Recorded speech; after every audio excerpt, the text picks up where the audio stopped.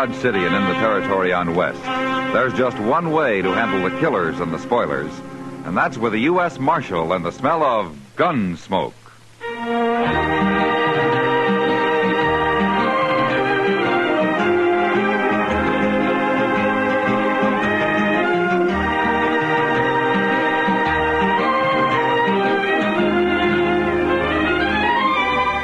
Gunsmoke, starring William Conrad.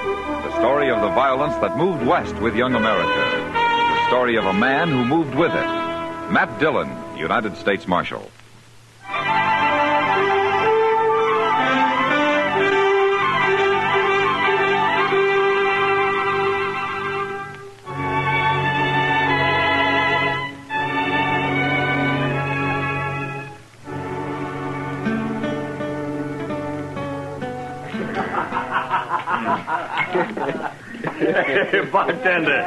Bartender, set out another bottle of that rye whiskey. Now, look, Mr. Thatcher, you just tell us once more about this stud colt you got, huh? He's a good colt, Mr. Butler. And a running colt, you tell me. He can run some. Some? About the fastest thing in these parts, I hear tell. You're making fun of me, Mr. Butler. You and your friends. Oh, I don't know why you should think that. Out here in Dodge, we're all interested in good horse flesh. Especially when it's some sort of a fancy new breed. Quarter horse, you call it, huh? If you don't mind, I'll be going now. Oh, no. Not yet, Mr. Thatcher. We'd all like to hear some more about your stock, wouldn't we, boys? Mr. Butler, my grandson's waiting for me outside. Hey, Thatcher, tell us again about this little old sawed-off colt of yours. I understand these new type horses you raise have rumps so high they look like they're going downhill. Hank, it ain't polite to call this colt that way. Besides, it ain't that he's sawed off. It's just that he's got no back. His withers run right into his croup. He's quarter horse and 3/4 what else? I guess this is all fun for you, but you got no call. Oh, now, boys, I do believe Thatcher's upset. Here, let me pour you another drink. No, thanks. I'll be going. No, that just ain't sociable. Here, have a drink. I said no, Mr. Butler. Drink it. I'm old enough to be your father, Mr. Butler, and I'll drink when I want and with who I want. You ornery old goat, I'll pour this whole stinking bottle down your throat. All right, Butler. That's enough. Evening, Marshal Dillon. Mr. Thatcher, your grandson's waiting outside in the buckboard. You better get along home, huh? Yeah. Thank you, Marshal. Thank you very much. Old fool. Bragging on the quarter colt he's so proud of. Well, buy a drink, Marshal. No, thank you. You just missed the fun. We were having old Thatcher on about his stock. He's not young anymore, Mr. Butler. But let me warn you about something. Sometime you may push him too far. Oh, we were just hurrahing him a bit. We didn't do any harm. Thatcher and his grandson are new out here. You find your fun somewhere else, Butler. Why don't you leave him be? Matt? You know, when you torment an old man like that, it makes you cheap. Real cheap. Matt?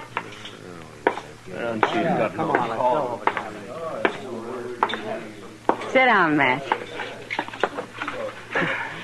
You could buy me a drink if you wanted. Yeah, sure. Sam, send over a drink for Miss Kitty, will you?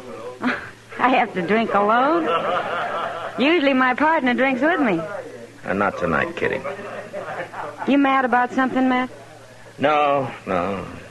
Tired, maybe.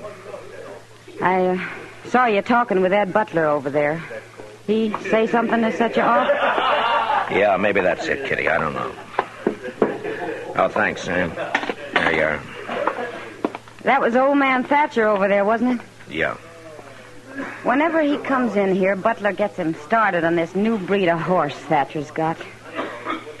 Is that what it was tonight? Yeah, that's what it was. Happens every time he comes to town, Matt. He's an old man, Kitty. There's no way he can fight back. Well, Matt, it's not your worry. You can't keep Butler off his back any more than I can. They're like vultures circling a buffalo that's hurt, just waiting for the time when he finally goes down so they can settle for a meal. Matt. I'm thirsty after all. I think I will have that drink, Kitty. Sam!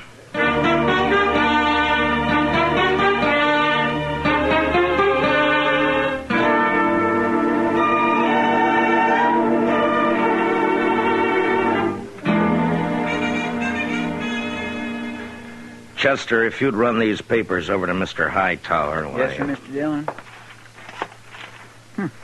Another wanted poster on Johnny Ringo. Mr. Hightower's waiting for him, Chester. Yes, sir, but Johnny Ringo's out in Arizona. He never comes back this way. Chester? Yes, sir, Mr. Dillon. I'll take him right over. Oh, is there anything for me to do while I'm down at the other end of the plaza? No, nothing I know of. Well, then I'll just wait around down at the depot then, Mr. Dillon, if it's all right. The morning train's due in from St. Louis in half hour. All right, Chester. Marshal Dillon, Oh, good morning, Mr. Thatcher. got a minute to spare? I have a favor to ask. Yeah, certainly. Come on in. Mr. Hightower's waiting, Chester. Yes, sir. Well, sit down, Mr. Thatcher. First of all, Marshal, I want to thank you for what you did last night over at the Texas Trail. Oh, Butler and his crowd just had too much to drink, that's all. Well, maybe I did, too. Once I start, it's hard to stop. And I get to arguing. I'm too old to argue that way. Well, maybe you shouldn't go to the Texas Trail. Seems every time you do, Butler takes his pleasure riding you. Well, it's that I wanted to talk to you about. No? Well, go on. Well, Ed Butler's always said he's got the best horses around Dodge or anywhere else. Well, maybe he does, Mr. Thatcher. Mine are better. Well, I don't know anything about your stock. Marshal Dillon, Ed Butler's having breakfast right down the street at the Dodge House. I want you to walk down there with me. Now, look, Mr. Thatcher, I don't want to mix up any personal problems between you and Ed. Well, this ain't completely personal, Marshal. Oh, save maybe in a way. I come to you because I figure you're the one man in Dodge with nothing to gain. And you'll be honest. I got something here. I want you to take it. No? It's the deed to my ranch. Why are you giving it to me? I want you to hold that deed and come with me to meet Ed Butler. I'm going to challenge him to a grudge race. My quarter colt against the best horse he's got. You mean you're putting up your ranch on this race? Yes, sir. And I want you to hold the stakes. Look, it's no business of mine, but you could lose, you know. No, sir. I don't figure I can. Mr. Thatcher, you and your grandson have been over here from Missouri better than a year now. Now, you know how these people are, men such as Butler and the rest. There's nothing more fun than ragging somebody. Somebody who fights back but isn't too strong. You're trying to lecture me, Marshal. Well, it's because you're new here that they're making it rough for you. You just don't know the ways yet. It's no good, Marshal. Look, Mr. Thatcher, you're putting up everything you got on this race. Now, what makes you so sure you can win? What's so special about this stud colt that you've raised? He's a little special in most every way, Marshal. His daddy was cold deck, and his mother was the best mare in Missouri. Oh, I know why Butler and the others laugh at him. Compared to some horses, he looks like a bulldog beside a greyhound. His head's short, and he carries it too low. He's built too close to the ground, with bulging muscles and short legs. But I'll tell you one thing. He's just gone 4, and as he stands now, he's the most horse west of St. Louis. And there are some like him in Texas now. And if I have any say, one day quarter horses will be all over the West. When a man gets to be my age, Marshal Dillon, he's got to stand behind what he believes. And I believe in this little horse. He's sleepy and he's quiet, but he can unwind like lightning. Yeah, you got a feel for horses, haven't you, Mr. Thatcher? It ain't much of a man talks one way and thinks another. Will you walk with me down to the Dodge House? Yeah. Yeah, I'll walk with you.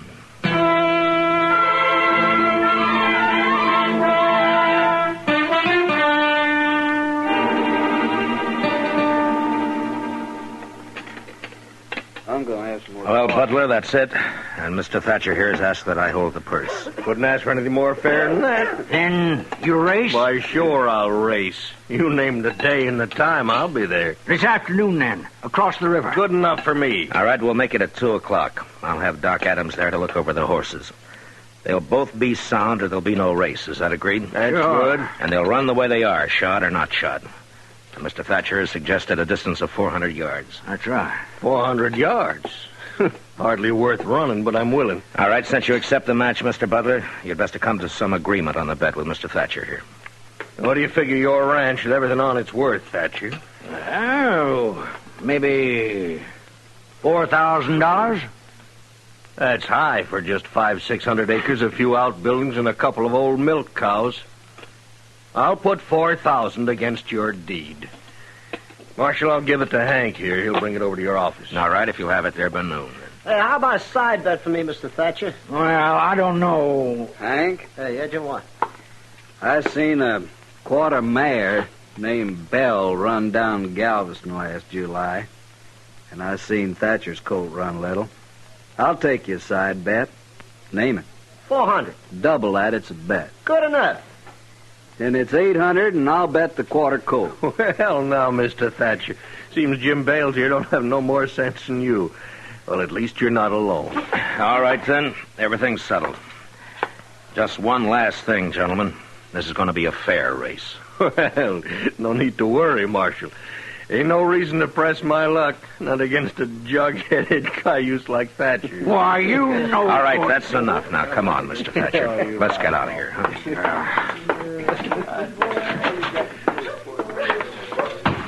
Now, why don't you go on home?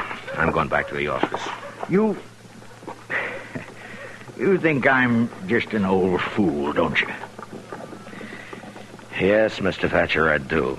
You're headstrong and you're stubborn. But, good luck to you this afternoon.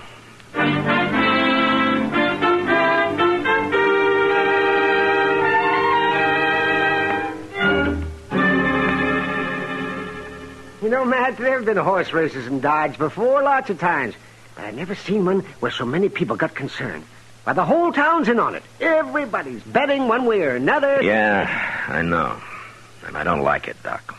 Well, there's nothing wrong with that, is there? People lack an excuse to celebrate. And this afternoon there'll be whiskey running to help them. Whiskey and horses don't mix when there's money changing hands. Matt, are you worried about Thatcher putting his ranch up on the race? He could lose his ranch, Doc. Oh, no. Well, doesn't he have a chance? I don't know. I don't think so. Mr. Dillon? Yeah, what is it, Chester? Oh, hello, Doc. Well, Chester, huh? Say, I was down at the bridge a few minutes back watching for Butler to take his horse across. I wanted to know which one he was running. Well? And I didn't recognize the horse. I thought probably it'd be his sorrel, but it wasn't. It was a horse I ain't never seen before. What horse is it, Chester? Ed Butler ain't putting in no cow pony, Mr. Dillon. He's running a thoroughbred. Well, he's got no chance at all now. Is that it, man? Mr. Thatcher's betting everything he has on this quarter horse of his to beat a cow pony. Now Butler's running a pure racing horse, a thoroughbred. Well, it's past 1. Let's get over to the other side of the river.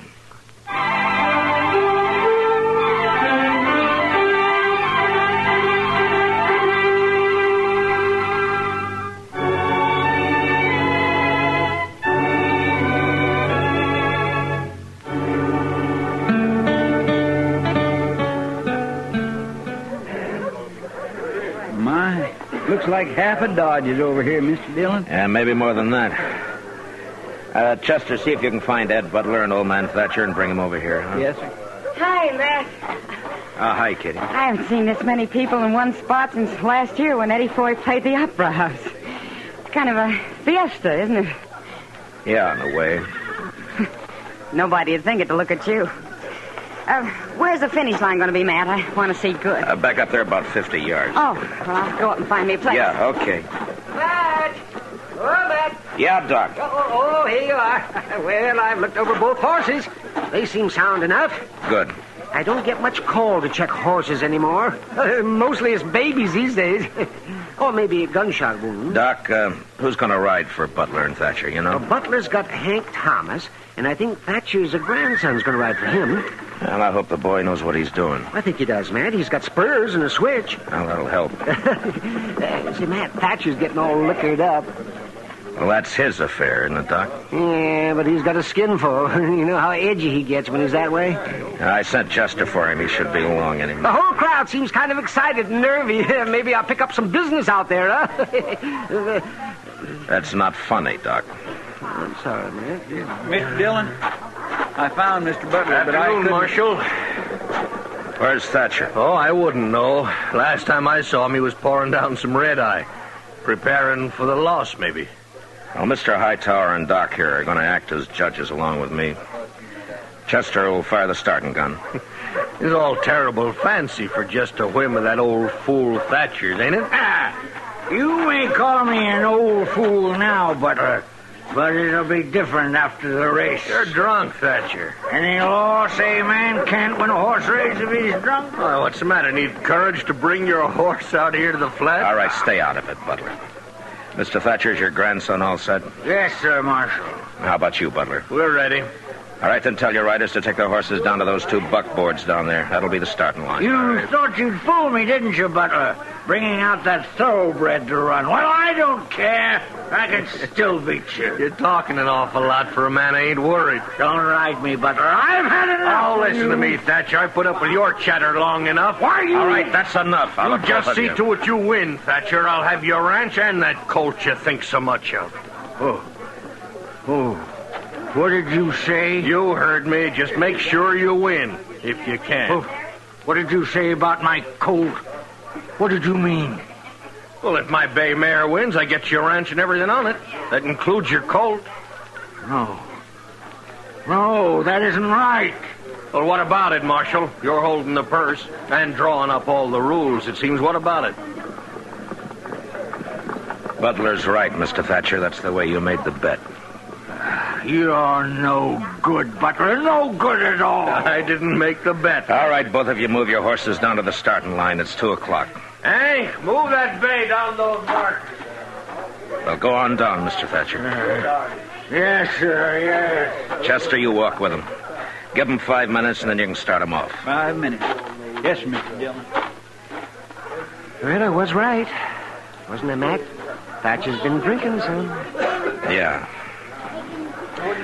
Come on, Doc. We'll look up Mr. Hightower. All right. You know, Matt, this is like a holiday. It's like a fiesta. Yeah, that's what Kitty said. Ooh, she's out here, too, huh? Yeah, well, I guess maybe outside of Mr. Thatcher, the only person not enjoying himself is you. Do I have to enjoy it, Doc? I'm sorry, Matt.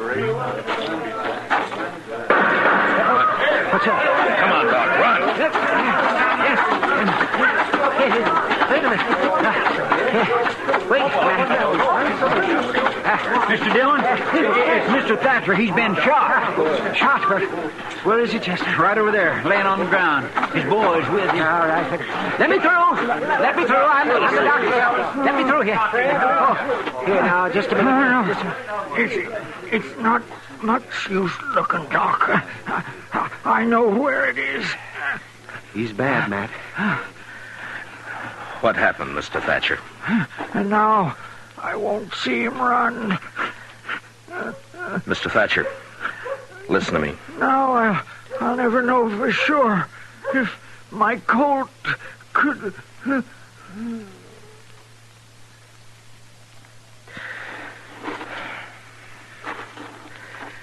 What happened, Chester? You were with him? Mr. Dillon, I don't know. I was walking along, not thinking anything particular. Thatcher and Butler was up ahead, and then Thatcher drew on Butler, tried to shoot him. I shot him, if that's what you want to know, Marshal. It was self-defense, Marshal. That's what it was, Mr. Dillon. But He still, was old drunk. man- You saw that for yourself. And he tried to kill me. That's right, Marshal. What Ed says is right. That's the way it happened, Mr. Dillon. Suppose now that forfeits the race, don't it, Marshal? Doc, will you take care of... get him into a wagon and back into town. I'll see you back there. Oh, sure, Matt. Now, you men, will you give me a hand here? Now, just stand Well, back. what about that forfeit, Marshal? You just can't wait till a man's cold before you want his property, can you? Oh, it ain't that, Dillon. The race Just- ain't forfeit. I'll run it. That's a Thatcher boy, Mr. Dillon. Come here, son. What's your name? I'm Lonnie Thatcher. I'm gonna ride Granddaddy's colt. Well, now, look, maybe... I'm Ken. Granddaddy was queer, kinda, but what he said about this colt is right. And I'm riding him in the race. Yeah, but with what's happened, Lonnie, maybe we should put the race off. We'll run it, sure, but not today, not now. I'll agree to put it off. Granddaddy'd like it best this way. We'll race. Gracious. There ain't a tear in his eye, Mr. Dillon. All right, if that's the way you want it. It's what I want. All right, then get on down to the starting line, both of you. Go on, Chester. Yes, sir.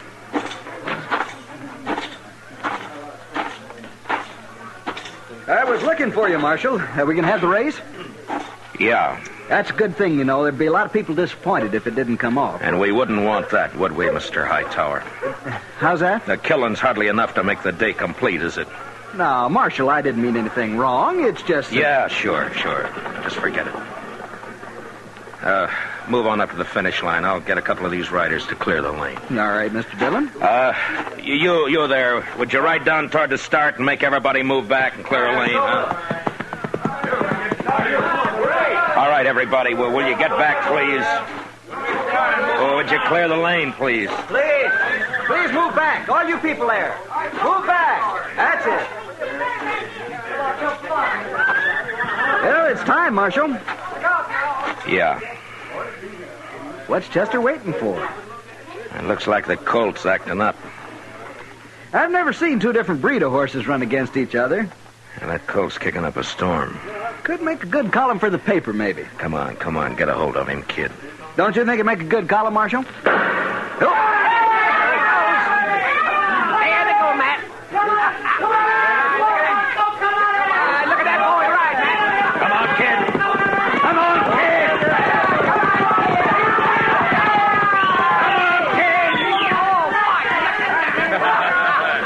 You see that, Matt? Oh, that boy, did he ever? I guess there was no question about it, Matt. Yeah, it was the colt by half a length. A quarter horse beat a thoroughbred. Now, that is something to see. And it's a new kind of horse in these parts. Well, Marshal, you should be happy. Because the boy won? And for that, I am happy, yeah.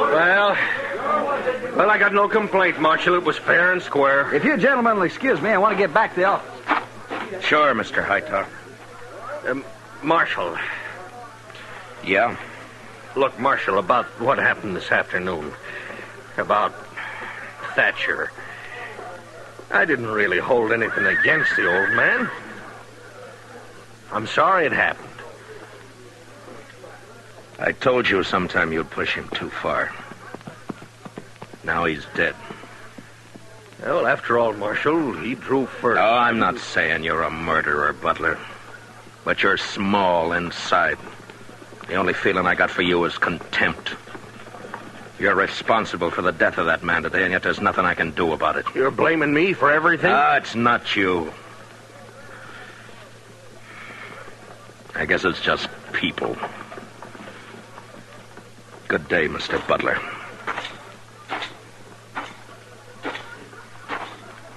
Matt, I was looking for you. Where's Lonnie Thatcher, Kitty? Standing over there by his horse, crying. Maybe you ought to talk to him, Matt. I'm going to. Well, he doesn't want to see anybody. Some of us tried talking to him, and he just walked away. I'll see you later. Yes. Hey, boy, you better walk that horse. Any horseman who knows he shouldn't be standing around after running like that. Yes, sir. All right.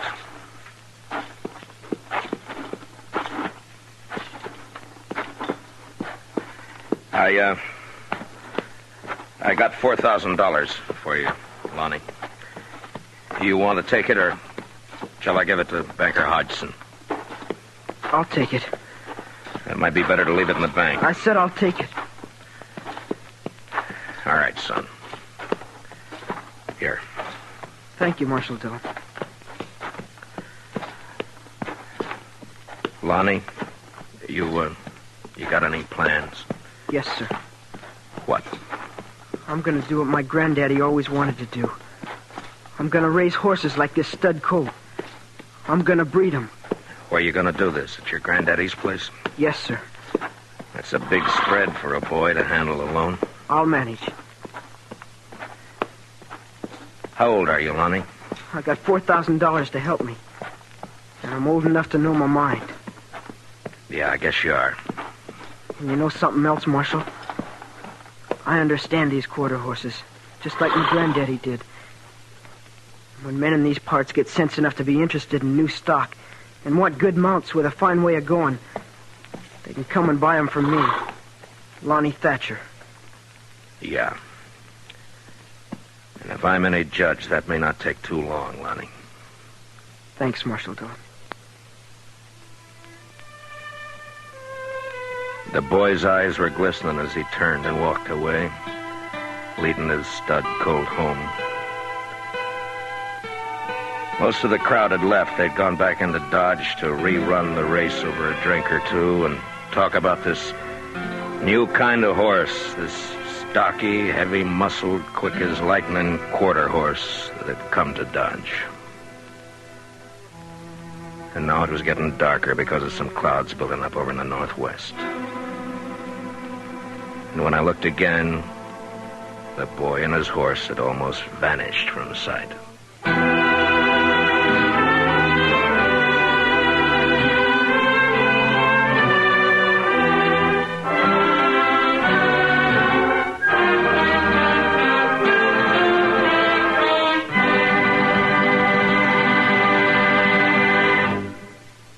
Gunsmoke, under the direction of Norman MacDonald, stars William Conrad as Matt Dillon, U.S. Marshal.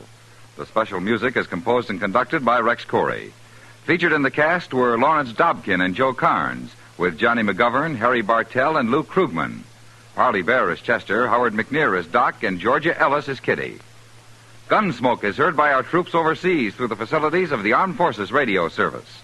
Join us again next week as Matt Dillon, U.S. Marshal, fights to bring law and order out of the wild violence of the West in Gunsmoke.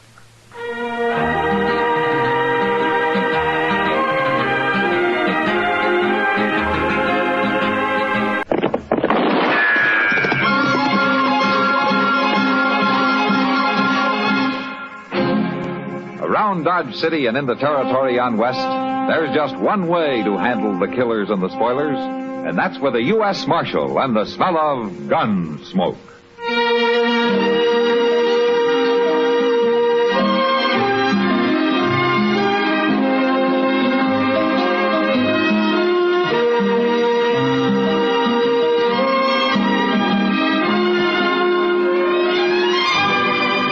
Gunsmoke, starring William Conrad, the story of the violence that moved west with young America, and the story of a man who moved with it.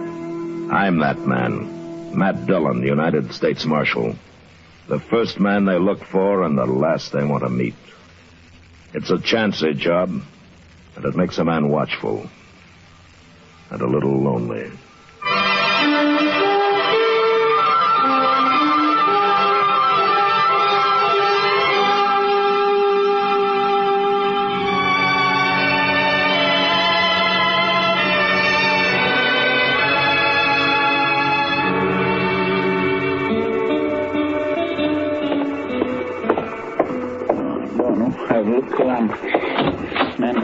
He ain't up there, Mr. Dillon. He has just plain vanished. And there's no note anywhere. You sure of that, Chester? Nothing. I looked again all over. Well, it's 2 days now. This just isn't like Doc.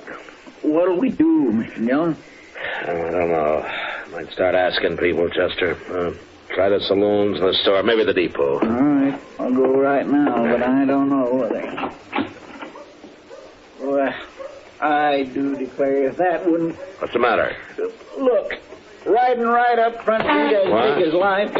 Look.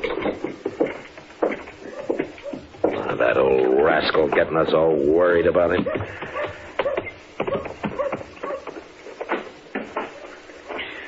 For land's sake, you sure are a sight for sore eyes, Doc. Where in the world have you been, anyway? Hello, Chester. Matt? You had us worried, Doc. That's so? You've been gone 2 days, you know. I know. Well, next time, leave word, Doc. I will. I surely will. If I can. Well, it sure would save us a lot of fretting and general upset. Wait a minute. What do you mean, Doc, if you can? Well, just that. If they let me, I'll leave word. Come on inside, Doc.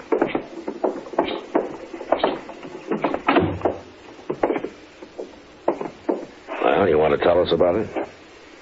I can tell you part of it, the least important part. I made a promise about the rest. You know how it is, Matt. No, but tell us. Well, the other night, let me see, it was Wednesday, a couple of riders tromped right into my office. They said a man was hurt bad, somewhere out past Fort Dodge. So naturally, I went along with them. Well, why didn't you leave a note and say so? They didn't tell me exactly where we were going, Chester. But they sure told me not to leave any note. They told you what? Will you let him talk, Chester? Of course, I figured that must have been a shooting, but my job's to take care of everybody, sinner and saved alike. And so when we finally got to this place the next day... Oh, what place, Doc? Well, that's part of what I promised not to tell, Chester. There was a young man there who had got himself shot in the back. The bullet lodged right in his spine. I dug it out and did all I could for him. And then I just sat there for quite a spell. Then I put my things away and walked out into the other room. Well, Doc, how is he? He's dead. The shock of extracting that bullet was too much for him. Bad place, the spine. You killed him, huh? No. No, I didn't kill him. He's dead, ain't he? Look, mister, that boy wouldn't have lived more than a couple of days anyway with that bullet where it was. Whoever put it there murdered him. You want me to shut him up? Not yet. Doc, tell me something. You know that boy in there? I do. And the three of us here. You know any of us? Him? I've seen him around somewhere. Dodge, I guess. That settles it. He ain't walking out Shut here. up. You know his name, Doc? No, I don't. Might come to me, though. Let me think about it. You don't seem to understand. He wants to kill you already. Now you're trying to remember his name. That's just going to make it worse. They can't kill a doctor for following his oath. I shot that boy when he tried to get away, and I can shoot you just as easy. Don't be a fool. I'm a doctor, and since there's nothing more I can do here, I've got to be available to other patients.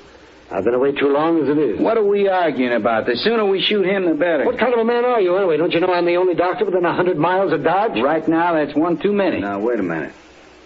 I'm kind of thinking the doc's right. He ain't like an ordinary man. A doctor, well, it's almost like he ain't quite human somehow. He's human enough to tell what he knows to that hard-head marshal they got in Dodge. And we'll have him on our tail, and we'll never get our $20,000. The way I figure, it's us or the doc. I'm not interested in what you figure, mister. And I've lived too long to be afraid of dying. But right this minute, there may be several folk needing me real bad. You know, he's right. We can't kill him. Well, I can, and now you'll do what I say, you hear? Doc, listen to me. If I let you go, will you promise not to tell about anybody you recognized here? And if I don't? And doctor, no doctor, I'll kill you myself. Well, yes, I suppose you would. All right. I'm here as a doctor, and nothing else. I promise. Word of honor, Doc? My word of honor. Okay. Get out. One other thing, Doc. What? You break your word. You tell anybody where this place is or who you saw here, and we'll get to you.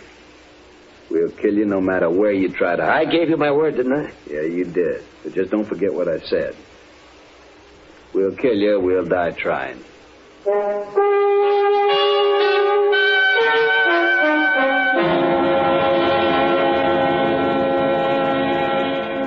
that's quite a story, Doc. And you played it right smart, if you ask me. Who was they, Doc? I say, who was they? I only recognized one of them, Chester. Besides the man they'd shot. Yeah, that's what you said, but have you thought of his name Chester, yet? you don't understand. I gave my word I wouldn't tell. Yeah, but Doc, they're just a bunch of killers. Matt, wouldn't you have done the same if you were in my boots? It'd be a hard choice, Doc, but... Yeah, I suppose I would. Well, any man would, leastwise any man of honor. Yeah, I guess I wasn't really thinking about it that way. I'm going to get some sleep. Matt? Yeah, Doc? That was a good boy they murdered. I hope they hang for it.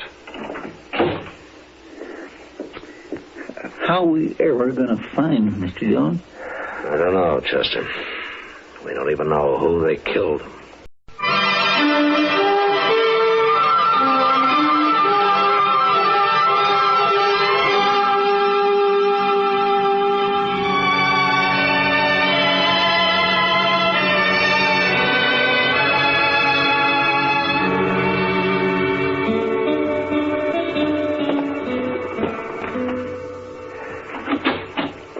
Marshal? Huh? Well, Jake Worth, why you haven't come to Dodge in 6 months. I'm here now, Marshal. Oh? Is there trouble, Jake? I'd call it that. Well? You know that cottonwood, that big one right down to Brandy Bend? Yeah. There's a hole down by the roots, the north side of it. I put a sack in that hole this morning, Marshal, with $20,000 in it. 20?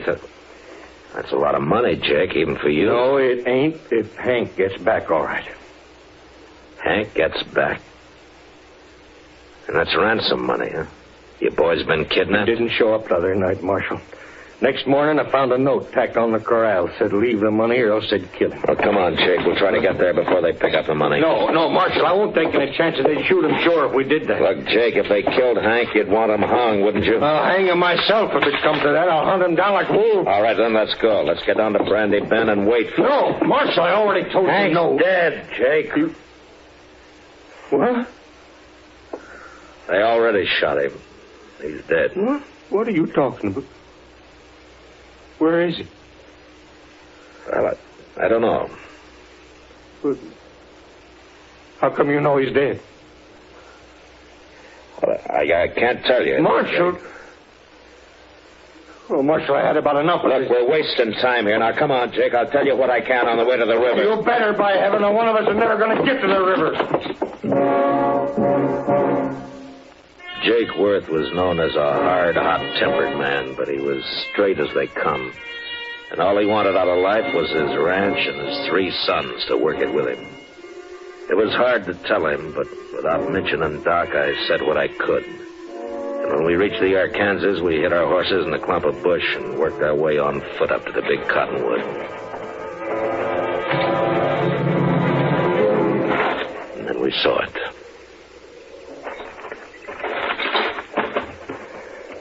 They do it.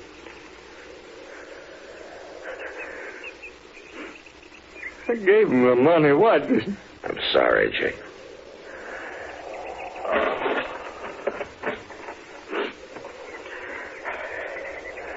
Marshal, I've been kind of confused by all this. I swallowed your story on the way down here. Now I want the truth. I want every bit of it. I told you I don't know who they are. You know a lot you ain't telling me. What's going on with you anyway? I told you all I can. Marshal, this is my boy laying here. Take it easy now, Jake. Will you talk? I don't know anything, Jake. The man who told me about it had to promise not to name anybody. What man? Who is he? I'll get it out of him if I have to cut it out. I know. That's why I can't tell you who he is. I'll give you 24 hours to name those men. After that, me and my sons are coming to Dodge, and there'll be blood spilled. Jake, I give you my word. I don't know who did it. I don't believe you. Come on, I'll help you take your boy home. Get on back to Dodge. I'll manage here. You're making a bad mistake, Jake. You got 24 hours, Marshal.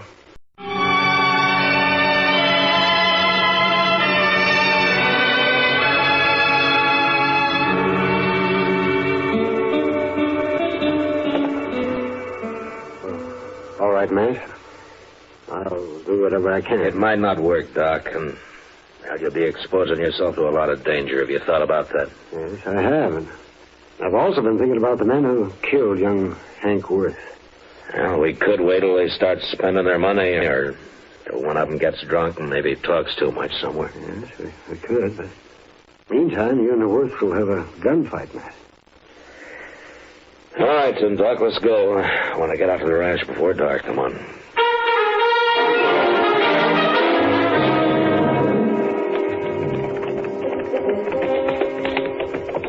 I don't see anybody around. Maybe they hid out.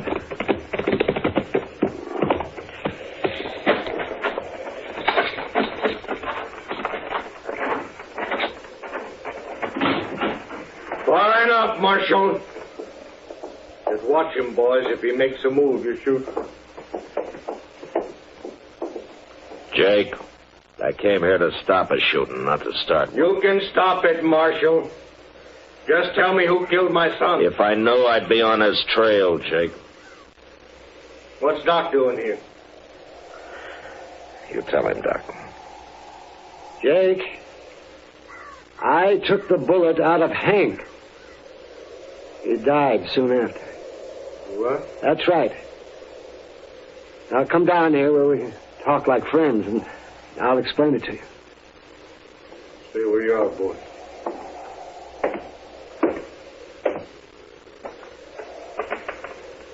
All right, Doc. Let's hear it. Well, they got me out of bed, Jake, and led me out in the country. Hank had been shot in the back, and I extracted the bullet.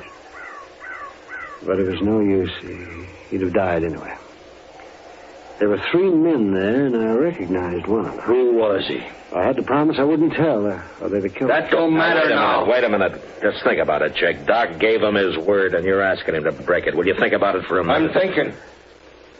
I'm thinking about my boy, too. You want to help get the man who did it, Jake? Don't ask, fool. Will you listen to me? Those men told Doc if he talked, they'd kill him. And they meant it, too. Now, I've got an idea, Jake, and I want you to hear me out, will you? Now, look, we'll spread it around that Doc has identified the killer. Go on. And we'll just wait, see. 1 or 2 or maybe all 3 of them will come into Dodge to kill Doc some night. Still, they might get away. I'll deputize you and your boys right now, and you can wait for them with us. But you're going to have to stay hidden like me. And Doc could rather make himself a target for them killers and break his word to them? Yeah, Jake, that's right. Now, look, Doc and I'll go back to Dodge now. I'll see that the story gets started. In a day or 2, you and your boys can ride in. But separately, though. Otherwise, it might cause talk. I understand. And you come straight to the docks. We'll be there. Don't you worry.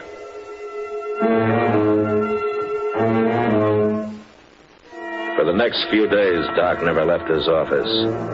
The rest of us sat around in his back room and waited. Chester kept us supplied with food and coffee, but we began to get pretty restless cooped up like that. And by the 5th night, we were being real careful with one another and over polite. But on the 6th night, about midnight, we got our game. Mr. Dillon, I think it's Sam. They just rode up on the street. 3 of them. They're tying up outside right now. All right. Doc, come on in here, will you? Yeah, well, what do you want me to do, Matt? You take cover in here and stay out of sight. Let's go on downstairs and meet him. No. We'll just scatter them that way. Now, listen. One of them will probably stand guard on the street while the other 2 come up here to get Doc. Chester, you and the 2 boys go down the back way, and Jake and I'll wait here. But don't jump that man till we go into action up here. You understand, Chester? I got it. All right, then move fast. Come on, Jake. Now what? We'll just wait here in the dark. Good. Here, I'll fix Doc's blanket on the couch here so they'll think he's under. They're on the stairs now, Marshal. Huh? Okay. Just get back in the corner, Jake, or we'll be shooting each other. Be quiet. Don't start shooting till I do.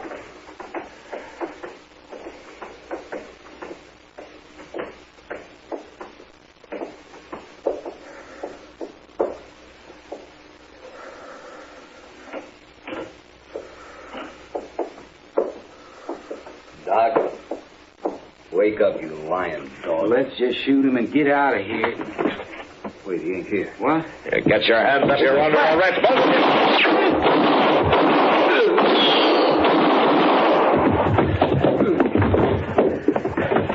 Jake? You all right, Jake? I got one of them. I'm all right. All right. Doc, come on out. Huh? What? They're dead. Light the lamp, will you, Doc? Okay.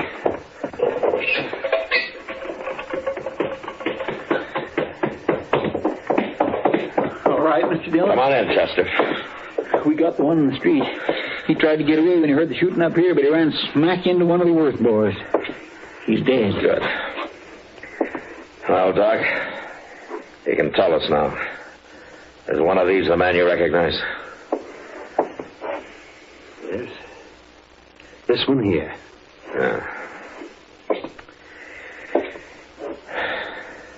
Well, Jake, I guess that's it.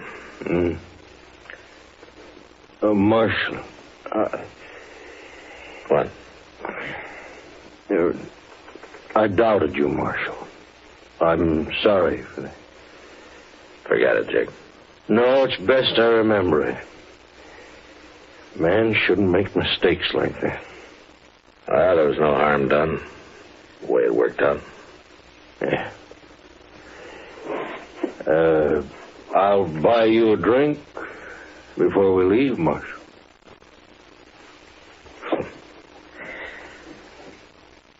I think I kind of like that, Jake.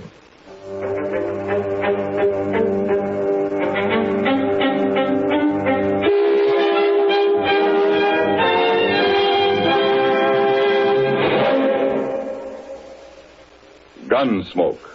Produced and directed by Norman Macdonald, stars William Conrad as Matt Dillon, U.S. Marshal. The story was specially written for Gunsmoke by John Meston. Featured in the cast were Lawrence Dobkin, Vic Perrin, and Harry Bartell. Parley Bear is Chester, Howard McNear is Doc, and Georgia Ellis is Kitty.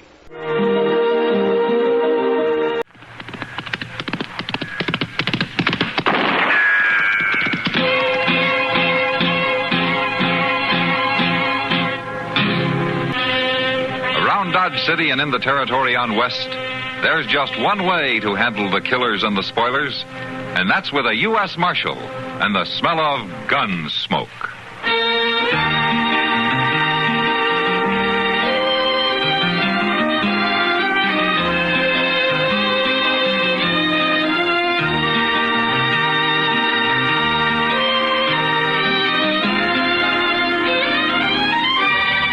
Gunsmoke, starring William Conrad.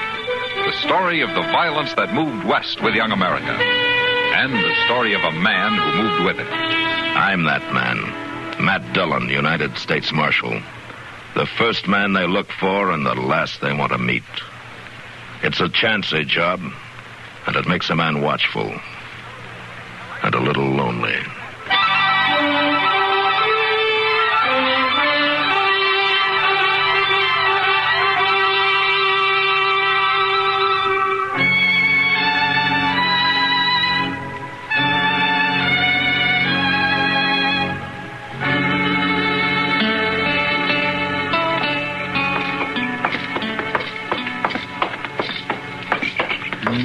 He's right. It is a half-mile wide and a half-inch deep. What is? That cussed Arkansas River is. He was right about it, but I sure wasn't going to let on. Who was right, Chester? Oh, some fellow from San Antonio. He was in there in Long Branch last night bragging about Texas. I told him they got rivers there that's every bit as bad as this one. Well, did you tell him to hang around till the spring rains hit? I did. I sure did tell him just that, Mr. Dillon. Hey, Matt. Chester. Hello, Doc. You fellas tired of walking? Not if it means risking our lives in that broken-down buggy of yours, Doc. Yep, well, this'll outlast the three of us. Good as the day it was made. It's the biggest eyesore in Dodge City, Doc. Why don't you take it down to the river bottom and burn it? We'll start a collection to help you get a new one. Oh, now, look, hear me. Let's look yonder. There's a fight, Mr. Dillon, in front of the lady gate. Yeah, come on. We'll see you later, Doc. Later, nothing. I haven't seen a real good fight for a week or more. Why, that's Chicken Smith, Mr. Dillon. All right. One side. Will you let me through here, please? Will you let me through? Well, forevermore, that Prag Loomer he's fighting with. And he's beating the daylights out of him. Oh, golly.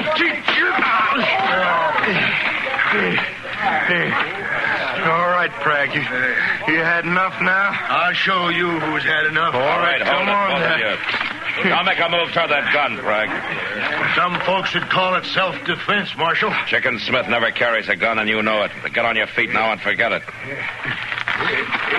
All right, everybody, move along now. Break it up. Come on, move along now. Out of the way. Now, what started this? I reckon we just better say it was something personal, Marshal. I see. Doc, Suppose you could take this pair over to your office and patch him up a little? Well, I will if they come separately, but I don't want another dog fight starting right underfoot. Won't be no trouble as far as I'm concerned, Doc. I already had my say. Well, I ain't. But I will before I'm through. I'll pass your offer, Doc.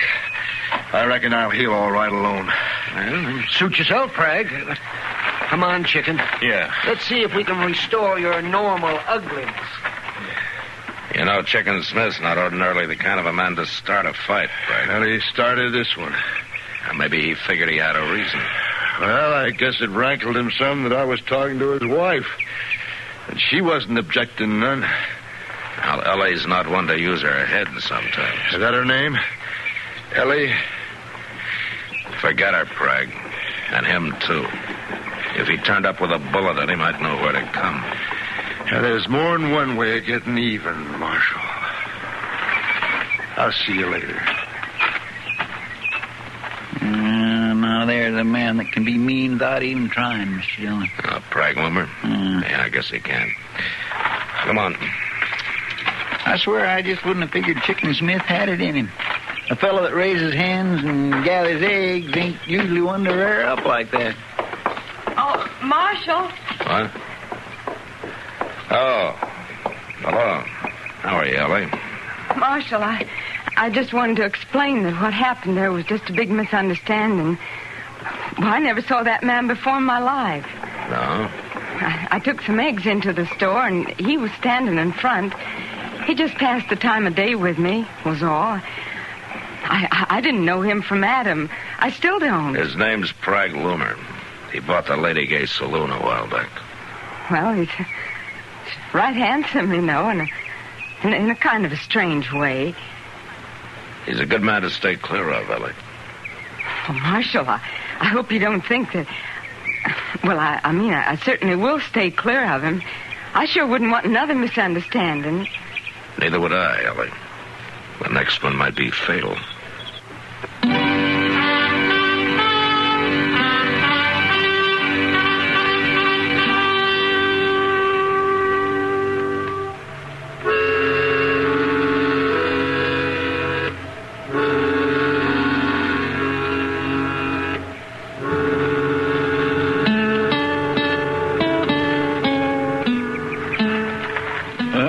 Think, Mr. Dillon? Well, I'll try one more. Here, let me steady this on the fence rail now. Yeah. All right. Yeah, it's hitting where it's aiming, all right. I guess Andy got the kink out of it. He always does. Takes old Andy a month of Sundays to fix a gun, but once it's done right. Yeah. Well, there's no point in burning up any more ammunition. Marshal, you out back there? Yeah, be right with you. Sounds like Chicken Smith, Mr. Dillon. First time he's been to town for over a week. Yeah, I know. Out shooting one of your prisoners, Marshal? No, just testing a gun I had fixed. Well, how's the chicken business? Oh, tolerable. Few of the hens starting to set now. Need some more warm days, though, and a couple of rains. Well, I guess I don't know very much about them. Smarter than cattle any day. How's that so? Why, sure.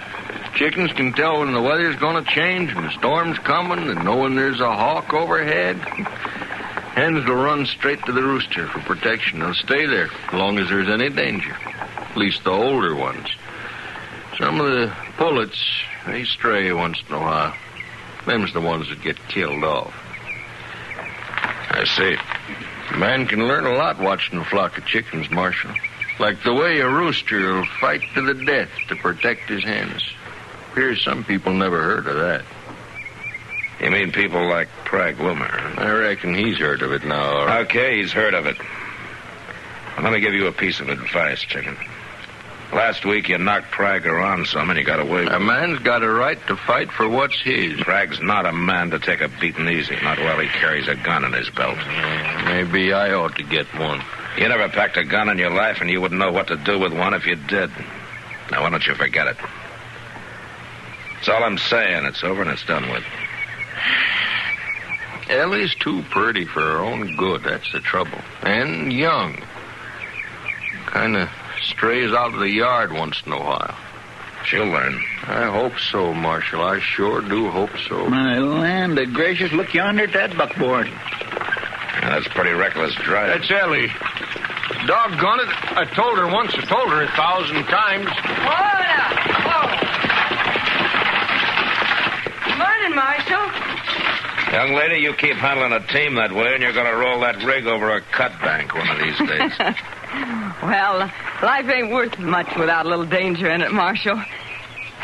You ready to get on back home now, chicken? We got to try to sell them pullets first, Ellie. I already sold them, and all we can deliver from now on. What? New customer? That's right. And a pretty good one, too, chicken.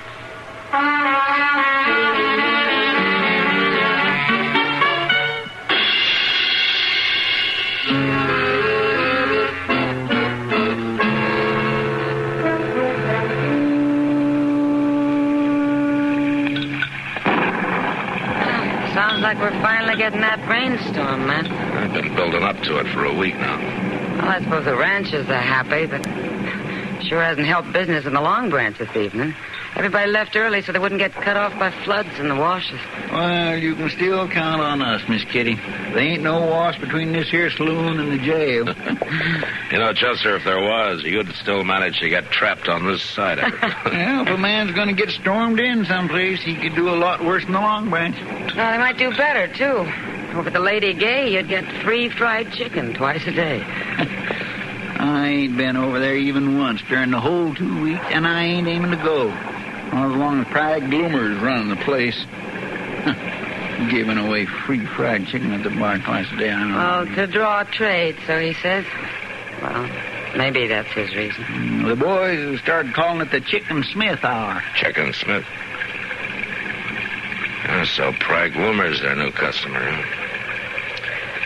And I suppose Ellie has to deliver them every day or so. That's not only that, Matt. She's been slipping into town at night. Real late at night. Ever more close that door, Doc. What's the matter with you? I've got it. All right. Man can't come through the door without opening it, can he? Oh, hello, Matt, Kitty. Gosh, you look like a drowned rat. Well, we're getting ourselves a rainstorm out there, young lady. It's coming down in barrels. Front Street's already starting to float. Yeah, say. Guess who I just saw on the way over here? Ellie Smith, out in front of the Lady Gay. Well, I think it's time I had a talk with her and Prag. No, Matt, there's no law. And besides, he won't like it much. No, I'm sure he won't like it much.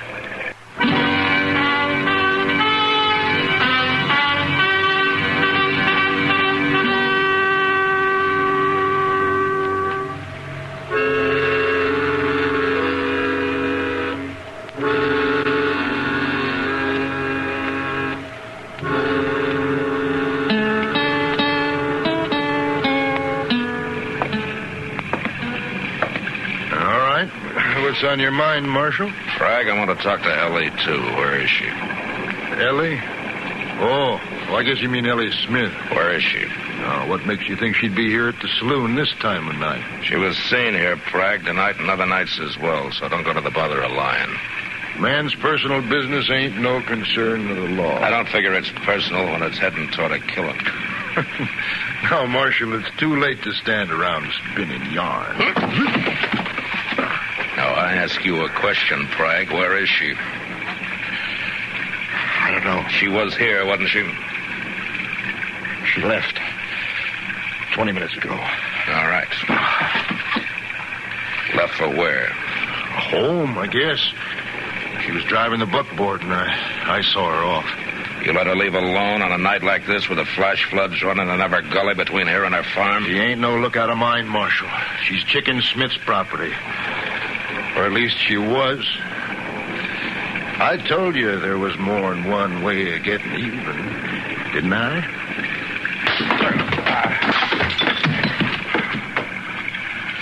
You're going to be sorry for that, Marshal. Am I?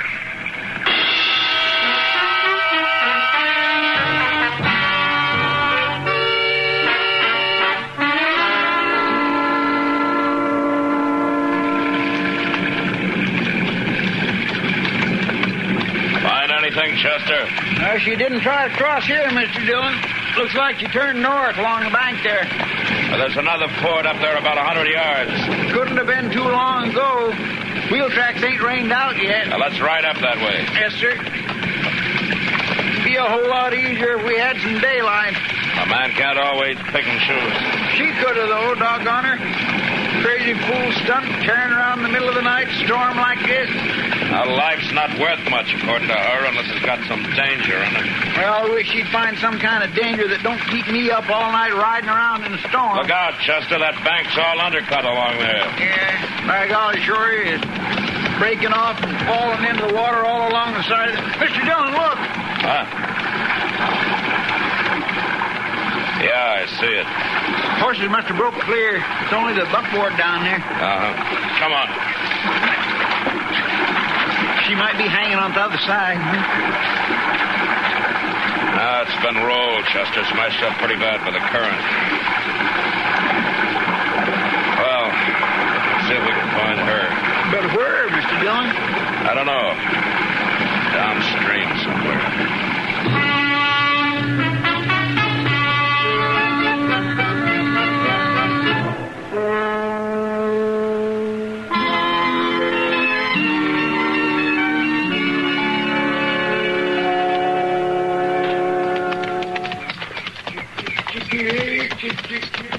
Yonder he is, Mr. Dillon, feeding his hands. Uh-huh.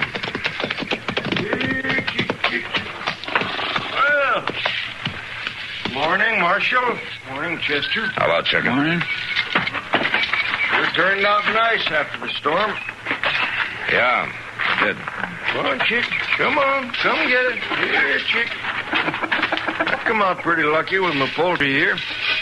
Only 3 pullets lost their heads and run out into the storm. Got drowned for their trouble. Oh? The rest of them stayed in their coops and come through safe and sound. Look at them eat.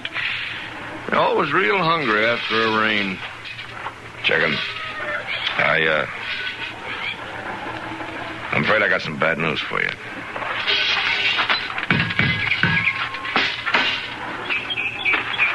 I reckon I already know what the news is. I went looking for her when the storm come up last night. I found the buckboard. Knowed there was no use looking any further.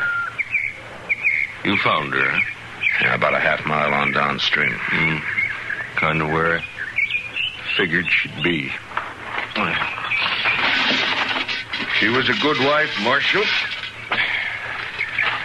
Right sorry to lose her. She was too pretty. She was too young. Only trouble. And I guess the farm will get lonesome without a woman, huh? Yeah. That's how I look at it, Marshal. Ellie been slipping out at night lately. Going into town. I've been puzzling over it, not rightly knowing what to do. Now, of course, there ain't nothing to do. I'm sorry about it, Chicken.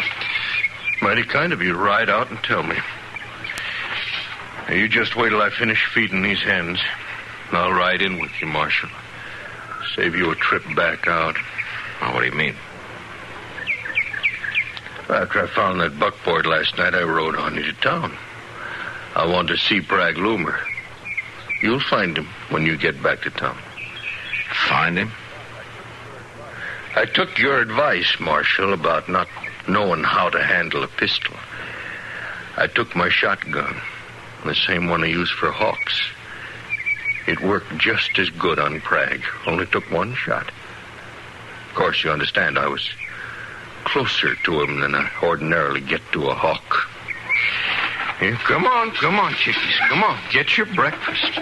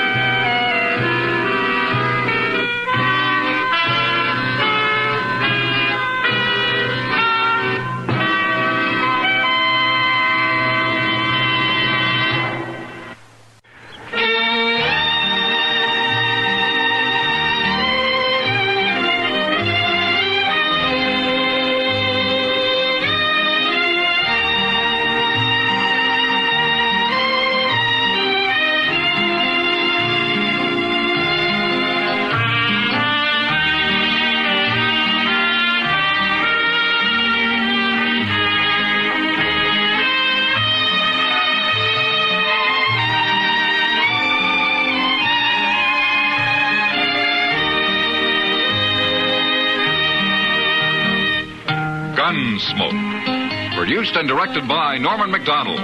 Stars William Conrad as Matt Dillon, U.S. Marshal. Featured in the cast were Parley Bear as Chester, Howard McNear as Doc, and Georgia Ellis as Kitty.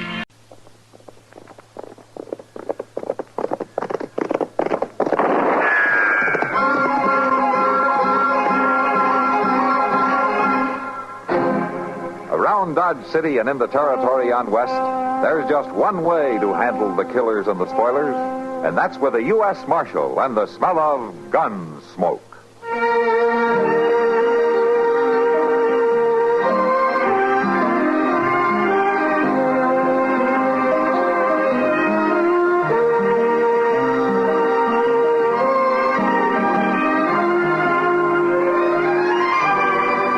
Gunsmoke, starring William Conrad, the story of the violence that moved west with young America, and the story of a man who moved with it. I'm that man, Matt Dillon, United States Marshal. The first man they look for and the last they want to meet. It's a chancy job, and it makes a man watchful and a little lonely.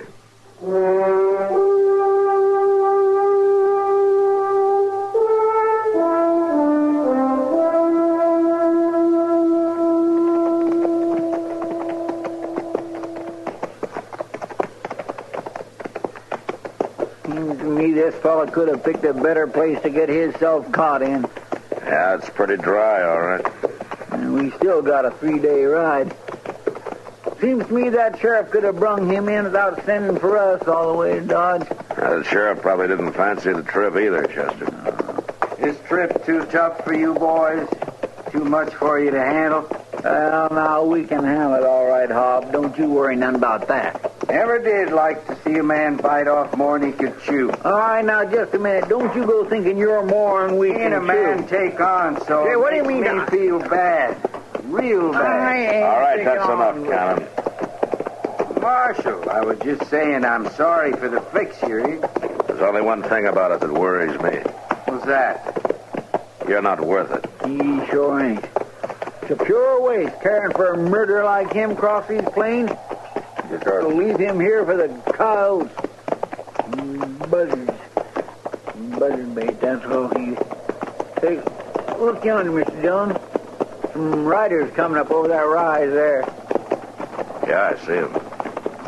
What they're doing way off here. Troopers. Train over this way, looks like. Now, let's hold up here.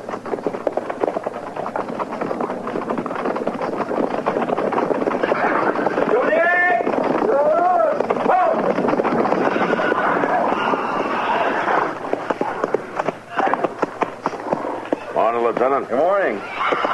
Matt Dillon, U.S. Marshal, out of Dodge City. Lieutenant Elridge, 6th Cavalry. You're a long way from a post, aren't you? On our way from Fort Leavenworth to Fort Lyon. Routine transfer, but we wouldn't mind catching up with a certain runaway Indian while we're at it. Did he break out of the stockade at the fort? No, the word is he escaped from a reservation down south. He's heading back home to Nebraska. Oh, what'd he do? Do? Did he kill somebody or rob the stores? No, but if it became known that a sub-chief made a successful escape, it'd be hard to keep any of them on the reservations. I see. I'd appreciate it if you'd keep an eye out for him, Marshal. His name's Blue Horse. Blue Horse, huh?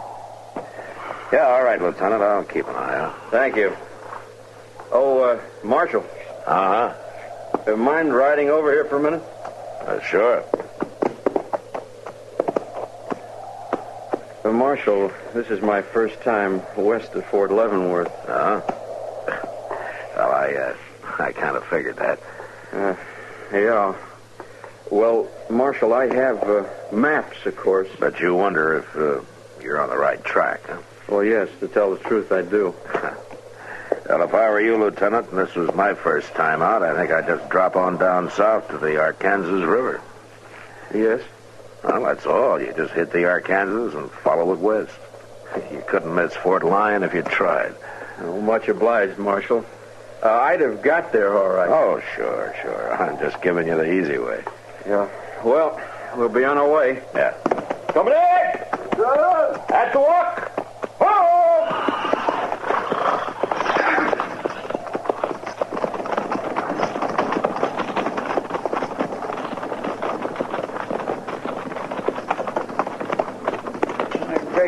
Mr. Dillon, he sure is a young one, ain't he? Yeah.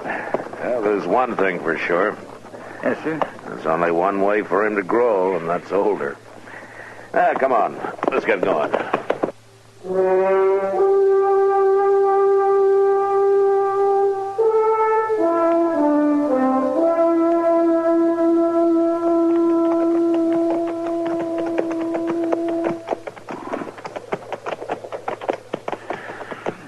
Getting along toward sundown, Mr. Dillon. There'll be a watering place along here pretty soon.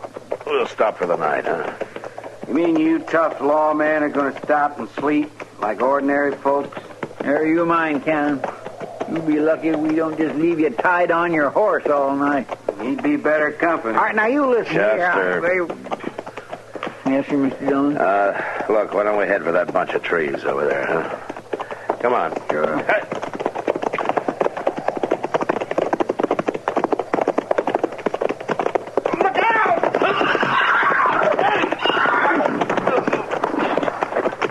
Wait there, Mr. Dillon. I'll help you.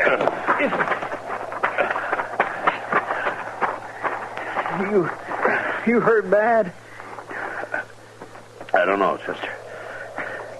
Where's Cannon? He's right over there. I'll get him off his horse. Yes, sir. Yes. All right, you, Cannon, climb down off that horse. Don't you try nothing now. That'd be just plumb mean, wouldn't it? Marshal hurt and all? I'm not hurt too bad to use a gun, Cannon. You remember that.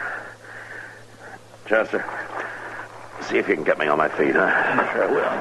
Now, be careful. Take it. No, let me down. Let me down. What? Oh. Well, I guess it's no use. The leg just won't hold me.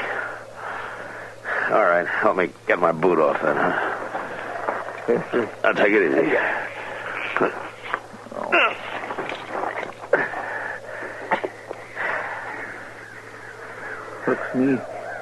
Looks me like it's broke, Mr. Dillon.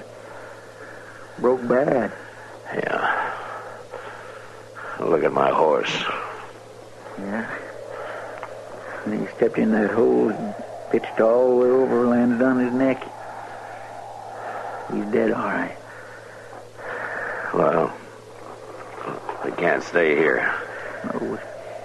Maybe we can get you over to those trees. Come on, Cannon. Wait a minute. Now, we better figure this out first. Now, look. When you get me to the trees, you ride on, Chester, and see if you can get help, huh? And if you don't meet up with anybody, you bring a wagon from Dodge, huh? Why, I ain't gonna leave you here, Mr. Dillon. Go in all night. It'd still take me 2 days to get back. We got no choice. Yeah, but what about him, Cannon? He stays with me. But, Mr. Dillon... I'm gonna need somebody. And I got a gun. Well, Look, we haven't got any choice, Chester. Now, will you get me over to the trees? All right, you can tether his horse to me, and then you get going, huh?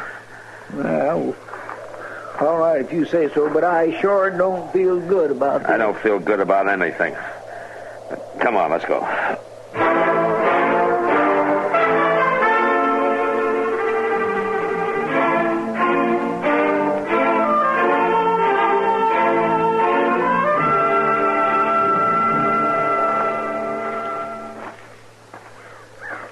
Next time you stay inside all the way, Cannon.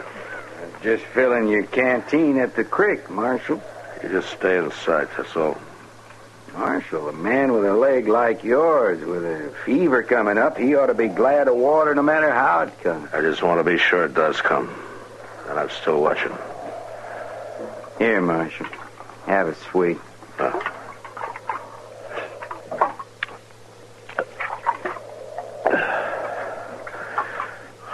Thanks. That leg didn't improve none overnight, did it? Not much. Lying around waiting like this through most of the day, you're feeling pretty bad, ain't you, Marshal? Don't you worry about it. Oh, I ain't worrying, Marshal. I got time. I got plenty of time. Don't you count on me passing on before Chester gets back. As you might get hurt if you do. I ain't counting on a thing, Marshal. and just waiting. That's all. Just waiting.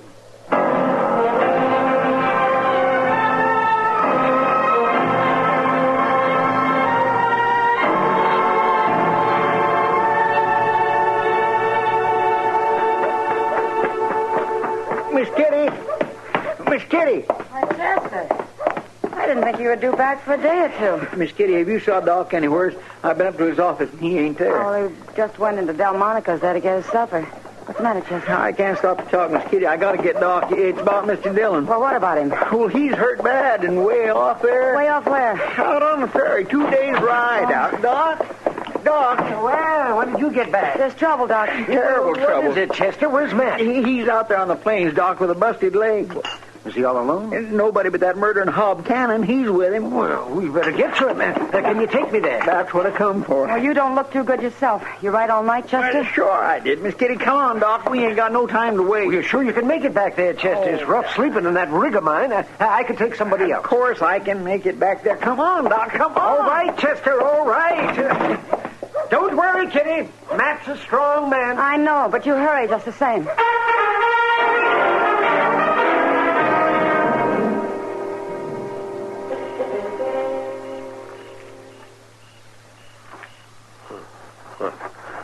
Cannon, is that you moving? Cannon! Here I am, Marshal. I'm right here. What are you doing over here? You get on back to the fire. Just thought I'd have a look at your leg, Marshal. Never mind my leg. All right. Mighty dark, though. I can't...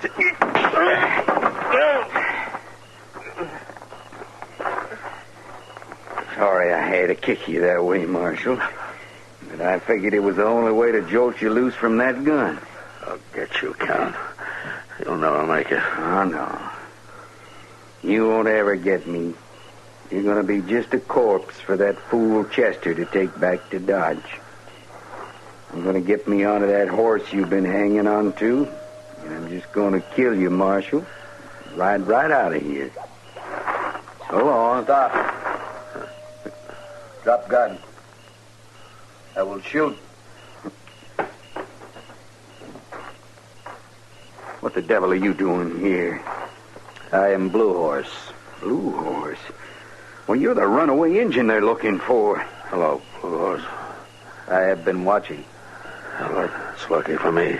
Listen, Blue Horse, you don't want to help him. He'll just turn you in. He was talking to the cavalry about you yesterday. He is my friend. Well, he can't be your friend. He's a lawman. He's got to turn you in. One day, he cut the rope of the white hunters from around my neck. Yeah, it was a drunken hanging party. I remember. I owe you a life. I do not forget. Use your head, Injun. This is different. You help me, I'll let you go. Never tell a soul. Well, you'll be scot-free. Too much talk. Well, I'm telling you. Build up fire. What? Build up fire. Heat water. What are you going to do, Blue Horse? Fix leg. Woman, come out. She boils roots in water. You going to pour that stuff down me? No. I will put it on leg. Draw fever out. Oh. I'd be much obliged. I give you your gun. Thanks, Blue Horse. You want to tie Cannon up for me? I'm awful weak. You sleep. I will watch.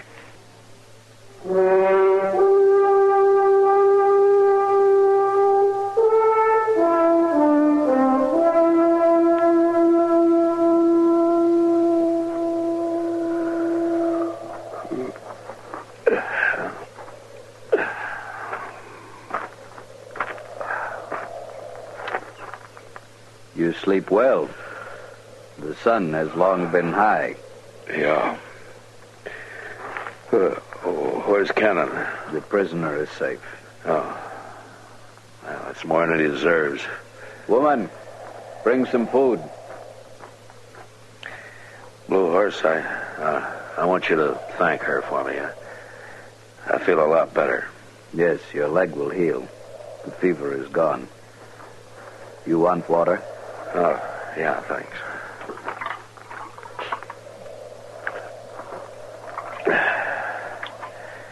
Thanks, Blue Horse. Tell me, what are you doing here? Why did you break out? Blue Horse is going back to the land of his people. Well, the Army doesn't seem to want you to. I cannot live on the hard land with the dry wind. Blue Horse comes from the hunting people, the Pawnee. So you just picked up your wife and left, huh? It is for us to live under the northern stars. It's too bad the Army doesn't see it that way. The government of the white man does not care that all Indians cannot live alike. The South is no good for the Pawnee. I work for the government, Blue Horse. A wagon coming across the distance. Uh-huh. Yeah, they're coming for me. I am glad the marshal will be safe. Mr. Dillon? Mr. Dillon? Yeah, over here, Chester. Hello, Doc. Oh, well, hi, Matt. Now, let me take a look at that leg. All right. Ouch. Doc. Well, looks like you've had some help, Mr. Dillon. Glad to see Cannon good and hog-tied over there. Thanks to Blue Horse and the squaw, I wouldn't be here without them. Blue Horse? Well, Mr. Dillon, the Army's looking for him. Yeah, I know. Hey, take it easy, Doc. Oh, sorry, man. Say, your leg looks pretty good, man. Surprisingly good. I don't think you're going to have any trouble. Blue Horse and his woman said it. Just had some good nursing. Yeah, I can see that. Blue Horse? I am here. You understand that I'm a man of the law. I understand. Well, I want you to do just what I say. We'll be leaving soon. You and your squaw get on your horses. You are taking us with you? No. No, I'm sending you back. I want you to ride right out there. That way. Now, will you give me your word? You have the word of Blue Horse. All right, get going, then. We will ride. Goodbye, Marshal.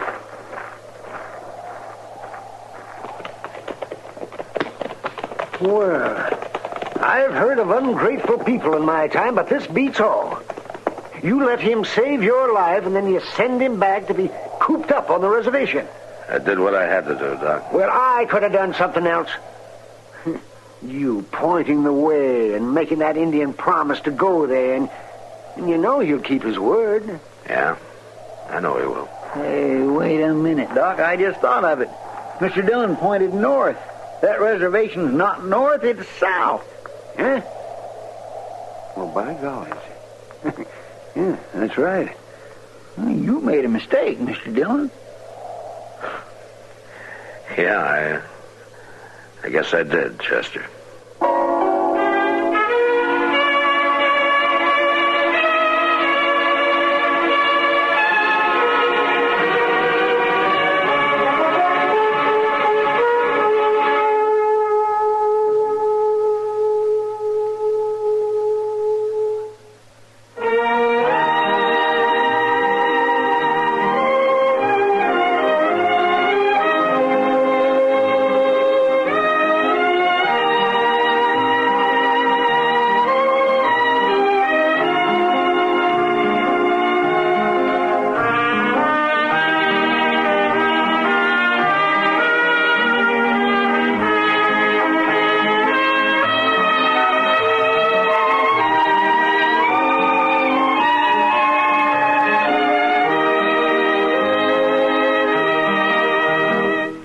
Gunsmoke. Produced and directed by Norman McDonald.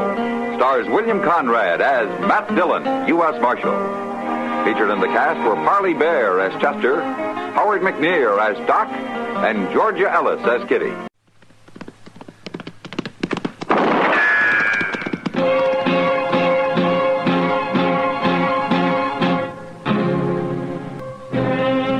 Around Dodge City and in the territory on West, there's just one way to handle the killers and the spoilers, and that's with a U.S. Marshal and the smell of Gunsmoke.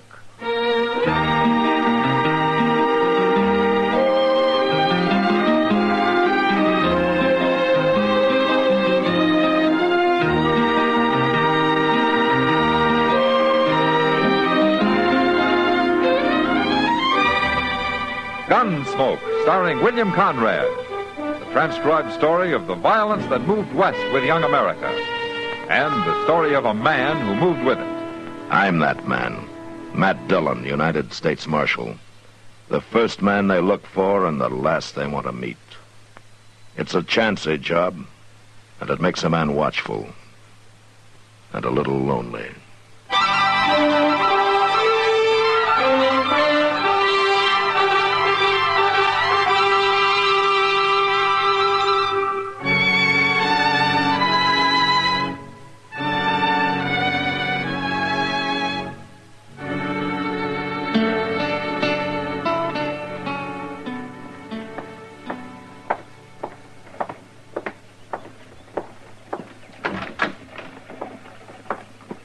Well, Mr. Dillon? Are you eating already, Chester? No, sir. Oh, why not?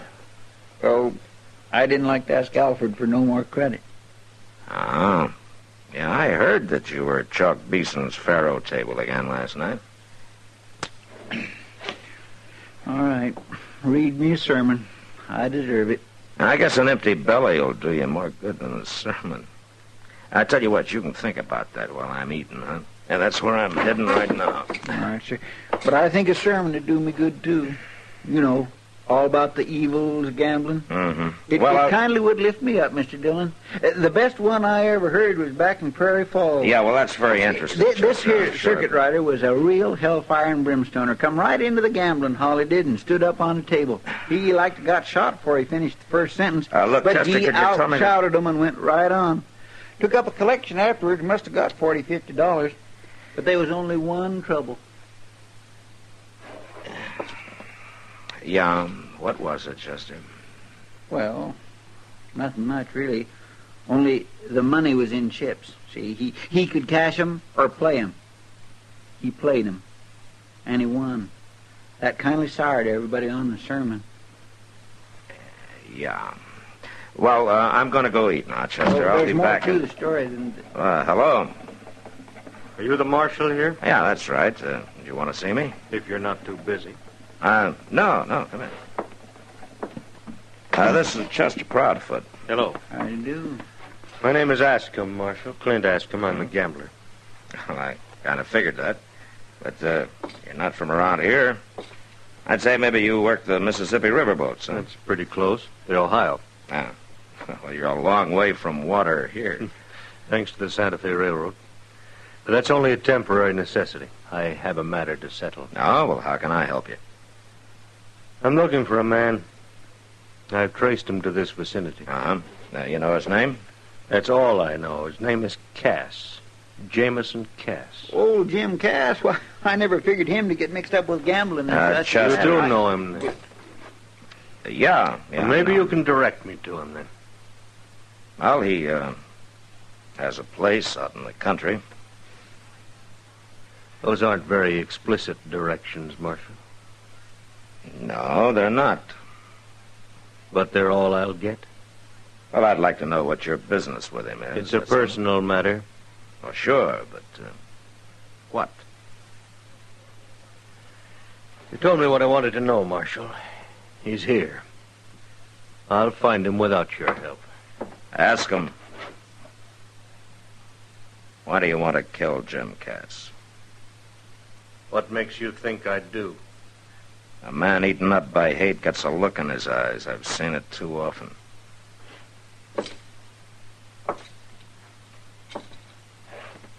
Now, why? I've got reason. Better be a good one. You say you've never even seen Jim Cass? Nope. Well, he's a peaceful little man. He doesn't even wear a gun. And murder is illegal around here. I'll remember that. You better remember something else, too. Jim Cass is a friend of mine. You go anywhere near him, and it'll be a pleasure to run you clear out of the country. It wouldn't do any good, Marshal. I'll get him, sooner or later. Good afternoon. Well, what in the world? He don't mean that. I'm afraid he does, Chester. But why? There ain't a nicer, harmlesser little fellow anywhere than old Jim Cass. Now, what do you suppose could bring a man to hate him so? I don't know, but I better find out. Chester, you watch things here. I'm going to ride out to Jim's. Huh? All right, sure, but ain't you going to eat? Oh, I can do that later. You keep an eye on Askham, and if he should head that way, you follow and warn me. All right, sure, I will. Well, Matt, how I just came down to eat with you. You going out? I'm just riding out to Jim Cass's, Doc. You are? Now, that's a long, hot ride to make for nothing. Now, what do you mean, for nothing? You won't find anybody there. I saw Jim Cass over at the Long Branch now 15 minutes ago.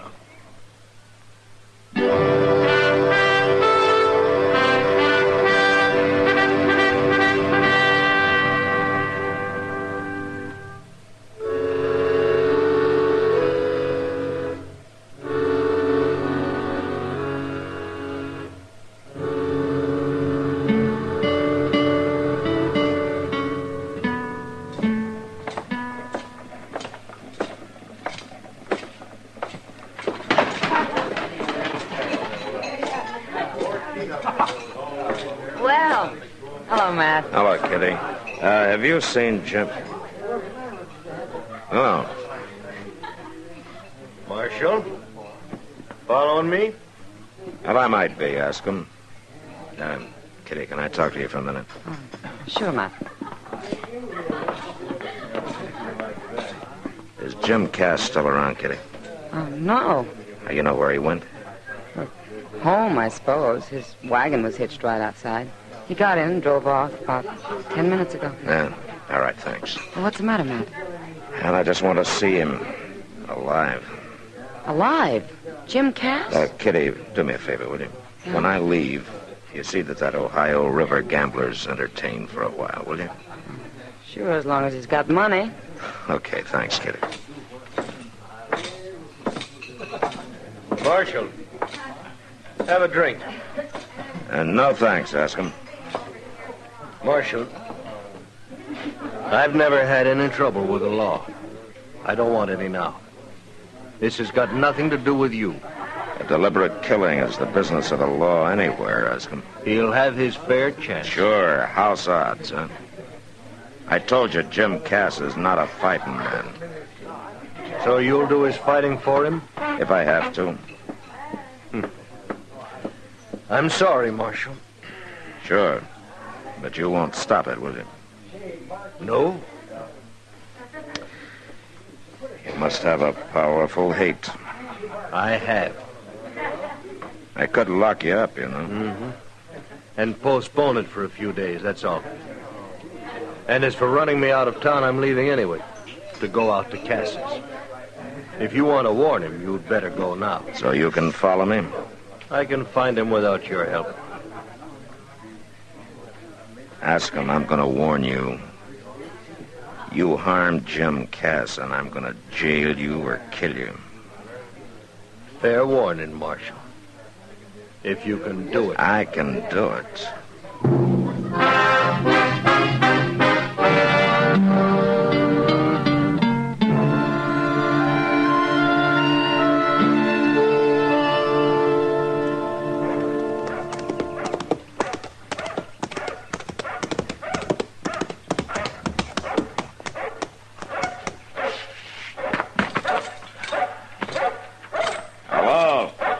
Anybody home? Hey, Tom! Hush up out there now. Hush up. Stop it. Who is it? It's me, Jim. Matt Dillon. Oh, Matt. Good to see you. What brings you out here? Can I come in? Well, sure. I'll set the coffee to boil. It won't take a minute. Hey, some scorcher, ain't it? Yeah, it sure is. Yes, sir. Gonna be a late winter. Must be something important to bring you way out here on a day like this. It is, Jim. Something about me, Matt? Yeah. Well, say it. You know a man named Askham? Clint Askham? Askham? Nope. A gambler, slick, young, dark-haired? Oh, no, not likely. From Ohio, riverboats. No. I was back east, Pennsylvania, a couple of years ago. You remember that? Yeah, I remember. I met some people, but I don't remember no gamblers. Not no Askham. Jim, is there any reason why a man you've never even seen before would want to kill you? Kill me? Yeah, that's right. This fella, ask him. He's here gunning for me? He probably followed me out here. Says he's got good reason. Well, it seemed to me like you ought to know about it if there was a reason like that. I don't know why any man I ever met would want to kill me. Okay. That's good enough for me, Jim. What are you going to do? Wait for him to come, and then take him. Well, seems like I ought to help. No, you just sit tight. Well, at least I'd like to ask him why. Gee, reckon that could be him? Yeah, maybe. I'll take a look. No, it's Chester. Hey, Tom, shut up out there now. Stop it. Tom. Yeah. Oh, howdy, Chester. Hi there, Jim. Nice dog. Say, Mr. Dillon, Yeah, Chester. ask him followed you out like you thought.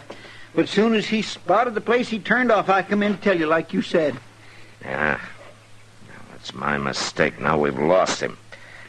He's out there somewhere waiting for us to leave. Well, what'll we do? Jim, maybe you better ride into town with us, huh? And let a gunman scare me off my place? Something no Kiowa or Comanche was ever able to do? All right, Jim. Come on, Chester. We'll head back toward town. Yes, sir, but ain't we... And then circle and come back. Oh, well, he'll likely use that drawback by the barn. That's the way the Kiowa come in. All right, Jim, but you stay in the house now. Well, don't worry none about me. I got my old scatter gun. Don't use it unless you have to, Jim. Come on, Chester.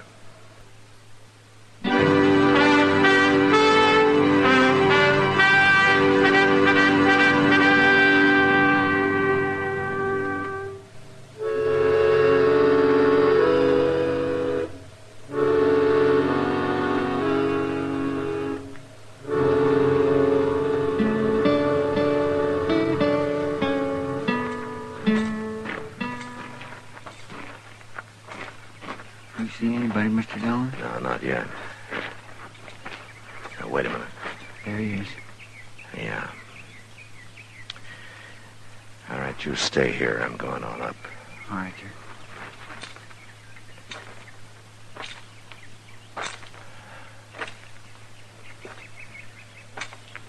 All right, hold it, Askham. You're covered. Don't make a move.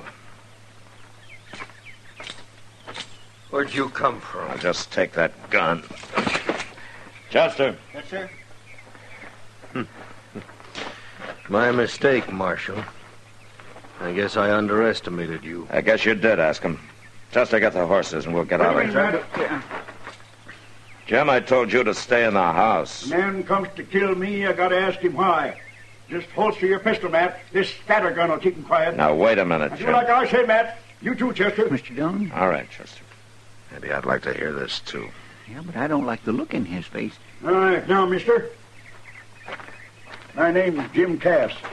You tell me yours. Ask him. Clint, ask him. I'm supposed to know you? No. We ever met? No. But you got the notion to kill me? And I'll do it. Not while you're looking down this gun. Now you're going to tell me why. Talk, mister. You killed my best friend. Without reason or sense. In cold blood.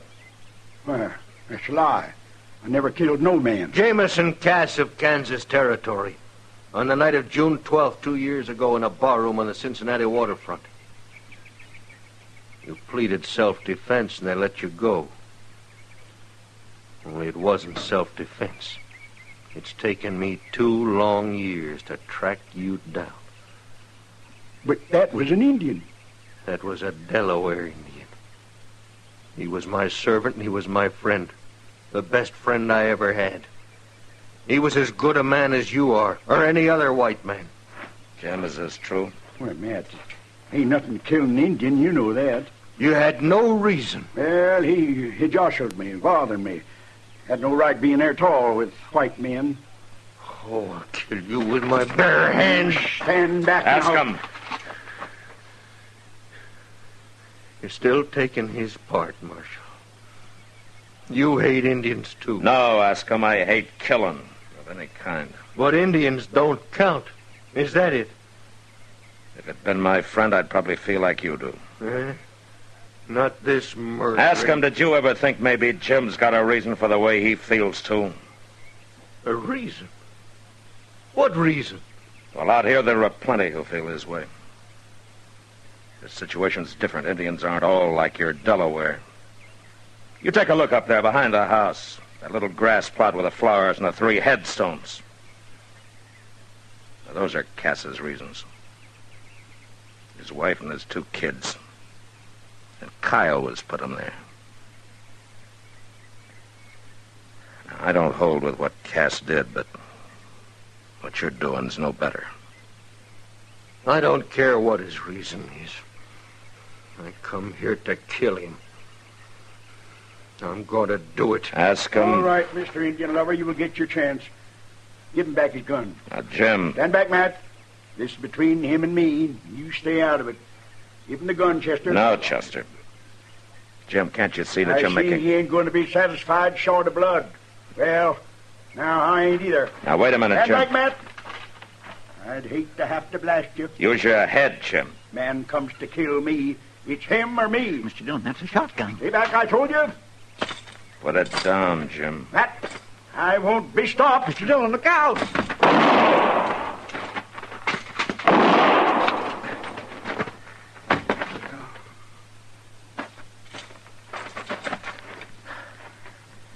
Jim? Matt, I should have known you was faster than me. I'm sorry, Jim. Oh, you had to. But I figured I had to, too. Chester, give me your kerchief. Here, Marshal. Take mine. No. Ask him. Maybe I had this coming. I never thought much about that Indian. Maybe I should have. You be quiet, Jim, and lie still.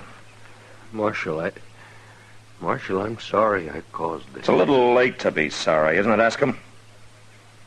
Now, why don't you get out of here? All right, I'm going. Matt. Is he dead? No, he just fainted. Chester, ride into town and get Doc out here as fast as you can. Will you let me get him, Marshal? Least I can do. All right, ask him. Go ahead, but hurry. Mr. Dillon, you think he'll really bring Doc back? Yeah, Chester, he'll bring him back. My, you took an awful chance with that cussed shotgun. Well, it was a gamble, Chester. Yeah, but one you could have lost. Well, maybe you better read me a sermon on the evils of gambling.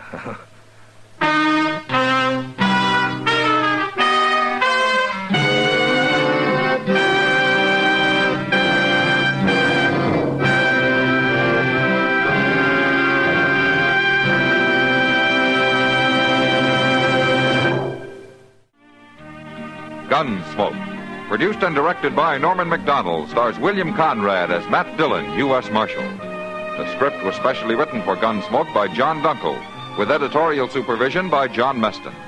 The music was composed and conducted by Rex Corey. Sound patterns by Tom Hanley and Bill James. Featured in the cast were Lawrence Dobkin and Ralph Moody. Parley Bear is Chester, Howard McNear is Doc, and Georgia Ellis is Kitty.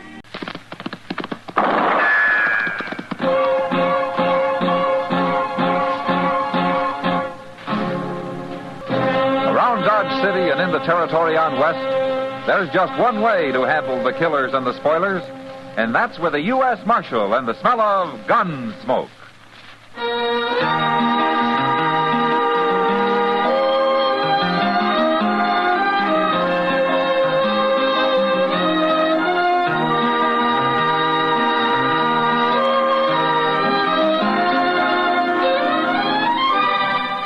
Gunsmoke, starring William Conrad. The transcribed story of the violence that moved west with young America. And the story of a man who moved with it. I'm that man, Matt Dillon, United States Marshal. The first man they look for and the last they want to meet. It's a chancy job, and it makes a man watchful. And a little lonely.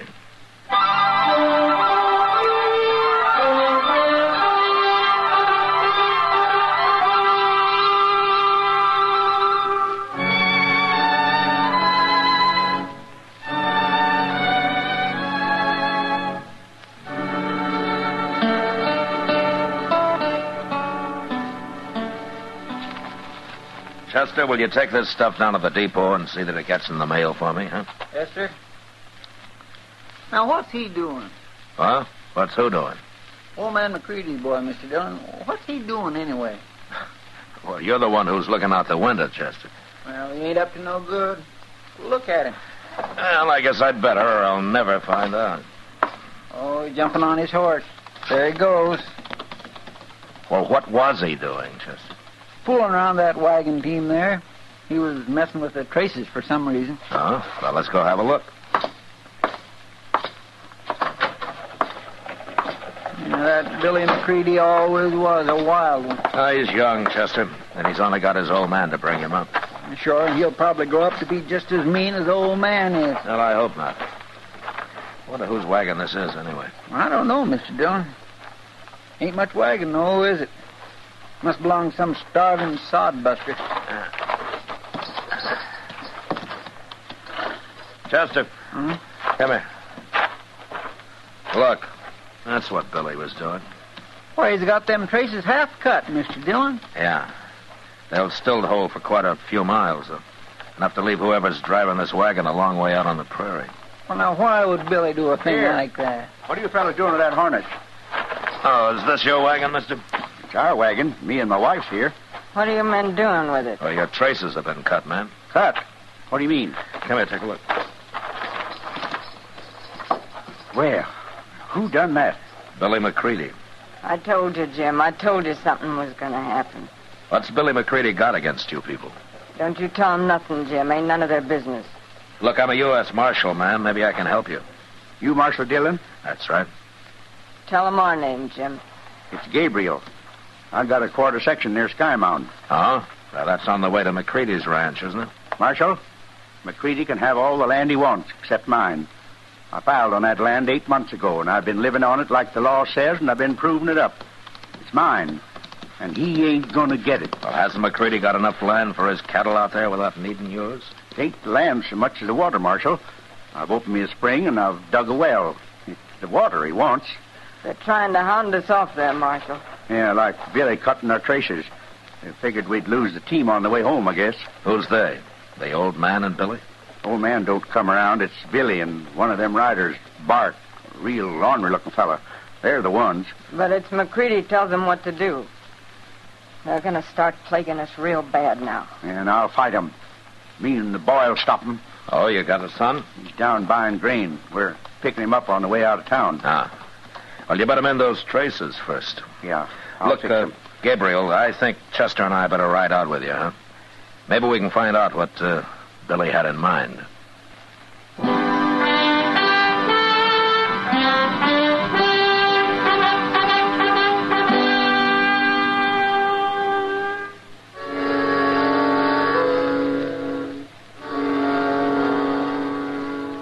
It was dark by the time we got to the Gabriel place, and when we did, we saw lamps burning inside the house. At first, Gabriel thought his wife's sister and her family had arrived from back east, but then we noticed 3 horses standing outside. Families came west by wagon, not horseback. So I told the boy to take their team around to the shed while Gabriel and his wife walked into the house as though they suspected nothing. They left the door open. Chester and I got down and sneaked up to where we could hear what was happening. I hope they don't get hurt, Mr. Dillon. And Gabriel seems like good people. Quiet now, Chester. Get back here so soon, Keep out of the Gabriel? light. Same way we got the Dodge in our wagon. That's old man McCready, Mr. Dillon. Billy, you been lying to me? No, Pa. I done what you told me. Honest, I did. You shut up about what I told you. Don't matter none, Mr. McCready. Nobody's gonna believe nothing that Gabriel say. Why don't you give up and go back east, wherever you come from, Gabriel? There's too many people out here already. And there's more coming, right here, too. What? My wife's sister and her husband. And they're bringing the little girl with them. One more man to fight, huh? All right, Gabriel, I'll tell you something. You must have noticed your harness being cut and fixed it. There, he admits. Otherwise, you'd be out on the Chester. prairie somewhere learning your first lesson. And when you did get home, you were going to find this place wrecked. We've been sitting here resting some before we got to work on it. It ain't too late, Mr. McCready. Sure, Pa. Let 'em watch us wreck it. Might be more interesting that way. Maybe you're right, son. Maybe that'll learn 'em. Okay, get over there in the You corner, ready, Chester? Gabriel. I You sure and the am, woman. Mr. Dillon. Right over there. Evening, McCready. Bart, you move your hand any closer to that gun and I'll shoot it off. I ain't doing nothing. What are you doing out here, Marshal? Same thing I'd be doing if I was in Dodge, McCready, enforcing the law. Well, what are you bothering us for? Can we drop in here for a neighborly visit without everybody making a fuss? You're bad as Gabriel. He's been talking real wild. You ought to hear him. I did hear him, McCready. I heard you, too. Huh? Well, that don't mean nothing. You can't jail a man for talking. You're sure shy at the idea of going to jail, don't you, McCready? When I first come out here, there wasn't no jails. Gabriel tells me that you've stayed out of this business so far. You've let Bart and Billy do the talking for you. What they do, I'll take the blame for. You bet you will. And the first thing that goes wrong out here, any trouble at all, you're the one that's going to jail first, McCready. All right, now you get out of here. All three of you. Come on, boys. Stinks in here anyways. Well, you sure made the old man tuck his tail, Marshal. Don't you be so sure, Jim. McCready's as smart as he's mean. I'm afraid you're right, ma'am. You'll think of something. But as soon as you find out what it is, you'll let me know.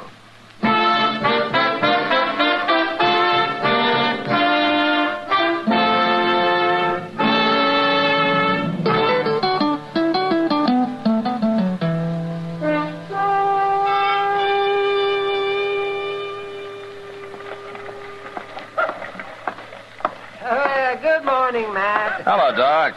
Well, come on, sit down. Unless you're in a hurry to get to your hospital. My hospital? Oh, Matt, my hospital. Oh, well, if the day comes when I'm in a hurry to get to my hospital, you'll be warden of the Dodge City Penitentiary. Hey, well, that sounds like a nice, warm inside job, Doc. And I hope you get it, too, Matt. And when you do, I hope old man McCready there is your first customer. McCready? Oh, I see him. He sees you, too. Guess he wants to talk to you. Well, like he says, I can't jail him for talking. Morning, Marshal. Doc? Hello. Oh, what can I do for you, McCready? Nothing, Marshal. Can a man stop and say hello? Sure. All right, what's on your mind? All right, then, I'll tell you. I've been thinking about it all week. So I went over to the land office to see if Gabriel's claim is filed proper. Mm-hmm. And is it? Maybe. Maybe not. But I'll find a way, Marshal. Look, McCready, you got plenty of grass out there. You got the whole prairie. Sure, but Gabriel's camping on the only piece that's got good water. Well, go look for some springs yourself. That's what he did. Marshal! Hey, Marshal! It's Gabriel. Say, he sure got that horse and the lather. Yeah, you stay right here, McCready. I ain't done nothing to him. Oh, Doc. Doc, it's you I was looking for. What's wrong, Gabriel? It's my boy. He's sick. He's awful sick. You gotta come, Doc. Why, what's the matter with him? I don't know. But my wife's sister, she got here a few days ago from back east, and their little girl was sick the same way, and she died the first night before I could even get started for Dodge. Oh, well, what's it like, Gabriel? How's he showing? Well, he gets awful cramps in his legs mostly, and he turns kind of blue all over, and he can't talk much. Turns blue? Does his stomach hurt? Something terrible. He's always yelling for water, but it don't seem to do no good. Uh-huh. And this is the same thing the little girl died of? It's just like it. He ain't going to die, too, is he, Doc? I'll do what I can for him, Gabriel. What is it, Doc? Some kind of a poison? I hope I'm wrong, Matt, but those symptoms are pretty plain. Sounds like cholera to me. What? Cholera? Yes. That little girl and her family must have brought it from back east. Gabriel, you ride back home right now. Tell your wife to burn all the clothes and the blankets and anything the little girl touched. And make everybody keep away from your boy as much as possible, you understand? And whatever you do, don't get anything you feed him out of mixed up with yours. Keep it separate. Cholera is mighty contagious. You can all catch it. I'll tell him. I'll tell him you were coming. I'll hurry. Well, ain't no business of mine. I'm going on out to the ranch. Goodbye, gentlemen. McCready wouldn't care if they all died. No, I guess he wouldn't, Doc. I'll walk you down to your office, huh? It's going to take me a little time to get ready. It's bad, Matt. Cholera is real bad.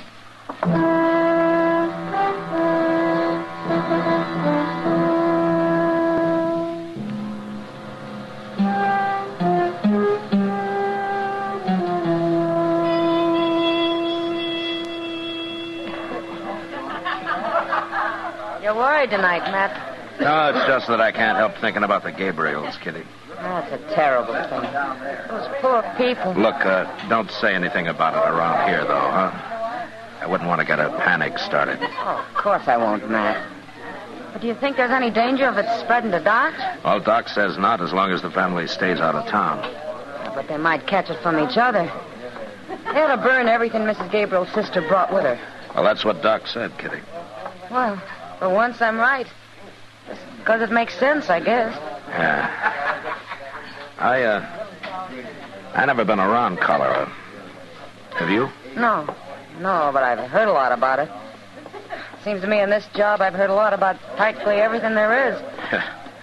And a lot there isn't, too, I bet. Oh, I'll say. Hey, Marshal! Gabriel, what are you doing here? I'm looking for Doc. Where is he? Doc?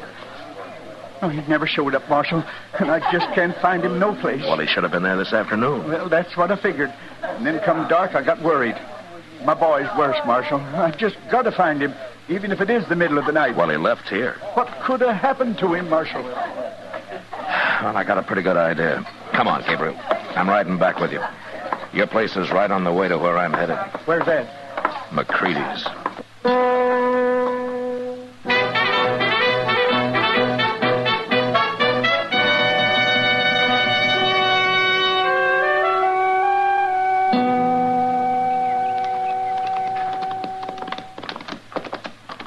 There's my house, Marshal, but I don't see Doc's buggy nowhere. Well, he came horseback, Gabriel. I doubt if he's here, though. Yeah, it must be 8, 9 o'clock already. Well, it was after 2 when we left Dodge last night. We made good time, though. Oh, there's your wife. Yeah, she's going to be awful disappointed. How's the boy, Jenny? Worse. Oh. I couldn't find Doc. I have an idea of where he is, Miss Gabriel, and I'm riding on to find him. I know where Doc is, Marshal. You do? I figured it all out after my husband left for Dodge last night. It's easy. There's nothing in the world would keep Doc from coming when someone's sick. Except one thing. What, Jenny? Somebody stopped him from coming. Oh, well, that's what the marshal figured, but I didn't want to worry you about it. Miss Gabriel, if McCready's holding Doc somewhere, he isn't going to hold him long, I promise you that. He wants us all dead, and he'll keep Doc till we are. Except I got him beat. Well, what do you mean? I'll tell you in a minute. Look what's coming behind you. Hey, it's McCready and that fella Bart. I'm going to get my rifle. No, Gabriel. No, wait. They're not going to start any trouble. Yeah, they'd better not.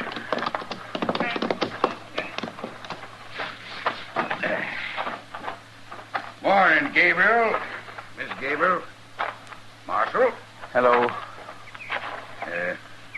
Come out to help, Marshal? Yeah, that's right. Well, me and Bart thought we'd ride over and see if there wasn't anything we could do. I mean it. I'm trying to be neighborly. Get back on your horse, McCready, and show me where you got Doc hid out. What? Doc's here, ain't he? What are you talking about? I said get back on your horse. Bart, you tense one more muscle, and I'm going to take it you're going for your gun. All I'm doing is breathing. All right. Now, we're wasting time, McCready. Now, wait, Marshal. I don't know nothing about Doc. Listen to me, you men. The marshal's right. We're wasting time. But I can save some. How? Where's your boy, McCready? He's at the ranch. You don't feel good. Why? He come by here yesterday. Late, after my husband started for Dodge. After I got everything figured. Said he'd been away on the prairie a couple of days. He told me he was here. He didn't cause you no trouble. No, he didn't. It's not much trouble to bring a man a cup of water. Well, that's all he wanted. I suppose you wouldn't give him any. I gave him some. I went in the house and got it for him. And what are you complaining about? Didn't he thank you pretty enough? My son's in there, McCready. And he's been drinking water, too. Lots of it. He and Billy. They used the same cup. Doc said don't let nobody touch what your boy used. My husband told me what Doc said. Billy ain't feeling good. He's got it. He's got cholera off in that cup. I expect he has. Cholera. Now I reckon you'll turn Doc loose. Billy'll die. Sure he'll die. Without Doc. No. It's up to you, McCready. All right. I admit it. We're holding Doc. Where is he, McCready? In a cabin I got 5-6 miles from here. We took him, me and Bart. We put on bandanas and we didn't say nothing so he wouldn't recognize us. He's there, locked in tight. Like I said, McCready, get on your horse. Sure, but let's hurry.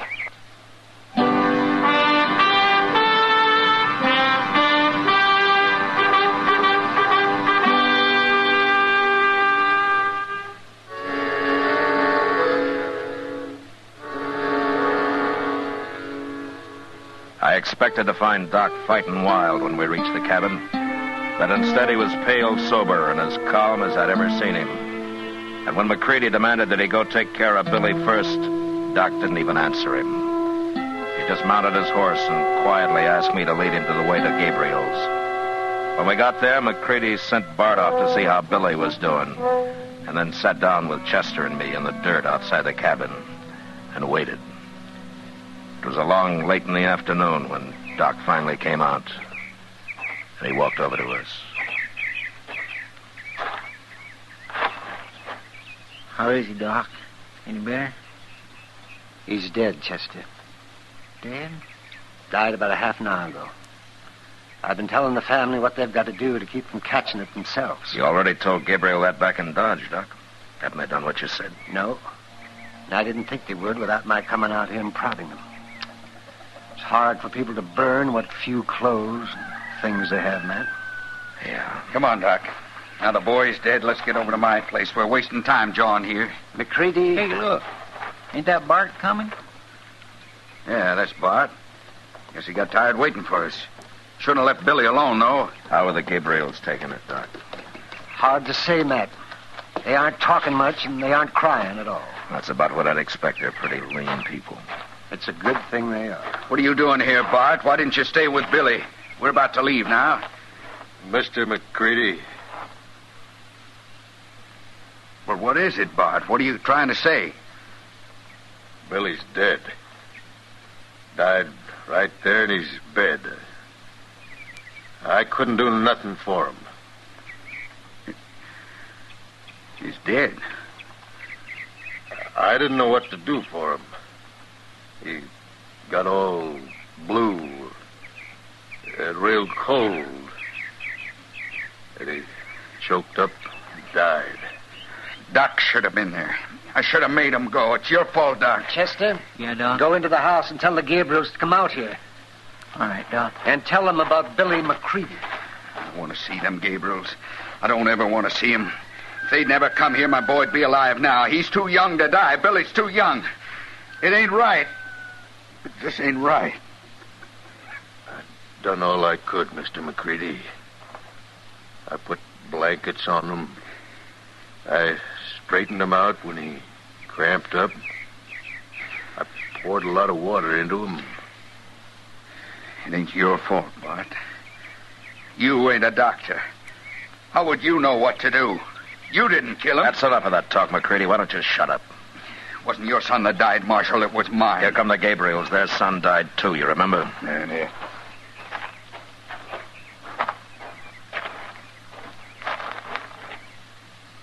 What do you want, Doc? I want to explain something. To you and to Mrs. Gabriel. Now, don't you start preaching, Doc. I ain't in no mood to listen to your talk. You'll listen, McCready, if I have to ram a stick in your mouth and tie you against that tree over there. All right, go on, Doc.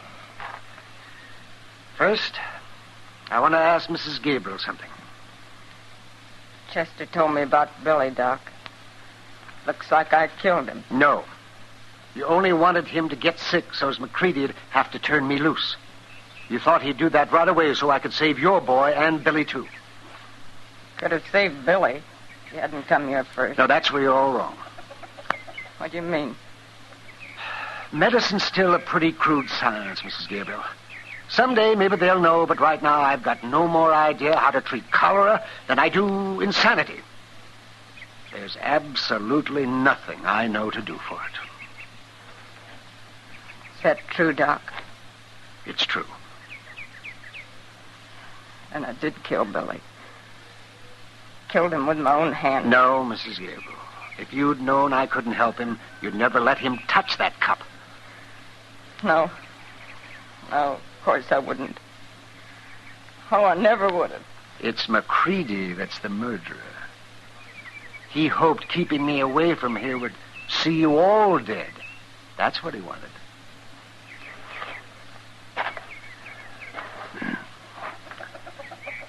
But all McCready's going to get for his murdering ways is the death of his own son. So you think about it, McCready, the rest of your life. And remember what it says in the Bible? The Lord does have his way of vengeance, after all. Doesn't he? All right, come on, everybody. Let's get to work. See what we can do to keep anybody else from catching us.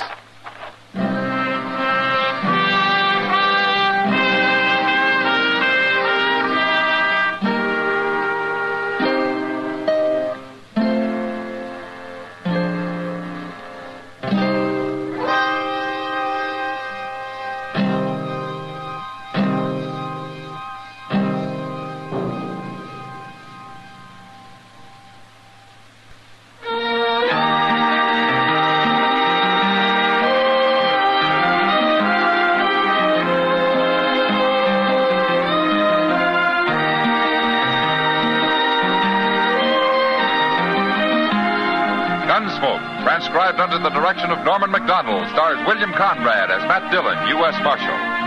Tonight's story was specially written for Gunsmoke by John Meston, with music composed and conducted by Rex Corey. Sound patterns by Tom Hanley and Ray Kemper. Featured in the cast were Ralph Moody, Virginia Christine, Vic Perrin, Clayton Post, and Sam Edwards. Harley Bear as Chester, Howard McNear as Doc, and Georgia Ellis as Kitty. Join us again next week as Matt Dillon, U.S. Marshal, fights to bring law and order out of the wild violence of the West in Gunsmoke.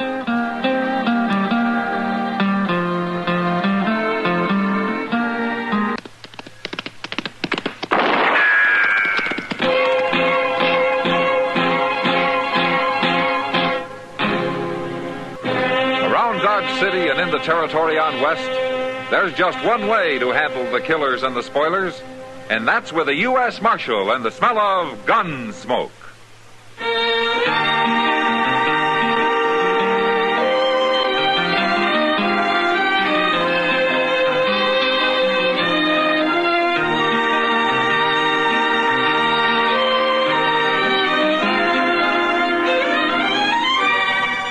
Gunsmoke, starring William Conrad. The transcribed story of the violence that moved west with young America.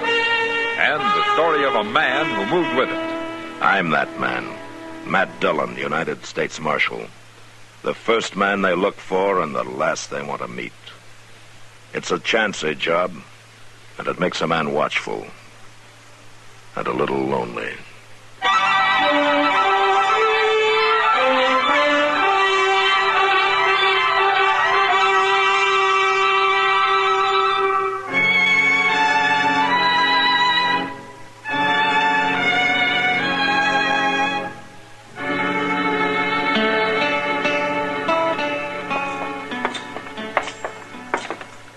Well, the train's already in, Mr. Dillon. Ah, good. But I thought we was early. Well, now we won't have to wait so long for the mail to be sorted, Chester.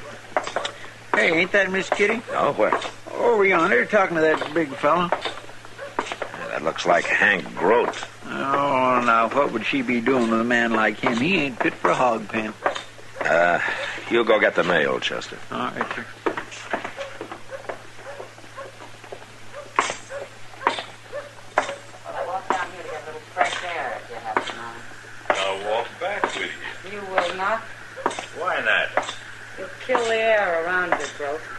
suffocate. Well, now, you can't talk to me that Take way. your hand off her. What? Oh. What are you nosing in for, Marshal? You're lucky he is. I was about to jab this parasol in your eye. That'd be just like one of your kind. Get out of here, Groot. Go on, before I kill you. You mean it, don't you? You would kill me. It's a good thing you're wearing a gun, Marshal. And you better go on wearing it, too. I'm sorry I got you into this, Matt. No, you didn't get me into it, Kitty. Besides, I don't think there's a man in Dodge that wouldn't appreciate a chance to put a hole in Hank Groot. Well, the sooner the better. Hey, who's the girl with Chester? What? I don't know. I never saw her before. Pretty little thing, isn't she? Yeah, she sure is. Well, hello, Miss Kitty. Hello, Chester. This here's Ann Cabot. How do you do, Ann? How do you do, Kitty? And this is the man you're looking for. This is Marshal Dillon. Hello, Marshal. Ah, it's a pleasure, Miss Cabot. Anne, please. All right. Chester says you were looking for me. I think so. As the U.S. Marshal in Dodge, you seem the logical person to help me. Well, I'll be glad to help you if I can. I've come from Connecticut, Marshal. Oh? I'm looking for Jack Schomer. Jack Schomer. You know him? Well, wait a minute, Chester. Yeah, we know him, man. He's here. Well, no, not at the moment. He had to ride up north somewhere. Oh. But he'll be back. Oh, yeah, I think so. Look, I'll tell you what, Ann. I'll try to get word to him that you're here. I think I can do that. Oh, thank you, Marshal, but... Well, he's not expecting me. Maybe I just better wait. It might upset him otherwise. Well, sure. Why don't you do that? You got a place to stay? No, I haven't. Well, there's an extra room over where I live. Is there? Well, I work at the Long Branch, and it's a saloon on Front Street. Oh. But the rooms aren't too close. Quiet there. Nobody will bother you. Thank you, Kitty. Well, come on, then. We'll find somebody to carry your things over. I think Matt and Chester are going to be busy. Yeah, we are. Goodbye, Miss Cabot. Goodbye, Ann. Goodbye. I'll talk to you later, Matt. Okay. It's not very far. You can walk from one end of this town to the other in about 5 minutes. Oh, my goodness, Mr. Dillon. Jack Schomer. Let's go find him, Chester. That poor girl. We'll take Doc with us. Maybe he can do something.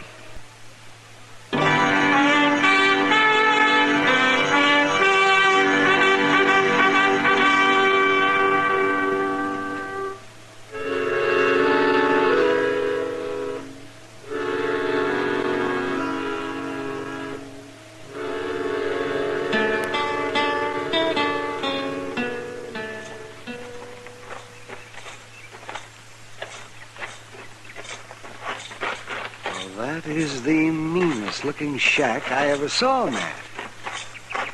I don't know how even a man like Jack Schomer can live in there. Well, he doesn't care much how he lives, Doc. Well, at least he's got water handy.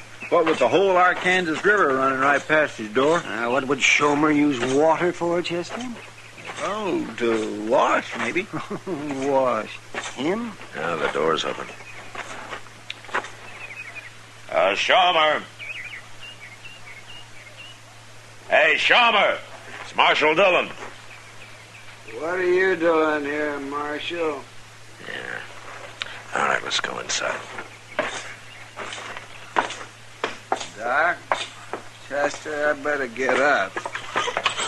Now, you don't have to get up. Just sit back on the bed. Maybe. How are you feeling, Schomer? I got the shakes, Doc. Bad. Oh, well, we'll fix that. Well, what are you doing here? I don't understand. Don't worry about it, Schomer. We'll explain it to you when your head's clear. Yeah.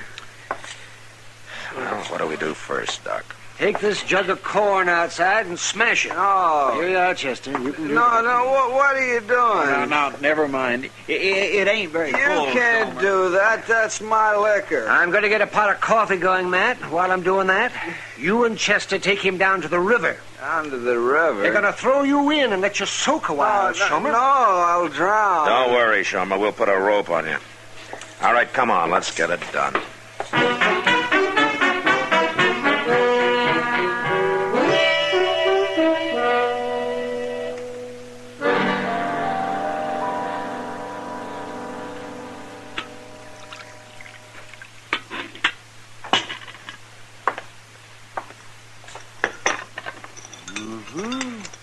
Have some more coffee, Schumer. Oh, I've been drinking coffee all day long, Doc. I must have had a barrel of it. It's whiskey that comes in barrels, Schumer. Drink your coffee.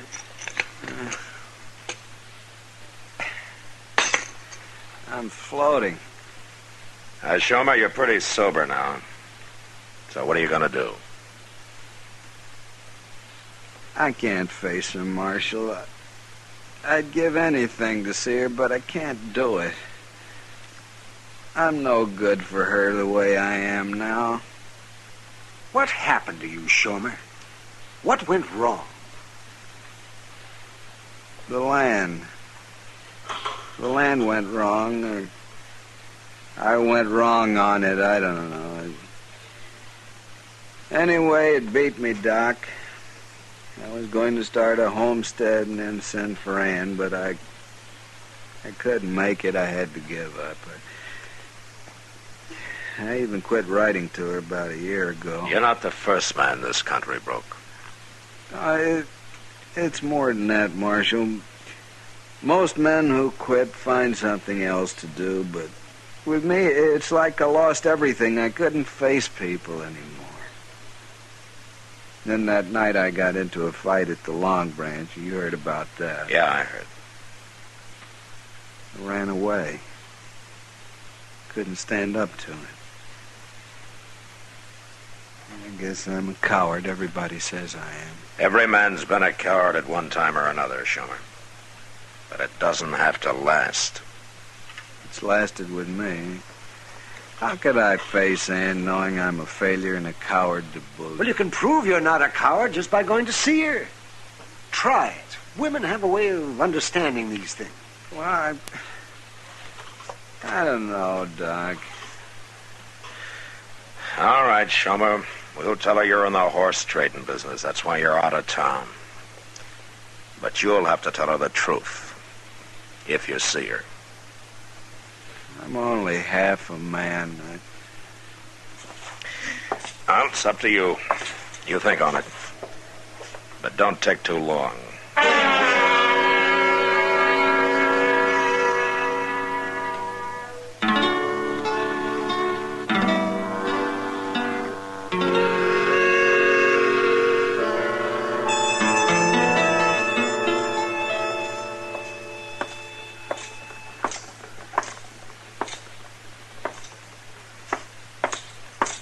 Kitty. Hey, Kitty. Hello, Matt. Ann and I have been looking the town over, such as it is. Oh, well, what do you think of Dodge, Ann? Well, at least it's not as wild as I expected. I keep telling her the real troublemakers don't even get up till sundown. Don't let her scare you, Ann. Now, don't worry about Ann. She doesn't scare easy. Marshal, you haven't heard anything about Jack, when he'll be back? Well, Jack Schomer's a busy man, Ann. He's up north somewhere, like I said. He trades horses, you know. No, I didn't. He'll probably be back in a day or so. I can wait. I'm used to waiting. It won't be long, Ann. No. Oh, Kitty, look. Are those the kind of bonnets you were telling me about in the window over there? Ah, those are the ones. If Mr. Jonas doesn't have them marked up too high. Well, there's some price tags on them. Excuse me. Where is Schomer, Mike? We sobered him up. He's doing some thinking now. Sitting in that shack of his? Yeah. Kitty, they're all $1.50. Is that too high? No, that's fair. We'll go in and try one on you in a minute. Oh, good. I wish Schomer'd hurry up, Matt. I hate playing this kind of game with a girl like that. Yeah, I know. Hey, I ain't seen you in Dodge before. No, you haven't. Matt. My name's Hank Root, miss. What's yours? Stay here, Kitty. I'm not accustomed to meeting men this way, sir. Oh, now don't get like that. Groat. I ain't doing nothing, Marshal. I'm only talking to the lady. You leave the ladies alone, Groat. All of them. And if I have any more trouble with you, I'm going to run you out of Dodge for good. Now get moving. You want them all for yourself, huh? Well, it ain't going to be that way. You'll see. Thank you, Marshal. I'm afraid they're not all gentlemen out here, Ann. When are you going to get around to shooting him, Matt? If I'm going to stay out here, I guess I'll have to learn to handle men like that. Well, you won't run into anybody worse than Hank Grodan. No, and if he bothers you again, Ann, you let me know. Right away, huh? I certainly will, Marshal. Okay. Now you two go buy your bonnets, huh? Goodbye, Marshal. Goodbye, Matt. Goodbye.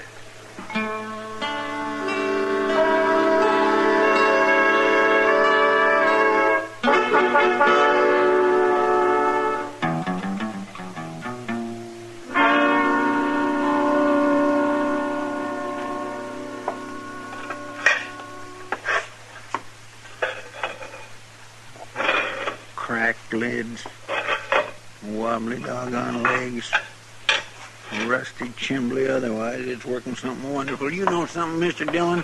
Oh, what, Chester? Next year, we're just going to have to find another stove. This one's about wore out. We can't afford a new one, Chester. Well, what about one of them hay burners? They're cheap. It takes 2 men and a boy to keep a hay-burning stove going, you know. I know, but well, Miss Kitty. Hello, Chester. Matt. What's the matter, Kitty? I can't find Ann. What? We had dinner at Delmonico's tonight, and then I had to go to work. Ann was going back to her room to do some sewing and things, but she isn't there. I don't know where she is. Well, how do you know? Have you been there? I broke a heel off my shoe, and I went over to get a different pair. I stopped by her room, and she's not there. That isn't like her, Matt. Well, you go back to work, Kitty. We'll look for her. Come on, Chester. You better find her. Yeah, we'll find her. Let me know, Matt, will you? Sure, of course I will, Kitty. Where are we going to look, Mr. Dillon? We'll go to the house first, Chester. That's where she was headed. Kitty's awful upset, ain't she? Yeah. Kitty takes a liking to somebody. She's kind of a tiger about him. Yes, sir, that sure is true. I hope nothing's happened to Ann. Maybe she only went for a walk or something. Yeah, maybe. But a woman shouldn't go for a walk at night alone, should she? No. She might get lost or something. Yeah. Ought to stay indoors at night, unless she's with somebody. That's right, Chester. It's too dangerous in a place like Dodge. You don't never know what might happen, do you? No. Hold up a minute, Chester. I don't see nothing. On the ground over there, just out of that patch of moonlight. Oh, my goodness.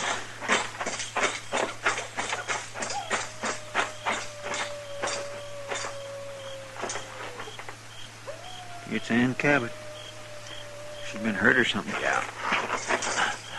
Ann. Hey, Ann. Yeah, she's unconscious, Chester. What happened to her? I don't know. I'm going to carry her up to Doc's. You go tell Kitty, huh? Yes, sir.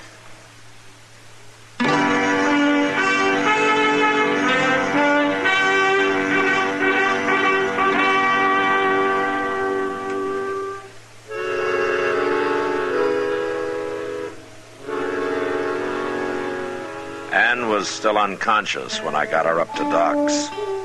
And she stayed that way. He examined her, but he couldn't find anything wrong. There wasn't a scratch on her. Her hair was mussed up some, but we figured that happened when she fell. Kitty and Doc spent the night watching her and waiting. But at noon the next day, Ann was still unconscious.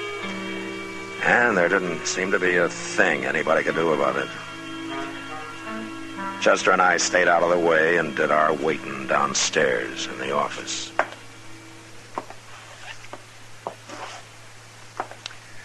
I've heard tell of people going to sleep and staying that way practically forever, Mr. Dillon. You think that's what she's got? Whoever heard of sleeping sickness around here, Chester? Well, maybe she caught it back east and brought it with her. Well, I don't know about back east. Marshal? Well, what do you know? Well, come on in.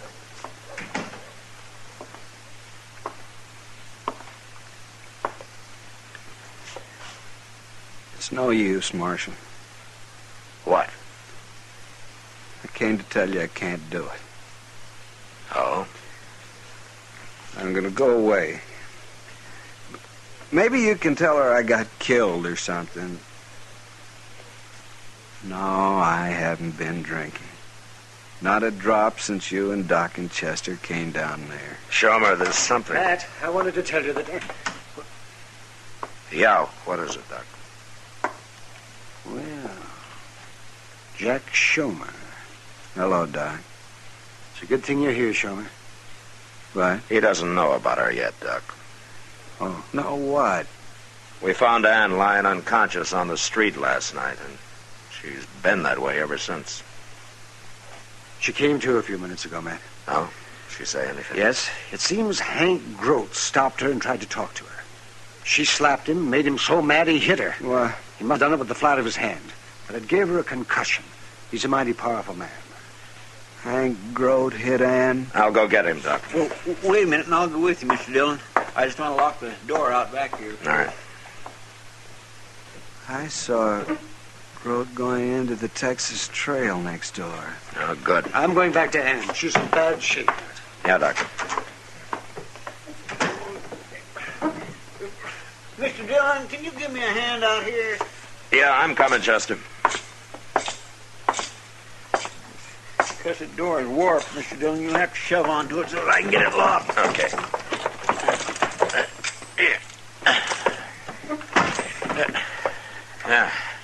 There it is.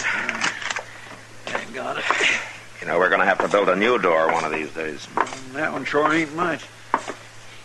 Hey, where'd Shomer go? Well, I don't know. Mr. Dillon, my gun's gone. What? My 6 gun. It was on the cot here just a minute ago. Are you sure? Of course I'm sure.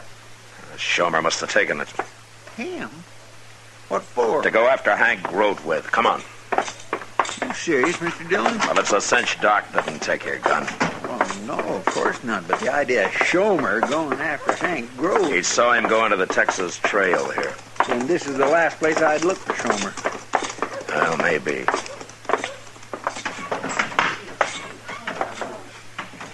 There he is. Talking to Grote over there at the bar. That gun in your belt don't scare me, Shomer. You're a coward. Everybody knows it. Maybe I've been a coward long enough. Wait a minute, Chester. I'm not carrying a gun. That proves you're a coward, Shomer. I'll get rid of the gun. I'll slide it down the bar. There. Now will you fight? You were a fool to do that. I'll kill you now. I'll kill you with my bare hands. Come on, I'm not afraid. All right, hold Now, it. you stay out of this, Marshal. It's my fight. Not anymore, Shomer. Grote's under arrest. He's my prisoner. What are you talking about? And are you coming, Grote? Yeah. I'm coming.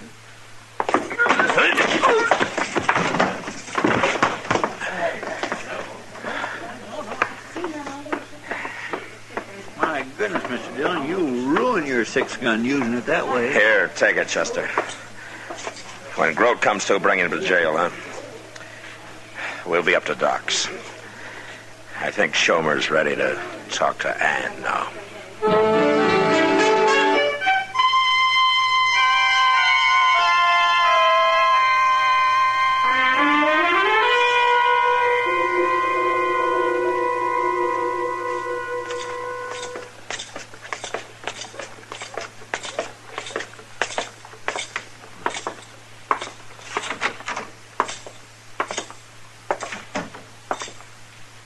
You wait here, Shomer.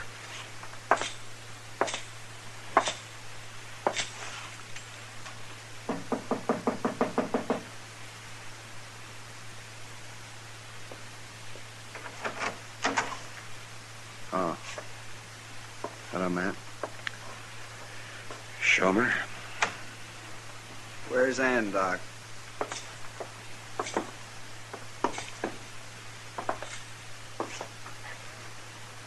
She's in the back room there. I've got to see her. Wait a minute. What? You're too late. Too late? Ann died a couple of minutes ago. No. She asked about you. She wanted to see you. I think she knew something was wrong. We didn't fool her. They should have come here first. instead of going after growth. Maybe. Might have helped. I didn't prove anything, did I? What do you mean?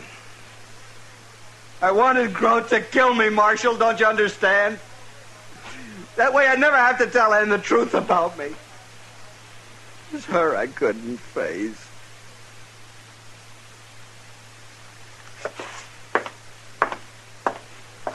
Where you going, Shomer? Where do you think, Doc? I'm going to get a drink.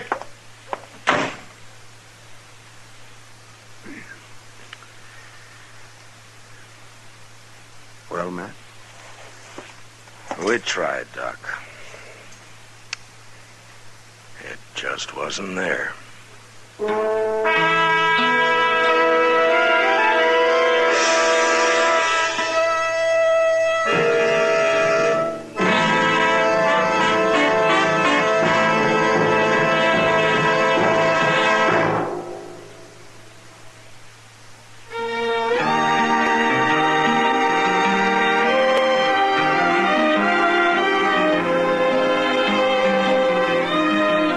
Gunsmoke, produced and directed by Norman Macdonald, stars William Conrad as Matt Dillon, U.S. Marshal. Our story was specially written for Gunsmoke by John Meston, with music composed and conducted by Rex Corey. Sound patterns by Tom Hanley and Ray Kemper. Featured in the cast were Eleanor Tannen, Harry Bartell, and Barney Phillips. Parley Bear is Chester, Howard McNear is Doc, and Georgia Ellis is Kitty. Our thanks to TV Radio Mirror and to you, our listening audience, for selecting Gunsmoke, the favorite mystery adventure program of the year. The results of this audience annual poll appears in the current issue of TV Radio Mirror.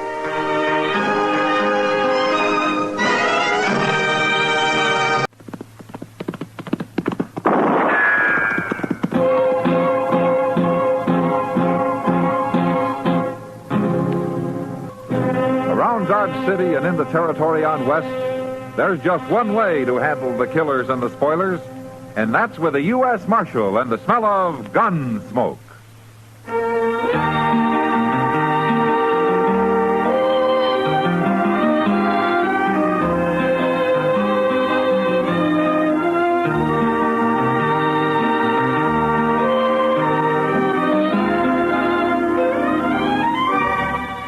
Gunsmoke, starring William Conrad. The transcribed story of the violence that moved west with young America. And the story of a man who moved with it. I'm that man. Matt Dillon, United States Marshal. The first man they look for and the last they want to meet. It's a chancy job, and it makes a man watchful. And a little lonely.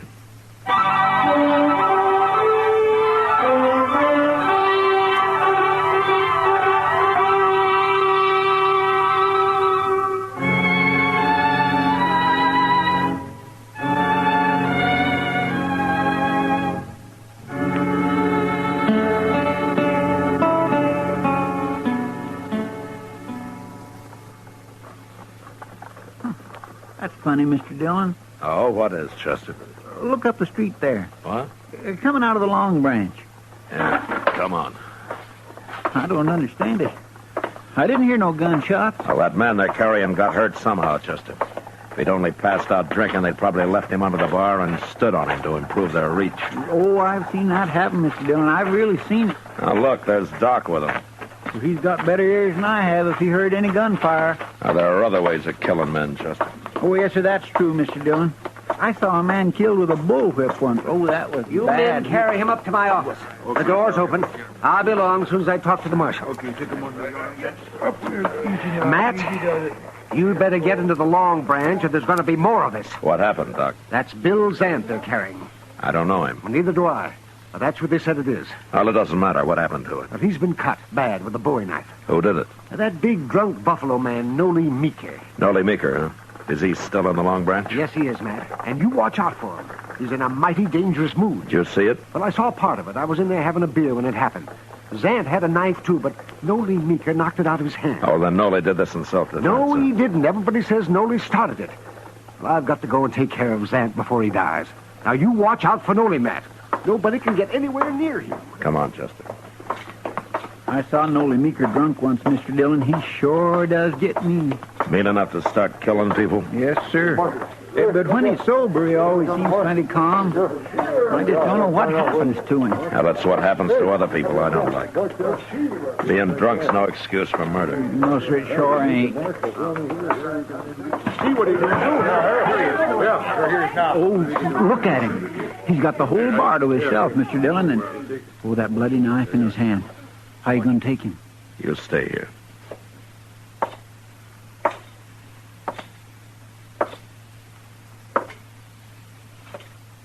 Evening, Noli. Get away from me, Marshal. Why don't you drop the knife, Noli? You're in enough trouble now.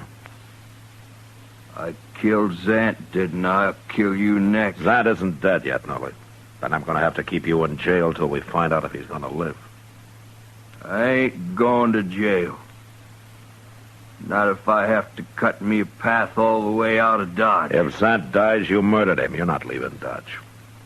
Now, you can't be so drunk you don't understand that. Come on, Marshal, let's fight. But my 6-gun against your Bowie knife, you wouldn't have a chance, Noli. Now, why don't you calm down before you get hurt? You go get yourself a knife. No, I'm not going to go get myself a knife. Okay, we'll fight this way. Forget about fighting, Noli. I can cut good with this knife, Marshal. I can throw it, too. Stop it, Noli. Didn't know that, did you? Watch.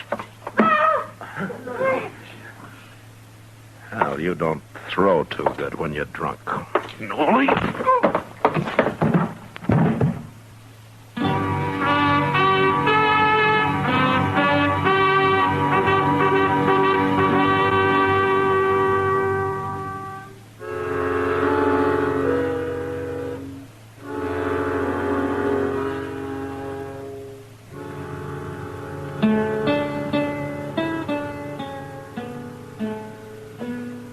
Feel pretty good today, do you, Noli?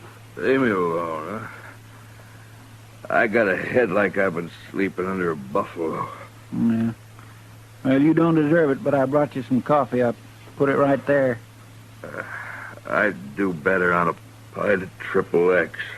You sure learn hard, Noli. Go away. Go away. Let me sleep, Chester. Last time I scalded my thumb bringing in coffee. You great. Well, how's our prisoner this morning, Chester? Well, I don't think it's the liquor so much as the way you hit him, Mr. Dillon. Well, he had it coming. He sure did. That knife couldn't have missed you more than an inch. I still don't know why you didn't shoot him. Well, how would it look for me to shoot somebody that didn't have a gun? Besides, I don't think Noli really knew what he was doing. Well, I ain't sure he knows yet. Good morning, Mac. Chester. Oh, Doc. How's Zant coming along, Doc? Well, that's what I came to tell you, Matt. Zant's going to live. Huh? He's going to be awful thin for a while, but he'll live. Bring Noli in here, will you, Chester? Yes, sir. Nothing vital was cut, Matt, but the man bled so much. It took me over an hour to get it stopped. And for a while there, I thought he'd surely die. You know, it's too bad there isn't some way to get blood back into a man when he loses that much. Well, I don't know how you could do that, Doc. Oh, if I could. I'd save twice as many lives as I do. Well, I'm going to go to bed, Matt. It's been a long night. Thanks for coming down, Doc. That's all right.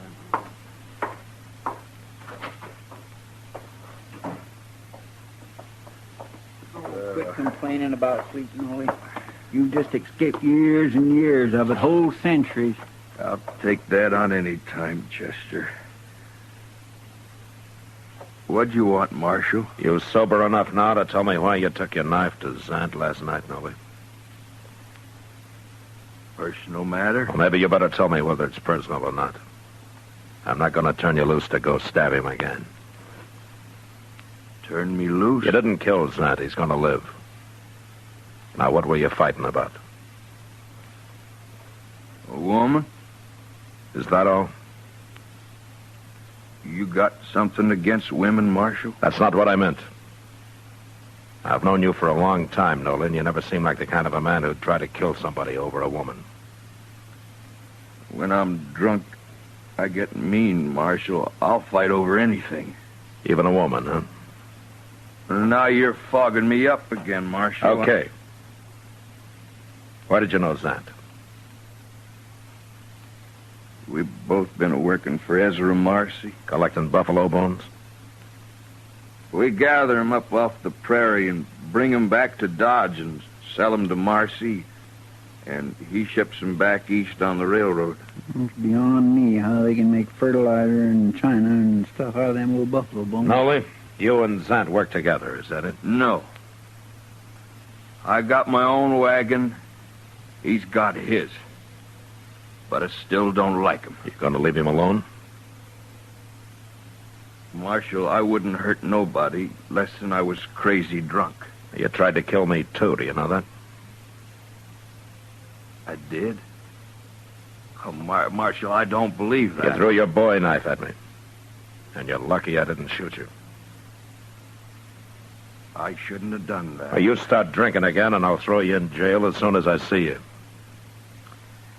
All right, you can go now, Nolly. But you came awful close to hanging. You just remember that. Well, my pa always said I'd hang.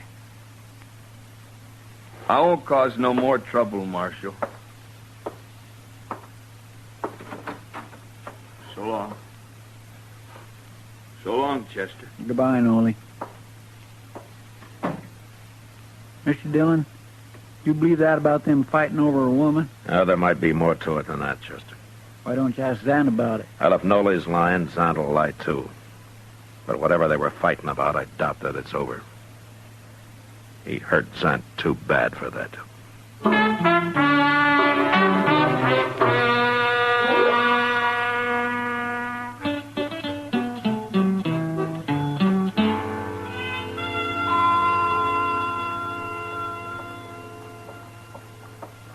Morning, Matt. Well, hello, Kitty.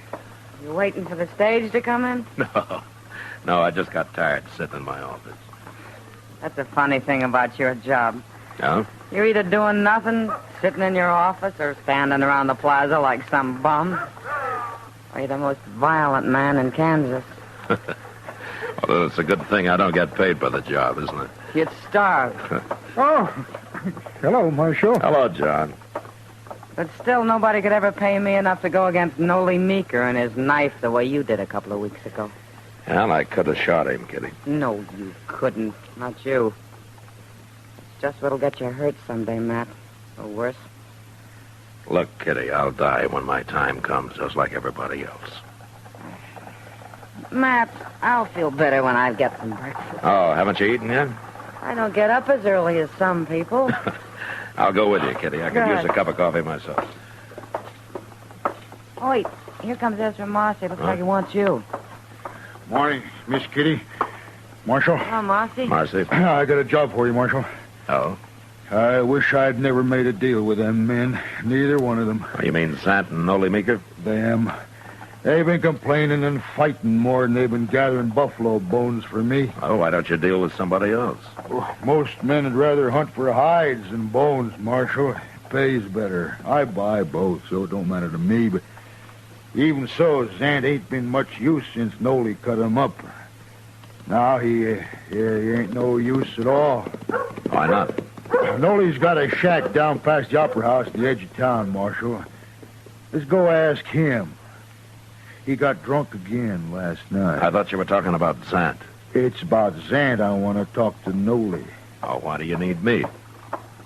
Nolly killed him, Marshal. What? Zant was due in with a wagon load of bones this morning, and he was late. So I rode up the river to look for him.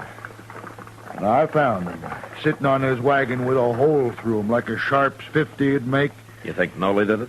Well, Nolly tried to kill him before, didn't he? And he come in with a load of bones yesterday, and I paid him off, and he went and got drunk. Of course Nolly killed him. Does Nolly have a Sharp's 50? He used to be a hide hunter until he got tired of it. It was a Sharps that killed Zant. Anybody can tell that. Yeah, I guess they could. That Nolly Meeker's a murderer, Marshal. You go arrest him. Did you leave Zant at the river, Marcy?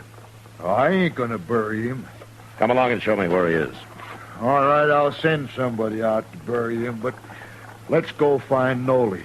I don't want no murderer to get away. I'll talk to Noli later. No, we'll get him first. We're going to the river, Marcy. Now.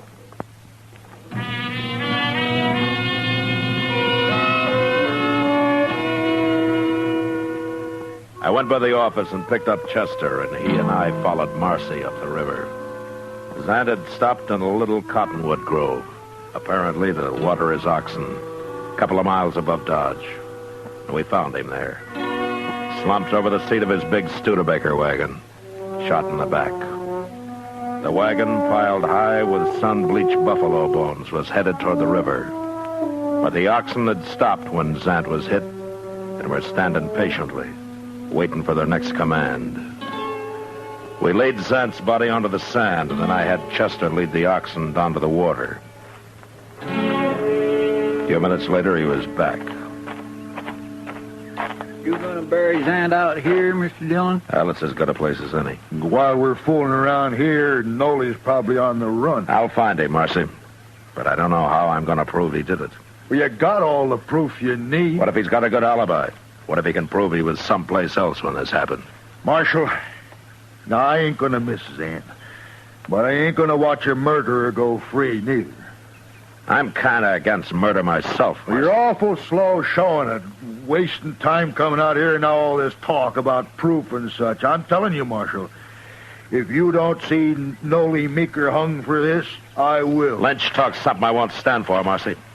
Now, don't make it around me and don't start making it around Dodge. You're threatening me, Marshal. I don't threaten people. I warn them. Now, you know me. You know what I mean. We'll go find Noli and see what he has to say. Chester. Yes, sir? We'll send somebody out for the wagon and those oxen. They can stand here a while longer. They've had their water. Well, you know, that's the funny thing, Mr. Dillon. Them oxen didn't drink no water. They didn't? No, sir. And they hadn't been to the river, neither. There wasn't no tracks between where they was standing and the river. Then why was Zant heading them toward the river? I don't know. But you'd think Zant would have known if they wasn't thirsty. Of course he would. Well, I guess it don't matter much, Mr. Dillon. I'm not so sure, Chester. I'm not sure at all. But let's go find Noli.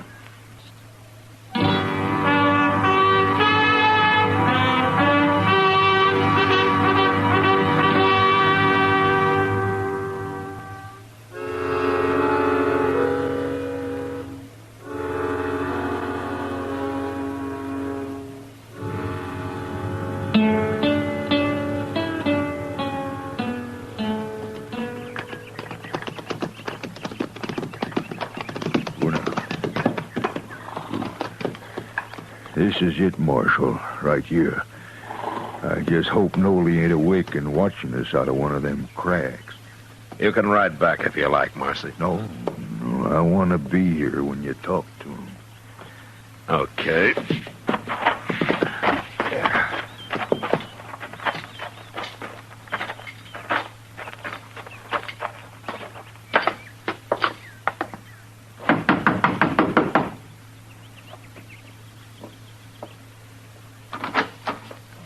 I want to talk to you, Noli. What's Marcy here for? You're still drunk, ain't you? No, I ain't drunk. I done slept it off. Were you drunk last night, Noli? I didn't cause no trouble last night. Were you drunk? Of course I was. I didn't see you in any of the saloons. Well, I was out here, sitting on the ground. I was sitting right there against the wall, me and a friend of mine downed a jug of corn whiskey. Took us most all night. What did you want to know for? You had a friend with you? He was here till about an hour or two ago. Who was it? Well, you don't know him. He's an old Indian, a Cheyenne. Where is he now? He's on his way home. Where? Absaroka Mountains. Absaroka Mountains in Wyoming? Well, that's what you're doing here. Looking for him 'cause he run off the reservation down south. Well, you won't find him, Marshal. That old Cheyenne's traveling alone, and he lives like a wolf. You'll never find him. No, I don't expect we could. Well, there goes his alibi. Alibi? What are you talking about? About Zant's murder. Zant's murder? You'll hang for it now. Wait a Dolly. minute, Marcy. Zant was shot in the back with a Sharps 50 this morning, Nolly. A couple of miles up the river. Marshal, you're thinking I did it? Well, you tried to do it once before. I didn't kill him, Marshal. If I was to kill a man, I wouldn't do it that way. I ain't no coward. Arrest him, Marshal. He can do his talking in jail. I didn't do it, I tell you. You know I ain't that kind of a man. I ain't a good man, but I ain't like that. Okay, Nolly. I believe you. I couldn't prove it anyway. Now, look here. Shut up, Marshal. Marcy. What And you remember what I told you. I don't want to hear any talk out of you. Come on, Chester. There's something I want to do in town.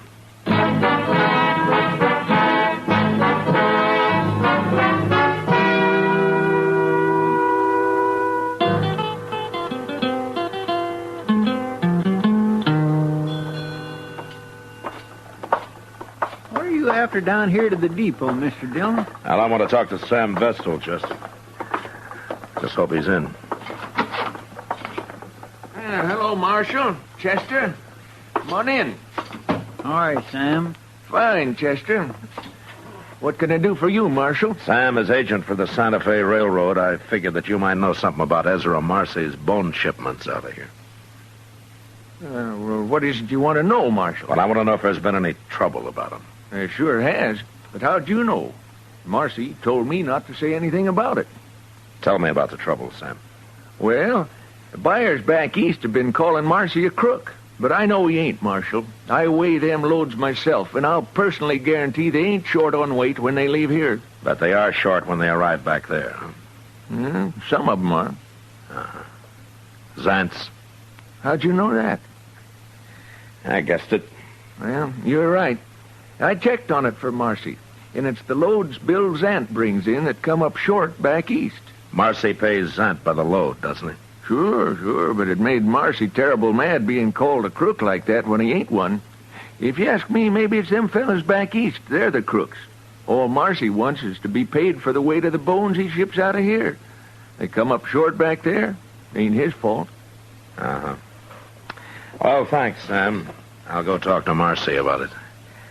I think maybe I can straighten this whole business out now.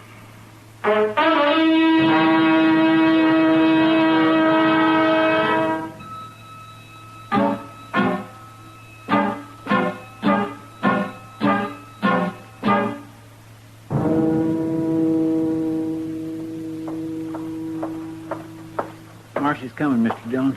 I found him in the Texas Trail. You know what he was doing? What, Chester? Stirring up a bunch of men in there about how they got to go get Nolly Meeker. He was telling them you ain't going to do nothing about it. I'm going to do something about it. Here he comes.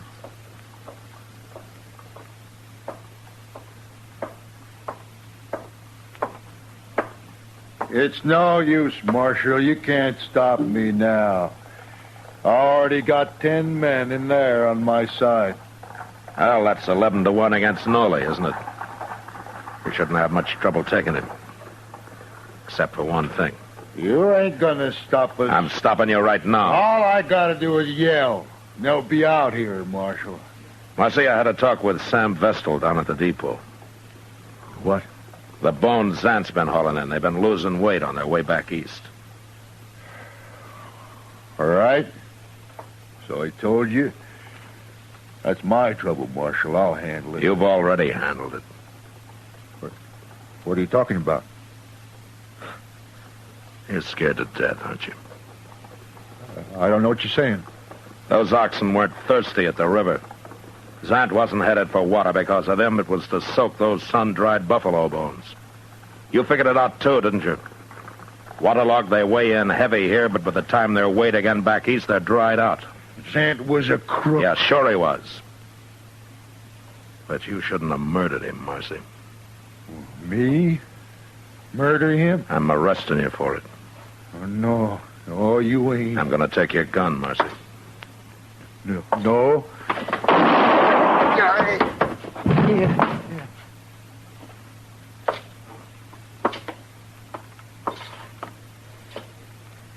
He shouldn't have tried that, Mr. Dillon. He's about the poorest gunfighter I ever saw. Yeah, he was slow, Chester. But he'd have killed me if I'd let him. Why'd you try it? I don't know how you could have proved he murdered Zand anyway. I couldn't. But Marcy was feeling so guilty and so scared he didn't stop to think. If he had, he might have bluffed the whole thing out and gone free. No, it was his own guilt that did him in, Chester.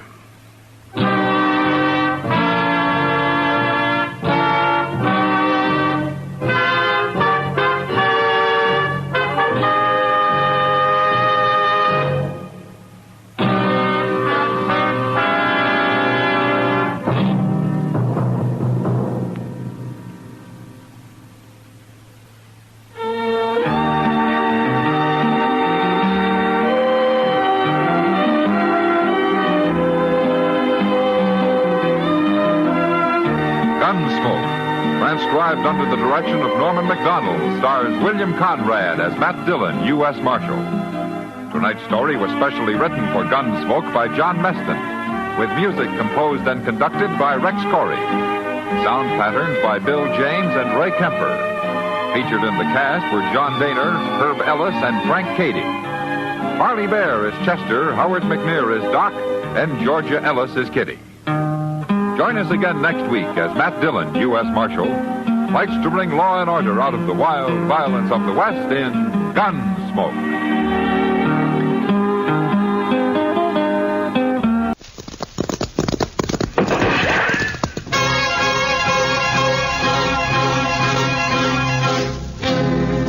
Around Dodge City and in the territory on west, there's just one way to handle the killers and the spoilers, and that's with a U.S. Marshal and the smell of gun smoke.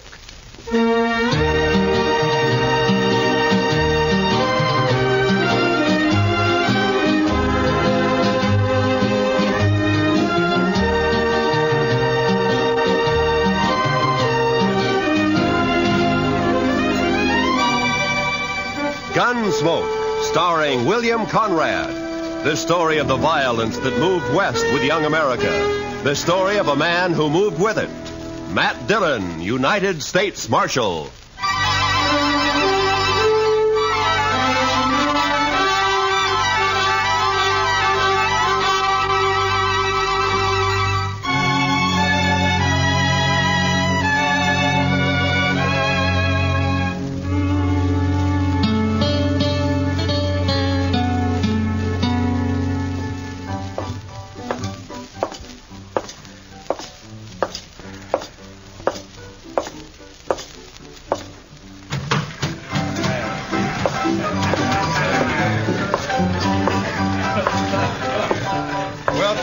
Cherokee Palace, Marshal.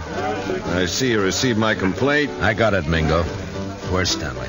Where do you think? Upstairs. Brandy? Naturally. She always does mother him when he's in trouble. Be careful, Marshal. He might be dangerous.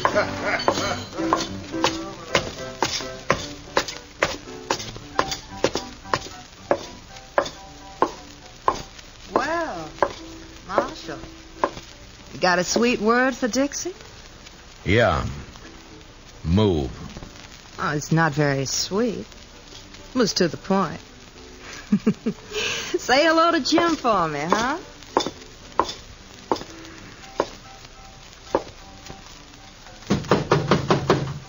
Go away. It's me, Brandy. Matt. Come in, Matt. Join me in a drink? Where is he, Brandy? In the next room. Cried himself to sleep. Save it, Brandy. I gotta take him. Oh, why, Matt? Jim Stanley never did a mean thing in his life. He's no bad man. He stole money from Mingo's roulette table and he threw a bottle at him when he was caught. Mingo's pressing charges. Stanley can clear himself in court. Huh. Against Mingo's witnesses? Do you bring Stanley out, or do I go get him? Go get him. But I wouldn't be proud, Matt. Stick to running dance hall girls, Brandy. Let me run the law, huh?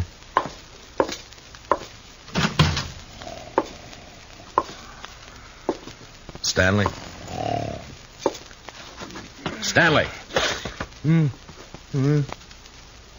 Oh, it's you, Marshal. I was sleeping.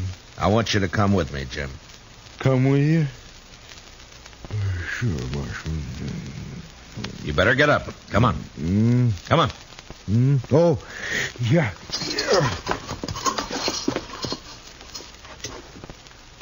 Oh, where are we going, Marshal? Would you like to visit my ranch? I got a new colt. The prettiest little sorrel you ever saw. Jim. What? We're going to jail. Jail? Me, Marshal? Do I have to? Yes, Jim. I've never been in a jail. I'm sorry, Jim. No.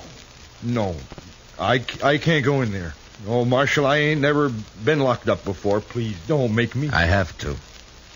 I didn't mean to do it. Honest. I just lost my head when I realized my money was gone.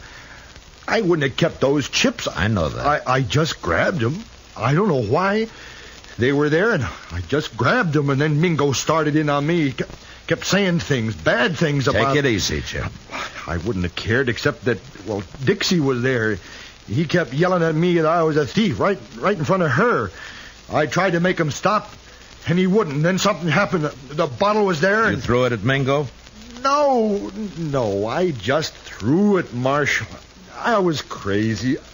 I didn't mean to hurt nobody. I believe you, Jim. Marshal, will you ask Dixie to come and see me later? Yeah, sure, I'll ask her. Thanks.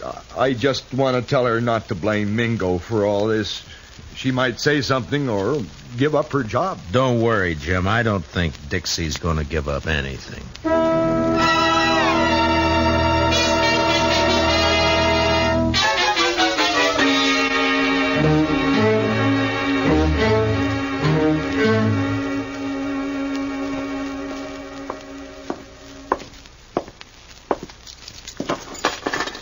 He won't eat his dinner, Mr. Dillon. He just sits there staring. Yeah, poor devil. He won't really be convicted, will he? Well, I hope not, Chester. Mingo's the one who ought to be in jail. Look, Chester, this isn't exactly my idea of justice either. A shady gambler against a simple-minded horse rancher. Hello, Marshal. Bye, Chester. Oh, goodbye. I'll run along. You stay put, Chester. Oh, now, Marshal, I wanted to be alone with you. I sent for you to come and visit Jim Stanley, and you better be nice to him. Most fellows are tickled pink if I like them. They say I'm pretty. You're pretty enough. That's better. I knew you liked me. I said you were pretty. I didn't say I liked you. Oh, now that's nasty. Would you like to hear what I really think of you? No, don't bother. I get the idea. You're Mingo's girl. When I feel like it. And why do you have to tease a man like Stanley, drive him to drinking and gambling and trouble like he's in now? He's sweet. He thinks I'm beautiful. Yeah. But even men like him wake up. Stick to Mingo.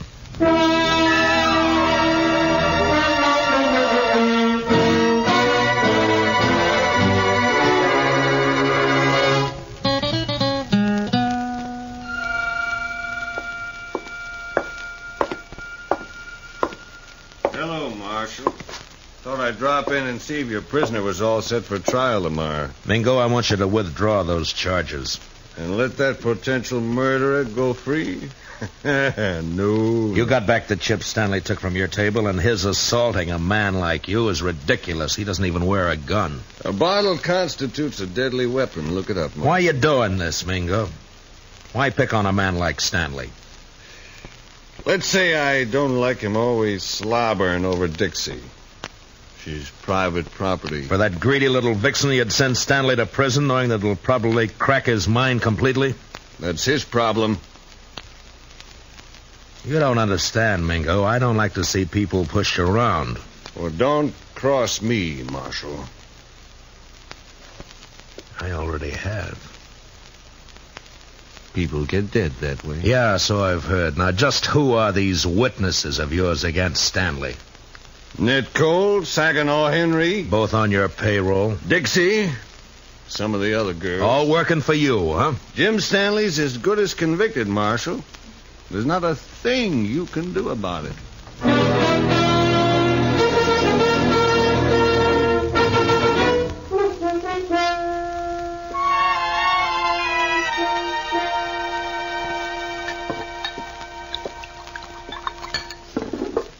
Here, man. Drink this. Thanks, Brandy.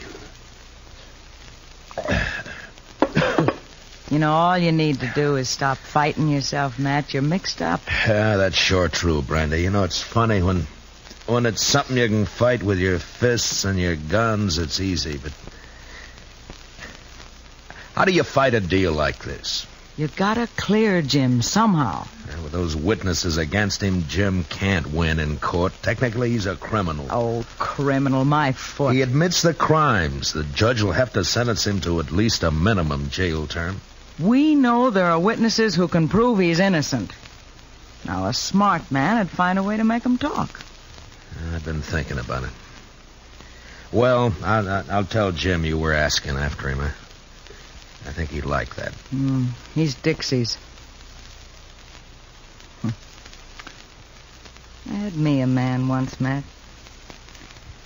I traded him for a bottle of brandy. I paid a stiff price for my name. You're not through yet, Brandy. Oh, sure. I play mother to everybody. Take everybody's troubles on my shoulders.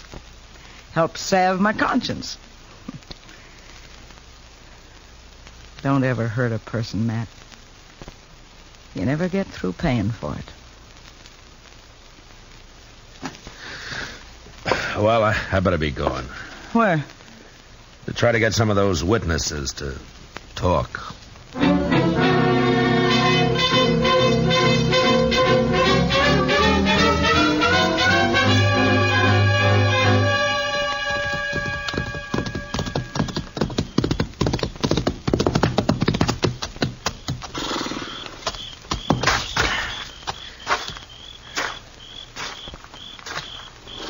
Hello, Saginaw. Huh?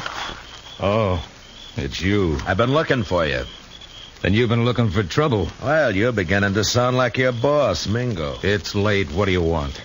I want to read you something from this book. What book? This law book. Oh, so? First law I see says that anyone giving a drink to an Indian is liable to fine up to $500. I saw you buy an Indian Pete a drink only last week.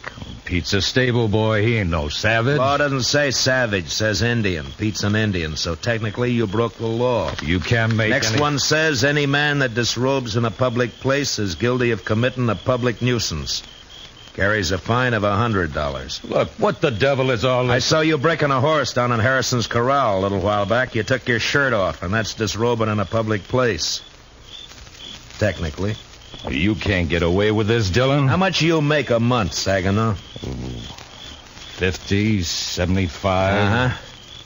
Well, the way it looks, I can get you fined on enough of these laws to keep you broke for about 5 years. 5 years? And we can start all over again. You're bluffing. I never even heard of these laws. Well, look for yourself. Here. If you witnesses are going to send Jim Stanley to jail on a technicality, then a lot of you are going to jail the same way. Well, laws may be there, but they ain't fair. All right, Saginaw, if that's how you want it. Come on, let's go to jail. No, wait. Well, then start talking. Well, Dixie shilled Stanley into losing his money, and me and Ned Cole egged him into grabbing a couple of chips when the wheelman wasn't looking. On Mingo's orders? Sure. Stanley looked down at the chips we swiped, and He reached out to hand him back when Mingo jumped him. What was Dixie doing? Trying to keep from laughing.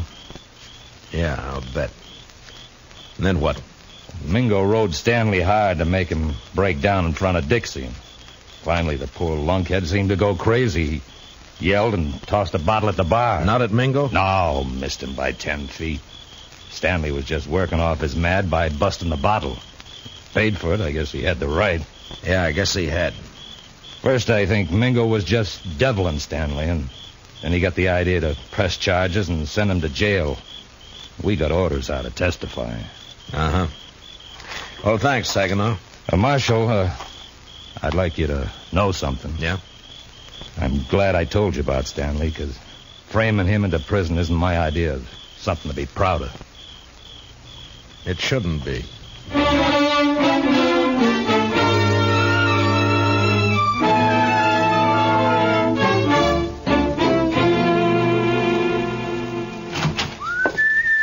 Ah, good evening, Chester. My, what are you so happy about, Mr. Dillon? Everything, Chester, everything. Is it about Jim Stanley? It is about Jim Stanley. He's going to clear himself in court tomorrow. Come on, let's go tell him. Well, gracious, that is good news. He couldn't have taken much more of being locked up. I know. Hey, Jim, wake up. We're going to Jim. Mr. Dillon, he's gone. Both window bars are cut. Yeah. And here's what cut him. A hacksaw blade. And look yonder, there's another. Oh, that fool. Why couldn't he have waited one more day and he'd have been free? Jim Stanley didn't have those hacksaw blades on him, Mr. Dillon. I know. I searched him good. You searched Dixie good? Oh, mercy, no, Mr. Dillon. She's a girl. He didn't have any other visitors? No, sir.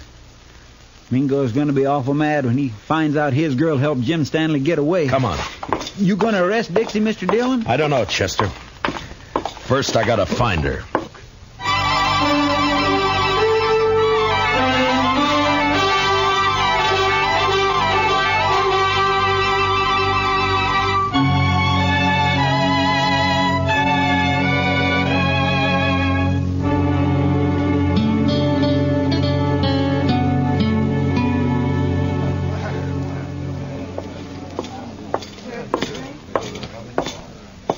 Kind of late, aren't you, Marshal? Where's Dixie, Mingo? Dixie, she's gone. I don't know where she is. You're lying. No, I swear she disappeared hours ago. I still think you're lying. Dixie's here someplace. Nah, he's telling you the truth for once, Matt. Dixie's gone, all right. Are you sure, Brandy? Saw her right out of town. Was Stanley? Yeah, Matt. The two of them. Dixie and Stanley? Dixie passed him some saw blades. He cut his way out. That rotten double-crossing hellcat. She's your girl, Mingo. I'll be the laughingstock of Dart City. Good. I hope they laugh you clear out of Kansas. If it's the last thing I'll do, I'll find her. Both of them. Finding them is my job, Mingo. Go ahead. But you better beat me to them, or you'll be arresting them dead.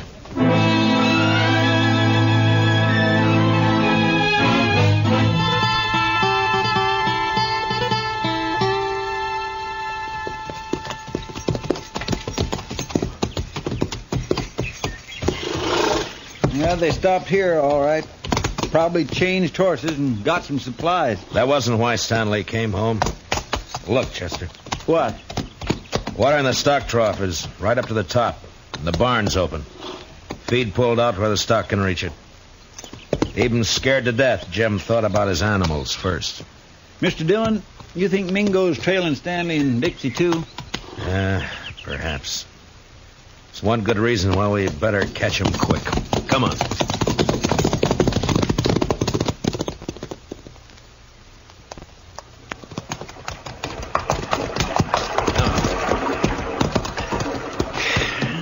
Still no sign. Looks like we've lost them for good now. What do we do, go back, Mr. Dillon? Well, we can't let Mingo find them. Sure, but the way they've been zigzagging back and forth for the last 4 days, we don't have a chance in 1,000. I'm not so sure, Chester. You know, there's a certain pattern about the way Stanley and Dixie have been moving. I don't think they're trying to leave this section at all. Yeah, we have been getting closer and closer to Dodge with every circle lately. And not only to Dodge. Mr. Dillon, you got an idea? Yeah, maybe. Come on, we'll ride back to Stanley's ranch.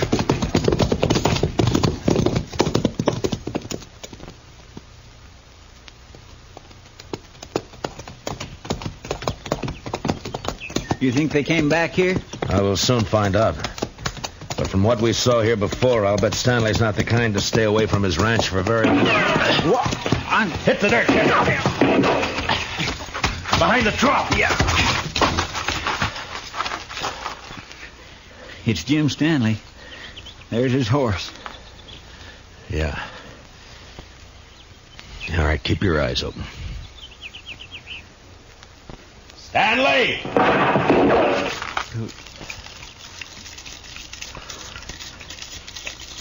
Jim, it's Matt Dillon. Let me talk to you. You go away, Marshal. I don't want to hurt you, but I ain't going back to that jail. Now, you go away now. I'll kill you. Jim, listen to me. I've got a witness. You better leave quick now. Please, Marshal. Mr. Dillon, I'm getting wet. That's better than getting shot. Keep your head down. Yes, sir. Sure is wet. Stanley's in a good position. Closest cover for us is the barn. That's across 50 yards of clearing. That's a long run. He could pick us off before we made 10 feet. Yeah. Jim, I'm not leaving until I've talked to you. Leave me alone, Marshal. Can't you leave me alone? I'm coming to talk to you, Jim. No! No, stay back! I warn you! Mr. Dillon, don't do it. That's a crazy man. That's a frightened man, Chester. I'm coming unarmed, Jim. I don't think you're a murderer, but if you are, this is your chance. Well...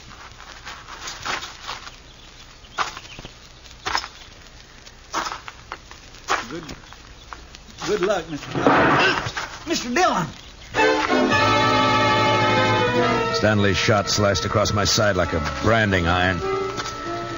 It was all I could do to ignore my fear and keep going. But somehow I reached the ranch house alive. And I opened the door.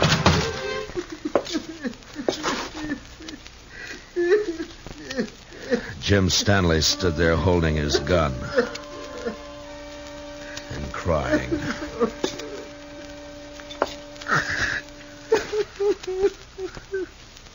Jim?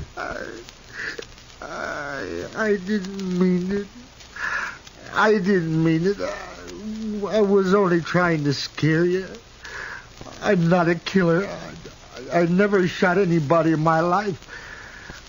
Honest, Marshal, I can't even shoot a rabbit. I know that, Jim. I'm afraid. I've always been afraid of things. I try to be like other people, and it only seems to bring trouble. You can stop being afraid of the law and jail right now. That's all over with. You mean that, Marshal? Really? Really. But I shot you. Did you? I don't recall.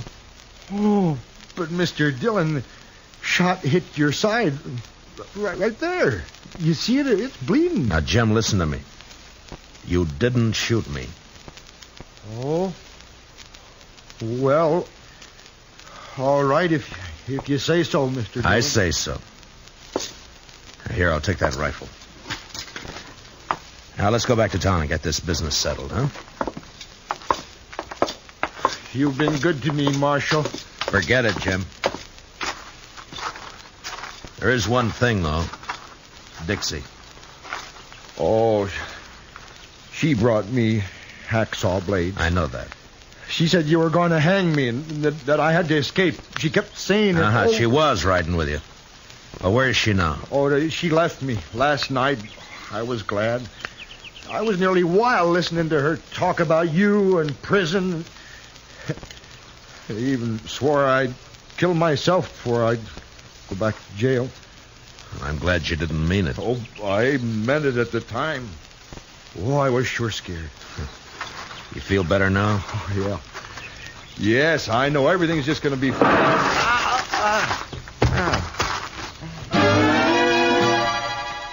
rifle slug splashed the side of Jim's face with red, and he crumpled into the dirt. From the water trough, Chester opened up and drew the fire of whoever was hiding in the hayloft of the barn. I could see a gun barrel poking out from the side of the hayloft. And I picked up Stanley's rifle.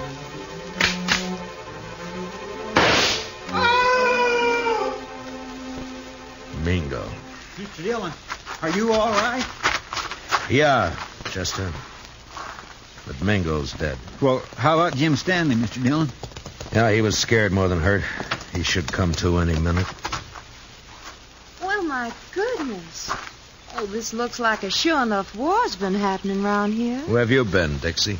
Oh, sure now, Marshal. A girl's got a right to look after her investments. My Mingo and Stanley both dead. Well, now that's a real shame. Hmm? Oh, but Jim Stanley's Chester. You said investments. The only investment you've made is prison time for helping Jim escape. Me? Well, how you going to prove anything, Marshal? With Jim dead. But he's the Chester, why don't you go look after the horses? But Mr. Dillon... Yes, sir. It's a right good thing because I'm going to be terribly busy, you know, taking care of poor Jim's ranch and money and of course, the funeral and everything. Why should all that concern you, Dixie? Because I'm Jim Stanley's widow. What? I married him 3 days ago in this city. It was such a sweet wedding. Yeah, I'm sure it was. And now all I have left are some memories. And, of course, this little old ranch and Jim's money. Dixie, there's something you should know. Hmm? You also got a husband. Have you heard enough, Jim? Enough. Jim! When I saw you fall... You're bad, Dixie. Oh, Jim, you mustn't pay no mind to what I said. I was upset.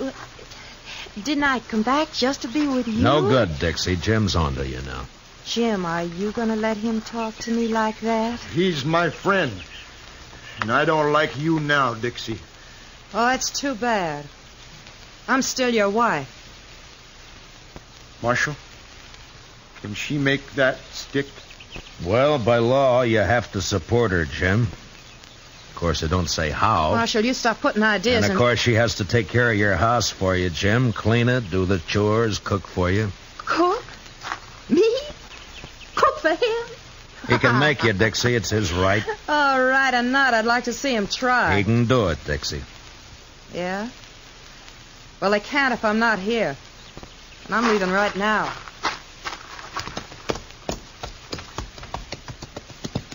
You want to ride into town with us, Jim? No. I think I'd rather stay here for a while, Marshal. If it's all right. Yeah, sure. I'll fix it. But in a few days, when you feel like it, come in and see me, and we'll help you get that divorce taken care of. Divorce? On grounds of desertion. She just deserted you, remember? Chester and I are your witnesses. Oh.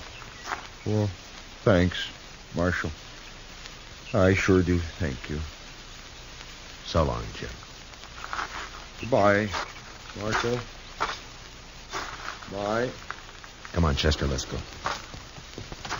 He's had it too rough out here on the frontier, hasn't he, Mr. Dillon? Jim Stanley, I mean. It's addled him, sort of. Yeah, I guess that's it, Chester. Men like him needs looking after. Yeah, we got all kinds out here, Chester. Come on, let's get back to town.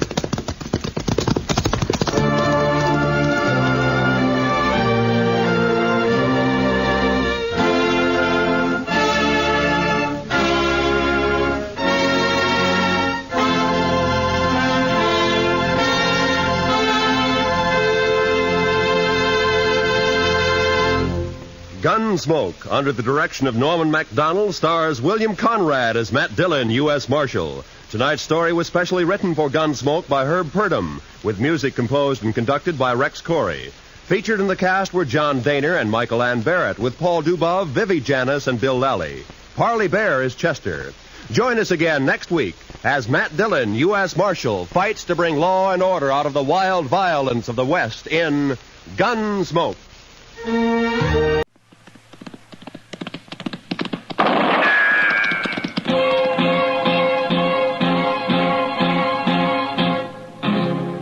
Around Dodge City and in the territory on West, there's just one way to handle the killers and the spoilers, and that's with a U.S. Marshal and the smell of gun smoke.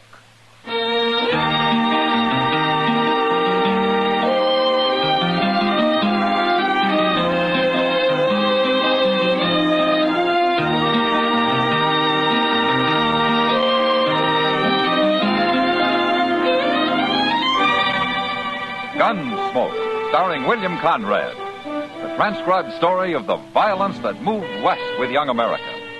And the story of a man who moved with it. I'm that man, Matt Dillon, United States Marshal. The first man they look for and the last they want to meet. It's a chancy job, and it makes a man watchful and a little lonely.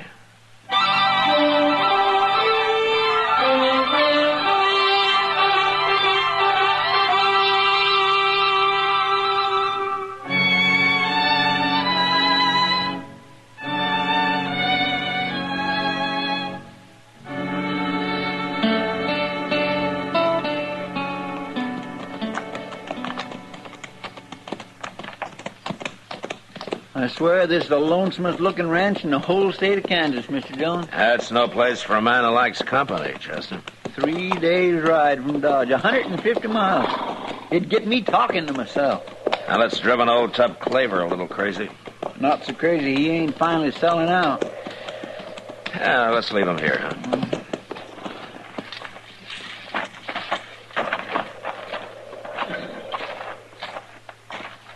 I ain't laid eyes on old Tup in over a year. Yeah, he hasn't changed any. And that's what worries me. What do you mean? Well, I'm not sure the old man's competent when it comes to business like selling a ranch. Oh, there he is. Hey, Tup, hello. Hello!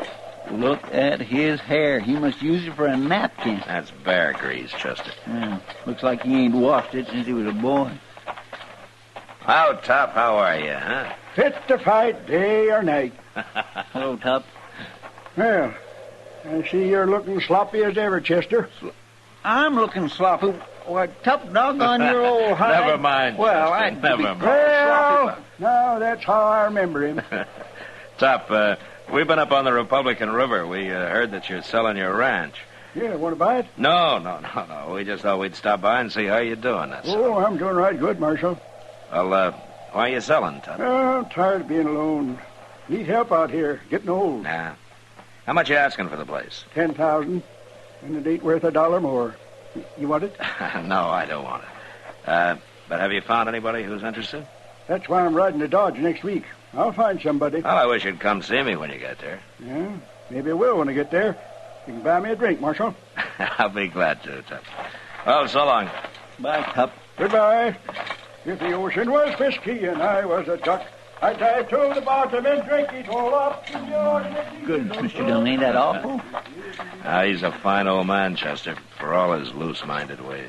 He's half simple. He ain't got a lick of sense. The first fella who comes along is going to rob him blind. No, he isn't, Chester. Not if I can help it.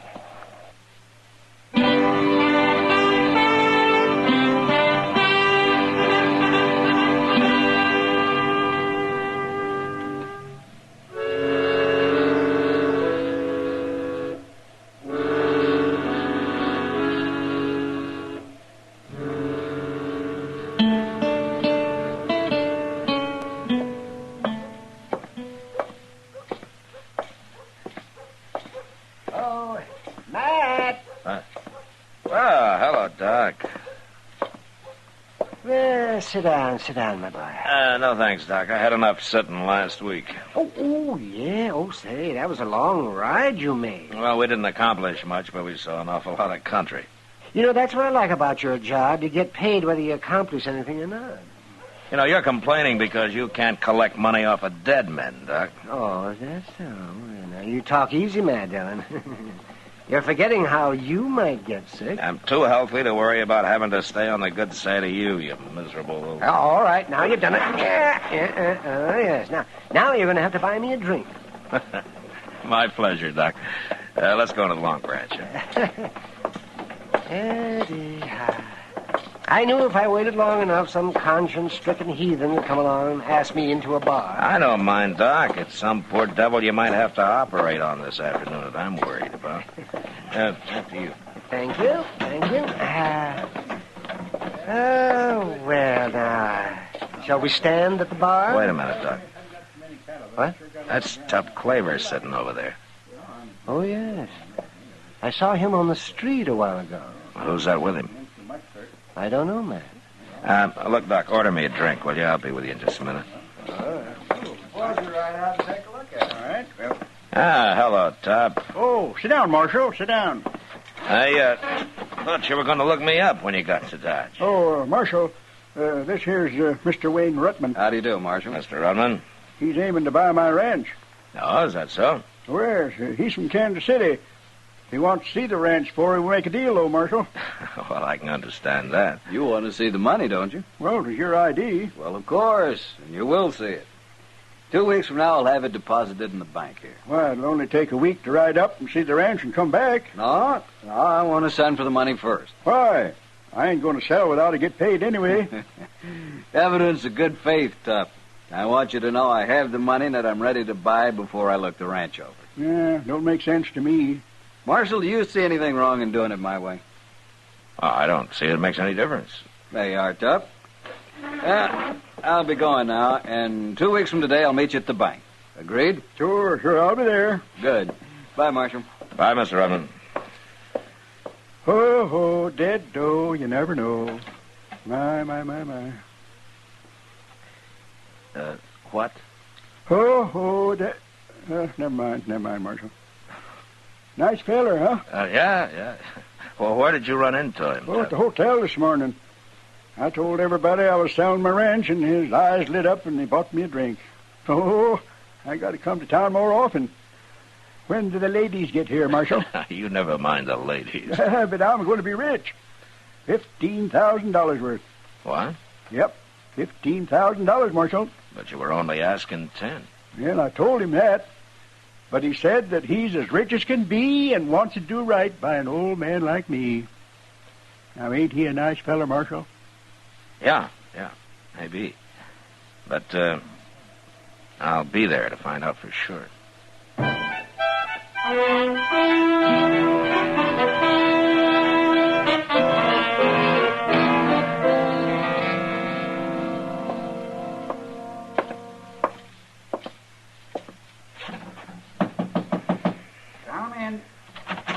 Hello, Mr. Bodkin. Well, come in, Marshal. What can the bank do for you today? It's been 2 weeks, Mr. Bodkin. I told you I wanted to be here when Ruttman and Tup Claver showed up. Of course. But Wayne Ruttman's already been here, Marshal. Oh, he has? Mm-hmm. Deposited $15,000 cash, just like that. It's an awful lot of money. I wish there were more businessmen like him around. Well, morning, gentlemen. Here's Tup.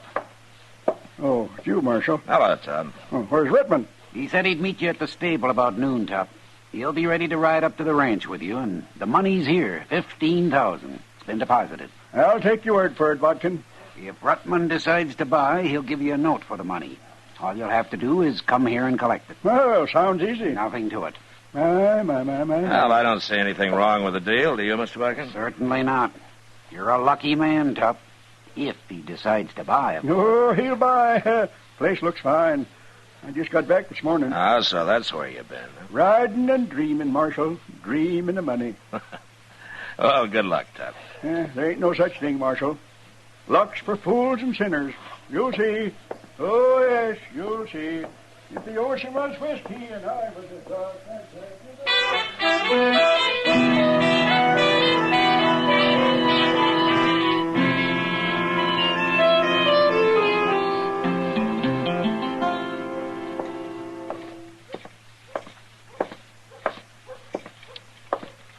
Hello, Kitty. Oh, Matt.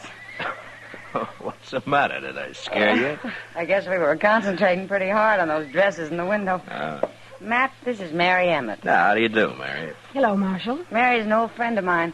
She's just passing through on her way to Denver. Oh, why don't you stay in Dodge a while, Mary? They got enough pretty girls in Denver. Kitty's told me about you, Marshal. I don't believe a word you say. Oh. Well, then I guess you really are old friends. Oh, it's been 15 years, hasn't it, Mary? Ever since New Orleans. Yeah. We were awful young then, weren't we? Well, you grew up pretty fast in that town. We sure did. Where's Chester, Matt? I'd like him to meet Mary, too. Oh, he went in the bank, Kitty. He claimed he had to change some money. Well, I wish I had some money. I'd change it right in his store. Look at that purple dress, Matt. Kitty, you got 100 dresses. Well, then I've lost 95 of them. The others are in rags. Well, the one you're wearing looks nice. This thing wouldn't look good on a gal from the deep piney woods. Kitty, you haven't changed a bit. As long as I've known you've complained about your wardrobe. Well, I'll stop one day, Mary, when I get $1 million. Mr. Dillon! That's Chester, Matt. Oh, yeah. Well, look, maybe I can join you two later and have a drink with you. Hope you will, Marshal. Okay, we'll do that. Bye.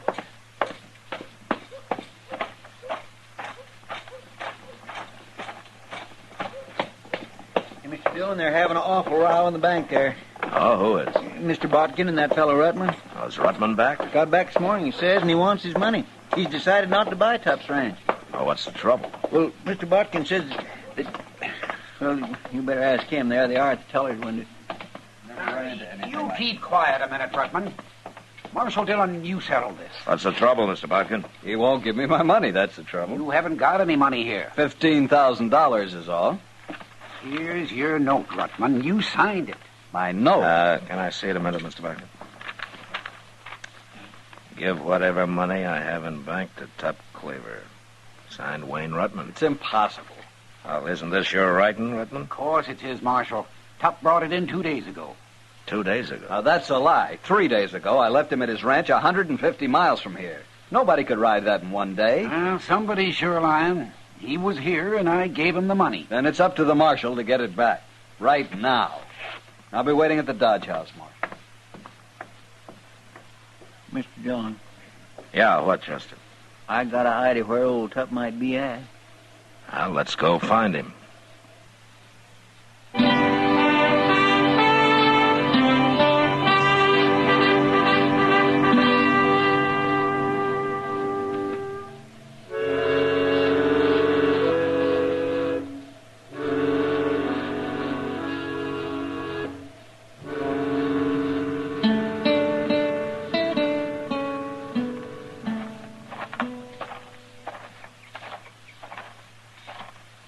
By golly, there he is, sitting right on the porch. What's he doing way out here, Chester? Well, sir, he told me he didn't like the Dodge House, and he was going to board here at the Widow Clancy's. Oh? He mentioned that he'd have a shotgun across his lap? Well, now, what's he doing with that? Oh, hello, Marshal, Chester. Come sit a spell. Who's the gun for, Tup? Wayne Rutman? Can't never tell, Marshal. Man carrying as much money as I am. No, sir. Rutman's kind of upset about that money, Tup. He is? Mm-hmm. He wants it back. Wants it back? Well, I don't understand, Marshal. He gave me the note. Yeah, I know. I saw it. Well, is there something wrong with it? No, Mr. Botkin says it's in his handwriting. Well, then what's the fuss? Marshal, I don't want to do nothing illegal. You know that. You, gave Rutman the deed to your ranch, didn't you? Of course I did. Why else would he be giving me that note for the money? Tup, how did you ride 150 miles in one day? Now, you ain't saying that's illegal, are you? No, it's not illegal, Tup. It's impossible. Marshal, we ought to get this whole thing straightened out. I think we better, Tup. And you tell Wayne Rutman to be at the Long Branch tonight. We'll settle it there. I won't be accused of no wrongdoing, Marshal. No, not me.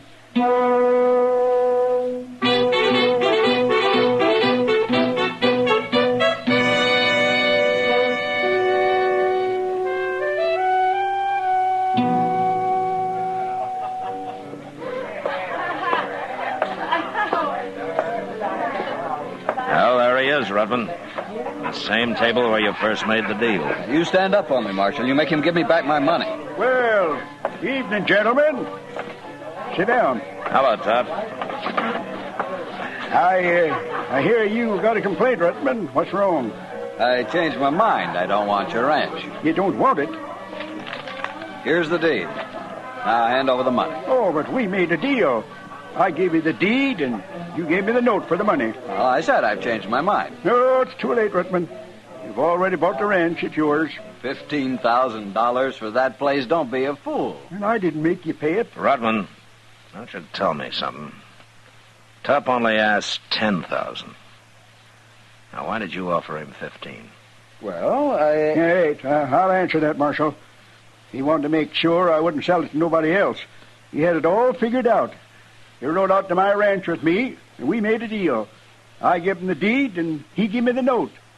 Then he said he had to go on to Hayes City and wouldn't be riding back with me. But I know that he aimed to get back here as fast as he could and draw his money out of the bank before I could get here with his note. That way he'd have both his money and the ranch. He'd get the ranch for free. This whole thing is ridiculous. I'm giving you back your deed, Tup. You can have the ranch. I want that money. Wait a minute. I'll tell you what I'll do, Rutman. Now, the ranch is only worth $10,000. Everybody knows that.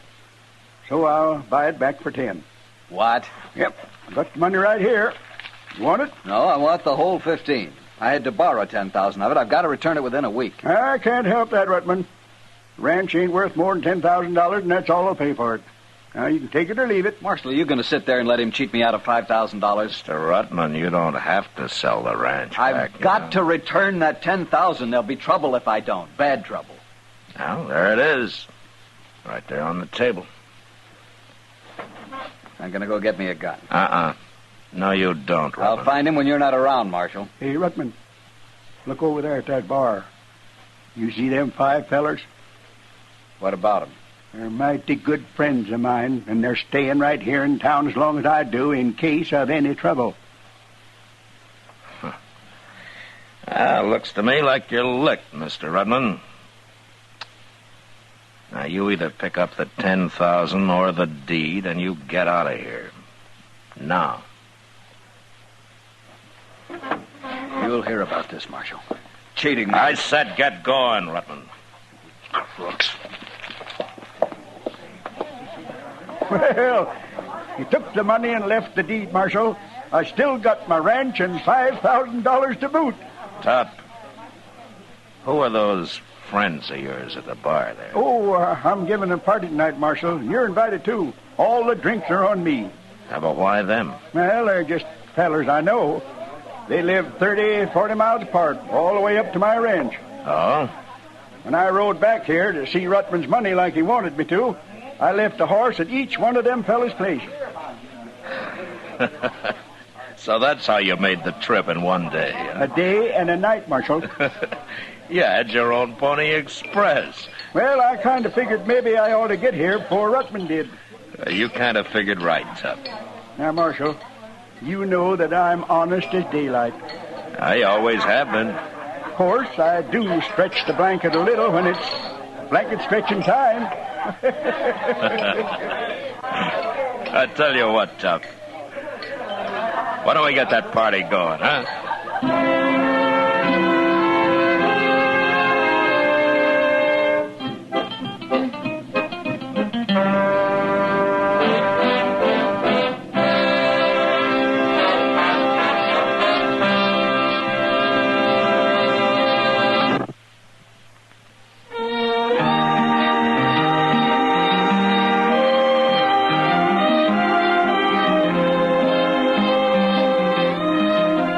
Gunsmoke, produced and directed by Norman Macdonald, stars William Conrad as Matt Dillon, U.S. Marshal.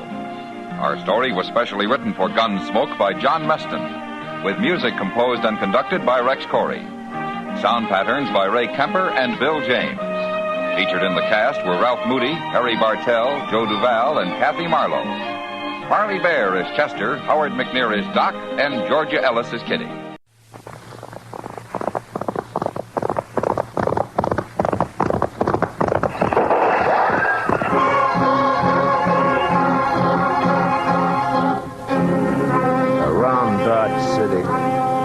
Territory on West. There's just one way to handle the killers and the spoilers, and that's with a U.S. Marshal and the smell of Gunsmoke.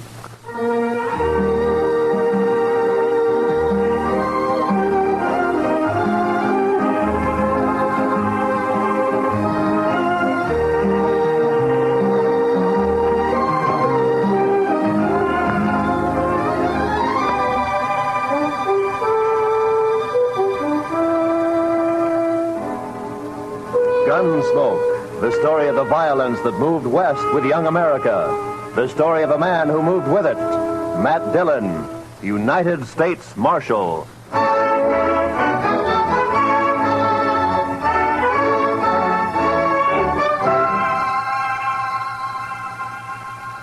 Wanted for murder. Wanted for murder. Clay Richards. Clay Richards. Age 31. Height 6 feet. Eyes brown. Hair red. Eyes brown, hair red. Hey, how'd you like me to print his picture on these notices? I got a woodcut. Well, let me show you. Ernie! Yep? Fetch your Marshal a copy of that front page. Interviewing Clay's wife yesterday, I noticed a tintype on the mantel, their wedding photograph. So, first thing you know, I snitched it. It's very thoughtful. Yeah, I'll take it, Ernie. Here. And then I propped it up in front of me and carved me this woodcut. Ain't she prime? Ain't she just elegant? Real elegant. Good likeness, don't you think? Of course, he was 7 or 8 years younger with the tintype. Yeah, it's a good likeness. That's his hair stored in. Doesn't show what makes a law-abiding man like him try to rob a bank. Doesn't look like a man who murdered an old cashier and a Chinese cook who just happened to be Sure sweated there. over it, though.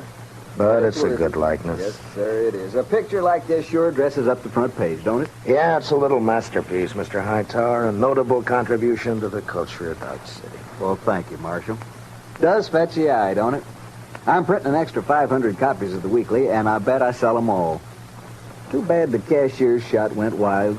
If he'd managed to kill Clay or even wing him, why, I bet I could sell 1,000 extra copies. We must be thankful for the blessings we do receive, Mr. Hightower. Oh, I am, Marshal, I am. Why, just before it happened yesterday afternoon, I didn't know what I was going to fill my columns with, and then, like manna from heaven, 2 murders and a bank robbery. Attempted bank robbery, Mr. Hightower. He turned and ran before he got his hands on so much as $1. Yes. Still, as you say, like manna. Dillon, I'm talking business.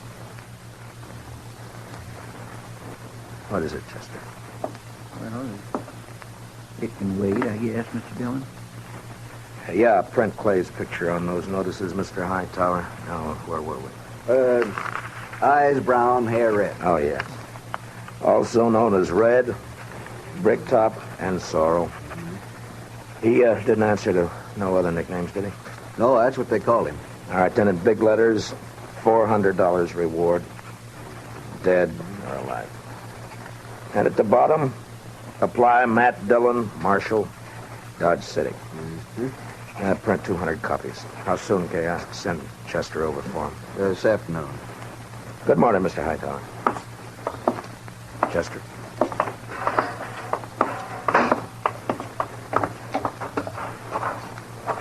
Think those posters will do any good?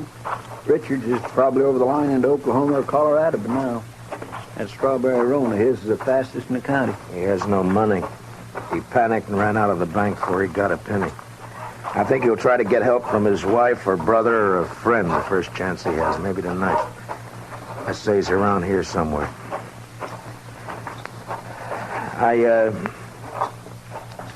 I'm sorry I turned on you like that, Chester. Why, that's all right, Mr. Dillon. Out all night with a posse, no sleep, man's bound to get touchy. No, it's not that. It's the way... It's the way people use a thing like this. The men riding posse last night, they enjoyed it as though they were hunting fox or possum. Hightower back there, he acts like it was a birthday treat, specially gotten up for him. Everybody finds a way to use it. What was it you wanted to tell me? Oh, I got a kid, a little boy, locked up in the cell. Run away from home back in Cottonwood.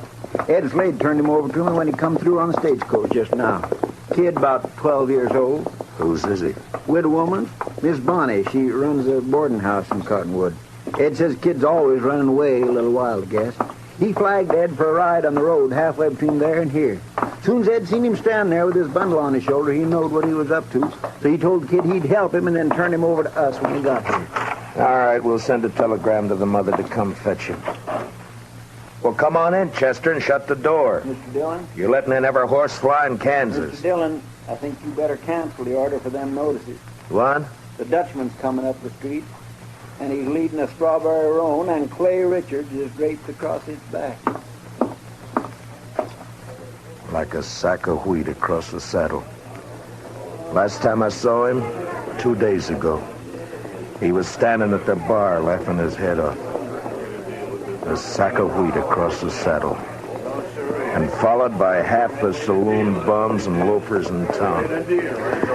All right, Chester, make him keep back. All right, now stand back, you fellas. Come on now, back. Stand back. Ziegler? How'd it happen, Ziegler? My old billy goat, he pushes open the fence last night and runs away. Forget your goat. What about Clay? Guy, I tell you, this morning I go to look for a goat. I walk here, there. From near the river, I see Clay. He sits there. I say, hello, Clay. Wie geht's? You dirty Dutchman. You know the dog? Clay was your best friend. He helped you buy your farm, so you kill him for your All right, all of you. Keep back, everybody. Clay? Me? No, my brother, he was like... We was in the war together. Peter, listen. You killed him for the war. Not so. I kill nobody. Not since Gettysburg. Clay is dead already when I find him. I don't even own a pistol. Ziegler, inside, quick. Yeah. Chester, give me a hand with Clay. All right, all of you. Listen up. Shut up! I will not tolerate a disturbance. You know me. I got him, Chester. Take his leg.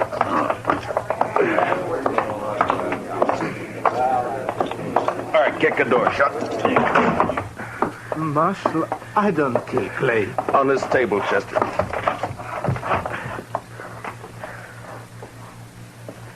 What'd you do with Clay's gun? His holster's empty. Gun? Clay's? I ain't got it. I don't even own one. Chester, see if it slipped out. His holster was empty coming up the street. First thing I noticed. Maybe it's over on the... Another customer? Why, that's 3 in less than a day. Oh, bountiful harvest. My fees this month will keep me in luxury. In luxury. Doc, I want to have an inquest as soon as possible. Well, as soon as I finish the autopsy, shouldn't take long with the practice I've had this week, huh? No. Late afternoon all right with you? I'll take him up to my office right now. No, thank you, Chester. I can carry him all by myself here. You just open the door there like a good fella and... Yeah, Marshal, tell the city fathers I'd like to make a deal when the corpses are as famous as this one. Back in 53 in San Francisco, a fellow I knew earned a fortune exhibiting the head of Joaquin Murrieta. Tell them if they'll let me keep the remains, I'll do the autopsies for nothing. Shut the door, Chester. Ziegler, where is it you met Clay on the river? By the fort. This side by the fort. Ride out there, Chester, and see if you can find Clay's gun. Maybe he dropped it when he was shot. I did not shoot Clay. Sure. I did not. I had no reason to. I did not. Now, you listen to me. Maybe you think Dodge has got so big I don't know about everything that goes on here. Well, if you do, you're wrong. If you think I don't know about the bank having an overdue mortgage on your farm, you're wrong. $400 is reason enough for a struggling farmer like you. No. Could not do such a thing. I am a human being. To a peace officer, Ziegler, that's enough grounds for suspicion. But whether you did it or not will be decided at your trial. In the meantime, you just stop yammering about it. Trial? Me? Even when I shoot somebody, I stand trial. If they find it's justifiable homicide, and they probably will, Clay being a wanted man, then they'll let you off. And if not... Please, I am permitted to go now. Go. Are you crazy? I found this stock. I must look after it. You sit right down. You want to be lynched? You're trying to get yourself murdered? Have you forgotten about Clay's brother, Adam? Adam would not believe I shot him. What difference does it make whether he believes it or not? His brother's been killed. Everybody's looking to him to do something about it, and he knows it. You want me to guess where he is right this minute? He's in one of them saloons lapping up courage to come in here and ask me to give you to him for a present. You want to know who's with him?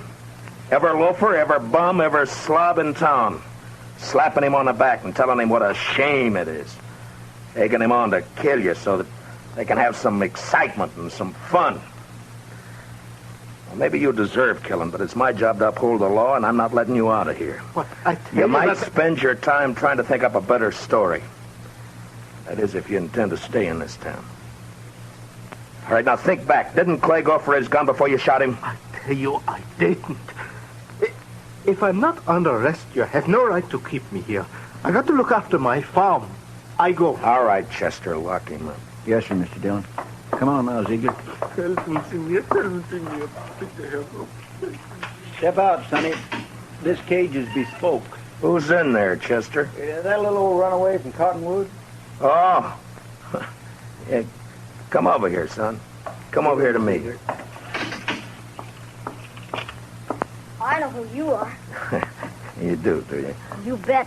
You're Matt Dillon. I'm guilty. I knowed you right off. You just pointed out to me one day back home. Filler says you was the fastest gun thrower in Kansas. Wyatt Earp wouldn't be awful interested to hear that, I'm afraid. Filler says you was faster than Older.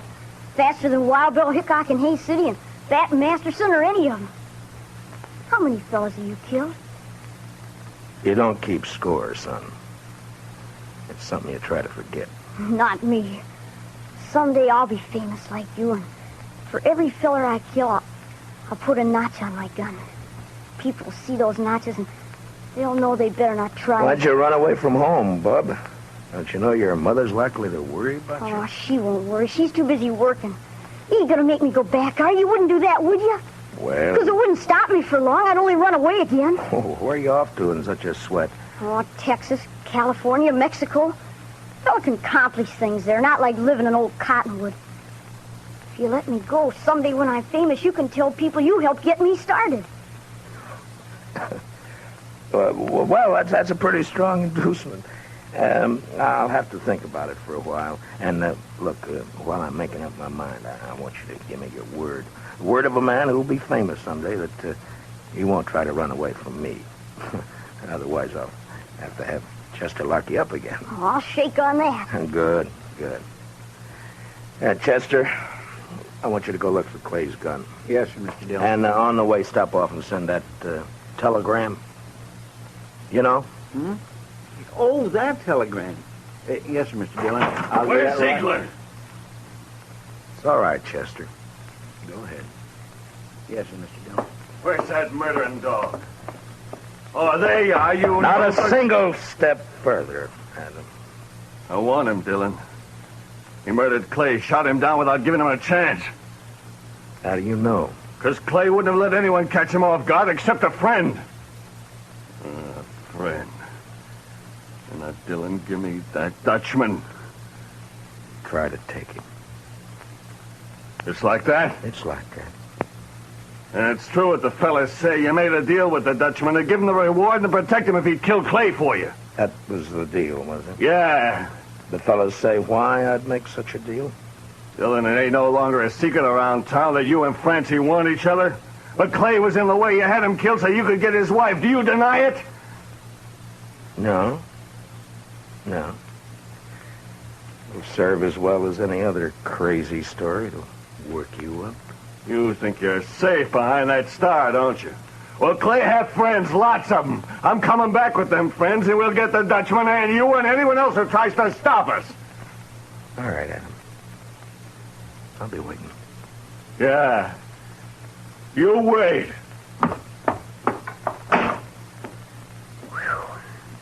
I almost seen something pretty just then, didn't I, Mr. Dillon? Yeah, almost. About another pint of whiskey ought to do it.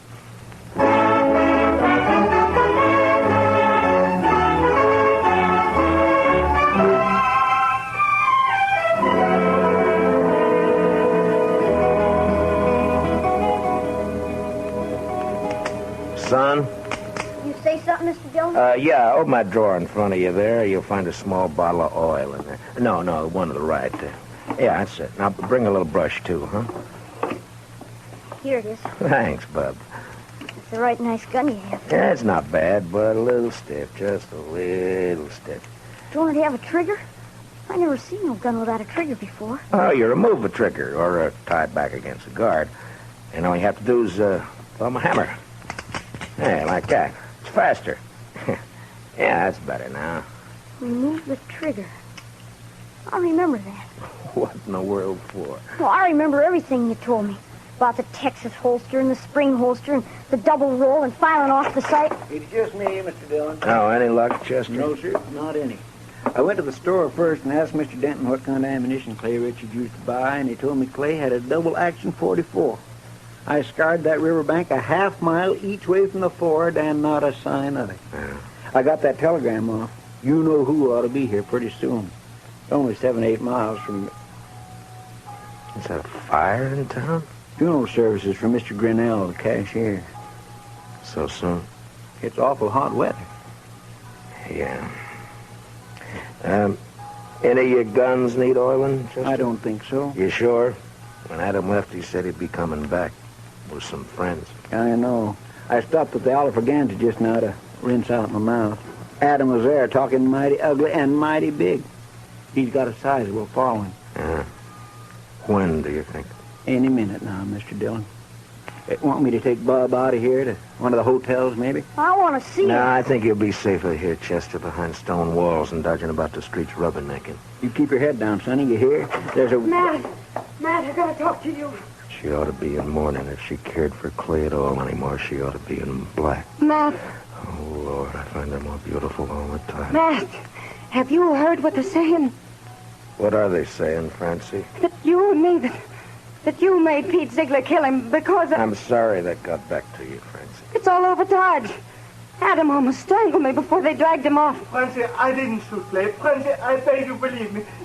Shut up, Ziegler. Shut up or I'll pump you to death!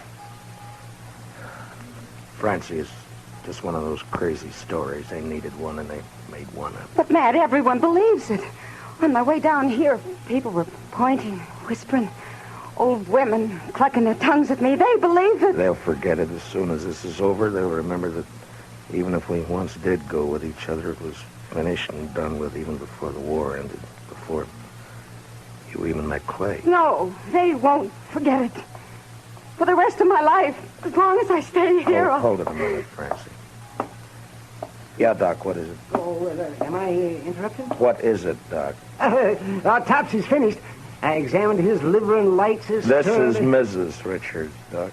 Oh, I beg your pardon, ma'am. I'm sure I meant no disrespect for the departed. Well, Clay was shot all right, but from the nature of the wound and the coagulation of the blood, I'd say it happened sometime yesterday.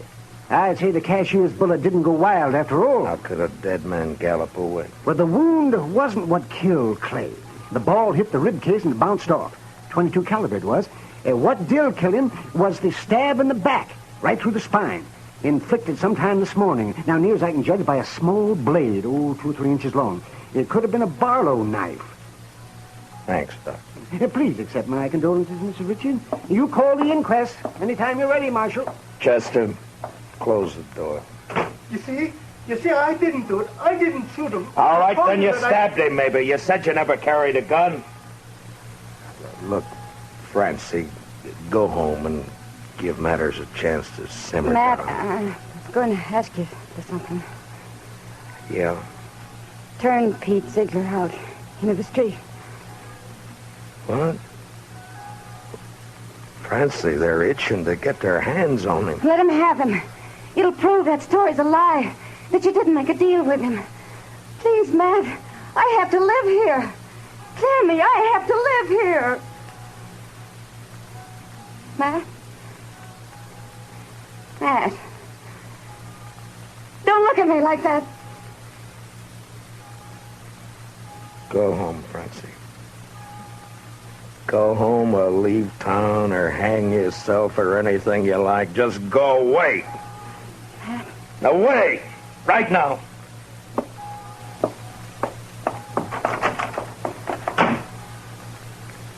I bought me a bottle at the Oliver Gans, Mr. Dillon. Would you care for a drink? No. Guess the funeral's over. There'll be others. Funny. No, I missed that bell. Awful quiet, ain't it? It's just what... Just about on schedule. Are you ready, Chester? Yes, sir, Mr. Dillon. I use a shotgun if I were you. It's more effective when there's a mob to be dealt with. Oh, yes, sir, I aim to. Ziegler, and you too, son. If trouble starts, lie down flat on the floor and keep your head down all the time. Don't gawk to see what's happening. You understand me? Yes, sir, Mr. Dillon. All right. Dillon! Come on, Dillon! Come on! Chester, I want you to stand here in the doorway after I go out, where you can cover the back door and me at the same time. Yes, sir, Mr. Dillon. All right, Chester. Open the door.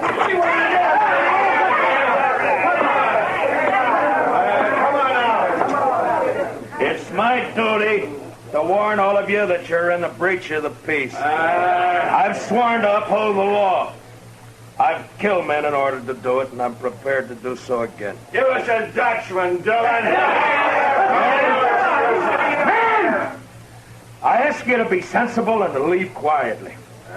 But if you refuse to listen to reason, if you insist upon being fools, if you've already decided to act like wolves instead of humans, then there's nothing I can say to make you change your minds. All right, you want Peter Ziegler? Well, he's not more than 20 feet behind me, so come on and get him, any of you. One at a time or all at once. Come on. Which one of you wants to die first? You? You? You, Adam? Well, what do you say, Adam? You let him here. Don't let this star on my coat stop you. Come on. There, I'm not wearing it now. Well, come on, draw, Adam, draw.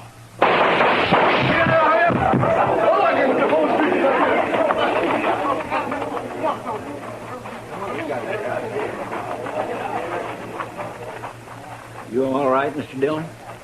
Yeah. Get his gun.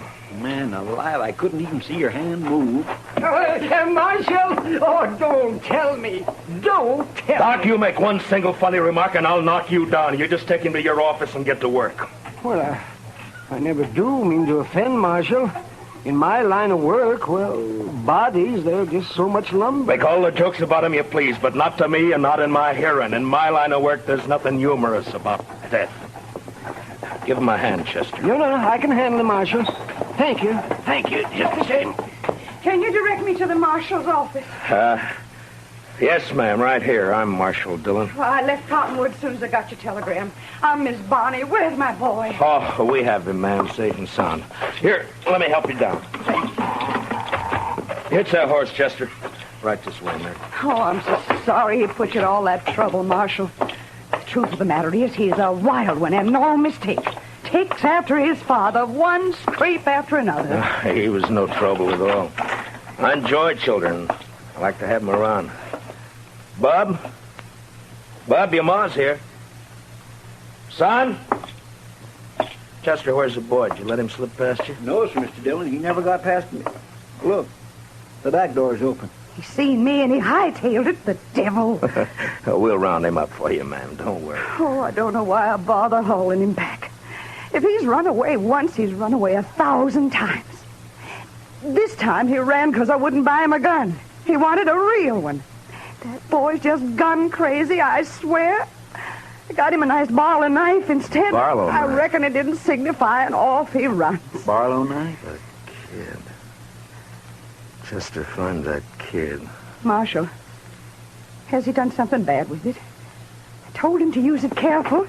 He promised he'd use it careful. No, never mind, Chester. He's got Clay's strawberry roan. We'd never catch up to him. Oh, I try to bring him up right. I tell him to be good, but he don't listen. He just don't listen. Now, calm yourself, ma'am. Just calm yourself. Here's his little bundle, Mr. Dillon. What? Yeah, give it to me. That's pretty heavy. Here, you're better at knots than I am. Open it, will you? The moment he was born, he's been nothing but tribulation to me. Now, please, ma'am. What's he got in it, Chester? Shirt, stockings, piece of sausage, and this. 44 double action. Yes, sir, Mr. Dillon. That's Clay's gun. Sonny didn't manage to keep it long, did he? Well, if he wants a gun that bad, he's bound to get hold of another one somewhere, somehow. Chester, call Mr. Hightower over. Hey! Hey, Mr. Hightower! Oh. Come on over. Mr. Dillon wants you. Marshal, could I have please a drink of water? What? Oh, Ziegler, I forgot all about you. Chester, where are the keys? Yeah, right there on the desk. Oh.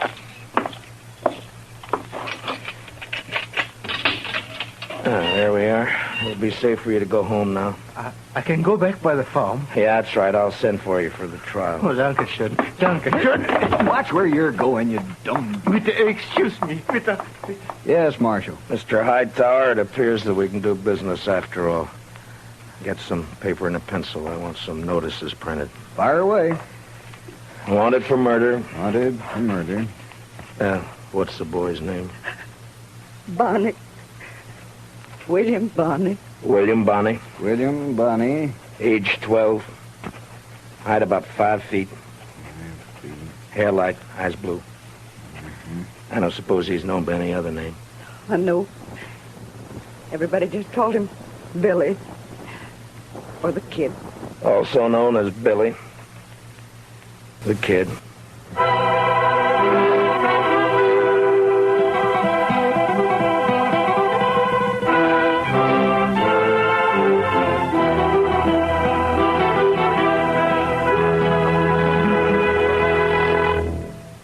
Gunsmoke, under the direction of Norman Macdonald, stars William Conrad as Matt Dillon, U.S. Marshal. Tonight's story was specially written for Gunsmoke by Walter Newman, with music composed and conducted by Rex Corey.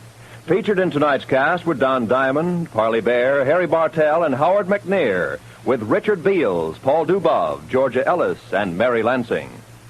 Join us again next week as Matt Dillon, U.S. Marshal, fights to bring law and order out of the wild violence of the West in Gunsmoke.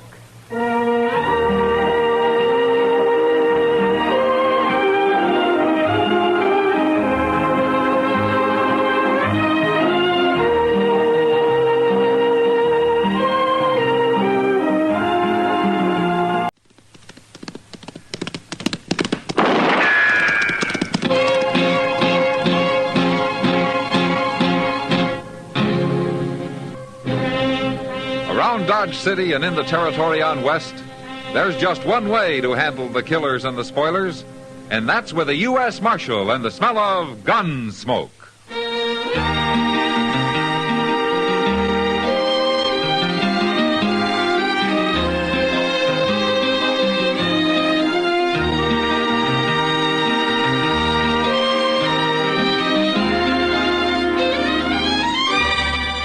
Gunsmoke, starring William Conrad. The transcribed story of the violence that moved west with young America. And the story of a man who moved with it. I'm that man, Matt Dillon, United States Marshal. The first man they look for and the last they want to meet. It's a chancy job, and it makes a man watchful. And a little lonely.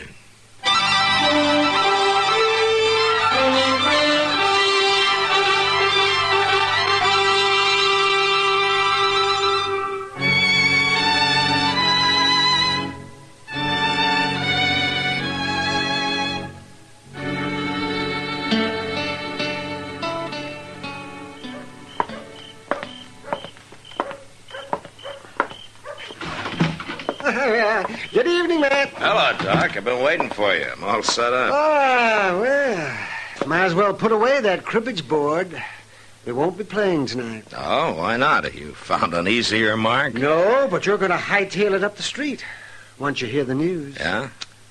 Matt, Belle's back. Belle? Belle who? Belle who? Belle Ainsley, that's who.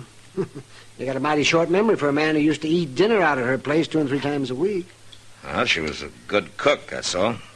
Besides, that was 3 years ago. Oh, Matt, you know doggone well you... Why don't you forget it, Doc? Is Jess Crider with her? No. She's come back alone. Well, that's too bad. Too bad? Why? Jess Crider's no good. That's just why. He was wanted 3 years ago when he left here with her, and he's wanted even more now. Here, Here, take a look at this bulletin from Wichita. Hold up at the Stockman State Bank, wounding 2 bank guards. Santa Fe, 3 counts of highway robbery. Lordsburg, hold up at the Butterfield stage, driver killed. All right, so Jess Kreider's a thieving killer. Everybody knows that. Well, that's why I'd like to see him come back. Mr. Dillon? Yeah, what is it, Chester? Guess who is back, Mr. Dillon? I already know, Chester. Yeah, but that ain't all. Chester, if one more person comes in here and tells me about Belle Ainsley, so help me out. You're what, Matt? Belle. She was right outside, I was going to say. Well, come on. Come on, Chester. I'll buy you beer. Well, Gosh. Well, I'll see you later, Mr. Dillon.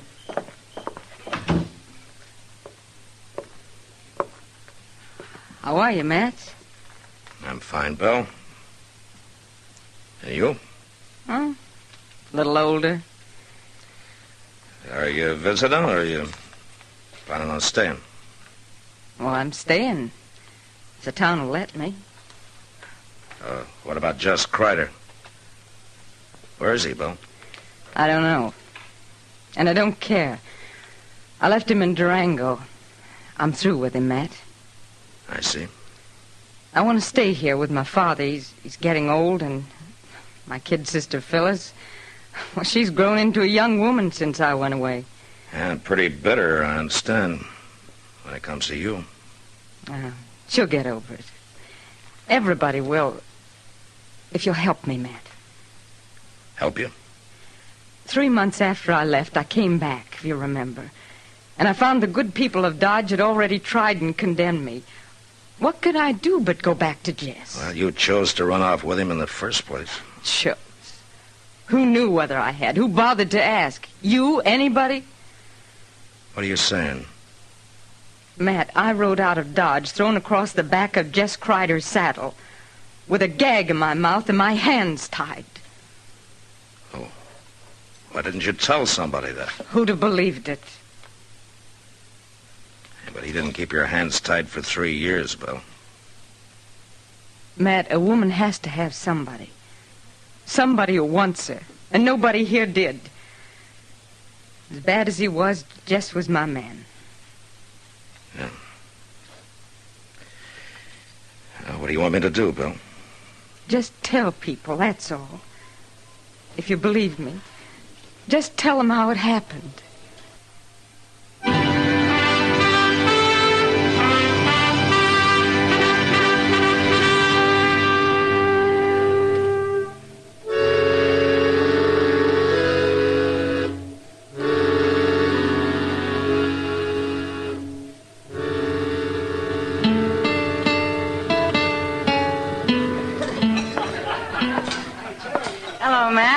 Evening, Kitty. Where'd you get all the crowd? The trail herd's in. The bar Double D from the Panhandle. No? I understand an old friend of yours came back last week. You know, a man tips his hat twice to a woman around here, and he's married. Is that really all you did, Matt? Tip your hat twice? Yeah, just about. Have you talked to Bill? Well, in passing. I heard his story. You believe it, Matt? That's possible. It's the kind of a thing Jess Kreider would do. I don't know for sure. Well, if it did happen that way and she's left him for good, then I guess maybe she's got some sympathy coming to her. Yeah? She sure didn't get much at home. What do you mean? Well, she moved back in at the ranch. Yeah, so I heard. It was all right with her father, probably on account of her cooking. You remember her cooking, Matt? I remember old man Ainsley well enough. He worked both those girls half to death. Well, anyway, I guess her sister really raised Cain. Well, I figured that'd happen. She's hated Belle ever since the night she ran away with Kreider was taken away. But I didn't think she'd carry it so far. What do you mean? Phyllis left the ranch yesterday and moved into town, Matt. She's got a room over at the Dodge house. What? Uh-huh. A 15-year-old kid living here alone? Yeah, I know. I'll go see her and talk to her, Kitty. But I don't think it'll do any good.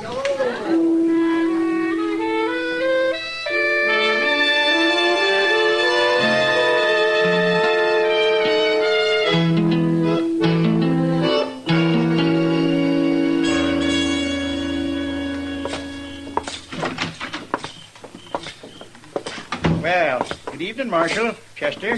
How are you, Dovey? Some of my guests been kicking up their heels, have they? Dovey, I understand that the youngest Ainsley girl, Phyllis, took a room here yesterday. Is that right? Yeah, she certainly did. Wanted to get away from that environment, I reckon. I can't say I blame her, Marshal. I know if my sister'd been cavorting around for 3 years with a cutthroat like Jess Kreider... Dovey, would you mind telling the girl that I'd like to talk to her?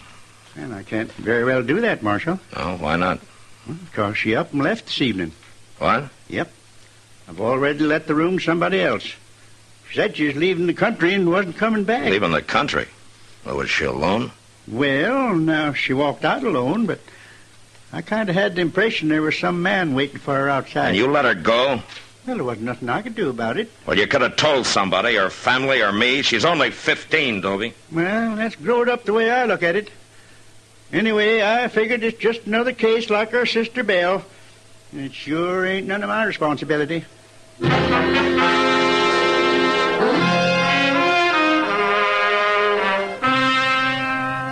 Chester and I saddled up and rode out to the Ainsley Ranch, or a homestead it was, actually. A broken back spread with a flinty range and short water. When we got there, we sat and talked with Belle and her father, all polite and formal-like. And nobody saying much of what they meant. Chester kept looking at me funny because I didn't mention young Phyllis, but I'd decided against that 2 minutes after we walked in. And I still hadn't said anything when we left. Belle came out into the yard with us. It was nice of you to ride out, Matt, Chester. Well, Nobody else from town's even been near the place. Yeah, they're slow people to change, Belle. It takes them a while. I guess they got to get over feeling kind of awkward around you, I guess.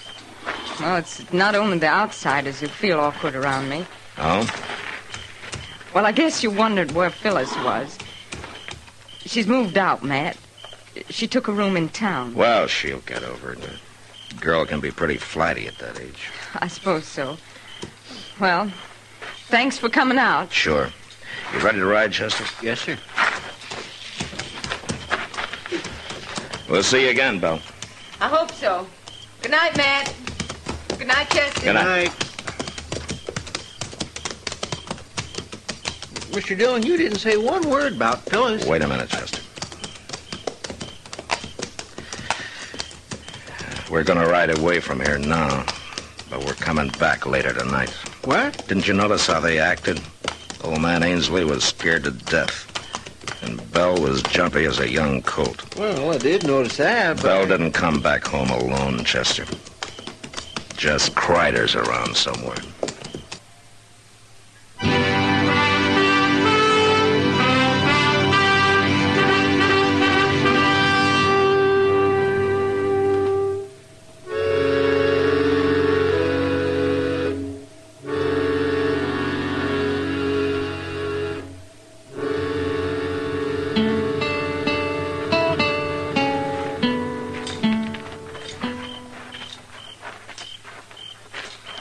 You figure Kreider was right there in the house tonight when we was, Mr. Dillon? No, he couldn't have been, Chester. There's no place for him to hide. Probably holed up in the barn. We'll look there first. Yes, sir. There's a lantern burning inside. Yeah. Now, you wait here and keep me covered. I'll edge up to the door and then go in fast. Yes, well, now, you be careful.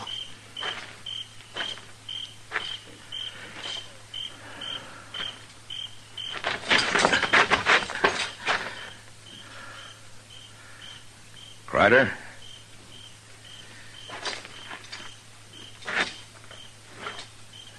Jess?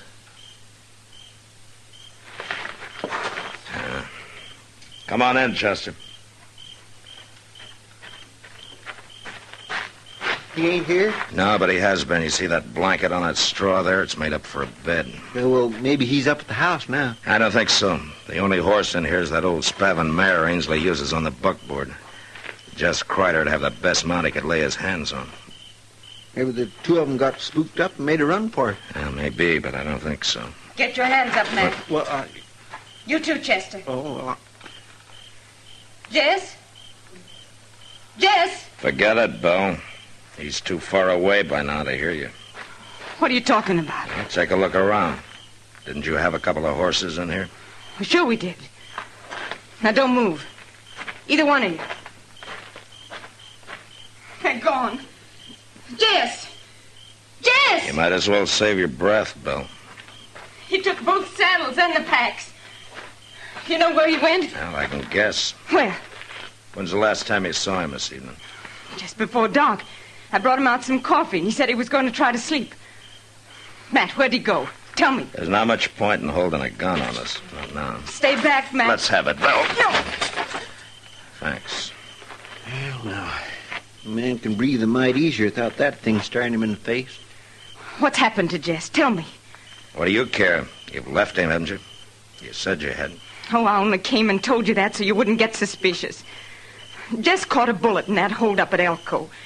It was bothering him some, and we had to find a place to stay for a while. So you brought him home to the family, huh? And in less than a week, your kid's sister ran away from home. She didn't run away.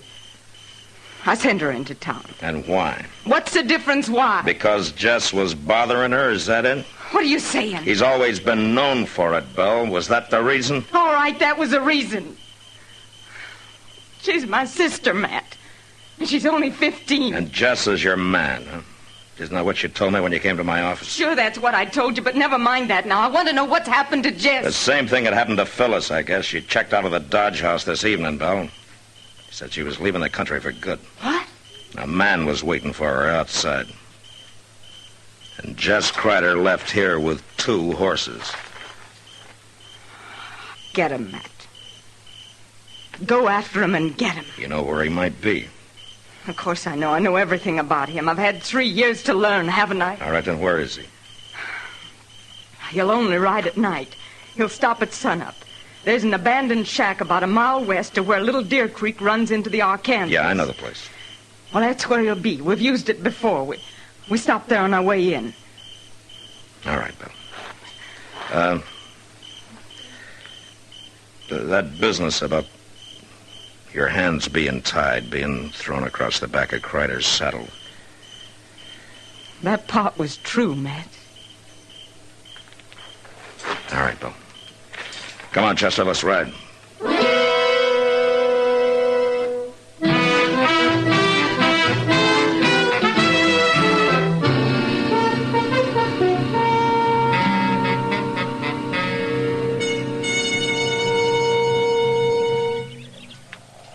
Come out of that shack all day, Mr. Dillon. He will, Chester. They just got here. Those horses are still sweating. He won't leave them standing there saddled for long. It wouldn't be too hard a chore to slip up through that plum thicket there at the back. No. If he fights, I don't want the girl in it. We just wait till he comes out. Doggone if I can understand women at all, Mr. Dillon. I've had the same trouble myself a time or two, Chester. But why would that nice young girl want to go running off with a murdering outlaw like Jess Kreider? Maybe it's more a matter of hitting back at her sister. She's let her hate for Belle build up till it's driven her half crazy, I guess. Somebody's coming out. It's him. Yeah. Easy now. We'll just let him get clear of the cabin. You stay down now. All right, hold it, Kreider. You're under arrest. He's going for his gun. Have it your way.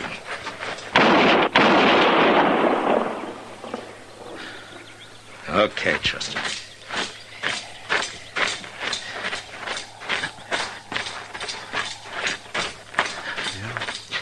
It looks like maybe he got out of hanging. Yeah. You killed him! Marshal, you killed him! Why? Do you know what you've done? I know, Phyllis. Oh, no, you don't. Yes, I do. I've kept you from making an even bigger fool of yourself than you already have. Oh, what are you saying? I love him. We were going to be married. Well, we were. Phyllis, you better go home and talk to Belle about that. Oh, Bill, I'll never say a word to her again as long as I live. Now, you listen to me, Phyllis. You got to get rid of that hate of yours. If you don't, it's going to ruin your life for good. Now, you go home and you talk to Belle and you listen to what she's got to say before you judge her. No, I won't go back. Yes, you will. I can't. Not now.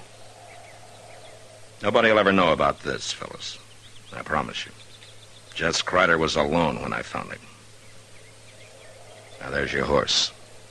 And he's still saddled. I can't. I don't want to.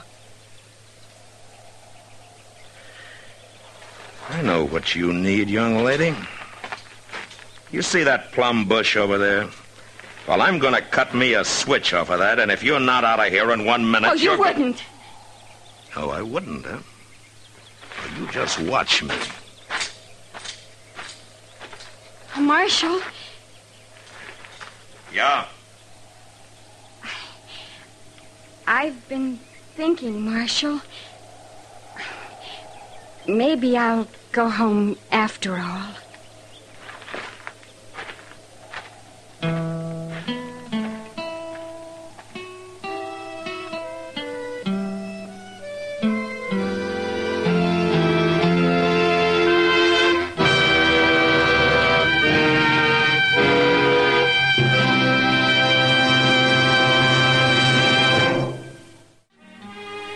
Gunsmoke. Produced and directed by Norman Macdonald, stars William Conrad as Matt Dillon, U.S. Marshal. The script was specially written for Gunsmoke by Les Crutchfield, with editorial supervision by John Meston. The music was composed and conducted by Rex Corey. Sound patterns by Ray Kemper and Bill James. Featured in the cast were Virginia Christine, Ralph Moody, and Sammy Hill. Parley Bear is Chester, Howard McNear is Doc, and Georgia Ellis is Kitty.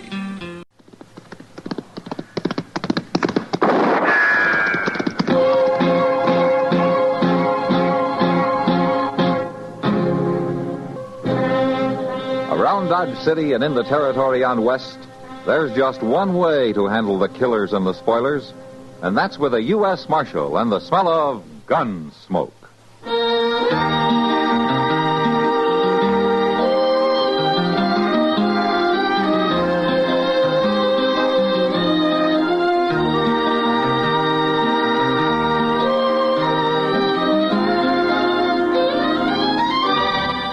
Gunsmoke, starring William Conrad. The story of the violence that moved west with young America. And the story of a man who moved with it. I'm that man, Matt Dillon, United States Marshal. The first man they look for and the last they want to meet. It's a chancy job, and it makes a man watchful and a little lonely.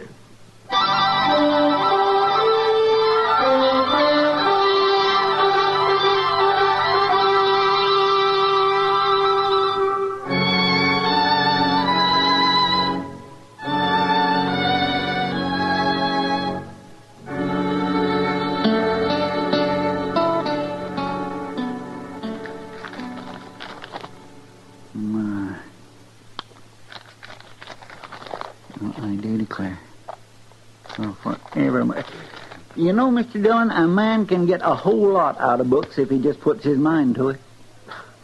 Yeah, I guess he can at that, Chester. Did you know they got books on everything? Man takes the time to read them. There's books on politics, history, geography, hog raising. Which one are you working on now?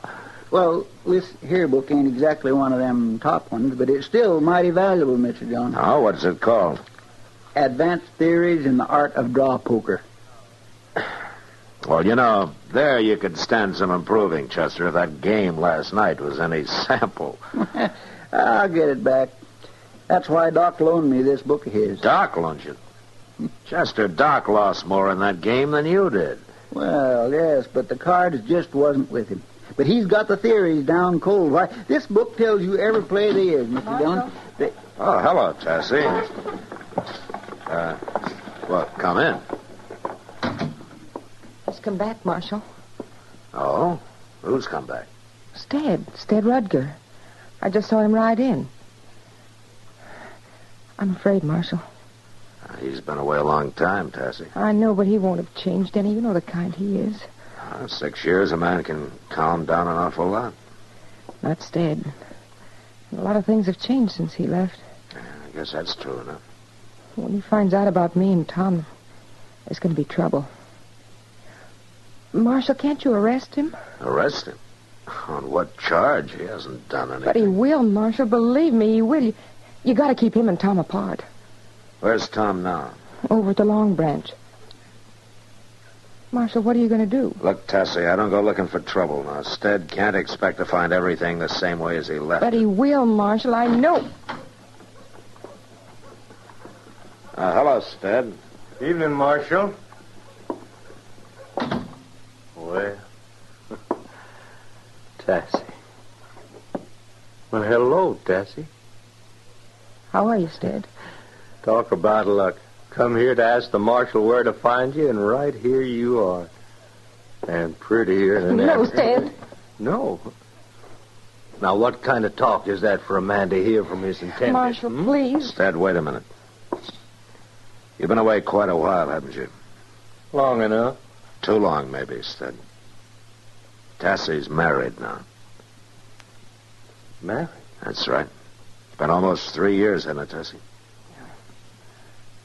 Who'd you marry? Tom.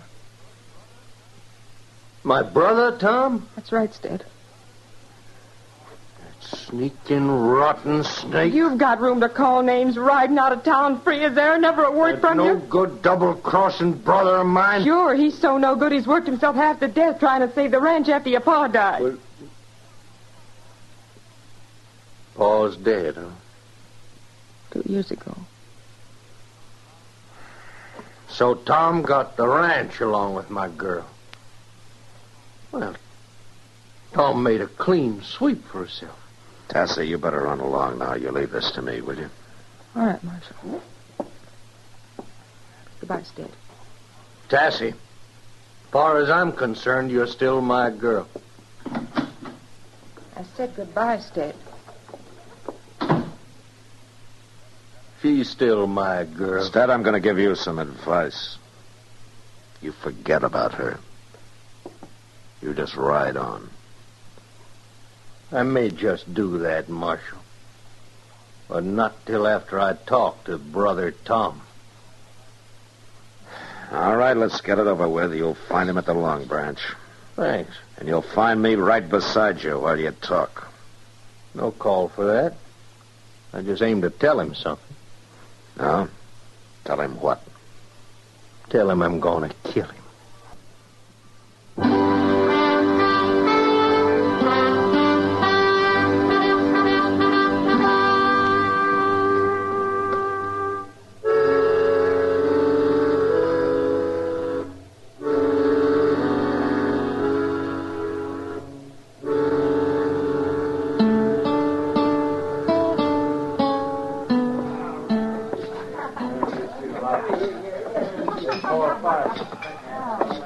Some things don't change, Marshal. Yeah, such as?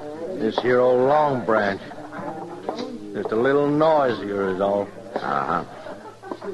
Well, your brother's down there at the end of the bar. So I noticed. Well, now, Stead Rudker. Hello, Miss Kitty. You still look the same. You haven't changed much yourself, Stead. Come on, Marshal, let's go. See you later, Miss Kitty. Yeah, sure. Look, Stead, I hope you got it straight. You go for your gun and you know what'll happen. Just a little family reunion, Marshal. Don't you worry about a thing.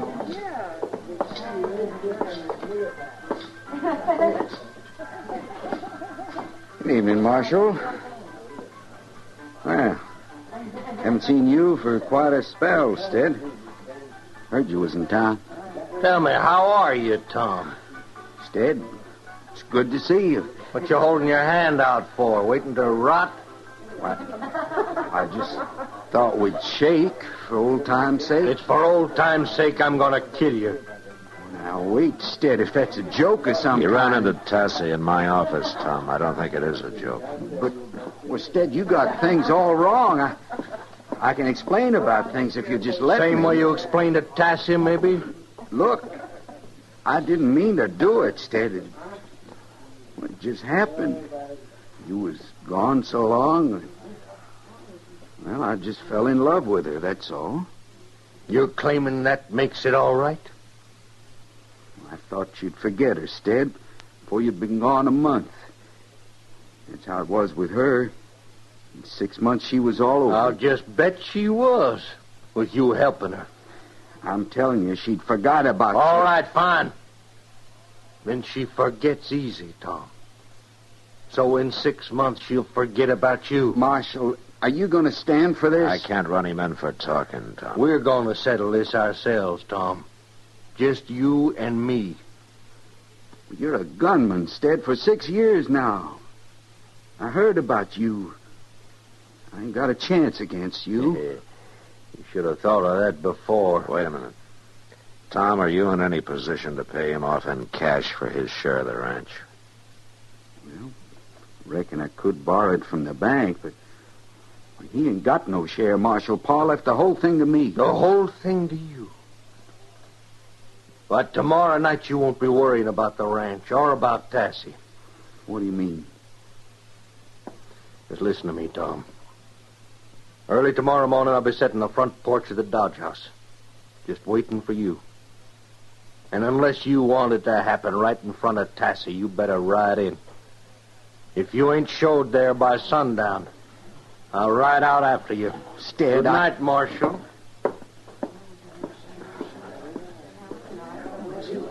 What am I going to do? Looks like it's already been done, Tom. The day you married Tassie. She's the one that counts. She's the only one. Stead doesn't see it that way. Well, he thinks I wronged him, but he won't listen. He never would. But I ain't going to let it hurt her, no matter what it takes.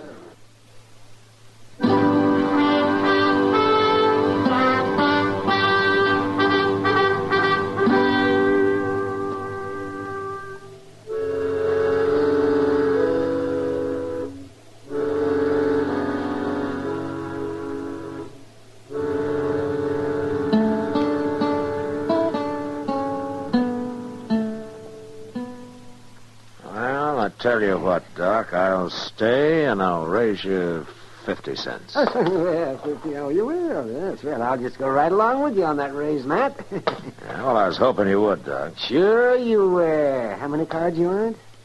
Let me see now.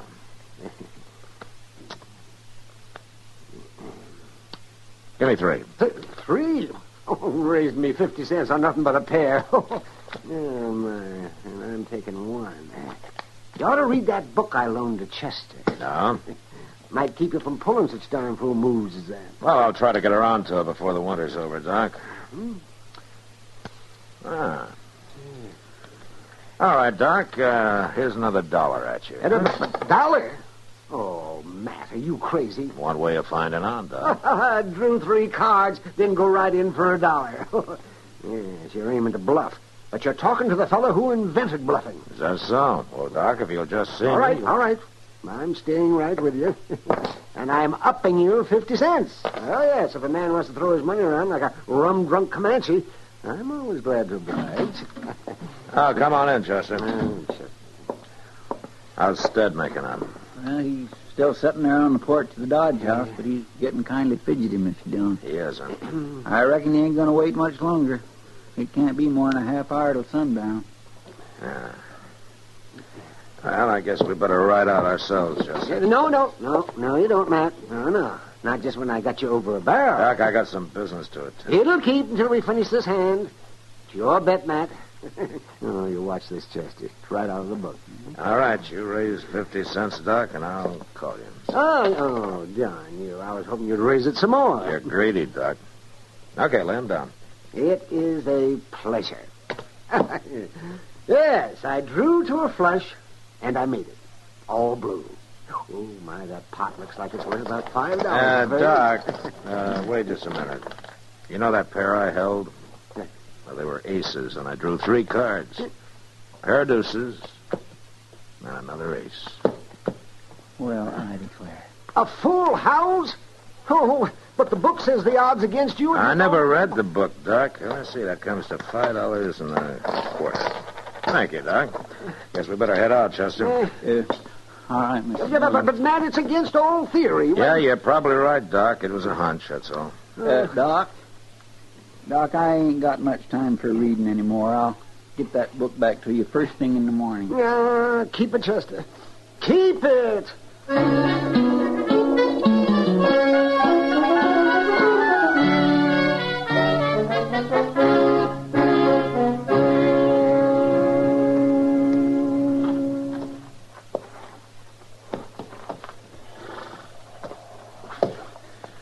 swear, Mr. Dillon, if he don't show up pretty soon, I ain't gonna be nothing but a doggone human icicle. He'll show up, Chester. Maybe he won't. It's just too doggone cold for him to even think about killing. It's not cold when you're carrying the hate in you that Stead is, Chester. It's a downright shame. Things being all twisted up this way, it just ain't justice, that's all. No, but it's a fact. It's a shame. Quiet, Chester. Well, it must be him, all right. Yeah. He sure don't care who hears him. Well, he told Tom what he was going to do.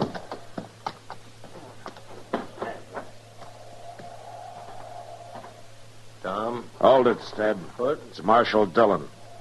You're covered. You walk up here slow.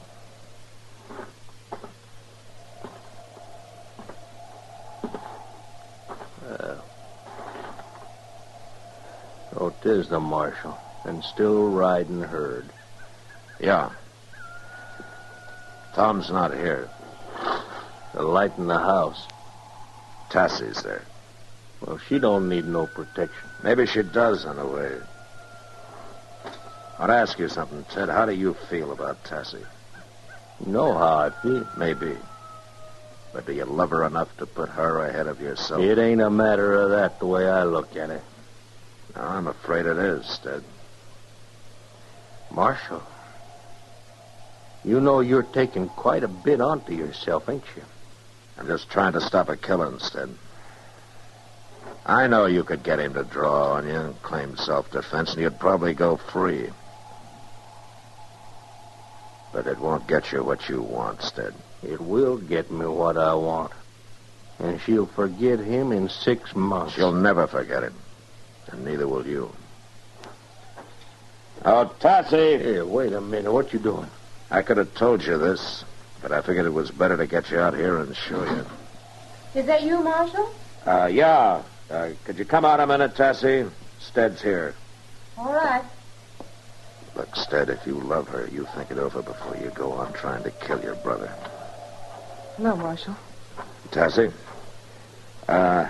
Stead may be riding on tonight, and I figured that he ought to have a look at his nephew first. What?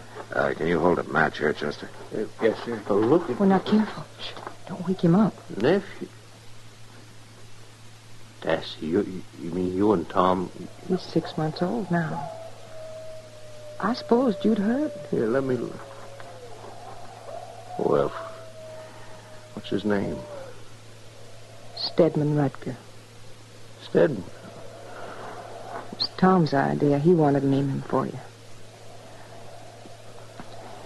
It's awful cold for him out here. Oh, yeah. Well, get him back in the house, Tassie. Oh, listen, it's... like Marshal said, I'm riding on tonight. I just wanted to see him and say goodbye and good luck, Tassie. If ever you need for anything, why, you can reach me somehow. Thank you, Stead. Good luck to you. Night, Marshal. Tassie, by the way, Tom will be out later. He accidentally got locked up in jail today. In jail? Well, he'll explain when he gets here. Good night, Tassie. Night, Marshal. All right, you win, Marshal. It's like poker, Stead. You size up your man, then you play your hunches. I kind of had a hunch that you really did care for her. Yeah. Well, I ain't getting no younger around here. Oh! See you again sometime. Yeah, Stead. Listen, Maybe. Marshal, you keep an eye on her, will you? Her and the kid both. Sure I will, Stead. Good luck. Thank you, Marshal.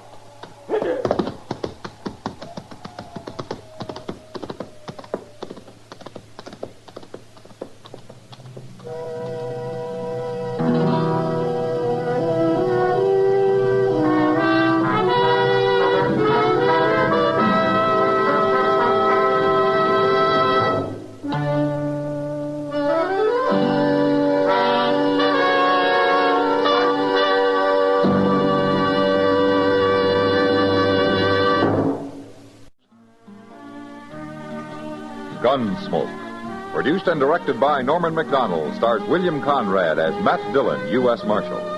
The script was specially written for Gunsmoke by Les Crutchfield, with editorial supervision by John Meston. The music was composed and conducted by Rex Corey. Sound patterns by Ray Kemper and Tom Hanley. Featured in the cast were Lillian Bayef, Lawrence Dobkin, and Vic Perrin. Harley Bear is Chester, Howard McNear is Doc, and Georgia Ellis is Kitty.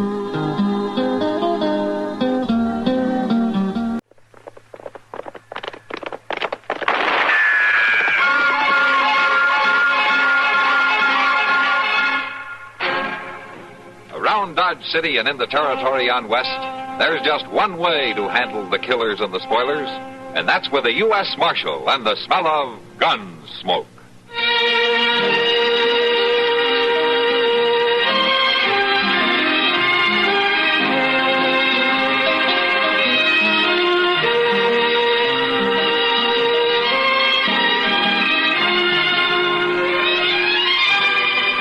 Gunsmoke, starring William Conrad, the story of the violence that moved west with young America, and the story of a man who moved with it. I'm that man, Matt Dillon, United States Marshal. The first man they look for and the last they want to meet. It's a chancy job, and it makes a man watchful and a little lonely.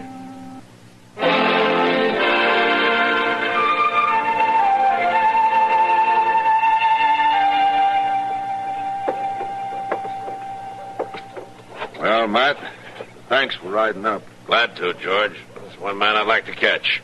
Come on, Chester. Yes, sir. Bye, Sheriff. Yeah, so long, Chester.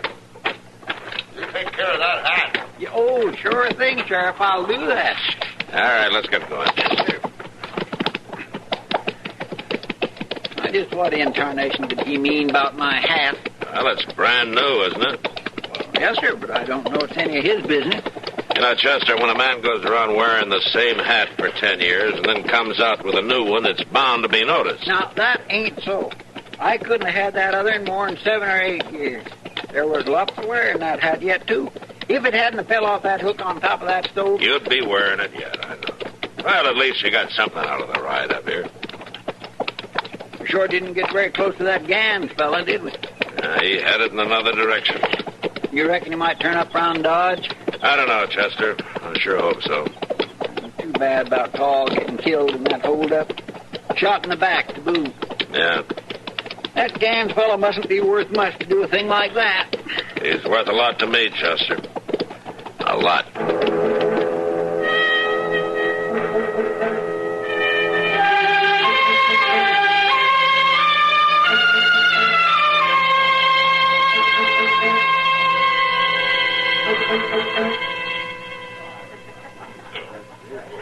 Well, I know how you feel, Matt, but I'm just as glad you didn't run into him. You haven't got eyes in the back of your head, you know. I wouldn't want to turn my back on Gans, Kitty. Well, not if you knew it, no, but... Oh, here's Doc. Yeah, hello, Kitty. Matt. Hi, Doc. Sit down, Doc. Oh, thank you, Kitty. Oh. You have a rough day? And night. I've been out there with Nettie Morby. She's been awfully sick. Nettie. Oh, sorry to hear about that. Trouble is, she's all alone out there. She should stay down, have complete rest, but without somebody to look after her, I just don't know. Oh, where's Luke? Oh, he's off somewhere. He's gone as much as his home, you know. You want me to help you bring her to town, Doc, where somebody can look after her? No, thank you, but she can't be moved just yet. Doc? Yes, Kitty? Is there any reason I couldn't take care of it? Why, no, there isn't anything difficult about it, Kitty. She just needs somebody to see that she gets her meals and stays warm. You thinking of going out there, Kitty? Yeah, I am. Nettie and I have always been good friends. I don't want her lying out there alone with no one around to take care of her. Say, she'd get better a lot faster, Kitty. There's no question about that. Well, I'll get my things. You going right now? She'll need some supper, won't she, Doc? Yes, Kitty, she will. Well, no sense waiting, then. I'll ride out with you, then, Kitty. Thanks, Matt. I won't be long.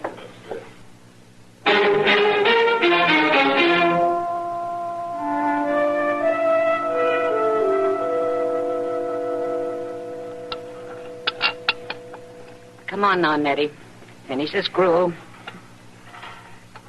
There. Now, you take just a little bit more. It's right tasty, Kitty. You don't have to pretend to like it, Nettie, but it'll put some strength into you. There. You did a good job on that. Well, I'm sure beholden to you, Kitty, for all you've done. Forget it, Nettie. Us women have to stick together. I'd have been a sorry one without you the last 2-3 days. I was weaker than a newborn. It was a fine time for Luke to be gone, I'll say that. Well, he didn't know I was going to be took sick, Kitty. He's gone a lot, isn't he, Nettie? Well, it's as though he has to ride off come a certain time. Like he can't stand the land no more. Well, it hasn't been easy for you to stand either. No, Kitty, it ain't, but when a woman chooses her man, she chooses his way of life. Ain't nobody saying it's going to be easy. You're too good for him. Oh, so I ain't all that good. And Luke ain't all that bad either. Prairie's a hard place. Makes hard people. You're not hard, Nettie. You can't tell me that. A woman is as hard as she has to be. Except when she's took sick. She ain't worth much then, I grant you. Oh, that's foolish talk. I'll take the dish back and then I'll fix you for the night. Oh, there's no need to fuss. I can... That's Luke. That's Luke. He's coming. You sure? It's him, all right. A woman gets to know. Yeah, I guess she does. He's gone into the barn. He'll be here in a minute. Kitty... Yeah, Nettie. Would you straighten me up a little bit? I don't want to look no worse than I am. Sure, Nettie. Sure. I ain't never had no looks, but a woman ought to be presentable. You look fine. I'll go let him in. He'll be wondering about your horse. Hello, Luke. How come you're here? Nettie's sick. Come in. Nettie ain't never ailing. Well, she is now. I'll go see. Hello, Luke. Are you bad, Nettie? I'm all right. I had real good nursing. She been here long?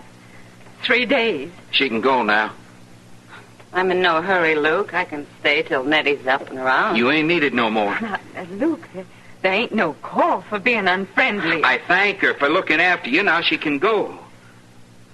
Nettie? It's all right, Kitty. I'll make out all right. You send for me if you need me. She won't be needing you. I wish I were as sure about that as you are.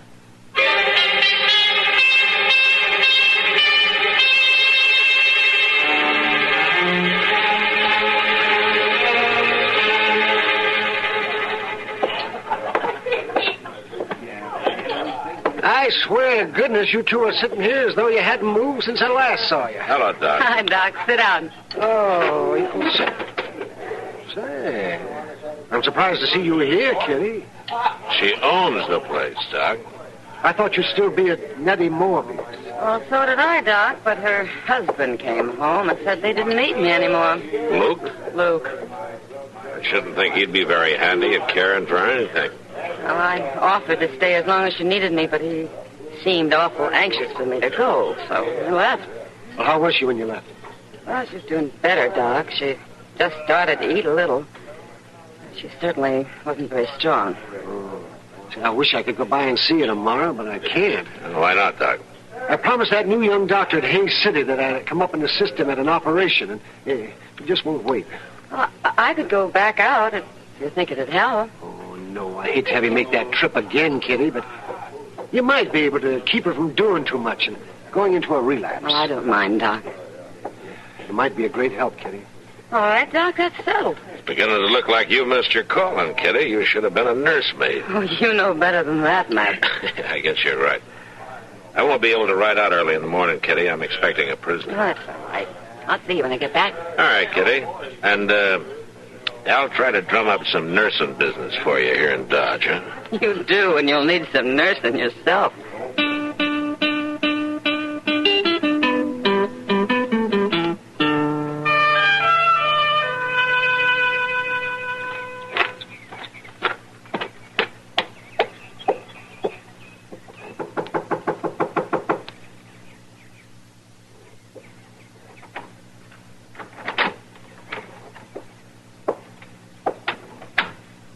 It's me again, Nettie.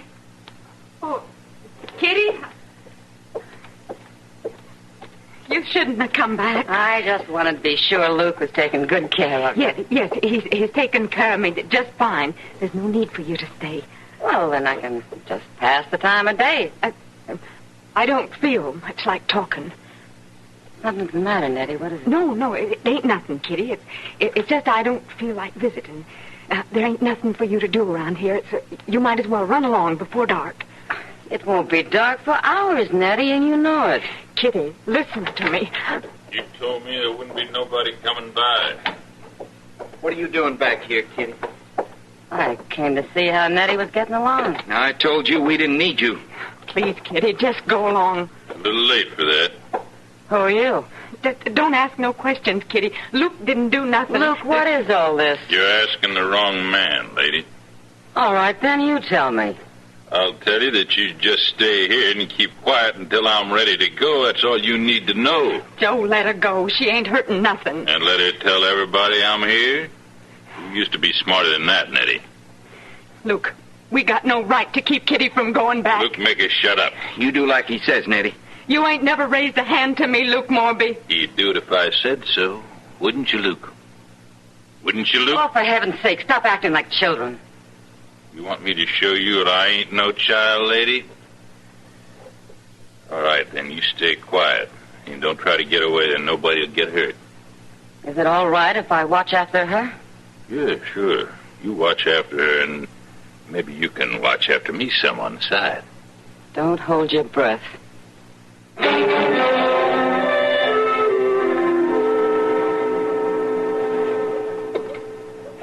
Well, it seems to me that the U.S. Marshal ought to be able to do something about it.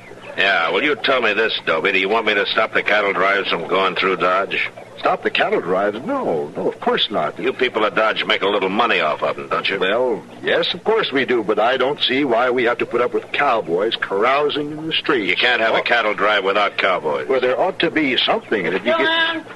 Mr. Dillon? Yeah, Chester, what is it? Mr. Dillon, excuse me, Mr. Dillon. No, you just go right ahead, Chester. I'm leaving anyway. I'm getting no place here. Marshal? So long, Dobie. All right, Chester, what's on your mind? It's Miss Kitty. What about Kitty? Well, I've just come from the Long Branch, Mr. Dillon, and they're kind of worried about her. Well, what's the matter with her? Well, that's just it. They don't know. She didn't come back last night. Oh, she probably decided to stay the night with Nettie Morby. Yeah, but they say she said she wasn't going to. She was supposed to see a whiskey drummer this morning, a fellow who was just going to be in Dodge this one day. They think it's a funny thing that she didn't show up. Well, she probably just changed her mind, Chester. Women do that, you know. Yes, sir. But, you might as well get the horses. We'll take a look out toward the Morby place anyway, huh? Yes, sir, Mr. Dillon.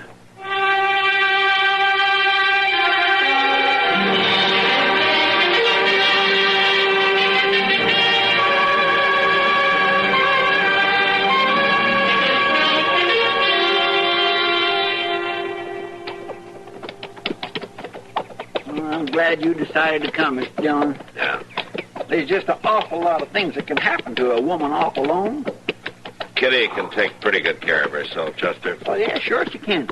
But what if her horse ran away with her? Uh-huh. And what if it throwed her? Well, there's not much chance of that. Now, Mr. Dillon, anybody can get throwed. Well, I mind that Wilkins boy, and he was a real good rider. All right, too. Chester, all right. If she's been throwed, we'll find out. Morby place ain't too far from here, is it, Mr. Dillon? It's around the bend and back from the roadways.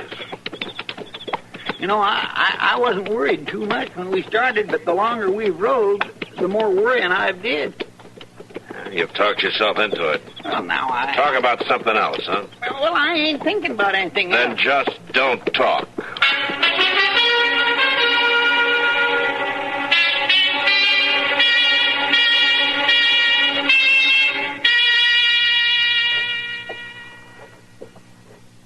Hey, Luke, come here. What is it, Joe? Look there. Out the window, turning in from the road. Why, it's a marshal. Oh, I was here. Now, let go, Joe. I didn't tell him. I haven't even seen nobody. Now, you know that. Then what is she coming here for? Well, it's her. Who? It's that Kitty. The marshal's always hanging around with her. He'd come after her. He come after Kitty? Sure. Well, he's dead nice. Kitty, What? come here. What do you want? Look out the window. It's about time he came after you. Luke tells me you're real good friends. What friends? Well, you can just save your friend's life if you behave yourself. What do you mean? You go out there on the porch and you do just what I say. This is a trick. Better than standing here watching me shoot him, ain't it? All right, then, go on. Go out on the porch. And keep your mouth shut.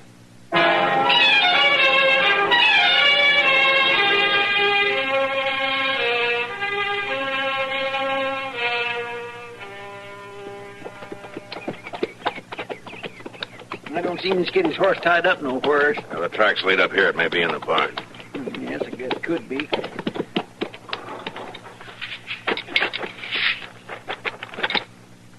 Look yonder, Miss Dillon. What? That's Miss Kitty coming out on the porch. Well, I guess she ain't hurt none. I guess not. You staying out here for good, Kitty? Don't come any closer, Matt. Well, why not? Because I stayed out, lawman.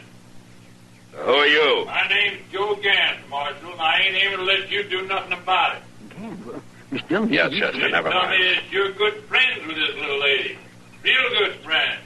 What about it? Well, I figure you wouldn't want to see her get hurt, so I figure you'll play along. She's gonna come out and get your gun. I'm not. Mr. Dillon, he shot right next to her foot. Shoot much closer to her than that, Marshal. Do what he says, Kitty. All right.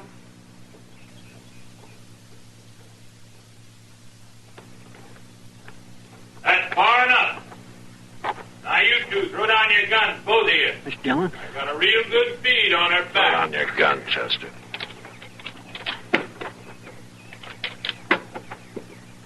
All right, little lady, pick 'em up and bring 'em back to me.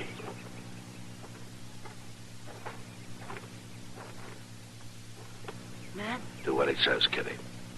Just hold everything right like it is. Eddie. Drop your gun. Mr. Dillon? Yeah. Now walk, you.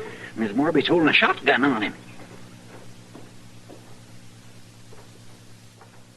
You take this man away from here, Marshal. You just take him away from here. I'll do that, Miss Morby. I didn't know you were so handy with a gun. I ain't never picked up one before, Marshal Dillon, but I don't hold with bloodshed. But it seemed this was the only way to stop it. It was a good way, Miss Morby. I don't know what'll happen to Luke or me, but I couldn't have no bloodshed, Marshal Dillon. I just don't hold with it. Don't worry about it, Miss Morby. You probably saved you and Luke a lot of trouble. We could borrow a couple of horses, ma'am. We'll be heading back to Dodge. Of course, Marshal. You feel like riding, Kitty? Sure. Take charge of Gans, will you, Chester? Yes, sir. All right, Gans. It's a long way back to Dodge. Let's go.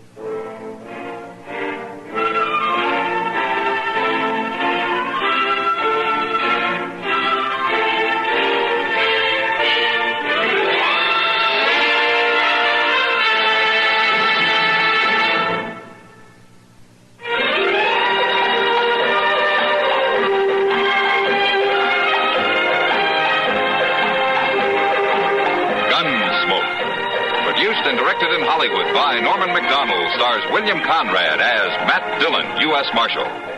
The story was specially written for Gunsmoke by Marion Clark, with editorial supervision by John Meston. Featured in the cast were Virginia Christine, Barney Phillips, John Daner, and Vic Perrin. Harley Bear is Chester, Howard McNear is Doc, and Georgia Ellis is Kitty.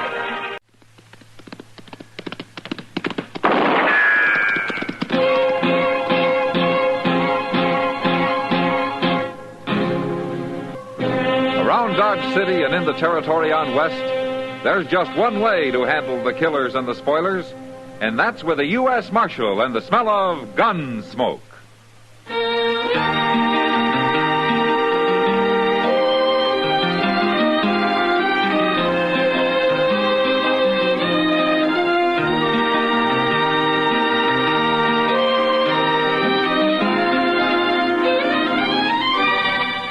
Gunsmoke. Gunsmoke, starring William Conrad. A transcribed story of the violence that moved west with young America. And the story of a man who moved with it. I'm that man. Matt Dillon, United States Marshal. The first man they look for and the last they want to meet. It's a chancy job, and it makes a man watchful.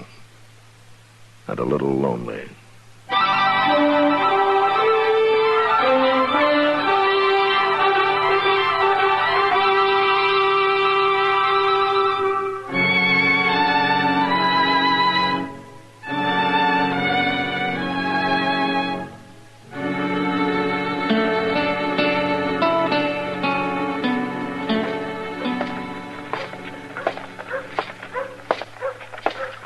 Hello, Marshal. Oh, Mr. Hightower, how are you this morning? Fine, thank you.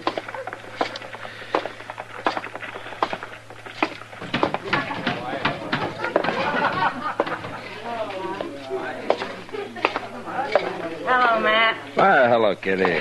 What are you doing in here this time of day? Just looking for a little shelter What? from the sun. Oh, Yeah, I figure I can keep the peace in here as well as out there in that heat. well, you're that lazy. We better go sit down. You know, that's a good idea. Oh, there's a table over there next to Olive and Kate. Oh, okay. Say, who's the old man they're sitting with? Oh, I don't know. He came in just before you did. Hey, Kitty. Kitty, you're missing all the fun. I don't hear your friend laughing. Oh, he's crazy. Hello, Marshal. Hello, Olive. Kate. Marshal, sit down. No, thanks, Kate. We're Oh, going to sit come on, Marshal. Kitty. Shall we, Kitty? Okay. Kitty, you gotta hear this. What'd you say your name is, old man? Well, I ain't so old. My name is Nip Colors. Nip Colors? I ain't a day over 60. Or a day under. Tell me, how come you never been to Dodge before? I only just bought me a ranch down on Crooked Creek. What's that got to do with it? I ain't never been in Kansas before. I made my money mining out in Arizona. I'm rich now, and my ma died. You mean your wife? No, Ma, my mama. Mama, she was real old. She kind of crippled up, but she died, and now I can get married. You mean that a man your age has never been married? I was, but she died a long time ago.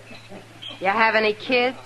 Some, but they all run off soon as they got big enough. Oh, this is kind of sad, Matt. Yeah. So you come to Dodge looking for a wife, huh? Yeah, I'm going to find me one, too. What makes you think you're going to find one here? Well, there's women here. I figured I'd look 'em over. And take your pick. Well, how else?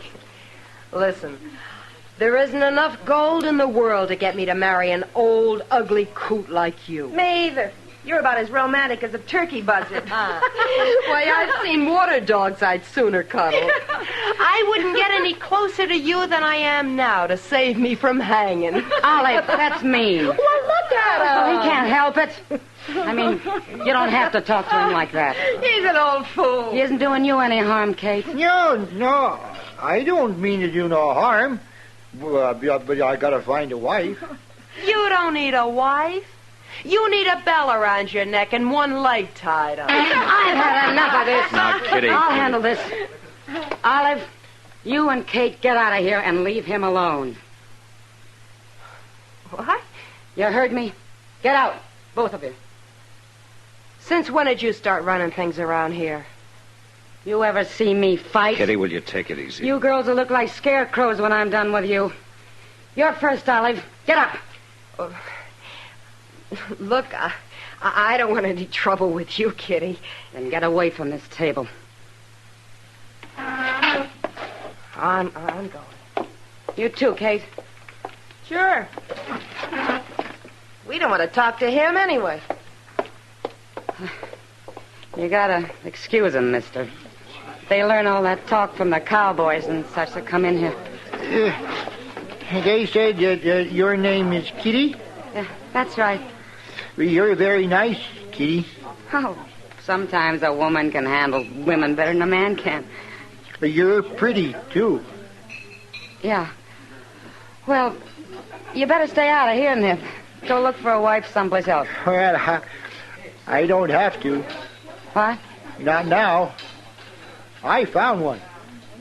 You have? You? Me? Sure. I didn't want either of them to. I was just looking them over, but I like you fine. You make a good wife. Now, look, Nip, don't you go getting any ideas. It's okay, Kitty. I'll take care of everything. I'll be back in a few days. Well, wait, We'll get married then. Matt? Oh, well, Kitty, and it looks like you got yourself into something, doesn't it?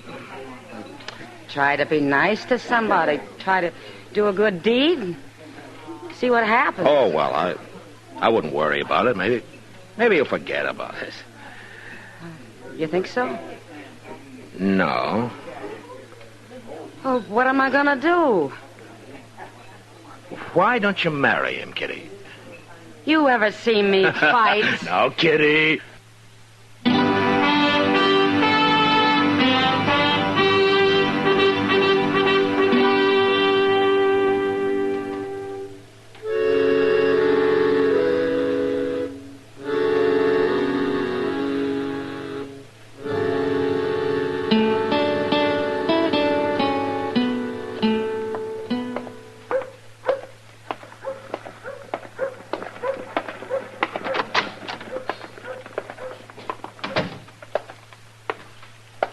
Well, the stage come in, Mr. Dillon. Oh? No, didn't you think it would, Chester? Oh, yes, sir. Sure, I knew it would. It was awful late, though. Oh, was it? Huh. Yes, sir, it was late. Oh, why? Well, I declare, I don't know. I didn't bother to ask. Oh, I see. Well, what else is new, Chester? Well, sir, nothing I know of. You know, Chester, you ought to stay in the office more and keep out of the sun. Oh, well, the sun's already went down, Mr. Dillon. Well, now, that's something new. I hadn't noticed that. Well, yes, sir, you're right. It has. Well, yes, sir, it sure has. Matt? Oh, hello, Kitty. Come on in. Evening, Miss Kitty. Chester. Matt, you gotta do something. What? Well, what's the trouble? That Nip Colors is back. Well, I say I want to get a look at him. Yeah, well, you will, Chester. He's back already, huh? It's been 3 days, and he's sure been busy. Well, what do you mean?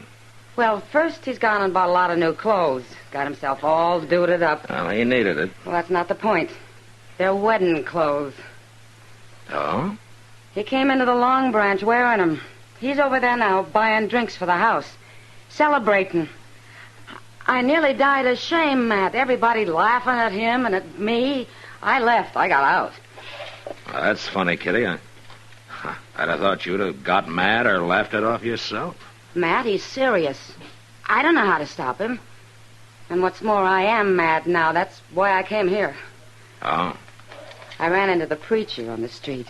And you know what he said? He's real pleased he's going to marry me and Nip Colors tomorrow. That old fool's gone and set up a wedding. Oh, my goodness. It's got to stop. It's got to stop, Matt. You've got to help me. Well, Kitty, Please, Matt. Oh, sure, Kitty. Of course I will. I'll go over there now and see what I can do. Well, I'm going with you. Well, you don't have to, Kitty. I want to.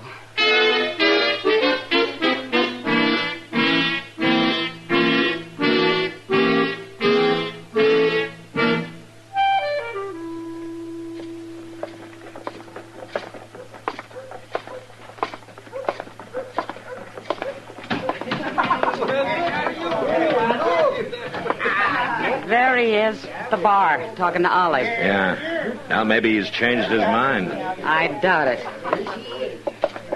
Look at that beaver hat. He must be rich. Matt, he's crazy. He's awful crazy. Oh. Easy now, Kitty. It's gonna be all right. Hey, Kitty! Oh, no. Kitty! Set up some drinks, bartender. Sam. No, never mind. Oh, what? Oh, you're the marshal, ain't you? Yeah, that's right. You come to the wedding, too, Marshal. Everybody's invited. Yeah, I'm going. I wouldn't miss it for nothing. You'll miss the next 2 days if you don't shut up, Olive. Now, wait a minute. Look, Colors. Kitty says that she doesn't want to marry you. Yeah, she told me that, too. You know how women are, Marshal. Kind of bashful like.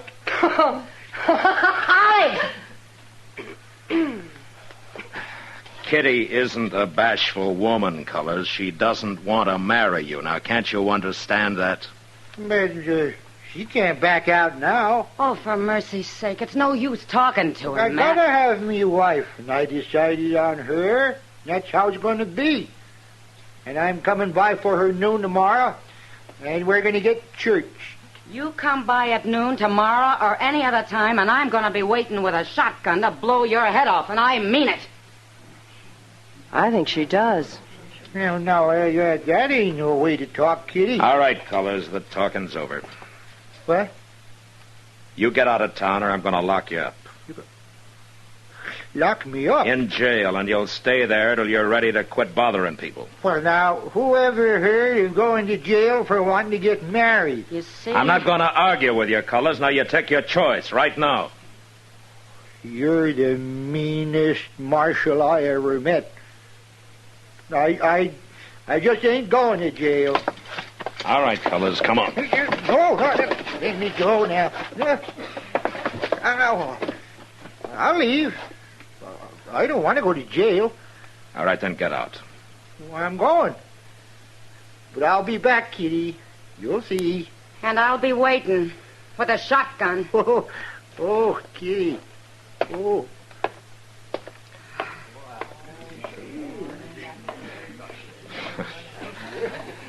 Well, you let me know if he does come back, huh, Kitty? You'll know.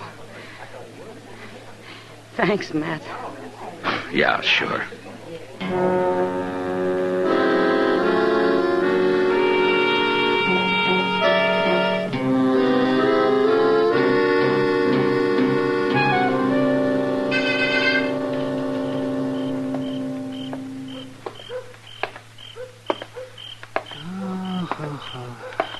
I'm kind of tired tonight.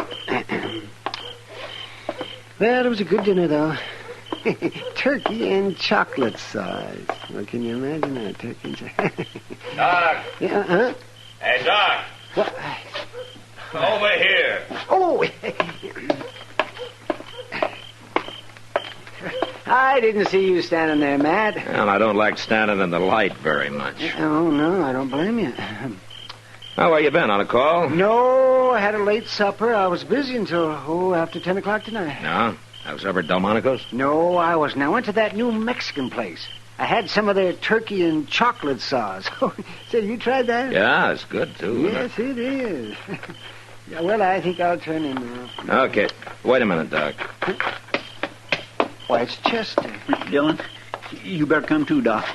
Oh, what's the trouble, Chester? Out back the stable. Old Nip Colors, he's been shot. What? Yes, sir. With a shotgun.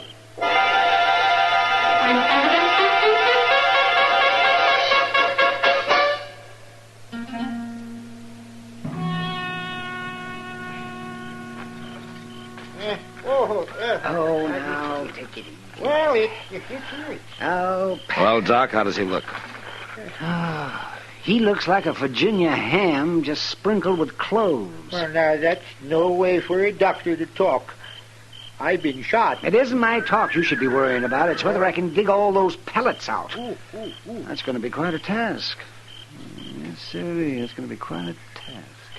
Well, why don't you get started before I die? Oh, be quiet. Better get him up to my office, man. I'll need better light than that lantern of Chester's. Well, one lantern's all I can get, Doc. You know, I ain't in the habit of carrying more than a half dozen around with me. Never mind, Chester. Excuse me, Doc. Would you let me get on there, please? Yes. Colors, what happened? Who shot you? Yeah, You got gall asking a dying man foolish questions. Doc doesn't think you're gonna die, Colors. Now tell me, did you hear or see anybody? How could I see who shot me in the back? I mean before that or after that. I didn't care after. I just lay here hoping they wouldn't pepper me again. And before it happened? I didn't see nobody. But I can tell you who it was. You heard her. It's Kitty. She said she was going to shoot me with a shotgun, too. Now, wait a minute. She said she'd shoot you if you came back bothering her, but that was just talk. Kitty wouldn't shoot anybody. No. Look at my back. Where'd the shot come from, Colors? Out there, by the water trough. Chester. Yes, sir? Bring that lantern, will you? Let's see what we can find over there. What do you mean you're going to leave us here in the dark? Well, it'll rest your eyes, Doc. You're going to need them.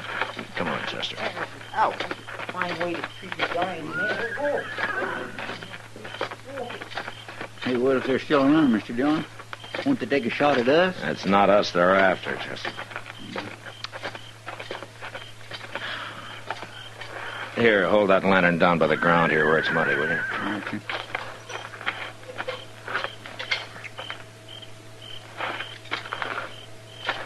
Wait a minute. No, back here, Chester.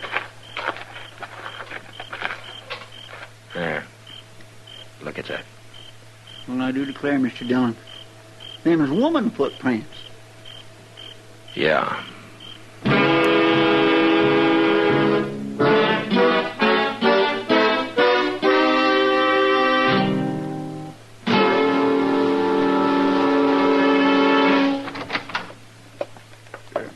Go ahead, Miss Kitty.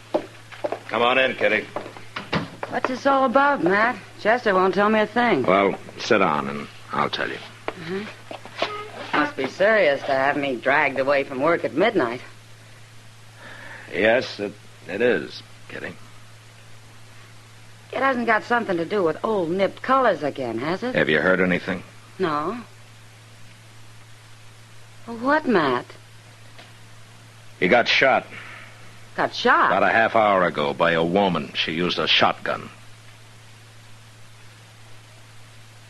You're thinking I did it? Well, you were talking about doing it, weren't you? I sure was. And you know something else? I went out to get some air about an hour ago. I took a walk. Alone. And I got back just before Chester came in. I don't even have an alibi. Yeah. So, as soon as the word gets around, there are going to be a lot of people thinking you did it. Sure. Olive was there, too. She heard you threaten him. She'll be real pleased to testify against me. Yeah.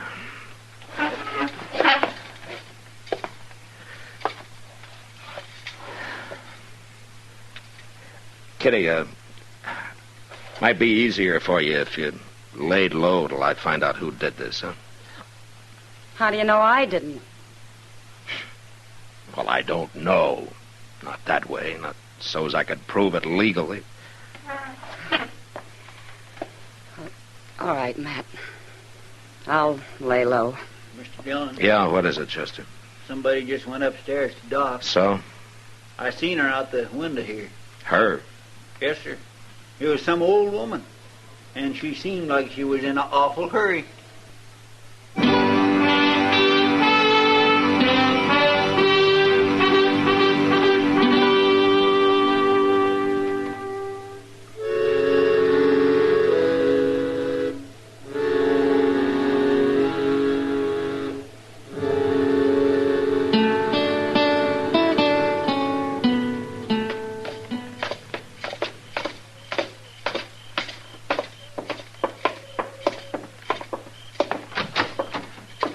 Hello. Where is he?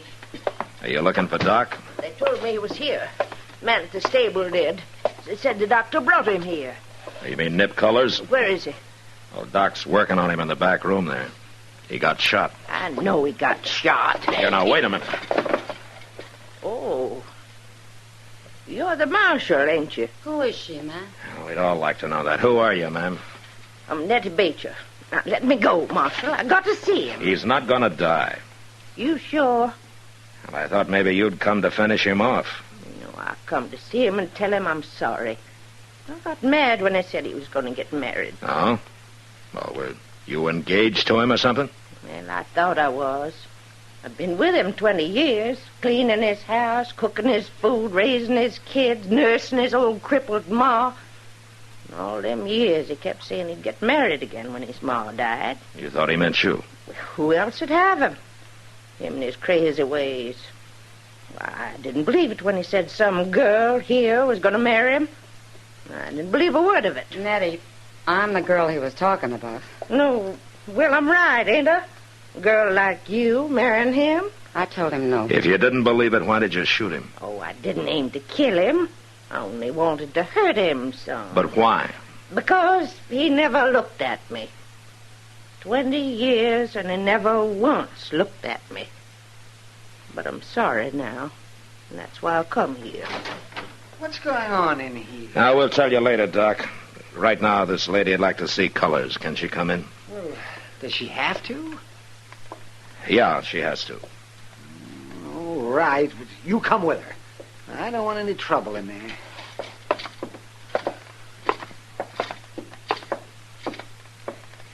There he is, lady. Mr. Colors? Nip? Well, what in tarnation are you doing here? Well, I'm sorry I done it. Well, you done it? It is me. You shot me? Made me mad, you're going off trying to marry some other woman. It made you mad? Why? After 20 years waiting, you asked me that? What? You've been waiting for me? Ever since I come to work for you. After your wife died. Why, you never told me that, Nettie. Ain't for a woman to speak up. Well, you sure never did. Till tonight. Boy, you sure spoke up tonight. There comes a time when a woman has to, Nip. Hold your tongue for 20 years and then blow me up with a shotgun? Well, you're quite a woman, Nettie. Funny. I never noticed that. You ain't looked at me in 20 years. I'm looking at you now. Doc. Yes? There isn't going to be any trouble. No. Come on. Well, what happened? Oh, they're talking, Kitty. Well, of course they're talking. What about? Well, let's say that you just lost yourself a bridegroom. Well, I can't say I'm sorry. But you know something, Matt? What? I lost him to a pretty good woman.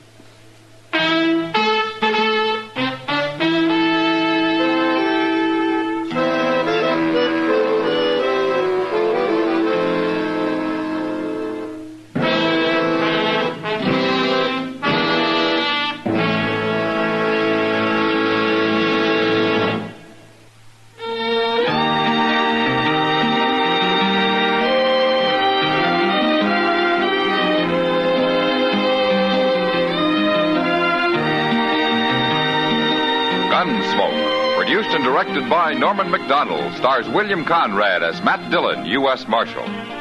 Our story was specially written for Gunsmoke by John Meston, with music composed and conducted by Rex Corey. Sound patterns by Tom Hanley and Bill James. Featured in the cast were John Daner, Michael Ann Barrett, and Virginia Gregg. Parley Bear is Chester, Howard McNear is Doc, and Georgia Ellis is Kitty.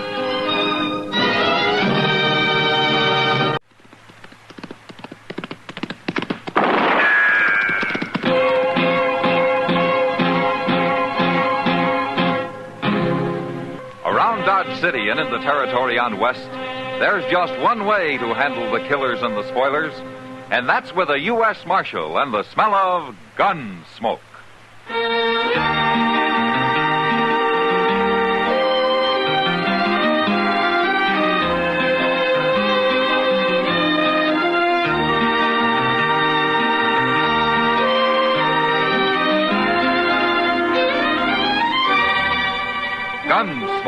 starring William Conrad. The transcribed story of the violence that moved west with young America. And the story of a man who moved with it. I'm that man, Matt Dillon, United States Marshal. The first man they look for and the last they want to meet. It's a chancy job, and it makes a man watchful and a little lonely.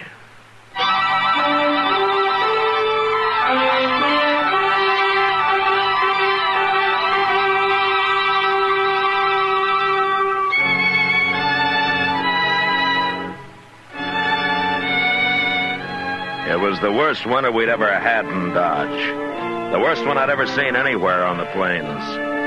It had been a short summer with the rain starting a month early and turn into snow and sleet before the end of September. And from then on, it was one blizzard right after another, roaring down off the Platte Basin, freezing the creeks and the ponds and piling up snow in the gullies. Stock suffered, and men suffered. And it got so nobody in town would do anything or go anywhere unless there was some reason they just had to. It was a winter that started out cold, and it kept getting colder.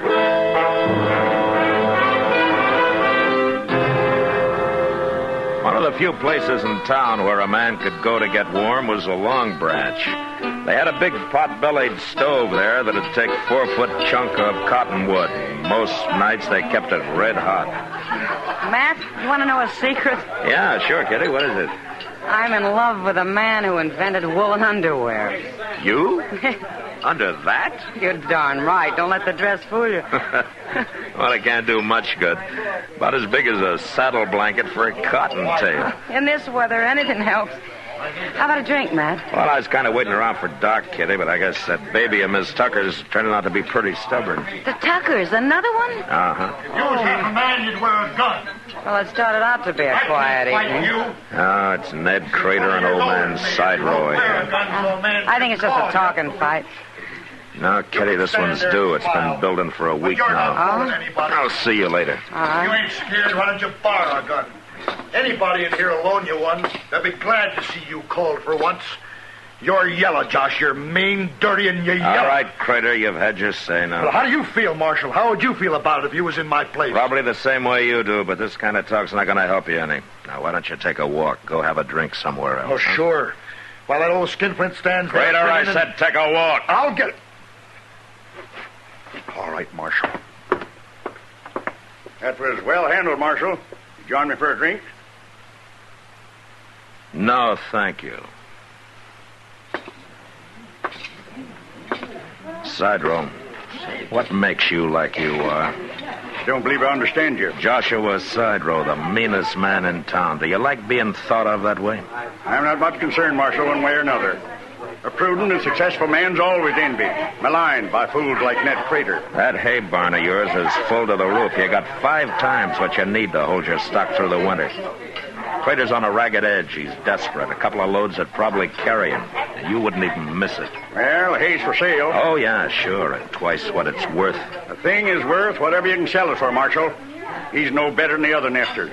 They're buying from me. Them has got cash. It's his first year on the land. He's got no cash and no credit. You know that. Then he should have been more industrious. Shown some foresight. He was caught short by the early rains, the same as the rest of it. Now, what's the use? You know, Joshua, someday you're going to end up being the richest man on Boot Hill. Well, Ned Crater will never put me there. He might. He's worked up enough. Yeah, he's like all failures. Talks big and does small. He's a fool. And I'll be here long after he's starved to death. I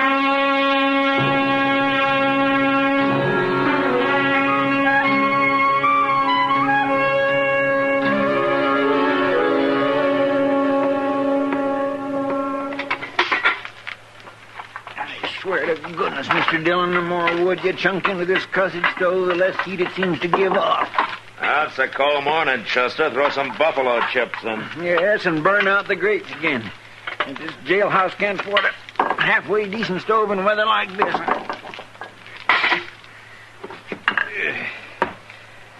There. Well, forevermore. Look there. Look who's up bright and early this morning. What? Joshua's side row. Leading the pack horse. Maybe he's going to pull out, Mr. Dillon. That's wishful thinking, Chester. I wonder why he's coming here. Marshal Dillon! Well, I guess there's only one way to get it over with. Marshal. Yeah, Joshua. I brought in the body of my son, Jabel. He was murdered during the night.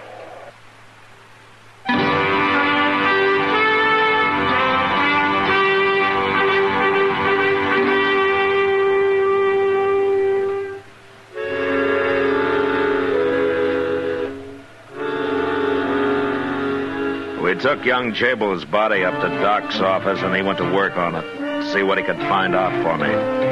Chester and I waited in the anteroom, and old Joshua told us what had happened. I had Jabel staying up every night this week, keeping watch on the barn, same as last night. I had Hayes valuable, and I didn't aim to lose it.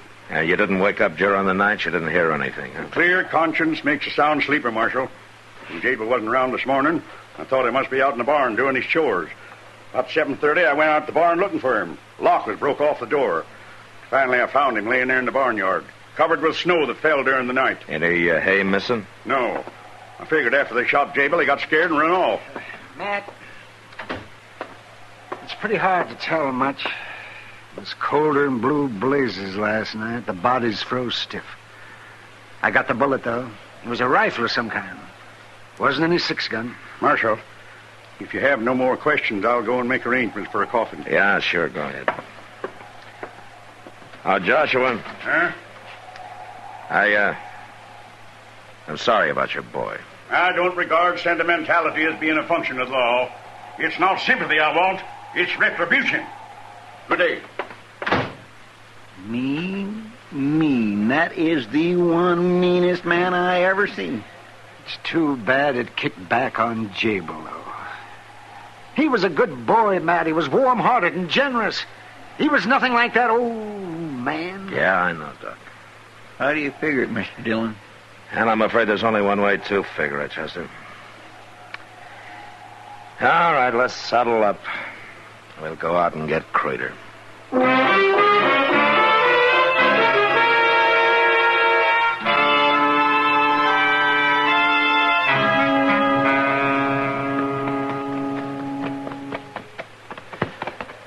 Ain't much sign of life, Mr. Dillon.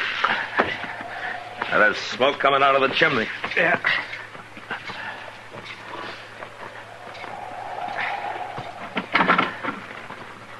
Well, Marshal Dillon. Chester, come in. Thank you, ma'am. Morning, Miss Crater. I'll pour you some coffee. We're kind of pushed for time, ma'am. Is Ned here? No, it's just me and the young'un. You know where he is? No, I don't, Marshal Dillon. He's been gone since last night. Hitched up the big wagon, took the 4 mules and his saddle horse and left. Here. Thank you, ma'am. Thank you.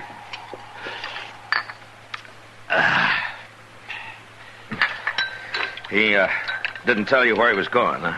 No, it just said he wasn't going to sit around while the stock died of starvation, and me and the young'un went hungry, no matter what it costs. He said if he wasn't back in 5 days, I was to sell out and go home to my folks.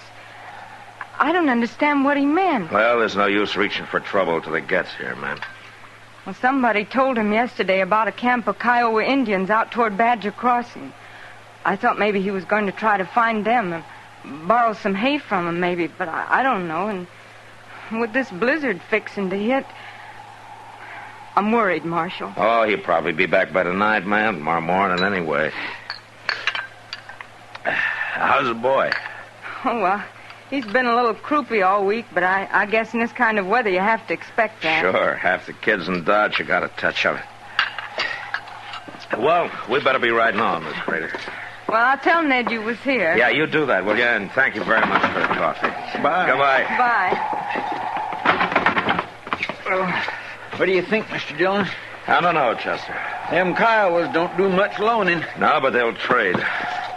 He didn't get any hay at the side rows. You figure he went on to Badger Crossing? Well, there's only one way to find out.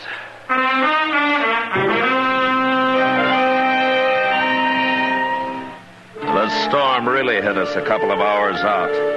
Blinding snow on a cold driving wind. The trail was already a foot deep and it got worse. The horses didn't like the going and kept trying to tail off to the wind. Times it got so bad we had to take shelter in a coulee and wait it out for a while. When it came dark, we hadn't made over 8 or 10 miles. And after all that trouble, we still come pretty close to missing it. Did you hear something, Mr. Dillon? I'm not sure, Chester, but pull up.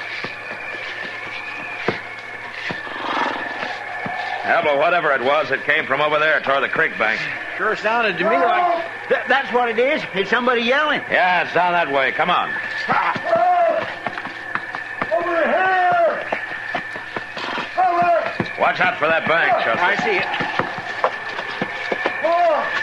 There he is, Mr. Dillon. His wagon is down in the creek. Yeah, it's Ned Crater's rig. He's broke through the ice, bogged down. Give me a hand here. Cut those mules loose and get them out of there, Crater, before you lose them along with the wagon. They can pull out all right, but if I leave the box here, loose the lines, they'll flounder. Ride into the water, Marshal. Grab the lead mule's halter and get them straight. They'll pull out. All right. That water's freezing, Mr. Dillon. Well, it's not going to get any warmer before April. Come on, Chester.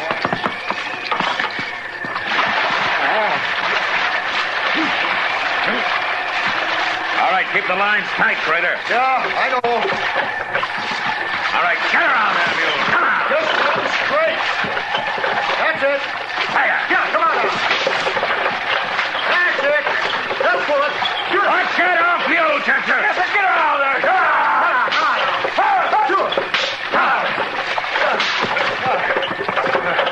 I told you they'd pull it. Oh, now. Ooh. Well, Marshal, what the devil are you doing clear out We'll here? talk about it later. Kick some wood out from under that snow, and let's get a fire going before we freeze to death.